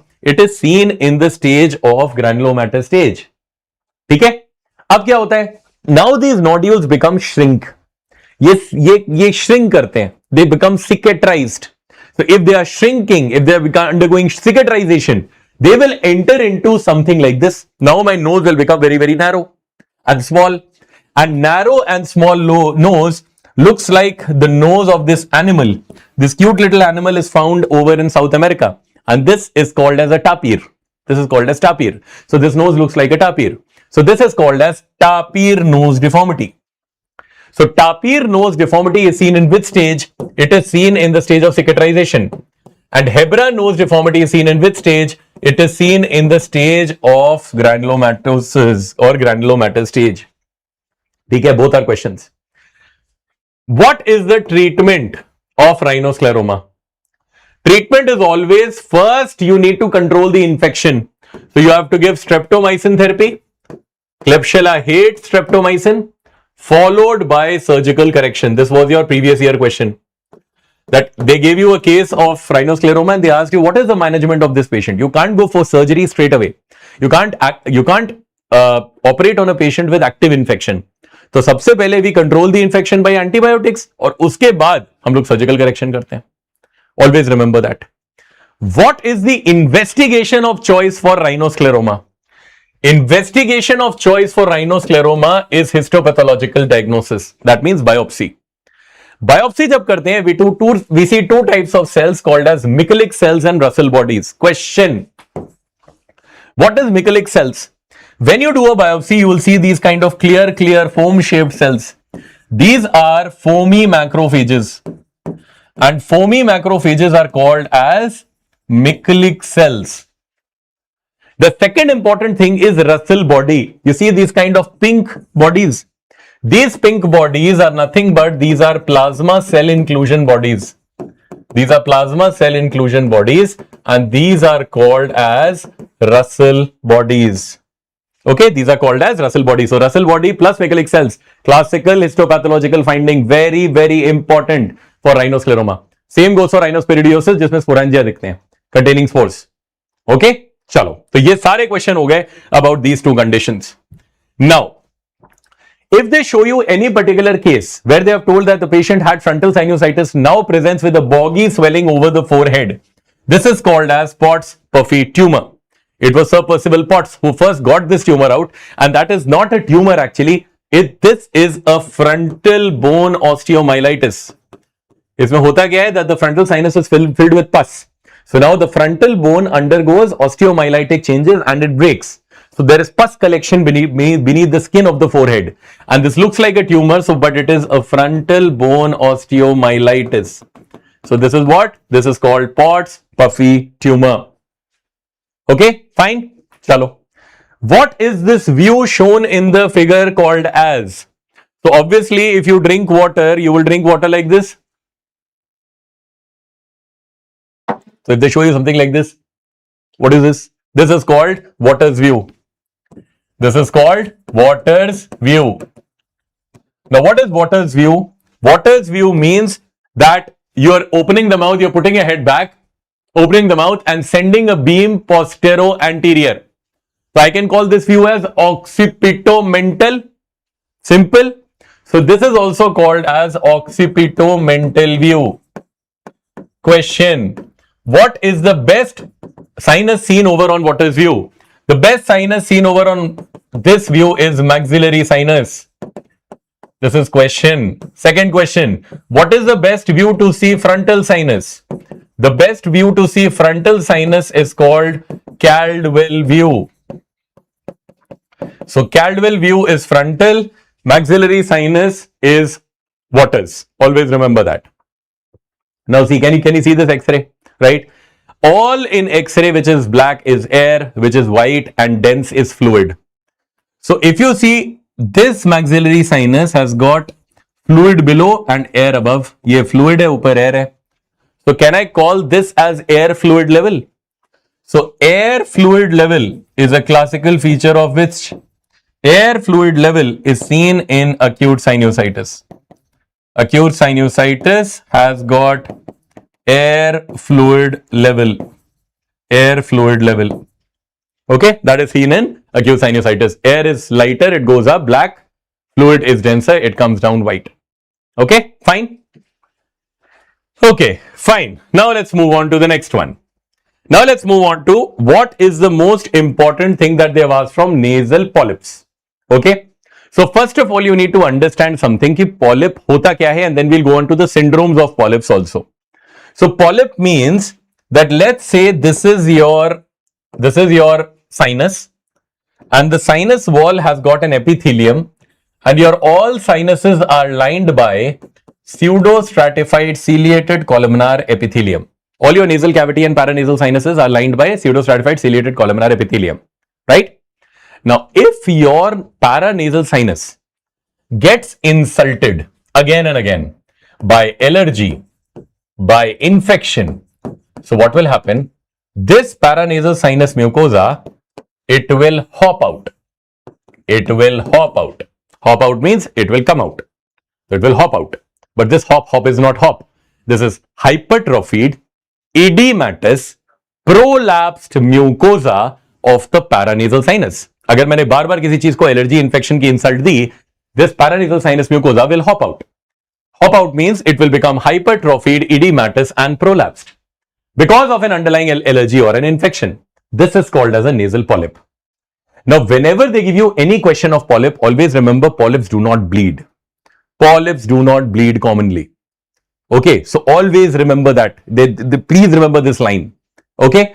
Now, one important part that you need to remember with polyps is that they will always be gray, glistening and globular.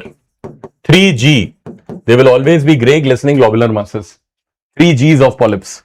Okay. Now, there are two types of polyp, antroconal or ethmoidal. Always remember one thing. Antro means what? Antro means antrum. Antrum means maxilla. Maxillary antrum. So, antroconal polyp arises from maxillary sinus. मैंने आपको क्या बताया था? The two important causes of causing polyps is allergy or infection. Most common cause of antroconal polyp is infection. Whenever you get antroconal polyp, they will always tell you a younger guy. 45-year-old, 35-year-old, 25-year-old, 30-year-old, unilateral nasal obstruction with a gray, glistening globular mass. What is that? They are talking about AC polyp. So it is always going to be young and only unilateral and solitary. हमेशा ये चीज हमें याद रखनी है. This is the idea. So there is a young man who has got a gray, glistening globular mass and that is having obstruction. Epistaxis is never the feature of polyps. अगर उन्होंने unilateral nasal obstruction with epistaxis mention किया, then the answer was inverted papilloma जो मैंने थोड़ी देर पहले लिखा था. That was between 40 to 70-year-olds. But this is a young guy. What will be the management of this guy? You need to take that out. You need to do a functional endoscopic sinus surgery. Antroconal polyp का कोई medical line of management नहीं होता. But when I talk about ethmoidal polyps are somewhat because of allergy. They are because of allergy. Now they are arising from ethmoidal. Say ethmoidal to ethmoidal air cells or ethmoidal sinuses. Always remember ethmoidal sinuses are many in number. Maxillary sinus is one in number. So maxillary sinus will have a solitary polyp, but ethmoidal polyps will be multiple because they are multiple air cells. So there will be multiple grape-like masses. If they tell you bilateral polyps, it is always ethmoidal. If they tell you between 45 to 55-year-olds, it is always ethmoidal, not antroconal. Now, because this happens because of allergy. So that is why you need medical line of therapy with functional endoscopic sinus surgery. दोनों चाहिए, because allergy is something which is a systemic disease. Are we understanding? Right? So whenever you get a young guy, gray glistening globular mass, solitary, obstruction history, then it is what? It is antroconal. If you get bilateral masses, allergy की history दी है, 45 to 55-year-old man, recurrent polyps, then that is ethmoidal. So what will be the most common thing which they will ask you in ethmoidal polyps? Let me get you clear here. In ethmoidal polyps, they will give you important syndromes. Syndromes which are associated with ethmoidal polyps. First syndrome they will ask you is Carter-Ginner's syndrome. Second syndrome they will ask you is what is Young syndrome. Third syndrome question is Samter's triad. These are the three syndromes which they keep asking now and then. ठीक है? What is Cartagener's syndrome? There is a game show आपने देखा होगा ना, KBC, कौन बनेगा करोड़पति. So कौन बनेगा करोड़पति is K, B and C. Okay? KBC. Okay? Now, Cartagener's syndrome, what exactly happens in Cartagener's syndrome? It is something which is having ciliary dysmotility. इसमें ciliary dysmotility हो जाती है, right? So what is ciliary dysmotility means? इनके सारे cilia खराब हो जाते हैं. So when the cilia are dysmotile or they are not working, so even their nose, paranasal sinus as well as their lungs will also not function, right? Okay. Now, what is that? C stands for chronic rhinosinusitis. Chronic rhinosinusitis because the nose cilia are not working. Nose cilia are not working, right? So that is chronic rhinosinusitis. Okay. Now comes B. B stands for bronchiectasis. Bronchiectasis. Okay. K stands for Cartagener's. So in Cartagener's, you see bronchiectasis with chronic sinusitis. One more thing you see, and that is situs inversus.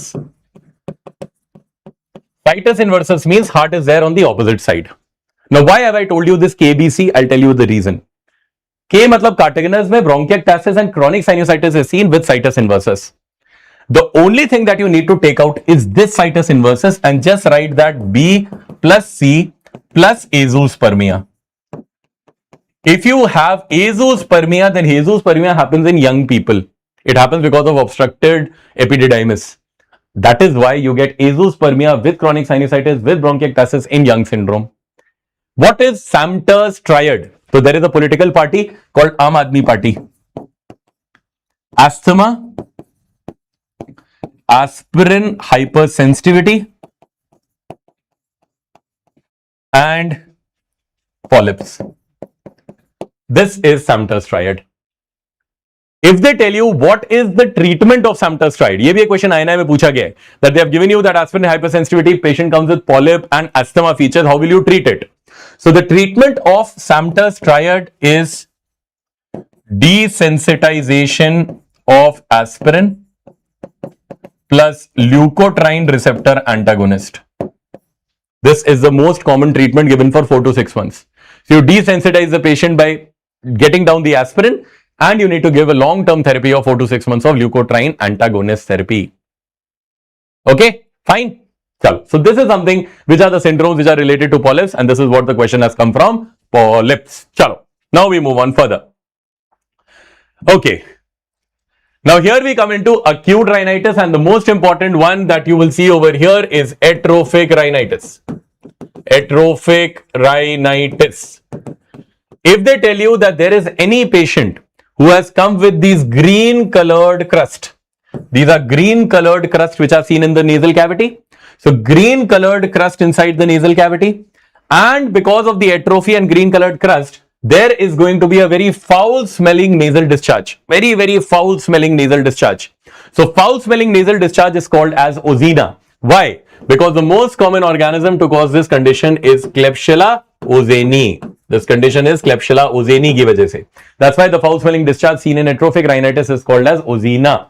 Now because atrophy happens, सब कुछ खराब हो जाता है, atrophy हो जाती है, so even their olfactory neurons get destroyed. So because इनके olfactory neurons get destroyed, तो इनका पूरी जो nose के अंदर की smell होती है वो चली जाती है. So that is why it's a mercy on them that they can't smell their own discharge, and that is why it's called as merciful anosmia. Now because there is constant atrophy, so constant atrophy की वजह से the nose becomes extremely wide and big, which is called as roomy nasal cavity. Which is called as roomy nasal cavity. So what is this called as? Merciful anosmia, foul smelling discharge, green colored crust, as well as roomy nasal cavity. This all falls under a condition called as atrophic rhinitis. Okay. Now, what is the most important treatment of choice? The most important treatment of choice is alkaline nasal douching. This is the best way in which you can actually reverse this disease. Alkaline nasal douching. What is the surgery done in order to reverse it? Young's operation. Young's operation.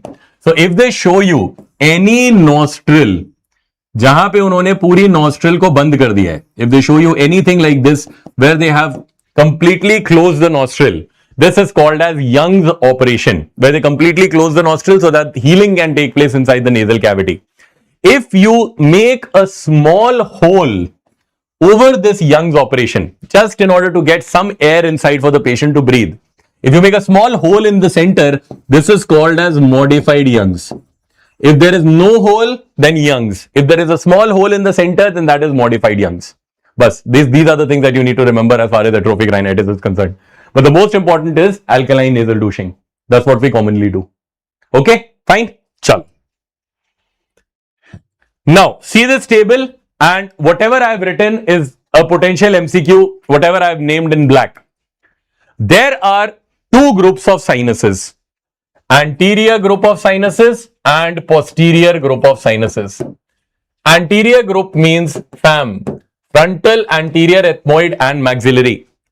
Frontal, anterior, ethmoid and maxillary is FAM. They all drain into middle meatus. Maxillary, frontal, anterior, ethmoid, they all drain into middle meatus. If they tell you posterior group of sinuses, posterior group of sinuses are posterior ethmoidal air cells and sphenoid.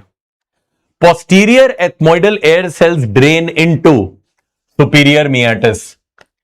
Sphenoid sinus drains into sphenoethmoidal recess. See, spheno se spheno naam hai. So, sphenoethmoidal recess is for sphenoid. FAM, middle meatus, frontal, anterior, ethmoid, maxillary, and remaining posterior ethmoidal cells drain into superior meatus. Okay. If I ask you, what is the first and the earliest sinus to be present at birth? Earliest sinus to be present at birth is maxillary. That is why earliest sinus to be seen on X-ray, maxillary, 4 to 5 months. Last sinus to be developing after birth, frontal. That is why it is absent at birth. Last sinus to be seen pneumatized on X-ray, frontal, 6 years. If it takes 6 months for maxillary to appear, it takes 6 years for frontal to appear. Most pneumatized sinus at birth, ethmoid. That is the reason you get a lot of orbital complications post ethmoid sinusitis during after birth. Okay. All the sinuses are supplied by the ophthalmic division of trigeminal nerve except maxillary, because it is supplied by maxillary division, maxillary to maxillary. So V2 or maxillary division of trigeminal nerve is the one which supplies maxillary. Other than all the other sinuses are supplied by the ophthalmic division of trigeminal nerve. That's all you need to remember. In FMG, this time they had marked and asked about what is the drainage pathway of sphenoid sinus.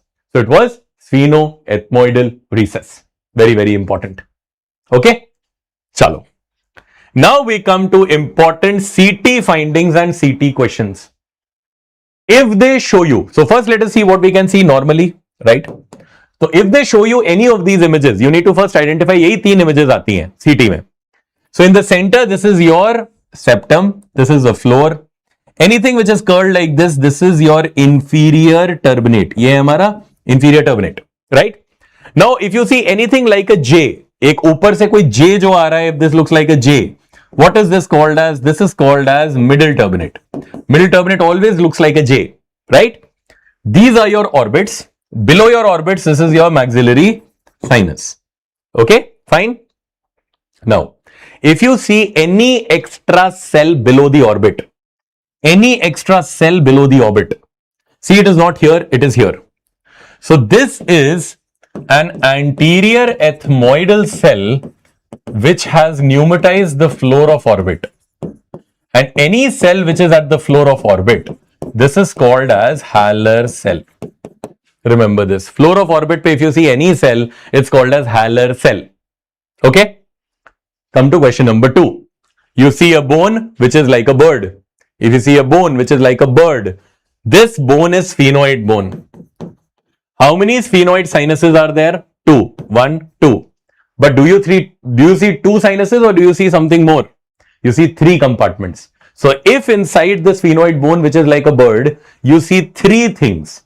This topmost cell is called as an Onodi cell. Onodi cell is a posterior ethmoidal air cell which pneumatizes the sphenoid sinus. This was an anterior ethmoidal air cell which pneumatized the floor of orbit. This is a posterior ethmoidal air cell which pneumatizes the sphenoid sinus. One structure which is very near to the ONOD cell is optic nerve.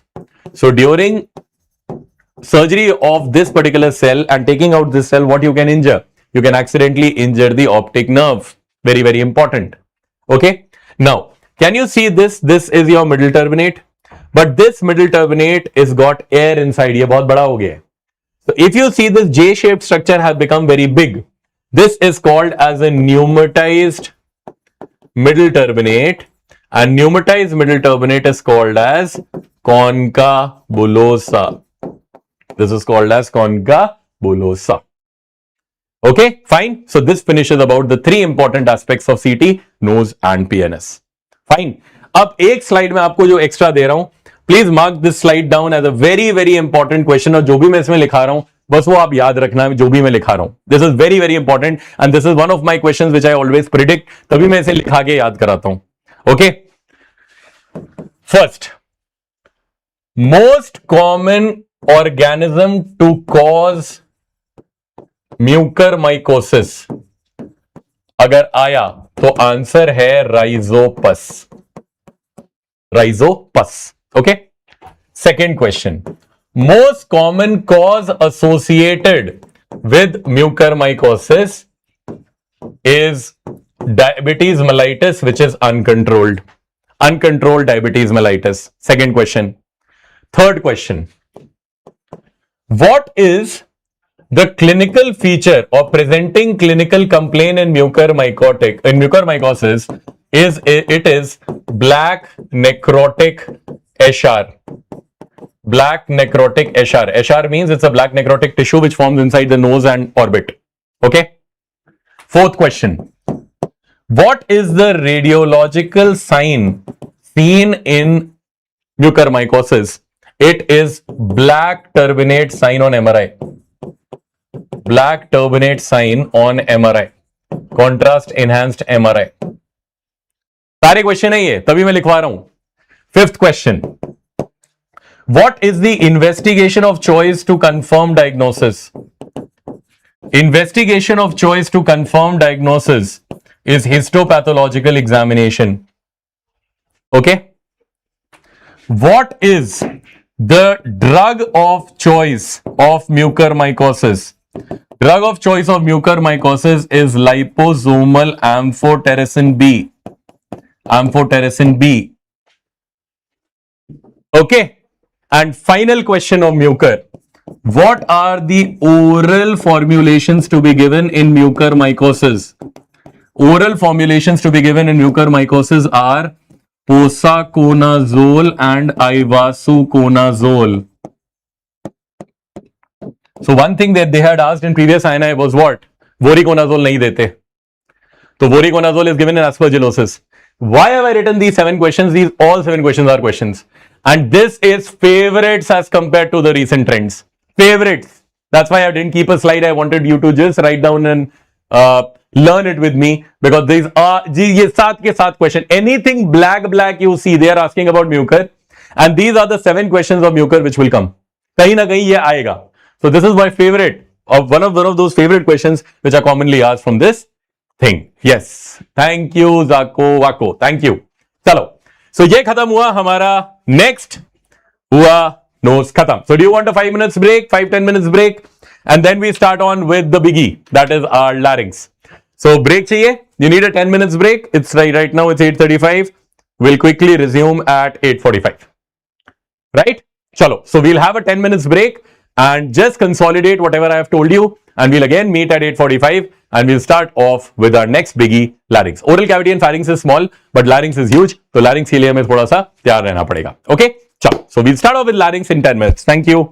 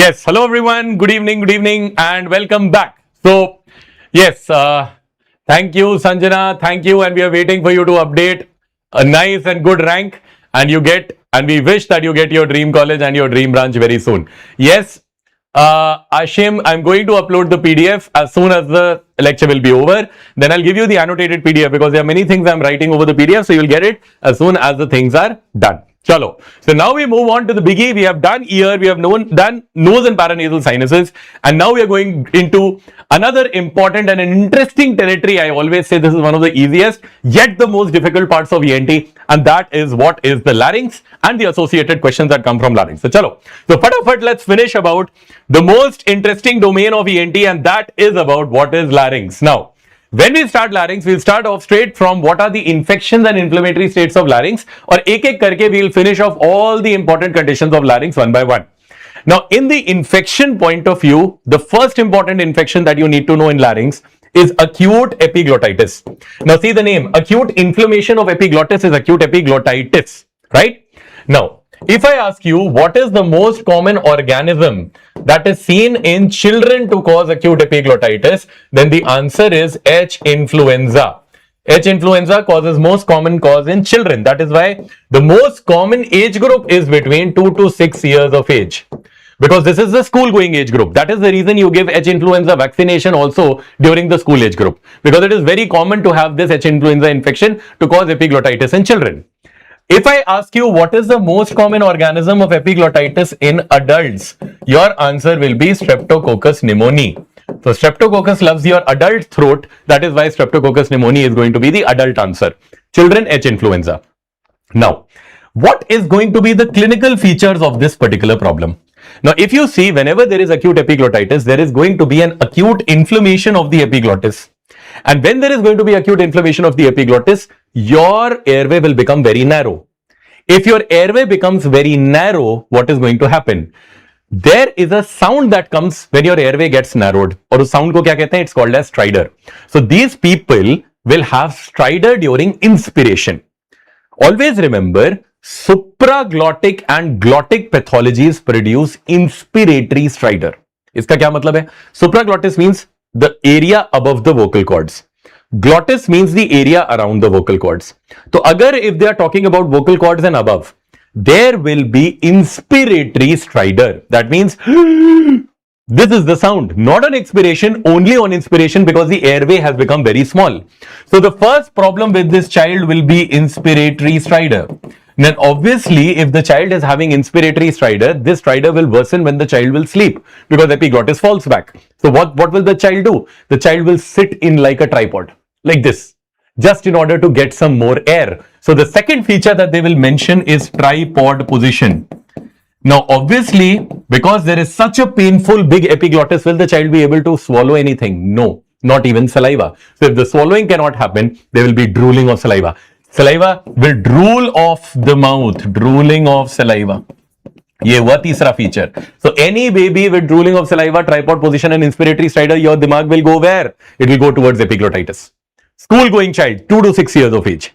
Okay. Now, when you do, what is the investigation that you will do in order to confirm?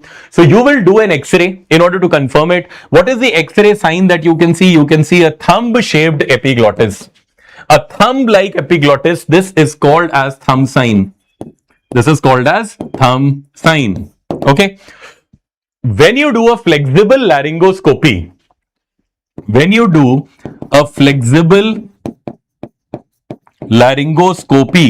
so what you will see? You will see a cherry red epiglottis. This is called as cherry red sign. You will see a cherry red epiglottis, also called as cherry red sign. ये हो गए सारे signs important for epiglottitis. Now I'm going to teach you croup also, so that together you can understand what is the treatment. So whatever I have taught you, this is going to be now followed by croup, or croup ke baad we will see the common management of both of these conditions.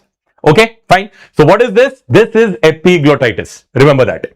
Now after that, you come to the second inflammation or infection of the larynx, that is called laryngotracheobronchitis. और इसे कहते हैं croup. Now what is croup? Croup is basically a viral infection. That is number one. So this occurs due to para-influenza virus type 1, 2, 3.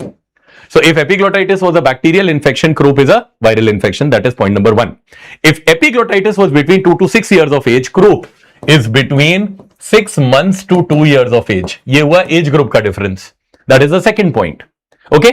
Now, what is your larynx? Larynx के कितने part होते हैं? Larynx के 3 part होते हैं. Above the vocal cord, supraglottis. At the level of the vocal cord, glottis. Below the level of the vocal cord, subglottis. Subglottis. So subglottis is the area which is present within your cricoid cartilage. जो भी cricoid हमारी cartilage होती है, it's a ring shaped cartilage. The area within your cricoid is called subglottic area. Below your subglottic area is your trachea. This is your trachea. Now, if there is narrowing of the trachea, the whole tracheal wall gets narrowed and there is even narrowing in the subglottic area. So what is it going to do? ये हमारा सारी तरफ से बंद है. The subglottic area is closed from all the sides. The trachea is closed from all the sides. They are ring-like. So let's say if I am the subglottic area, I have gotten narrowed. So if I have gotten narrowed, what will be the breathing of child be? The breathing of the child will be what is this? There is a sound on inspiration. There is a sound on expiration. This is called biphasic. यानी अगर मैं आपसे बोलूं cervical tracheal pathology and subglottic pathology, they both produce biphasic stridor. तो मैंने आपसे 2 चीजें बोली. Anything above the vocal cord and at the level of the vocal cord produces inspiratory stridor. Expiration में sound नहीं आएगी. Anything in the subglottic area and the trachea will produce biphasic stridor क्योंकि ये this is closed from all the sides. So it will narrow everything circumferentially. Okay, fine. That is point number 1. Now this child will have stridor which will be biphasic. Second, this child will have severe chest retractions. Severe chest retractions.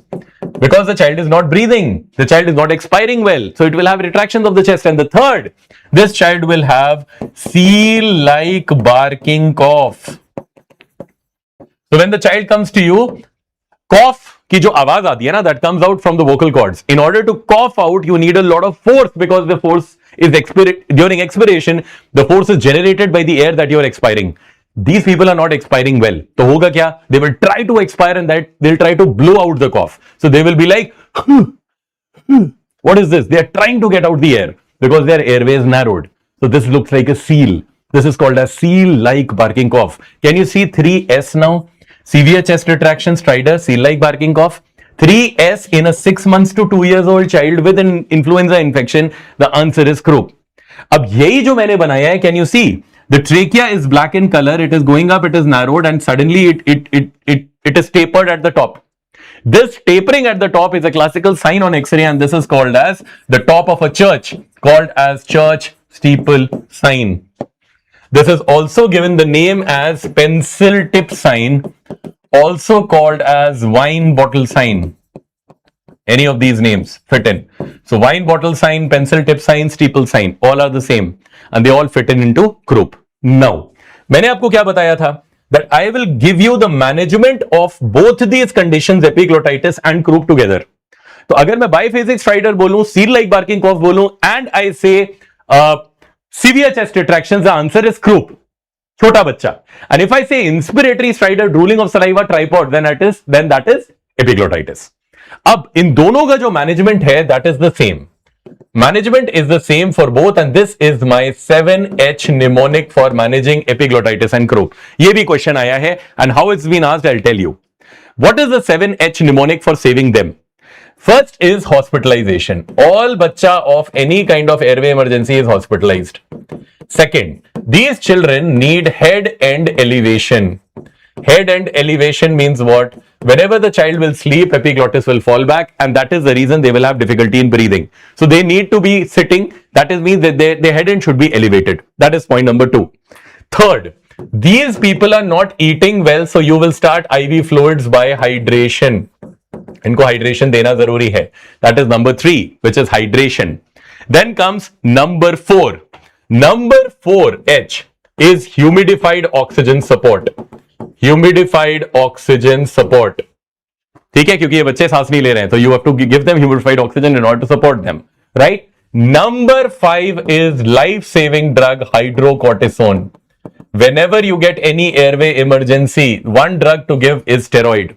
Steroid decreases the edema in the airway, it gives you better breathing. That's called hydrocortisone. Then comes number 6H. Number 6H is high dose nebulized racemic epinephrine. ये question आया है. एक question ये आया था कि that a child will croup has been admitted to your hospital and what is one life saving drug that you can give in this child? And 4 options में सबसे इंपॉर्टेंट ऑप्शन ये हाई डोज नेबुलाइज्ड एपिनेफ्रिन है. उसका reason क्या है? Epinephrine everywhere is available, adrenaline के vials हर जगह आते हैं. What is epinephrine?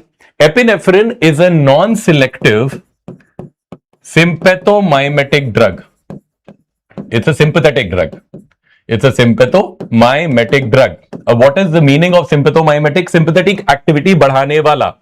So what does it do? It acts on alpha 1, beta 1 and beta 2 receptors. Now any drug which is sympathetic which acts on alpha 1 receptor तो क्या करेगा? Vasoconstriction. So your inflammation will reduce. Anything which is on beta 1 is inotropic. It will increase the heart rate. Better after load. Anything which acts on beta 2, sympathetic drug, it causes smooth muscle contraction as well as it causes smooth muscle relaxation, and that is the reason it causes bronchodilation. So bronchodilation, inotropic action and vasoconstriction की वजह से the child's airway becomes very easy to breathe. And that is the reason if you take a vial of epinephrine, put it inside a nebulizer and inhale, it's a life saving drug. ये life saving होता है. ये बहुत important question पूछा गया है.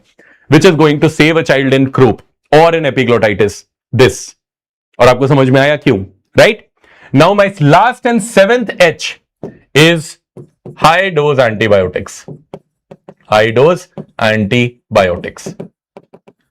Antibiotics are again elective for croup because it is a viral infection, but epiglottitis के लिए antibiotics देना बहुत जरूरी है because it is a bacterial infection. So this is how in a 7H way you save children from croup as well as in epiglottitis. ठीक है? Fine? चलो, तो ये खत्म हो गया about the 2 important things. Don't forget कि ये 2 to 6 year old में था organisms as well as tripod position, drooling of saliva, cherry red epiglottis, thumb sign. This was in much younger people, 6 months to 2 years. ये viral infection था, steeple sign and the 6H mnemonic. 3S मैंने बताया था croup का, that is severe chest retraction, stridor which is biphasic and seal-like barking cough. Okay? Now comes the third important thing, that is TB laryngitis. ये सारे मैंने आपको VBQ में भी पढ़ाए हैं. तो video based questions में I have shown you many of the laryngeal pathologies as endoscopies. So if you want to see them, you can just go and recap them, right?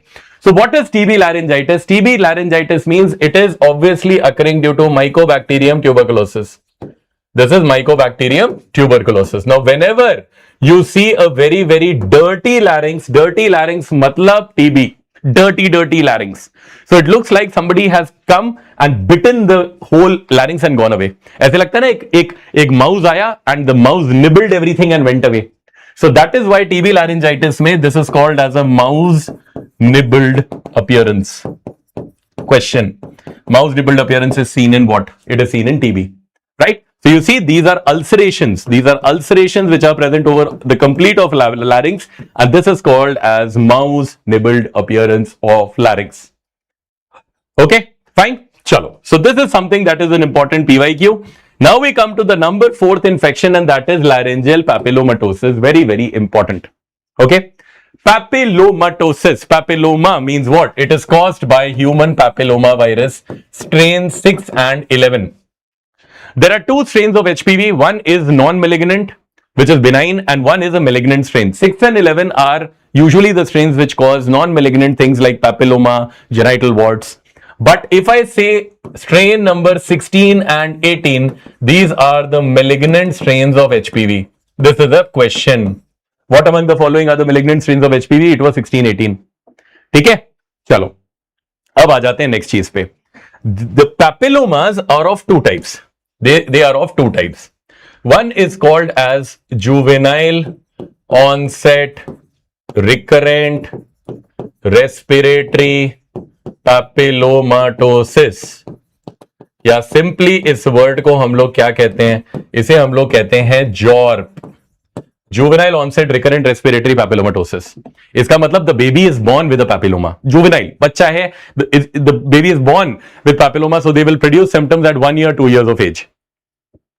Second one is adult papilloma. Adult papilloma means this is something which is there in adults, right? Adult have a papillomatous lesion. Now, one thing which is very very important is ये जो जॉर्प होता है ना, juvenile onset, ये जो होते हैं they are notorious, they are multiple and they are exophytic. ये बहुत सारे होते हैं, बहुत सारे छोटे छोटे छोटे छोटे पैपिलोमास होते हैं. If you see this is so many papillomatous growths are present over in the larynx. ये जो दिख रहे हैं these are your vocal cords. You can see from the vocal cord so many papillomas are rising above. So these are multiple, they are exophytic lesions. But adult जो होते हैं they are more solitary and they are more confined. ये ज्यादा बड़े नहीं होते, ये छोटे से होते हैं. And the most common place of occurrence is the free edge of vocal cord.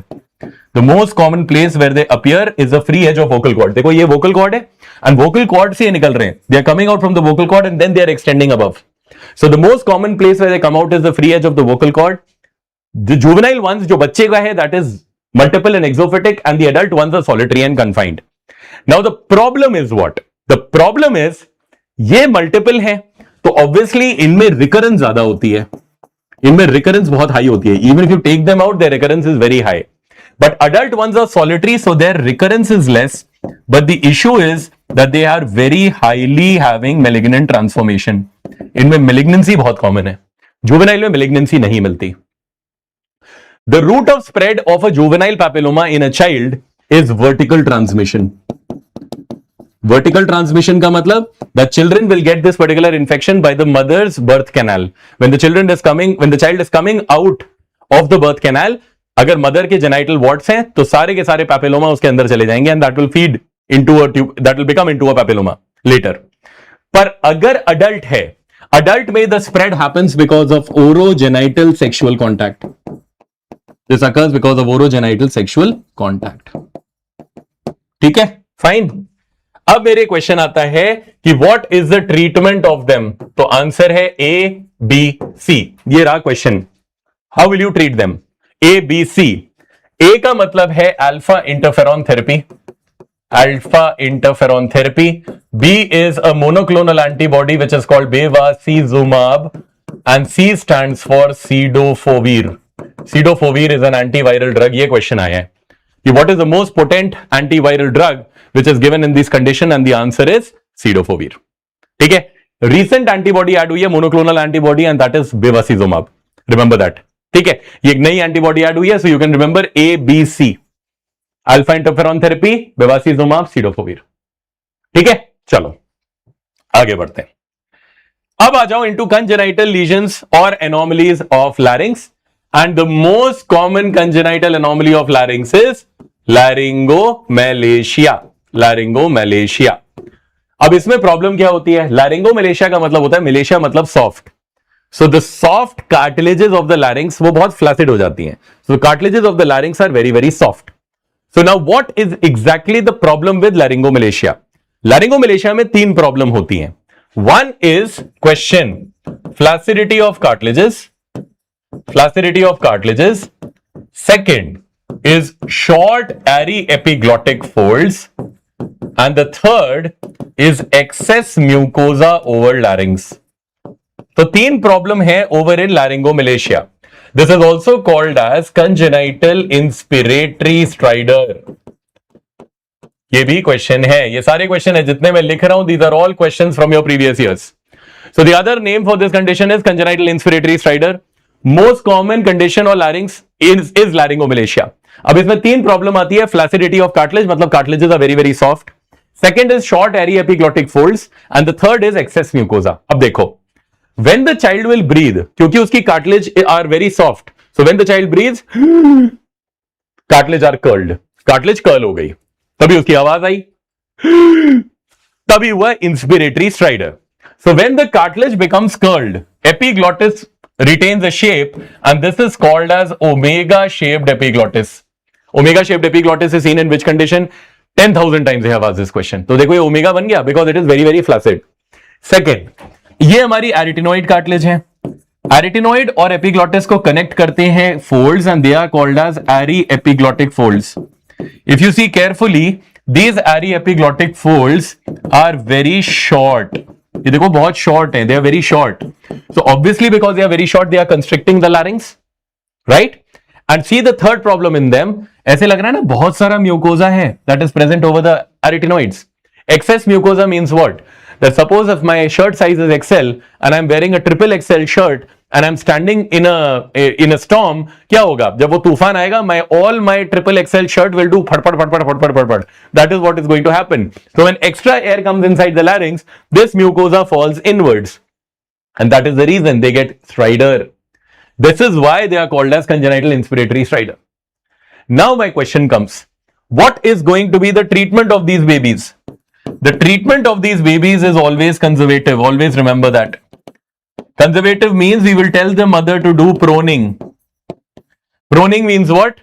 Laryngeal cartilages achieve maturity by 2 to 4 years of age. So when the child is born, you just need to tell the mother that wait for some time, larynx ठीक हो जाएगा. And just prone the child. उल्टा कर दो बच्चे को. So if you prone the child and you keep like this, his epiglottis will not fall back. And that is the reason they breathe better. So conservative management by proning is the best way to treat them. If you want to do a surgery, then surgery is done only in cases if the child has got less than 85% oxygen saturation or if the child has failure to thrive. अगर बच्चा आगे नहीं बढ़ पा रहा है, then you do a surgery. What is the name of the surgery? The name of the surgery is epiglottopexy. Epiglottopexy. Epiglottopexy का मतलब है that if this is your epiglottis and somewhere here is your tongue, हम लोग क्या करते हैं, टंग और epiglottis को suture कर देते हैं so that the epiglottis does not get curled. Epi means epiglottis, glotto means attaching the epiglottis, pexy means जोड़ना. So if you suture the tongue base to the epiglottis so that it does not curl in, this is called as epiglottopexy. और ये किसमें करते हैं? We do it only in those cases where the saturation is less than 85% or if the child is not having a good development and the child has failure to thrive. Only in those cases. ठीक है? चलो. तो ये होगी कहानी about the questions of laryngomalacia. Now, you get a child who has got this kind of a problem. ये उसके vocal cords हैं and below the vocal cord you see a pinpoint hole. What is this condition? इस condition को कहते हैं subglottic stenosis. Below the vocal cords narrowing हो गई. अब मैंने आपको बताया है the area above the vocal cord is supraglottis, area below the vocal cord is subglottis, और वहां पे नैरोइंग हो गई है. अब if you remember, I told you subglottic area is the area present within your cricoid cartilage. Cricoid cartilage के अंदर का जो एरिया है, this is subglottis, right? Now this subglottic area undergoes circumferential narrowing. ये बहुत छोटा हो जाता है and this is called as what? This is called as subglottic stenosis. Okay, fine. Now the question comes, what is the most common cause of subglottic stenosis? It is repeated intubations. Repeated intubation injury. So if a person is undergoing intubations again and again, so what happens is intubation tube की वजह से the cricoid cartilage gets injured again and again. And if there is injury to the cricoid, तो fibrous bands बनने लगते हैं as a reaction to your injuries. So it is fibrotic bands start coming and they appear circumferentially which narrow your lumen. तो अगर मैं cricoid हूँ, I will get narrowed circumferentially. And this will be the size of my subglottic lumen. तो जो भी अब मैं सांस अंदर लूंगा या बाहर लूंगा, it will become very problematic. So I told you one rule. Whenever there is subglottic narrowing, what is the type of stridor that you will get? Biphasic stridor. So that is why these people enter into biphasic stridor. Biphasic stridor. Subglottis का मतलब ही है biphasic stridor will be your answer. Right? Okay. Now, how do you classify these kind of stenosis?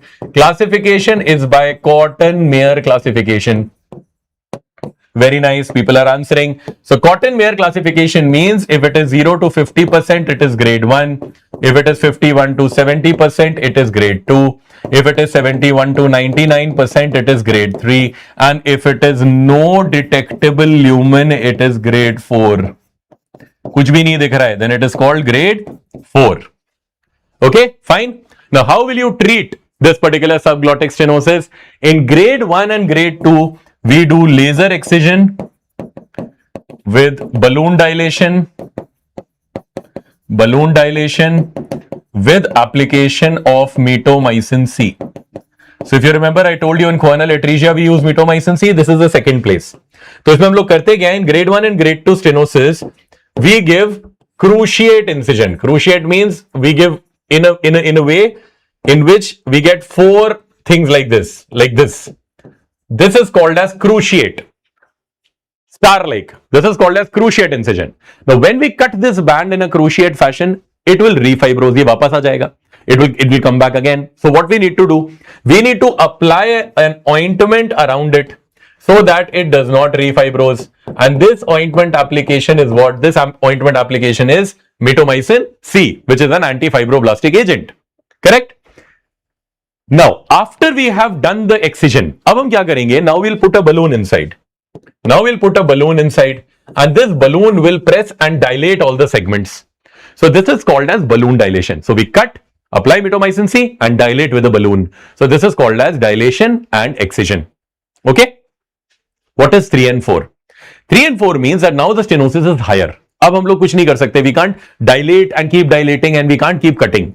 So we need to remove that segment, right? तो इसमें हम लोग क्या करते हैं? If this is your thyroid cartilage, this is your cricoid cartilage, and this is your trachea, right? And this cricoid has got this stenosis inside. So इसमें we do an operation which is called as cricotracheal resection and anastomosis. इसमें we do cricotracheal resection and anastomosis. इसका क्या मतलब है? क्रिकोट्रेकियल resection का मतलब है ये पूरी क्रिकॉइड कार्टिलेज विद ट्रेकिया हटा दो. Simple. And then after you have resected, now you suture the remaining of the trachea to your thyroid cartilage. खत्म. You get up the trachea and suture it to the thyroid cartilage. जो बची कुची cricoid थी you remove completely with the stenotic area. And जो भी मेरा trachea बचा you just suture that to the thyroid cartilage. So this is called cricotracheal resection. Cricoid trachea को हटा दिया जो भी स्टेनोस था, and we anastomose the remaining trachea with the thyroid. This is done in grade 3, grade 4 stenosis जहां पे this dilation and excision won't work.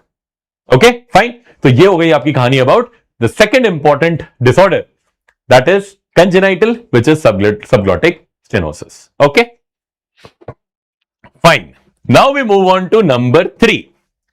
Number 3 में हमारे पास आया laryngocele. You must have seen there is a reel nowadays very very famous where a trumpet player is blowing and his neck is coming out on both the sides. आजकल बहुत famous एक reel फैली हुई है, and that is what they are showing is a laryngocele, right? Now what is a laryngocele? इसके लिए I'm going to tell you some things about anatomy of larynx थोड़ा सा, and I'm going to cut section my larynx in a coronal plane. हम ऐसे larynx को काट देते हैं and we're going to do important questions over there. Now when we cut the larynx like this, we are going to cut the hyoid, thyroid, cricoid, trachea, right? यही है हमारा centre में. We're going to cut open in the coronal section. तो जब हम काटेंगे, so we'll get our hyoid bone here. This is hyoid. Below the hyoid is thyroid cartilage. This is thyroid cartilage. Below thyroid is cricoid cartilage, and then is your trachea. ये आपकी tracheal rings हैं.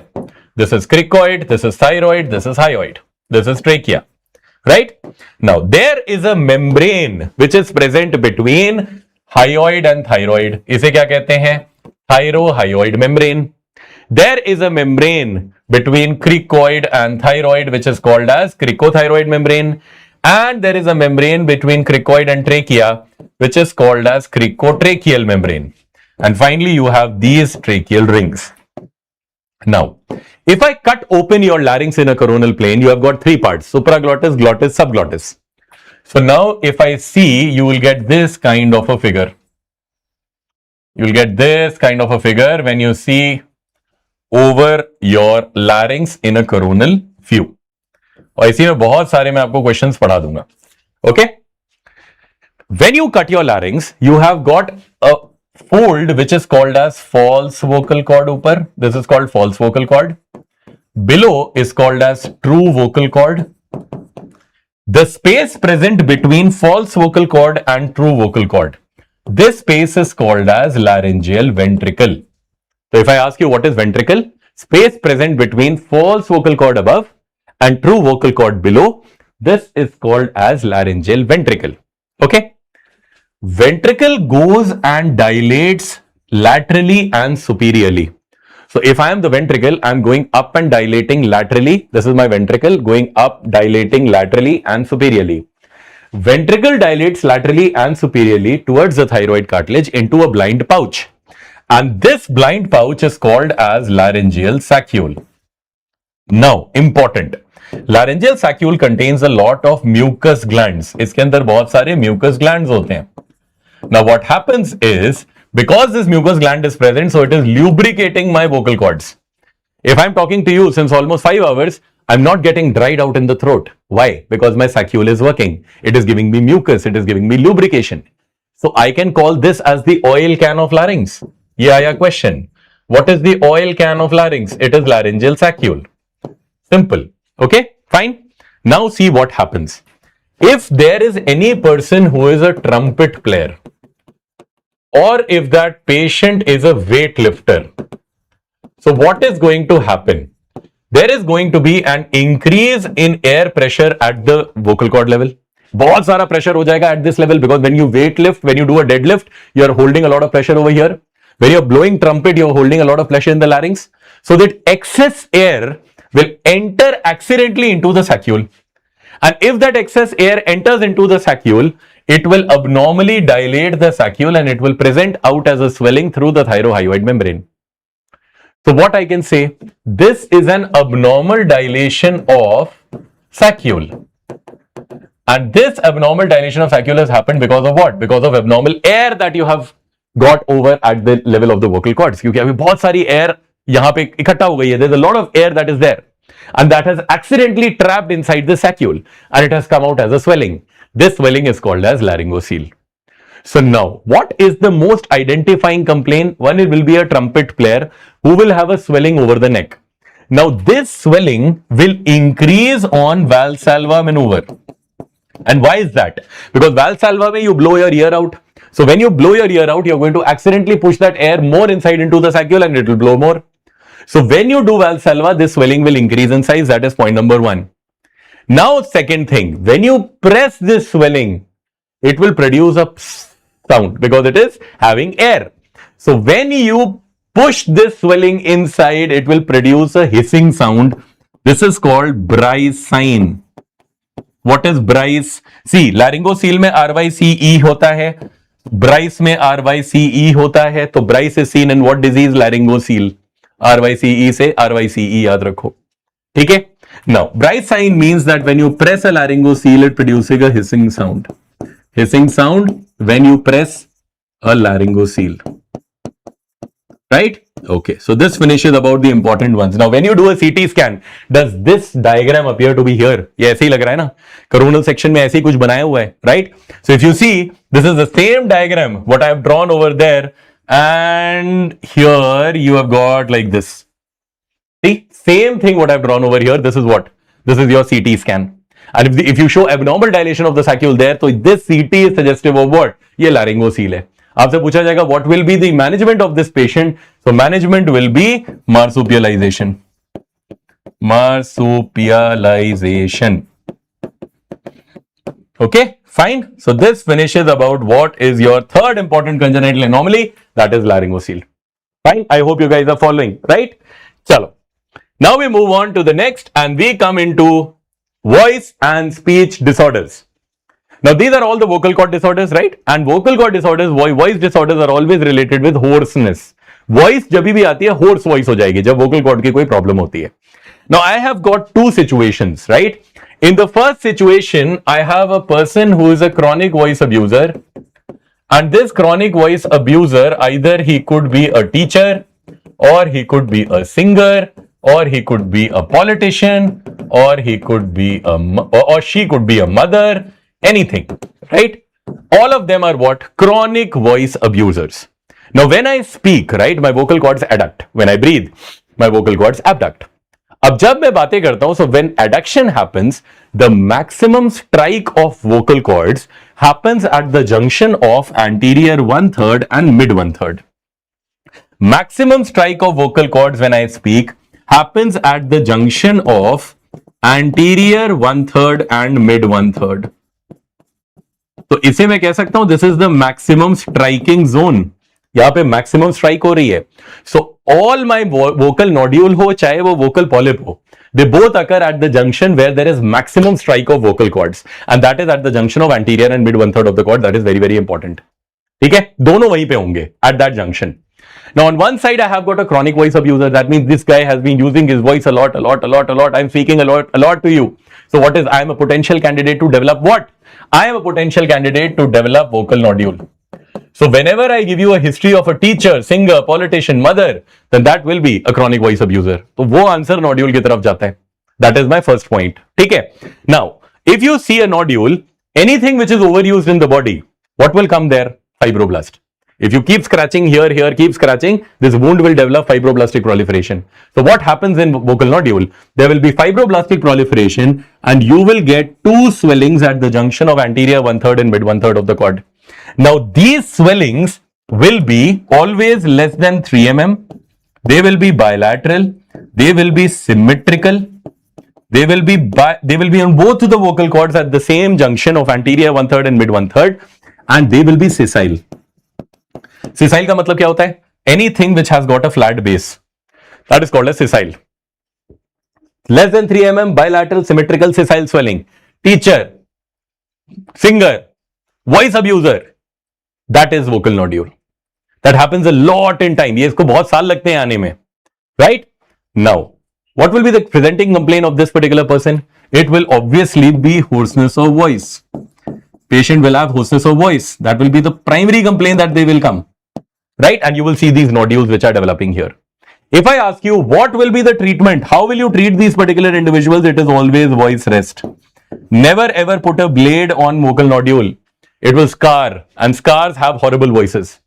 So never put a blade on vocal cord unless and until required. That's the rule. तो अगर मैं आपसे बोलूं teacher, singer, politician, mother, bilateral, symmetrical, less than 3 mm, sessile nodules which are having hoarseness of voice, what will you do? You will do voice rest alone. That's it.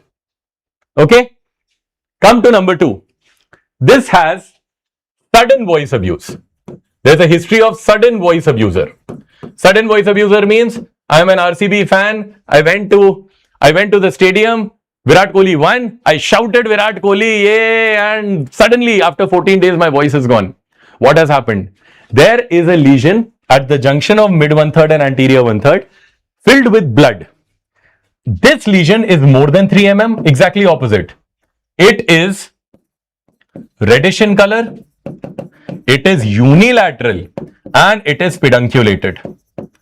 Pedunculated means what? It is coming out like this.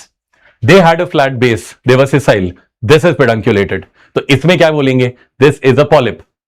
So if polyps are there, they move with respiration because they are pedunculated. So if I ask you, what is the treatment of choice in this individual? It is always going to be microlaryngeal surgery. Microlaryngeal surgery क्यों? Because they are moving. अगर ये move करते करते if they come out suddenly, that is called as auto amputation. They can come out suddenly, and that is dangerous to have. That is why this is a pedunculated lesion in vocal polyp. The first line of treatment is microlaryngeal surgery. But when I say nodule, the line of choice of action will always be voice rest. That finishes between what is nodule and what is polyp. ठीक है, fine. चलो, तो ये बहुत important difference है between two examples of classical lesions which are asked to you as questions. Look for sudden versus chronic voice abuse. You will get your answers there itself. Okay? Now, you have got a third scenario. And this scenario is of a lady who sounds like a man. This is a classical way in which they will give you this question. Lady who sounds like a man. What is that? That is Rinke's edema. ठीक है. अब इसके लिए what I need you to remember is what are the layers of vocal cord, क्योंकि वो भी important है आपके लिए. If I take out a piece of this vocal cord and come out, vocal cord has got 5 important layers. 5 layer होती हैं vocal cord में. The innermost layer of the vocal cord is called as vocalis muscle. ये एक muscle होती है within the vocal cord called as vocalis muscle. There is one layer above the vocalis. This is called as deep lamina propria. Deep lamina propria. Another layer above the deep lamina propria. This is called as intermediate lamina propria. Intermediate lamina propria. Above the intermediate lamina propria, there is another layer, superficial lamina propria. Superficial lamina propria. Above the superficial lamina propria, there is another layer, and that is your epithelium. These are the 5 layers of vocal cord. Epithelium, superficial lamina propria, intermediate lamina propria, deep lamina propria, vocalis muscle. First important PYQ. Intermediate lamina propria and deep lamina propria together are called as vocal ligament. They are together called as vocal ligament. Okay, fine, following everyone? Now, what is the next thing? Superficial lamina propria. Again, a question is also called as Rinke's space. Rinke's space is the other name for superficial lamina propria. Okay, fine, everyone following? Any edema, if it happens in this Rinke's space, it will be called as Rinke's edema. Okay. Most common cause of Rinke's edema is, it is always in female smokers. Maximum female smokers get it. Okay. Now, why does that happen? Because this Rinke's space or superficial lamina propria ke andar, there are a lot of blood vessels. Okay, there are a lot of blood vessels inside this space. If somebody is smoking again and again, what does it do? Ye blood vessels become very fragile. It leads to fragility of blood vessels. If these blood vessels become fragile, they will start leaking out fluid. इनसे बहुत सारा fluid बाहर आने लगेगा. And this leaking of fluid inside this superficial lamina propria will produce edema. And this edema is given the name as Rinke's edema. That is the reason they are called as smoker's larynx. Because of the fragility of vessels, they start collecting. So if you see, their vocal cords will be big and heavy. Can you see? The vocal cords are filled with fluid and they are big and heavy. If you see these big and heavy cords, does it look like a bag of water which is filled inside? So this is called as bag of water appearance. Question. Bag of water appearance is seen in which disease? It is seen in Rinke's edema. Okay. Now my question is, how will you treat it? Obviously, stop smoking and we do a procedure called as reduction glottoplasty. Reduction glottoplasty means we put 2 incisions over the vocal cords and we drain out all the fluid which is there in the Rinke's space, right? And that will reduce the bulk of the vocal cord and it will make it into a straight line. Fine? So ye hogi kahani about what is Rinke's edema and what is Rinke's space. Okay? Chalo. Now we move on to the 4th important thing of voice disorders, and that is intubation granuloma. You have got a man who has undergone a surgery and he has a history of intubation injury. He has a history of intubation injury. Now he presents with hoarseness of voice. Always remember one fact I am going to tell you. Whenever you get intubation related questions, there are only 2 things that can happen. Either subglottic stenosis or intubation granuloma. If they tell you subglottic stenosis, it will always be a child. And that child will have biphasic stridor. But if they give you intubation granuloma, the problem will be hoarseness. Okay? This is the only problem which happens on the posterior 1/3 of the vocal cord. Only problem on the posterior 1/3 of vocal cord. See, these are your 2 vocal cords. This is on the posterior 1/3. Because your intubation tube goes through that area. That is why if it gets injured, that area will form a granulation and granulation will become a granuloma. Okay? This is called intubation granuloma. How will you treat this condition? Treatment is obviously microlaryngeal excision. So you will do a microlaryngeal surgery, or you can even give a short course of corticosteroids. That is also helpful. Okay? Fine. These are your 4 important voice and speech disorders: vocal nodule, vocal polyp, intubation granuloma, Rinke's edema. Fine? Chaliye. Now we move further. And now we are going into another territory, and this is called vocal cord paralysis and how to crack these cases of vocal cord paralysis and vocal cord palsy. Ye bahut confusing topic hai, and this is one of those topics where most of the people get things wrong, but I'm going to make a little easier for you कि आप कैसे इन चीजों को derive out करें. Right? So I have given you a chart over here. This chart completely tells you everything about what you need to remember. But I don't want you to, cover this up. Abhi, I want you to first understand, and then we'll keep coming up to this chart, right? Wait and watch in intubation granuloma we usually don't do. We start with corticosteroids and then exercise. Okay? So vocal paralysis, what I'm going to do, I'm going to give you some concept and then I'm going to come back to you. If I ask you what is the most common cause of bilateral recurrent laryngeal nerve and external laryngeal nerve palsy, दोनों तरफ सारी vagus अगर चली गई, the answer is leading thyroid surgery. Thyroid surgery is the leading cause of vocal paralysis across the globe. Okay? Right recurrent laryngeal nerve is more prone to injury than left. Always remember, because left is a little deeper, right is more superficial in its course. Okay? So in right RLN palsies are more common than left. Left is more common with mediastinal pathologies. Okay? Left injury is more common with mediastinal pathologies. Right is more common with iatrogenic injuries when we do any surgery because it is more superficial. Most common cause for left recurrent laryngeal nerve palsy is bronchogenic carcinoma. That's why I told you mediastinal pathology is सबसे common for left है. And what is the most common thing in left? It is bronchogenic carcinoma that you need to remember. Okay? अब ये सारी चीजें चली जाती हैं. Now we are just going to focus on the concept of this palsy and then we are going to figure out कि ये सारे questions answer कैसे करेंगे. Vocal cord has got 5 important positions that it takes at different points. Okay? Now understand this. Vocal cord, when I speak, it adducts. When I breathe, it abducts. Speak, adduct. Breathe, abduct. Okay? So when I'm speaking, my vocal cords will come in a straight line in the center. This is called as median position because both my vocal cords will be directly touching each other in the center. They will be 0 millimeter away from the midline. इसे हम कहते हैं median position. This is the position in which I speak. This is the position in which I am having phonation. Phonation means when I am speaking. Correct? Now, if my vocal cords are a little away from the midline. They are 1.5 mm away from the midline. They are 1.5 mm. This is median. A little away from the midline. This is paramedian. 1.5 mm away from the midline. So you can see there is a little bit of space. So my air will leak out a little bit. Leaking of air will lead to whisper. So when I whisper, I'm in which position? Paramedian. When I speak, I'm in median. So when I whisper, I'm in paramedian position. Leave alone intermediate. Abhi intermediate mat karo because intermediate is not a normal situation. Intermediate is always pathological. So leave out intermediate. Now, when I breathe, my vocal cords go 7 millimeters away from the midline.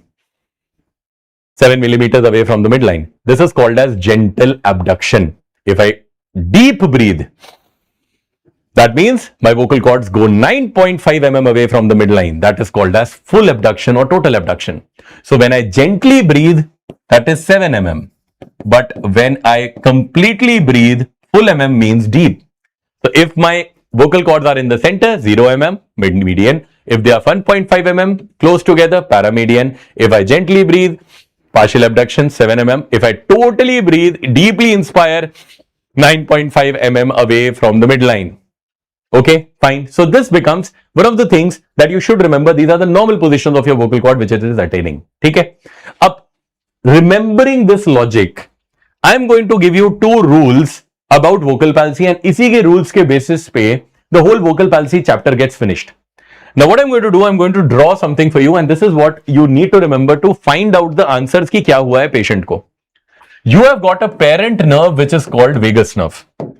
Vagus nerve has got 2 important branches which come to your larynx.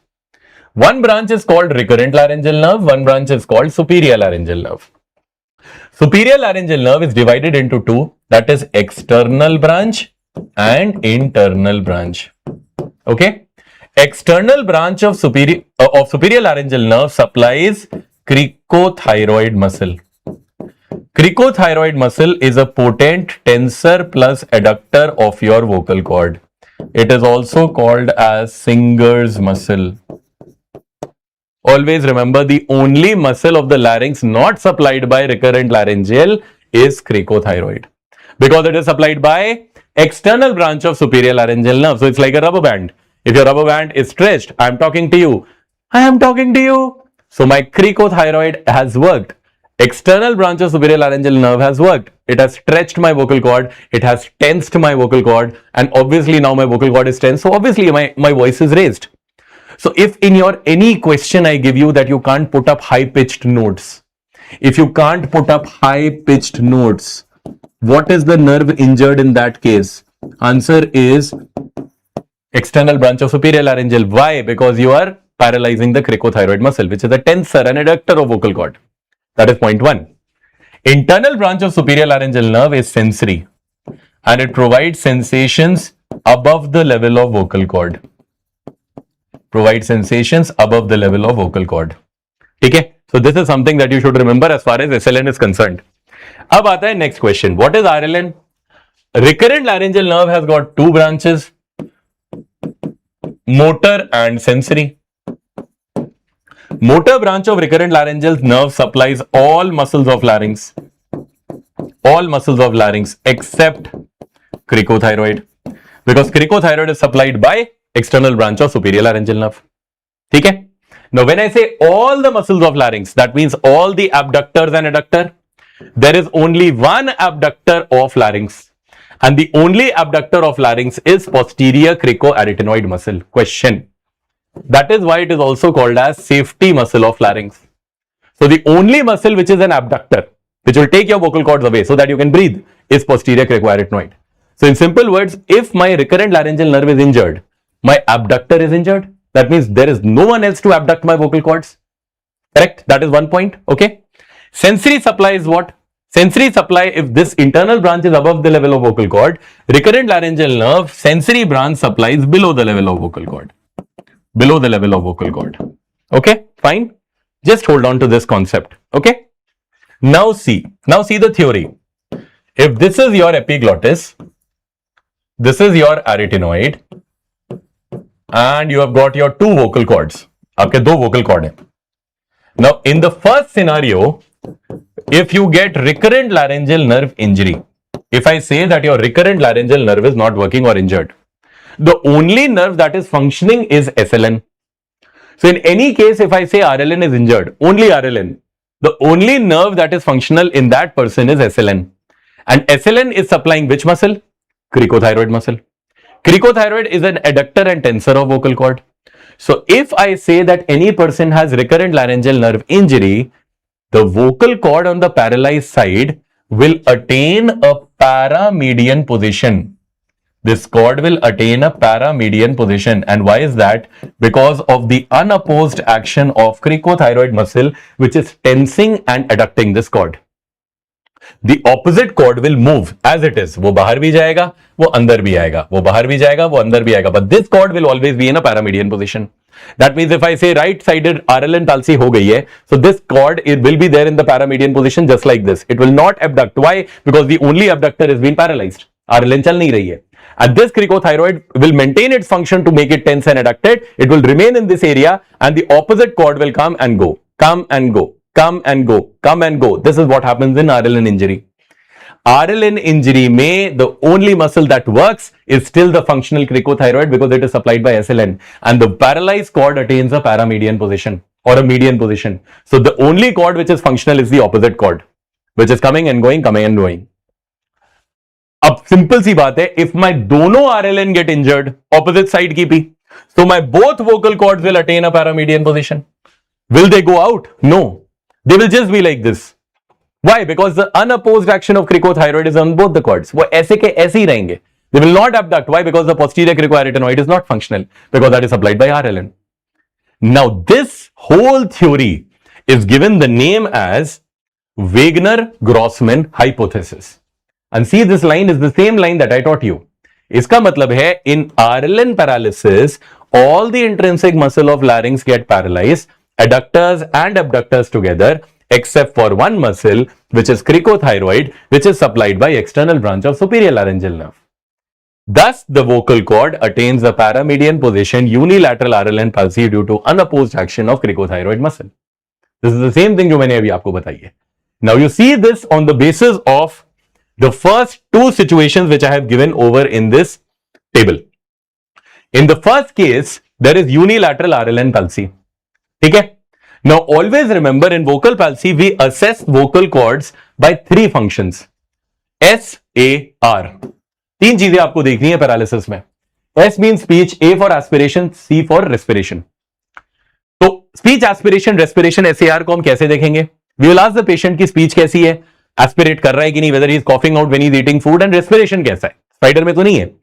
So now you know if there is unilateral RLN palsy, one cord will be in paramedian position and the opposite cord will go and come out. So one cord is in paramedian position, opposite cord is functional. Opposite cord जा रहा है. Now you tell me what will happen to his speech. His speech be fairly be normal क्योंकि opposite cord is closing the opposite cord. The opposite cord is coming and closing the glottic inlet. If there is closure of the glottic inlet, there will be speech. So that means the paralyzed cord is in median or paramedian position, the speech will be normal. If there is complete closure happening because of the opposite cord getting compensation, what will be happening? Will there be aspiration? No. Aspiration करने के लिए they need space.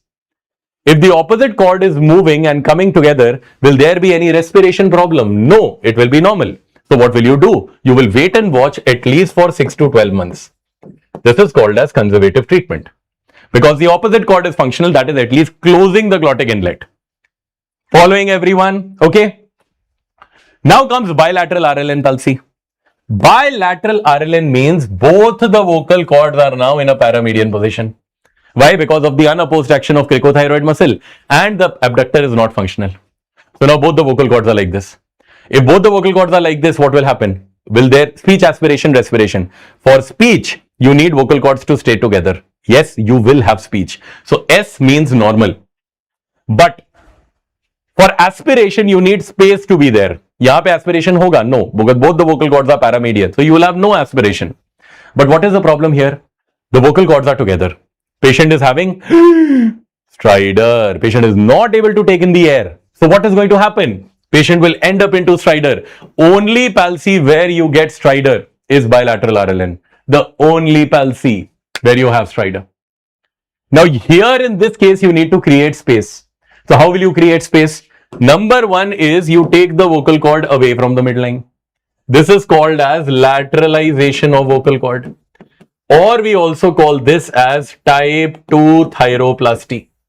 Type 2 thyroplasty, which is also called as lateralization thyroplasty because you need to lateralize the cord.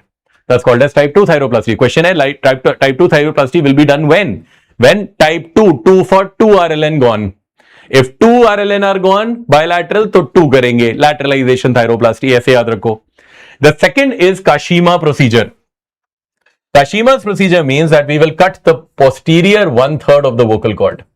If you cut the posterior 1/3 of the vocal cord to create space, it is called as Kashima procedure. So if you cut 1/3 of the posterior cord, it's called Kashima's operation or Kashima's procedure. Okay?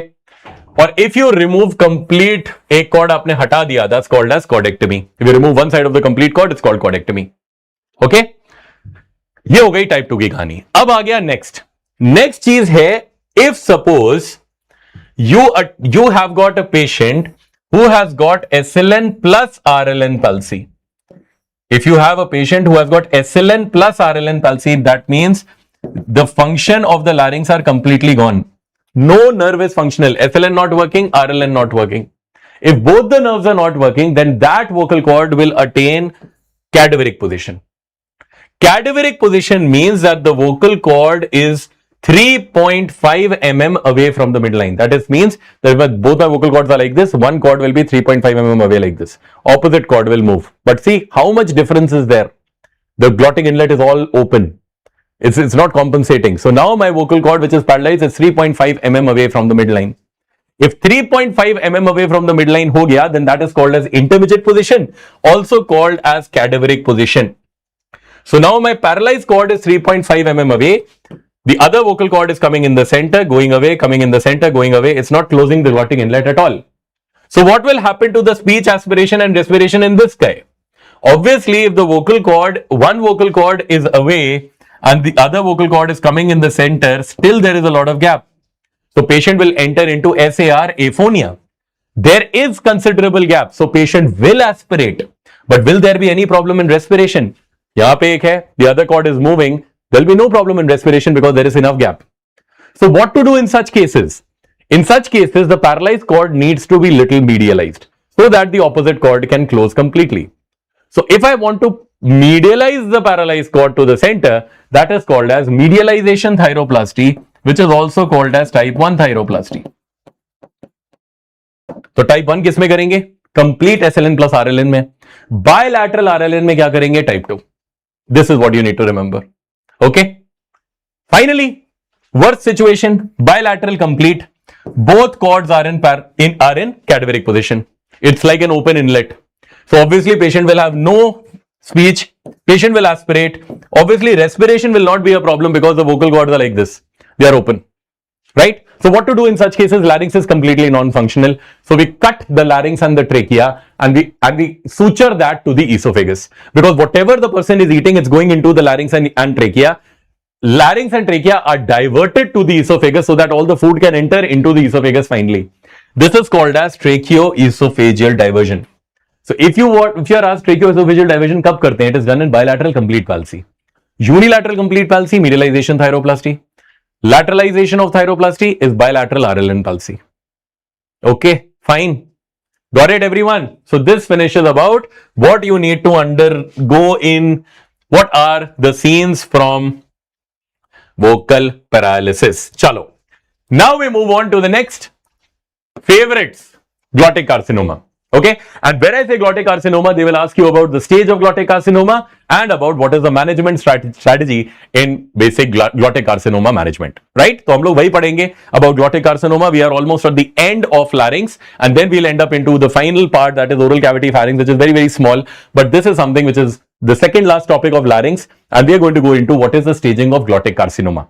Okay, and we're going to see each and every question. Glottic carcinoma में whatever questions they ask you will be from staging and management. There are two vocal cords, right? These are your two vocal cords. If you get any vocal cord which has got an ulceroproliferative growth on one cord, ulceroproliferative growth on one vocal cord, and both vocal cords are mobile, yani A means T1A, T1A means ek means one. So if you get any tumor limited to one vocal cord and both vocal cords are mobile, it is called T1A. T1B, B for both.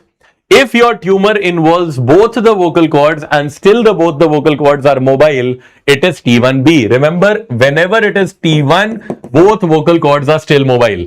In 1A, A means ek, one vocal cord is involved. T1B, B means both vocal cords are involved. Here, both vocal cords are involved. Now the tumor is in T2. What is T2? T2 means two subsides. If this tumor grows below into subglottis, or it grows above into supraglottis, या तो नीचे चला गया into subglottis, or it grows up into supraglottis. So that means now two subsides are involved, either above or below. If the tumor extends to supraglottis or subglottis, two subsides are involved in T2. That is the point of time your vocal cord mobility will become impaired. Impaired का मतलब sluggish. That means this vocal cord, let's say, it has a cancer, so it is moving, but it is very, very sluggish. So T2 means impaired, word will be given, impaired mobility. T2 means two subsides, the larynx tumor, the glottic tumor, the vocal cord tumor has gone either to the supraglottis or to the subglottis. Two subsides are. Okay. T3. 3 means mnemonic 4P. If they give you any of these 4P are involved, glottic carcinoma which is involving pre-epiglottic space, paraglottic space, pre-epiglottic space, paraglottic space, perichondrium of thyroid cartilage and post-cricoid area. 4P, two spaces, pre-epiglottic space, paraglottic space, perichondrium, please be careful, they have asked a question of perichondrium before, and postcricoid. 4P, pre-epiglottic, paraglottic, postcricoid and perichondrium. If they mention any of these 4P involvement is T3, and the moment the tumor becomes T3, the cord becomes fixed. T1 cord is mobile, T2 cord is impaired, T3 cord is fixed. Okay, T3 means 4P, and perichondrium is the only question they have asked till now from T3. Remember that perichondrium mein matlab T3 hai. Okay, fine. What is T4A? T4A means what? That the larynx tumor has come out of the larynx. If the laryngeal tumor has come out of the larynx, that means there will be gross cartilage invasion, thyroid, cricoid, everything will be invaded. Trachea, skin, strap muscles, thyroid glands, esophagus, everything will be involved. Whatever is there in the center of the neck. So if there is any gross extralaryngeal extension into any of these surrounding structures, if the tumor comes out of the larynx in simple words, T4A. The only thing when we call it T4B is PCM, prevertebral space, carotid sheath and mediastinum. Prevertebral space, carotid sheath, mediastinum, if I take the name, then it is T4B. Otherwise, gross extralaryngeal extension अगर है तो it is T4A. Fine. Okay. Following everyone. तो ये होता है खत्म कहानी about what exactly you need to know about carcinoma larynx. Now, according to the stages, we have got treatment strategies. This is very, very important. If the stage is T1 or T2, that means T1A, one cord, T1B, both the cords mobile. T2 means two subsides, either in supraglottis or subglottis, impaired mobility. If the stage is T1, T2, we only require one modality of treatment, only single thing given to the patient and that's done. Either give the patient radiotherapy or do a transoral laser excision. You go by the transoral route and we excise that lesion out with the help of laser. That is only stage 1 and stage 2. T1 and T2, nothing else, right? If there is T3 matlab 4P, pre-epiglottic space, paraglottic space, perichondrium, postcricoid, or if the vocal cord is fixed, that is the point of time we follow organ preservation protocol. What is organ preservation? Matlab when to do a surgery, when not to do a surgery. We assess three functions of the larynx, SAR, speech, aspiration, respiration. ये check करना है. If the patient is having a fairly good function, he is not aspirating, he is having good respiration, he is having fairly good speech, the treatment of choice becomes chemotherapy with radiation, which is called as concurrent chemoradiation. This is called as functional larynx because their SAR is working. But if the SAR is not working, it's compromised, then we do partial laryngectomy. So what did we do? T3 matlab neither that side, neither this side, between. So we followed a protocol called as organ preservation protocol. What did we do? We assessed the function of the larynx by speech, aspiration, respiration. If we found that his functions are retained, if it's functional, the treatment of choice became concurrent chemo plus radiation. Chemo radiation given together. CCRT means concurrent, given together. If we feel that the patient is having not a good function of larynx, then we removed the larynx, which is not working, and that is called as partial laryngectomy. But nowadays, if I tell you, the best way to still go forward with T3 is concurrent chemoradiation. They do very well with this. So your treatment of choice will still be concurrent chemoradiation because this surgery has got a lot of side effects. Okay, fine. So ये हो गया आपका stage 1, 2 and 3. If the cancer has come out completely out of the larynx, extra laryngeal, thyroid cartilage involved, cricoid cartilage has invaded, trachea, esophagus, thyroid gland, skin, strap muscles are involved, then it becomes T4A. That means obviously the larynx is not functional here. So what will we do? We have to completely remove the larynx. What is that called as? That's called as total laryngectomy. Now, larynx, when the tumor comes out, it also involves the neck nodes. So we have to do a bilateral neck dissection. And then after that also the chances of tumor of coming back even after a successful surgery are there because it was a stage 4 tumor. So all stage 4 and 3 tumors have to be sent for post-operative radiotherapy and chemotherapy also. So इसलिए we'll do a surgery and then after the surgery we'll send the patient for concurrent chemoradiation to reduce the chances of recurrence. What is the incision that is given in laryngectomy called as? We give a laryngectomy incision from mastoid to mastoid like a U. And this is called as Gluck-Sorensen incision. In one of your previous year questions, I saw that they have given this kind of an image of an open hole in the neck. This is what is called as a permanent stoma. This is called as permanent stoma. इसे हम लोग क्या कहते हैं? Permanent stoma. Why? Because this is the one through which the permanently now the patient will breathe because larynx हटा दिया गया है, the trachea is sutured to the skin. So now this is the point of time where permanently the patient is going to breathe from this hole. ये tracheostomy का hole नहीं है. This is a hole which is called as permanent stoma where the patient will breathe now. इसे laryngectomy का stoma कहते हैं. Remember this IBQ. Okay. What is stage 4B? PCM is involved, prevertebral space, carotid sheath, mediastinum. So in that case, you will not do anything. You will just give palliative treatment. Palliative means increase the life of the patient as much as you can respectfully. That's called as palliation therapy. Okay, fine. This finishes about an important topic, glottic carcinoma. Now I move on to two important IBQs. What are these given? So this is voice prosthesis. जो देखा जा रहा है, this is called as voice prosthesis. We also call it Blom-Singer tracheoesophageal prosthesis. We call it Blom-Singer tracheoesophageal prosthesis. This is an important IBQ where they have given you that this, what is this given? So this is called as TEP. TEP का मतलब tracheoesophageal prosthesis. Okay. And what is this instrument that has been held over underneath the chin? This is the way in which patients talk after laryngectomy, and this is called as electrolarynx. This is called as electrolarynx. Okay, fine. Chaliye. Now we move on to the last topic of larynx, and that is tracheostomy. Now, tracheostomy, what they have asked you, I'll give you some points, and that is done. They have asked you what are the parts and label them, and what is the importance they have asked, right? So they have labeled a part and they have asked the importance. So this is called as a shaft of tracheostomy tube. This is called as cuff of tracheostomy tube. अब ये cuff किस लिए होता है? This cuff, इस cuff के ऊपर all the aspiration is prevented. Everything that you swallow is collected over the cuff, right? So this is basically to prevent aspiration. If they mark anything here over the balloon and they ask you what is the function of this balloon, it is to prevent aspiration. Okay.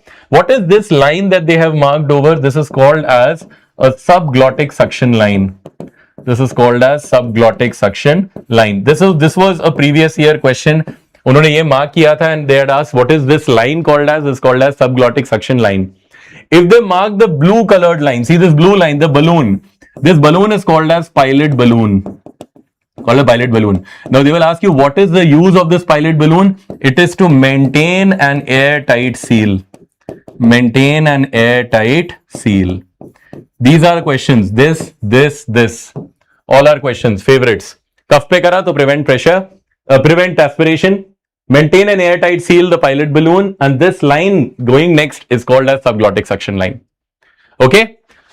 Now, if they ask you what is the most or the best way to do a tracheostomy, it is between second to fourth tracheal ring.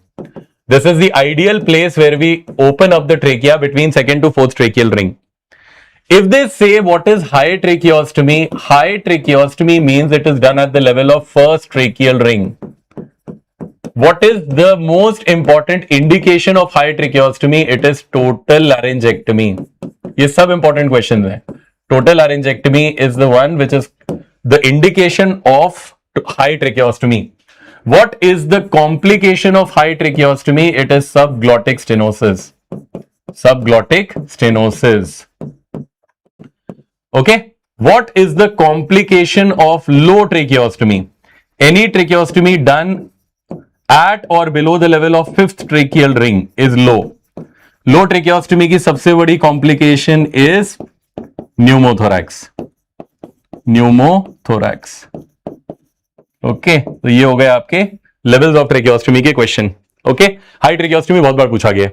And what is the most important complication of high भी पूछा गया है, and that is subglottic stenosis. Fine, good. I'm really happy to see all of you sitting. 10 बजने वाले हैं, almost 6 घंटे हो गए, and you guys are almost 5.5 hours are done, and you guys are still sitting. I'm very, very happy, and that shows that you guys are all motivated towards taking this time out. And this time, आप लोगों का NEET PG, that's a small promise that you guys have to give me.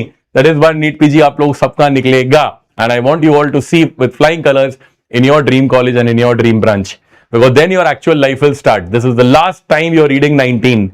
इसके आगे कभी नहीं पढ़ना पड़ेगा. Then you just be one subject for the next 40 to 50 years of your life, glorious years, and that is the only subject that will be dearly married to you, and that will be for your life. So ये last time है बस. This is the last punch which you guys have to just take out और बस खत्म करो करके. Right? चलो, तो ये खत्म हुआ हमारा larynx, and now we are going to go forward into our last part. तो इसको हम लोग खत्म कर लेते हैं. I don't think so you'll require a break. Do you guys need a break?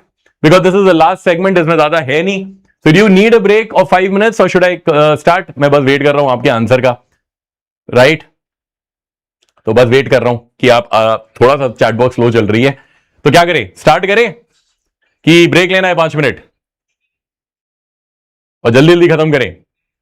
तो द लास्ट पार्ट, इसमें IBQs बहुत सारे हैं.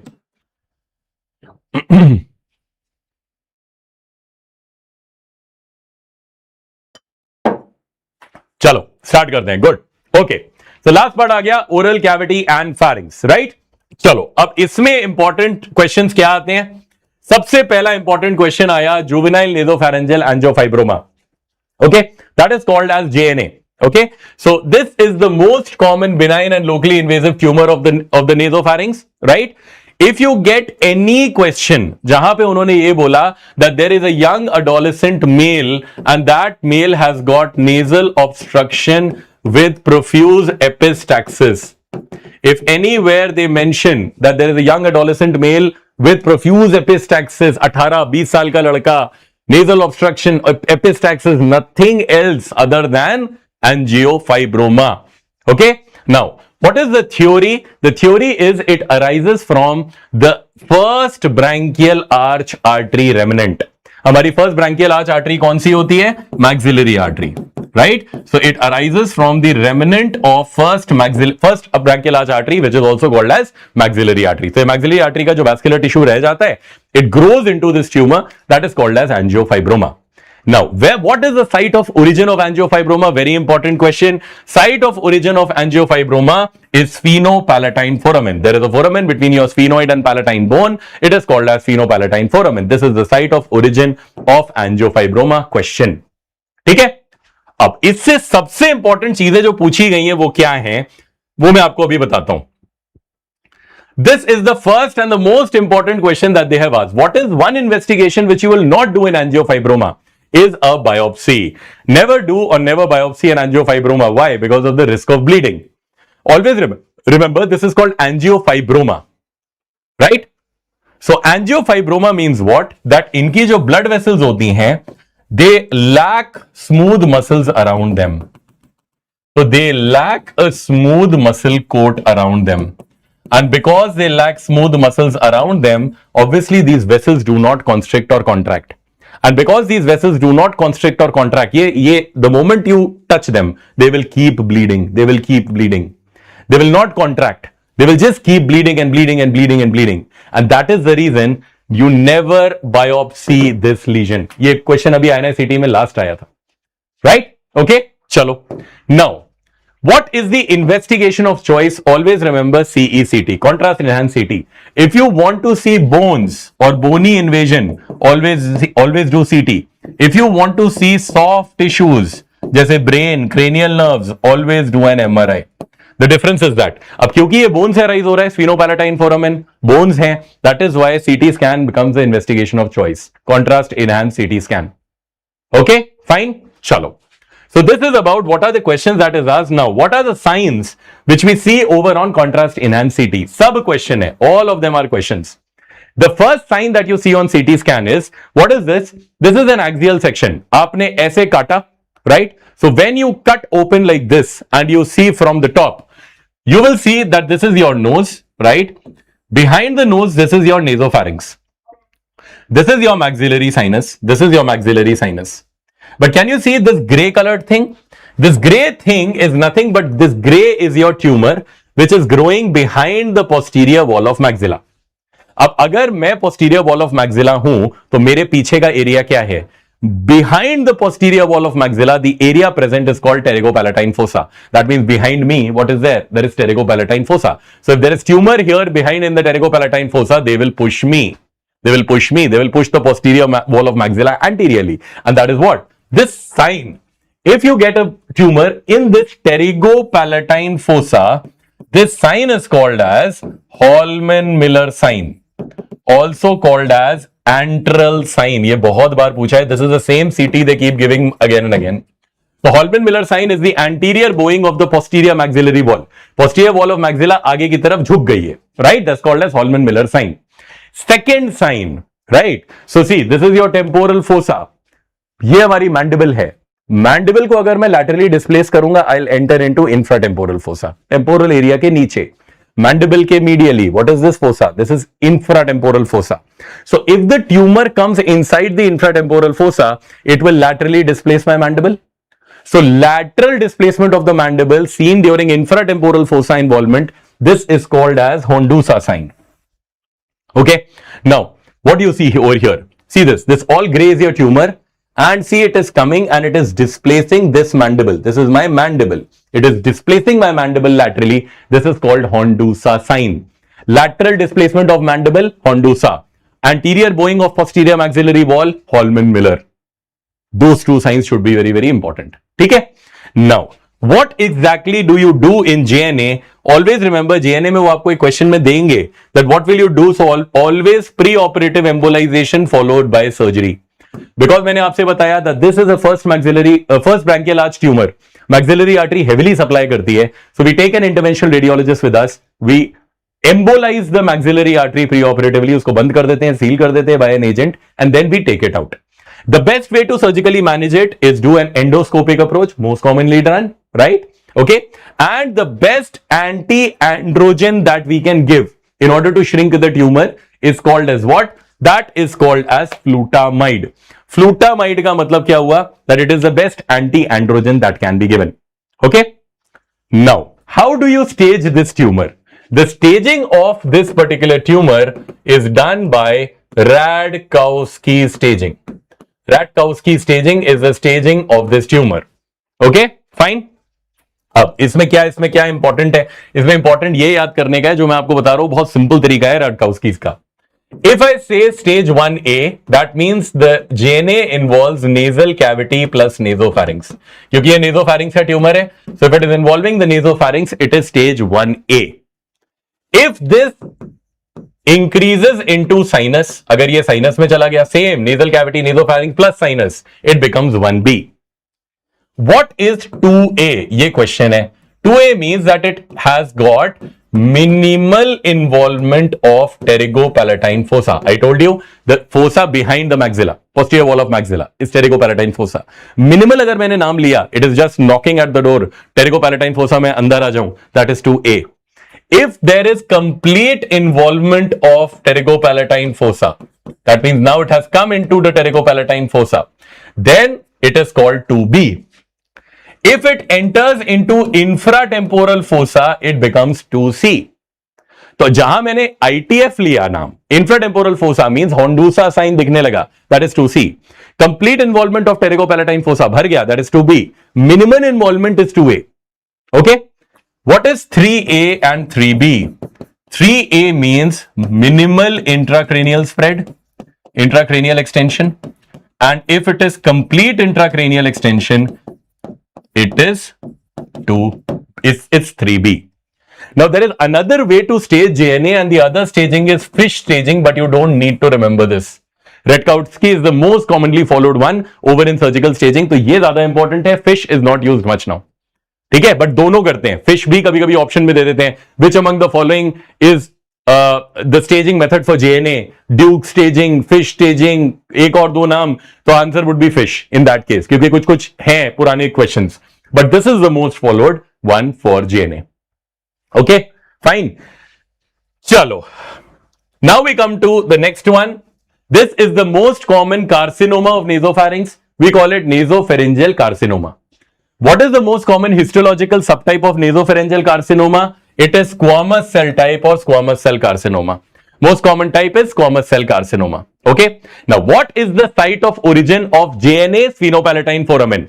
What is the site of origin for nasopharyngeal carcinoma? Fossa of Rosenmuller. It is a space present behind your eustachian tube. The eustachian tube की opening के ठीक पीछे there is a 3-dimensional space and that is called as fossa of Rosenmuller. दोनों important questions हैं. JNA is always the sphenopalatine foramen and most common space for nasopharyngeal carcinoma, fossa of Rosenmuller. Okay, fine. चलिए आगे बढ़ते हैं. Now, what exactly we have over in this history? Now, always remember there are 3 things where we can get this particular tumor. The 3 ways in which we can get this particular tumor is, number 1, it occurs over in Southeast Asian population. So whenever you get any person of a Chinese descent or a Chinese population, it is always NPC. Chinese jahan baat hogi, it is always NPC because it is very, very common in Southeast Asian population. The most common environmental exposure by which this tumor occurs is salted fish. तो होता क्या है, when you add salt over fish in order to preserve it, salted fish releases a carcinogen called as nitrosamine.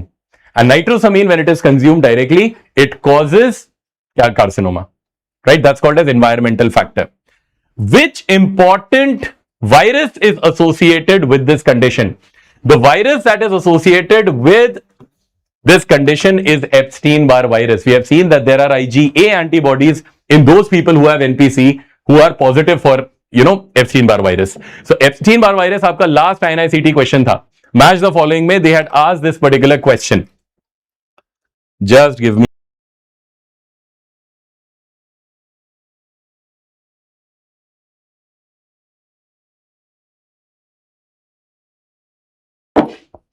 Okay, fine. Chalo. So, if I say Chinese person, Southeast Asian population, सबसे common salted fish, right? And what will you get? Viral etiology दिखेगी.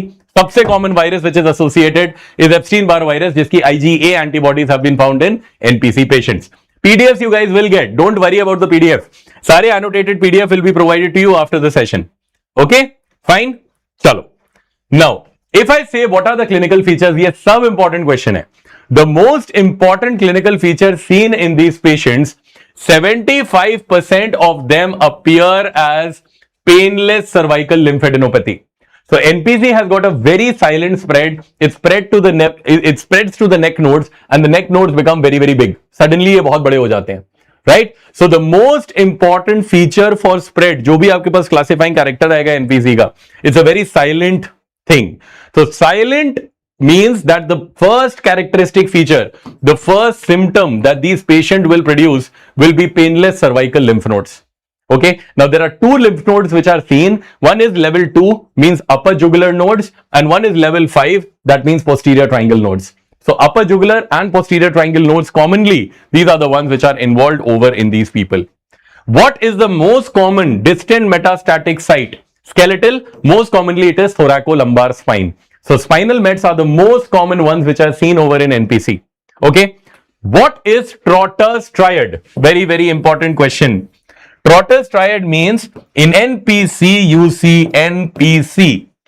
N means neuralgia, P means palatal palsy, and C means conductive hearing loss.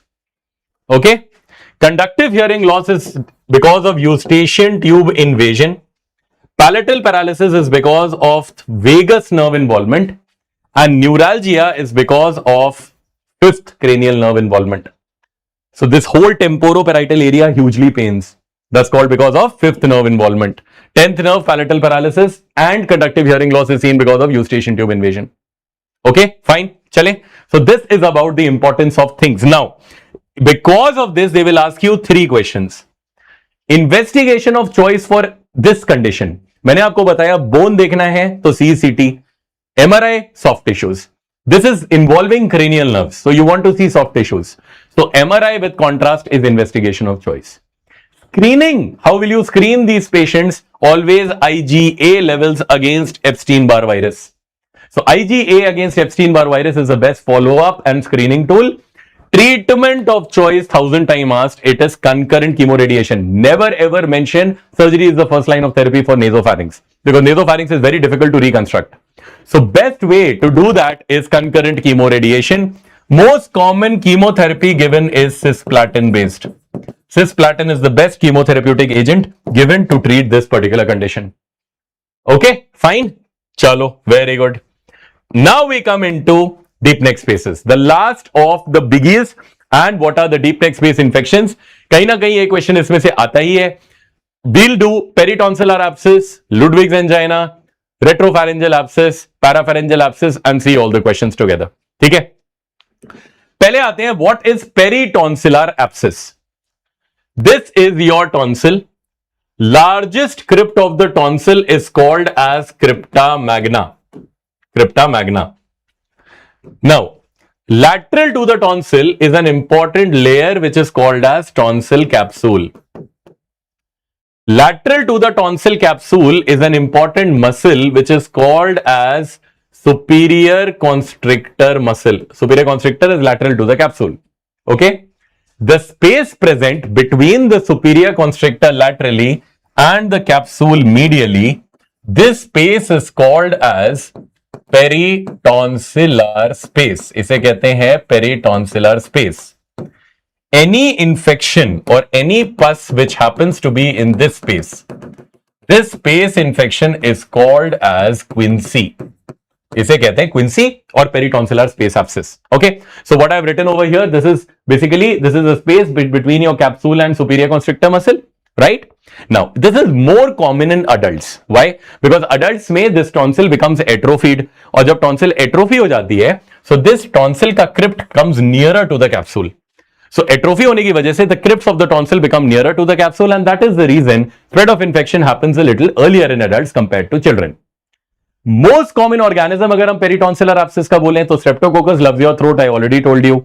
So it's always Streptococcus pyogenes. This happens to be one of the most notorious organisms in all type of deep neck space infections. Okay? Now, see this. If you get any patient with deep neck space infection जिसमें पेरिटॉन्सिलर abscess है, तो उसमें classifying features will only be inside the tonsil, not in the neck. Remember that. इसमें neck swelling कुछ नहीं मिलती. They are just features which will be inside the throat. That's it, final. Okay, now what will be the features that will be inside the throat? If there is one tonsil which is being affected on this side, इसके laterally अगर यहाँ पे पस इकट्ठा हो गया है, so the tonsil will be medialized. So see, the tonsil has come towards the center on the affected side. So tonsil will be medialized. So if tonsil is medialized, the uvula will be lateralized. If tonsil has become here, the uvula will be lateralized. So when you open the mouth of the patient, what will you see? You will see that there is deviation of the uvula to the opposite side. Okay, fine.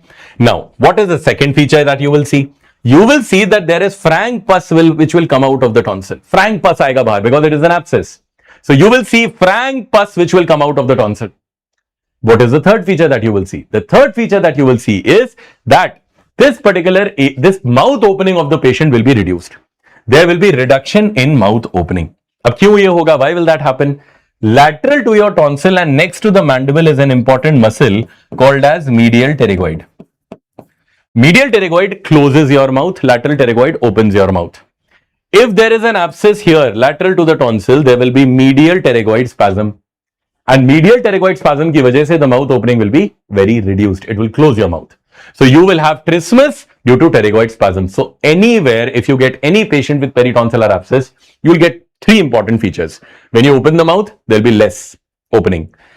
Tonsil will be medialized to the center, uvula will be lateralized, and there will be frank pus which will come out of the tonsil. बस यही है peritonsillar abscess. There will be no neck swelling and anything. Only intraoral features. And that is quinsy and peritonsillar abscess. How will you treat it? Any abscess is treated by incision and drainage followed by antibiotics. So we will incise, drain, and we will give antibiotics to the patient. That's it. The only classifying feature is no neck swelling. Remember that. Okay, I'll tell you because the same picture you will see in parapharyngeal abscess, but उसमें neck swelling होगी. And I'll show you that. What is the difference between the two? Now you come to the neck swelling, and that is Ludwig's angina. Wilhelm Ludwig was the first one, और angina का मतलब होता है pain. So it's a very painful condition. So what is this painful condition in? This is a painful condition which happens to be in the submandibular space. ये mandible है, इसके नीचे submandibular space है. So if I cut open my face like this, you will see my submandibular space. This is your cut end of the mandible. Mandible में एक muscle होती है which is attached, which is the muscle of your floor of mouth, and this is your mylohyoid muscle. Mylohyoid muscle divides your submandibular space into a tiny space above. This is called as sublingual space क्योंकि ये space just below the tongue है. And the space present below the mylohyoid, this is called as submylohyoid space. Submylohyoid space plus sublingual space together are called as submandibular space. तो ये दो divisions है of my space, right? Now what is one thing I can show you over here? एक मैंने यहाँ पे एक चीज लगा रखी है which is the teeth. दांत लगा हुआ है. So the most common route of infection is dental infection for Ludwig's angina. ये तो दिख रहा है. So any patient where they give a dental history, tooth extraction, root canal, tooth abscess, periapical abscess, tooth fracture, कुछ भी, answer कहीं ना कहीं dental related है, तो Ludwig's angina will be your answer. That's the most important thing.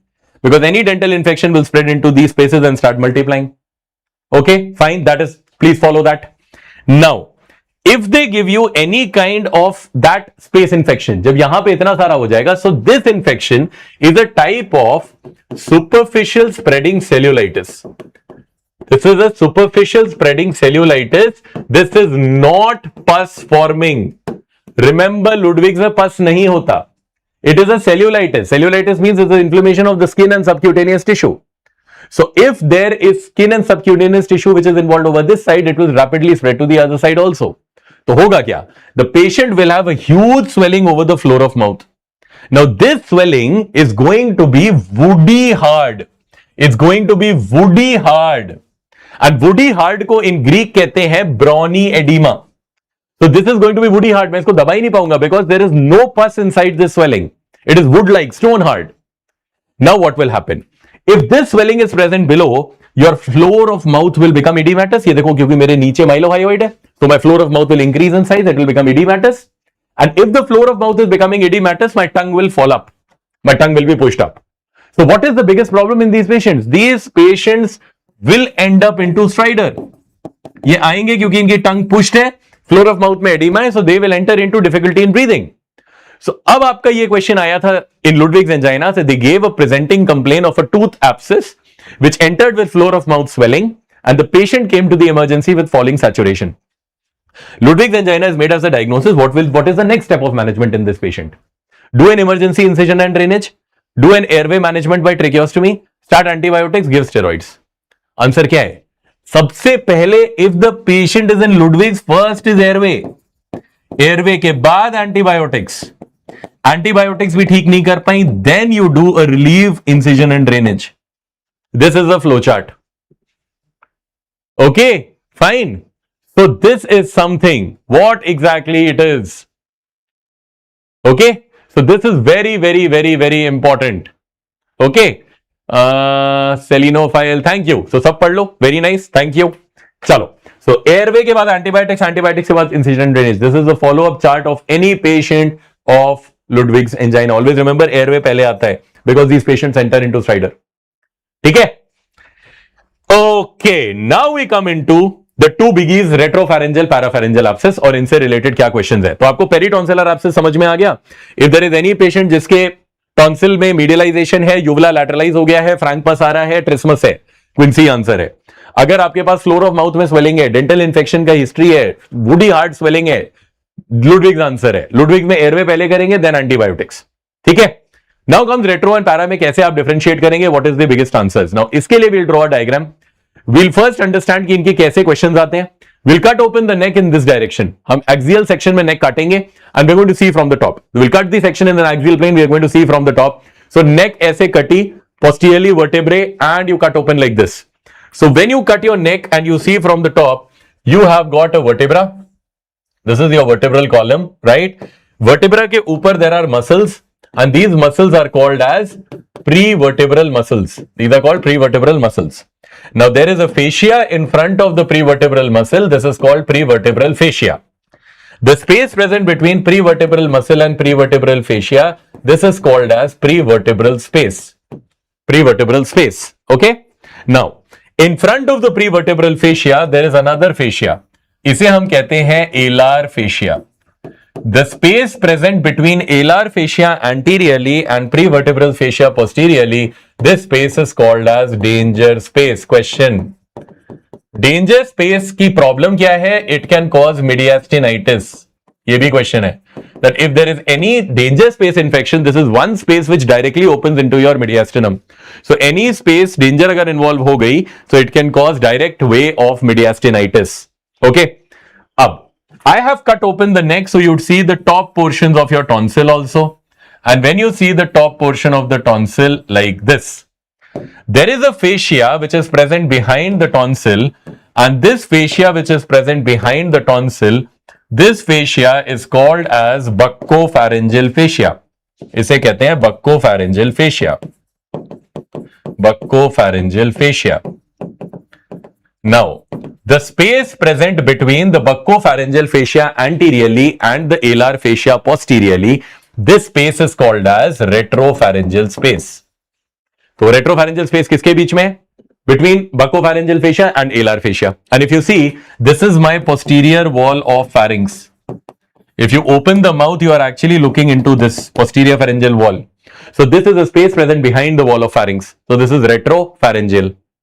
Retropharyngeal space is divided by a fibrous band. It is divided by a fibrous band into two smaller spaces, and these two smaller spaces are called as spaces of Gillette.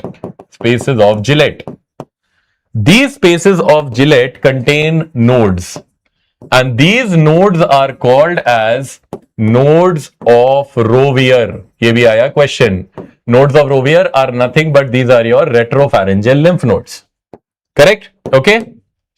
Fine. Chalo. So this is what is the anatomy of your retropharyngeal space. Okay? Now there are two types of retropharyngeal abscess. One is called as acute retropharyngeal abscess. One is called as chronic retropharyngeal abscess. अब इसमें देखो बहुत simple है. Acute retropharyngeal abscess happens in children and it occurs mostly because of trauma. Okay so अगर किसी ने injury कर दी posterior wall पे, ट्रॉमा हो गया. Most commonly chicken bone trauma. बच्चे खा रहे होते हैं, they can't swallow properly, chicken bone injury हो जाती है, फिश बोन इंजरी हो जाती है. So if trauma happens, any organism can enter inside through this trauma. It can cause separation of these nodes and फिर होगा क्या, these nodes will form abscess and abscess होके they will form a swelling in the posterior pharyngeal wall.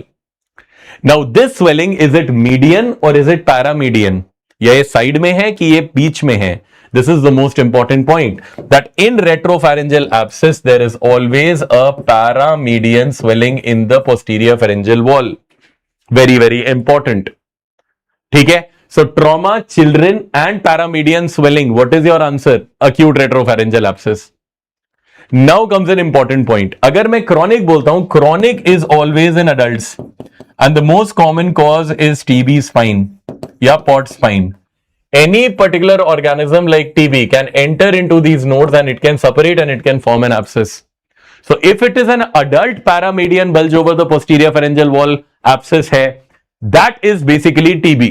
Most common answer is TB. But if it is an abscess in children which is acute, then the answer is acute retropharyngeal abscess which happens because of trauma. ये दो important things है which you need to differentiate between the two. अब देखो, there is so much of pus which has collected in front of the vertebrae. Correct?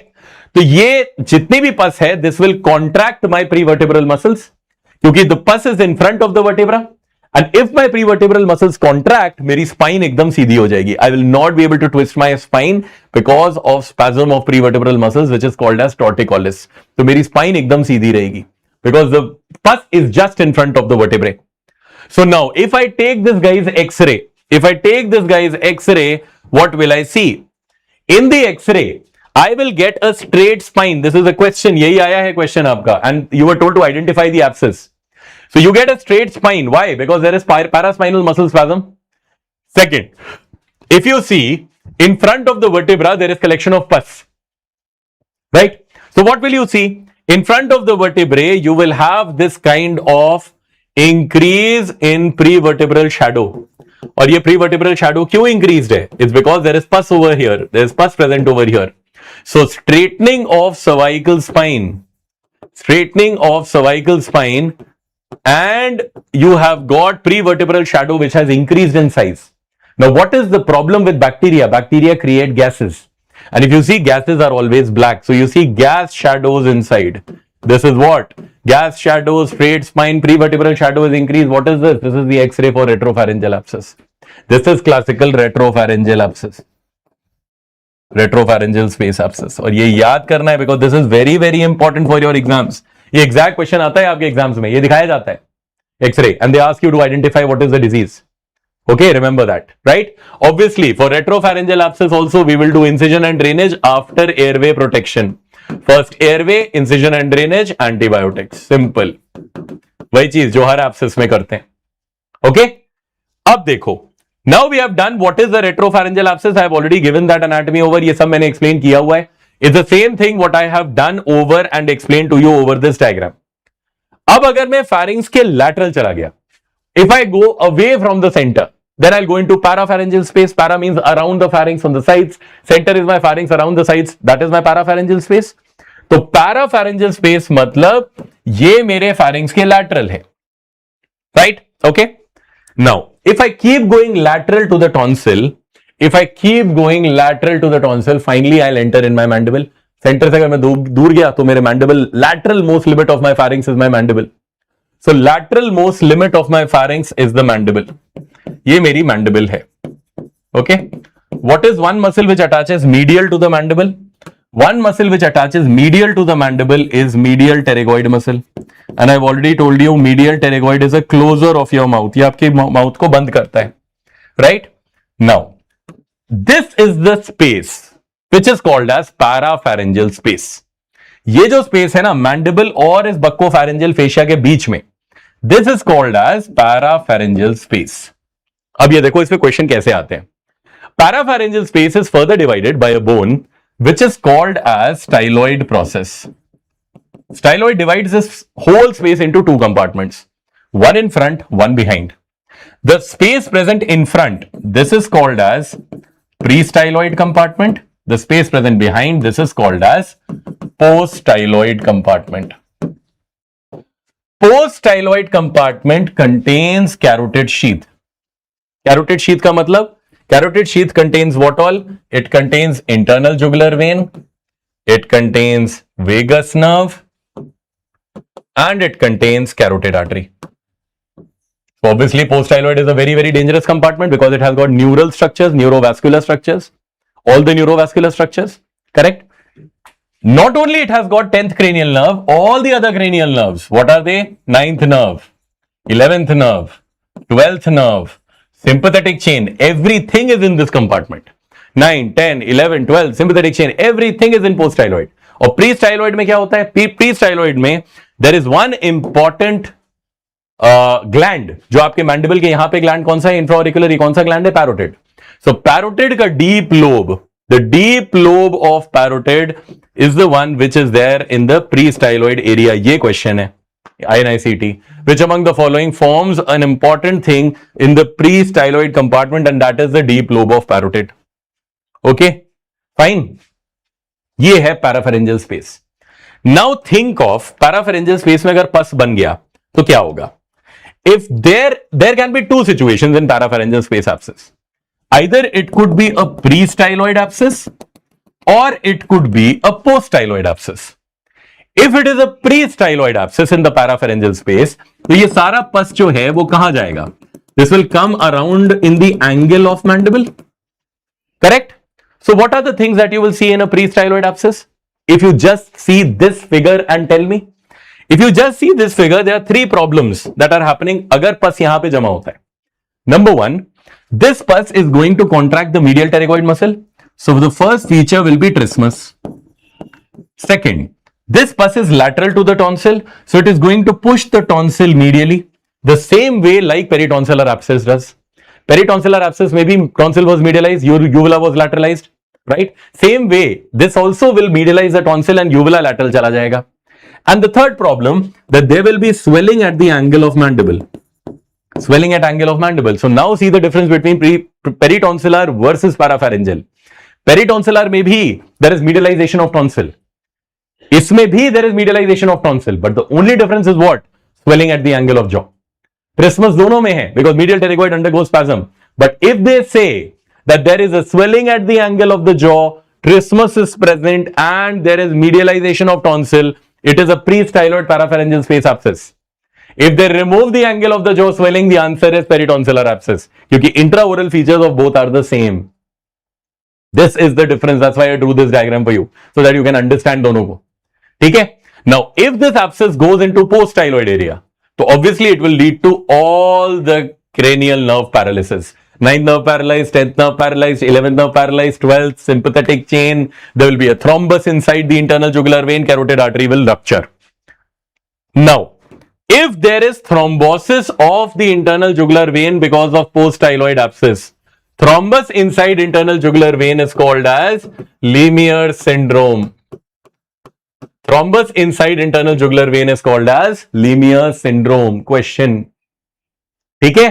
तो ये देखो. Now the same thing I have written over here and I have explained that what is the anatomy of the parapharyngeal space I have written here, right? Pre-styloid, post-styloid. Pre-styloid के तीन finding, tonsil push medially, trismus and bulge at the angle of jaw. And what is the post-styloid abscess? The post-styloid abscess is a dangerous area where you will get spasm of prevertebral muscle, 9, 10, 11, 12, and sympathetic chain palsy, jugular venous thrombosis, and carotid rupture. Jugular venous thrombosis in post-styloid abscess is also called as Lemier's syndrome. Did you guys understand this? ये सारी खत्म होती है deep neck space abscesses, right? Did you get it? ये आपका समझ में आया? What is the crux among all the 4 abscesses and how to basically identify all the 4 abscesses और किस तरीके से आंसर देना है? Did you guys get it? Yes or no? So we are into the final parts now. We are into the final parts. अब ज्यादातर images हैं and then we will be done with our complete run through of ENT. So this will be the last 10 to 15 minutes and then we are done. So deep neck space abscess, everybody is fine, right? Can you answer now? So this is the easiest way to remember them. वो diagram याद रखना है, you will be able to identify. चलो. Now we come into what is pharyngeal pouch, Zenker's diverticulum, also called as hypopharyngeal diverticulum. So there is a muscle called as inferior constrictor muscle. Inferior constrictor muscle has got 2 important parts. One part is oblique, which is called thyropharyngeus part, and the other part is called cricopharyngeus part. So thyropharyngeus and cricopharyngeus are 2 important things which form our inferior constrictor muscle. Thyropharyngeus is oblique like this, cricopharyngeus is horizontal, right? Now there is a natural deficiency which is present between thyropharyngeus and cricopharyngeus. This natural deficiency is given the name as Killian's dehiscence. This is also called as the gateway of tears. Now what happens? What happens is that when your thyropharyngeus contracts, cricopharyngeus relaxes, correct? और फिर उसके बाद क्या होता है? When it relaxes, the food goes down. In this case, the thyropharyngeus is contracting, but the cricopharyngeus is not relaxing. It is still under spasm. If both are under spasm, what will happen? There will be a lot of pressure at this area, and that will undergo a diverticulum formation. This diverticulum is called as pharyngeal pouch. Now, this is a type of false diverticulum. ये भी question है. This is a type of false diverticulum, and it is lined by squamous epithelium. It's lined by simple squamous epithelium. Okay. Now, whenever the person will eat food, that food will collect into the pharyngeal pouch, and what will happen? This food will come out. It will regurgitate whenever the patient will have, whenever the patient will eat. This food will collect inside and it will regurgitate. So this is called as Killian's dehiscence. अब एक और important चीज है. Now, if you see below, this is the outer longitudinal fiber of esophagus. The space present between the cricopharyngeus above and the outer longitudinal fibers of the esophagus below. This space is called as Lemier's triangle. This is the second most common site for pharyngeal pouch formation. Most common Killian, second most common between cricopharyngeus and outer longitudinal fibers. That is called as Lemier's dehiscence or Lemier's triangle. Okay, fine. So this is called second और वो होगी पहली वाली. Okay, चलो. Now, if I ask you what is the most important investigation of choice, the most common investigation of choice is barium swallow. ये question as it is आया है, where you will see a pouch at the proximal portion at the junction between the pharynx and the esophagus. Right? What is the treatment of pharyngeal pouch? So number 1 is do an excision with cricopharyngeal myotomy. That means what? We excise the pouch and then after that we cut the cricopharyngeus muscle, because I told you that the cricopharyngeus needs to relax. So in order to relax, we need to open the muscle. Myotomy. Tomy means to open a muscle. है ना? So myotomy. And the second thing is called as Dollmann's procedure. Now what is Dollmann's procedure? So let's say that this is your, let's say this is your esophagus lumen and this is the pouch. तो इसमें हम करते क्या हैं? We remove the bridge between the esophagus and the pouch and we make them into a single lumen. अगर we remove the bridge between the esophagus and the pouch and we make them into a single lumen, this is called as Dollmann's procedure. Okay, fine. So these are the 2 things that you do for this particular pharyngeal pouch. Now, one table important for tonsillectomy, इसमें बहुत important question आता है, which is related to hemorrhage. The most common complication of tonsillectomy is hemorrhage. There are 3 types of bleeding or hemorrhage seen in tonsillectomy: primary, reactionary, secondary.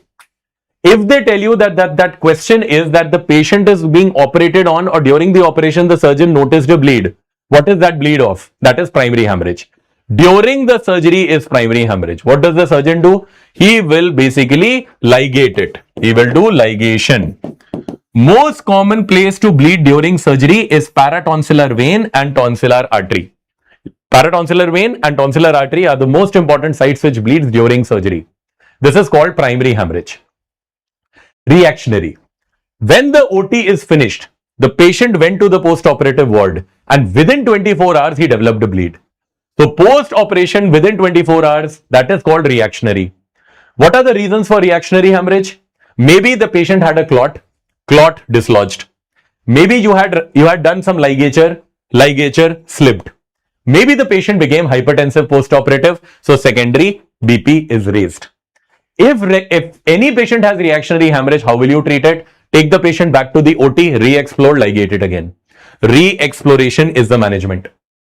If they say patient is undergone tonsillectomy, goes home, 4th day, eats chips, comes back on 5th day with bleeding, that is secondary. Any bleeding after 24 hours to within 7 to 10 days is secondary. Most common cause of secondary hemorrhage and tonsillectomy is secondary infection of tonsillar fossa. How will you treat this condition? Most important infection, so antibiotics. Antibiotics and gargles. If still it doesn't relieve, then explore the fossa and control the bleed. Okay, fine. So this finishes about the important primary, secondary and reactionary hemorrhage. जिससे related questions आते हैं. Very, very important. This is extremely important as far as tonsillectomy is concerned. Okay. Now, recently they have added some kind of figures where they give blocks, local blocks in ENT they have added.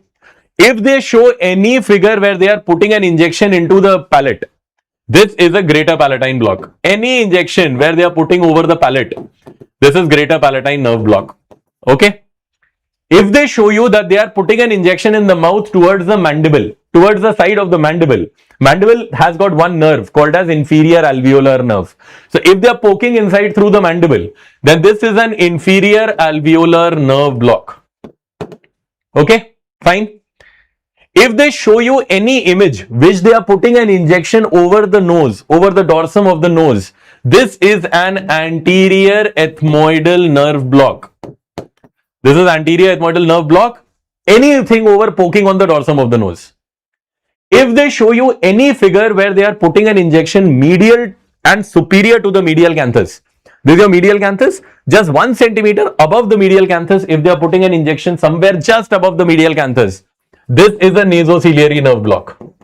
This is nasociliary nerve block. Okay, fine. This is very important IBQs because they have recently started giving all these questions. So medial canthus wala, if they are giving nasociliary, any external nose, that is anterior ethmoidal. Anything over the mandible if they are going, that is inferior alveolar. If they are going towards the palate, greater palatine. But according to the sites, you can figure it out. Answer. Okay. Now, if you get anything like this, patient is lying down, shoulder bag, head extended. Now, how does a boy give girl a rose? He sits down, he does like this. So this position, underneath the shoulder and head. If both your atlanto-occipital and cervicothoracic joints are extended, both joints extended, then we call this as rose position. Rose is done for all ectomies. Ectomy means tonsillectomy, adenoidectomy, all that. We do rose position. Even we give rose position for tracheostomy. Right? Okay. Now, if you see this figure and this figure, here there is no shoulder bag. Only the head is raised by 15 centimeters.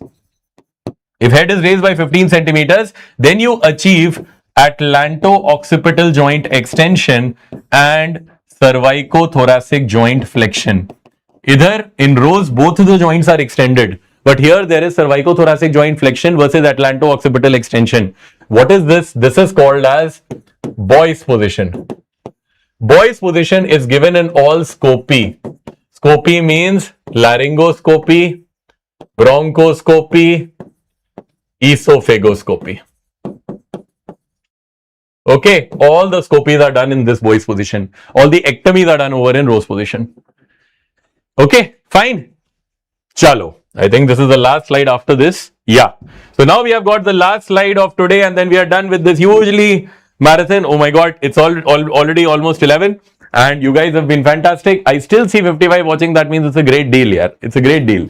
The guys are sitting with me since 4:30 and almost hum logon ne, it's been 7 hours almost and you guys are still there. You guys are still reading and that shows how much determination you have. So it's when the going gets tough, the tough get going and you guys are really tough. Chalo.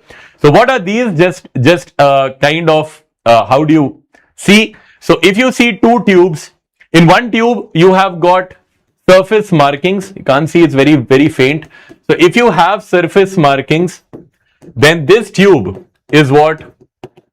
This is an esophagoscope. This is esophagoscope, right? And another scope here, if you see, this is a tube, but this has got these kind of slit-like openings.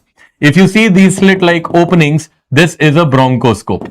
So bronchoscope पे slits होती हैं, esophagoscope पे surface marking होती हैं, right?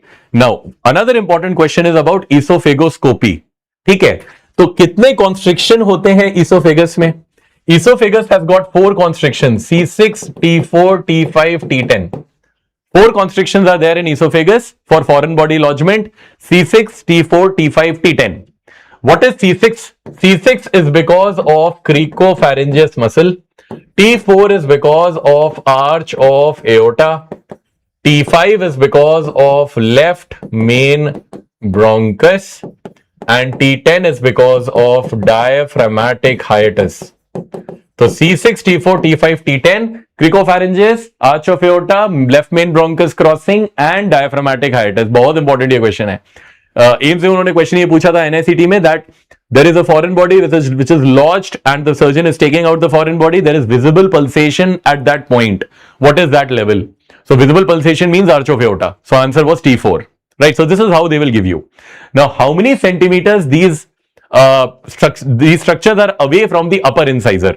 So how many centimeters they are away from the upper incisor? So the answer becomes 15, 25, 28, 40. 15, 25, 28, 40, C6, T4, T5, T10, cricopharyngeus, arch of aorta, left main bronchus and diaphragmatic hiatus. They become the 4 important constrictions of esophagus, and this finishes our complete marathon of ENT. Thank you guys for joining in. I hope you guys have enjoyed today's session. We started our story from here, went on till nose and nasopharynx. Then after that, we went to larynx, and finally we ended up at this particular hour at almost 11 at oral cavity and pharynx. So I hope you guys have enjoyed today's session. Yes, don't give up. This is the point where you just need to sit down, hear and listen to your teachers and just, solely manifest, because manifestation is the biggest part of an individual, right? So this is something where you need to manifest very strong ki ho jayega. You're going to do it. No matter how you do it, you're going to do it. That's it.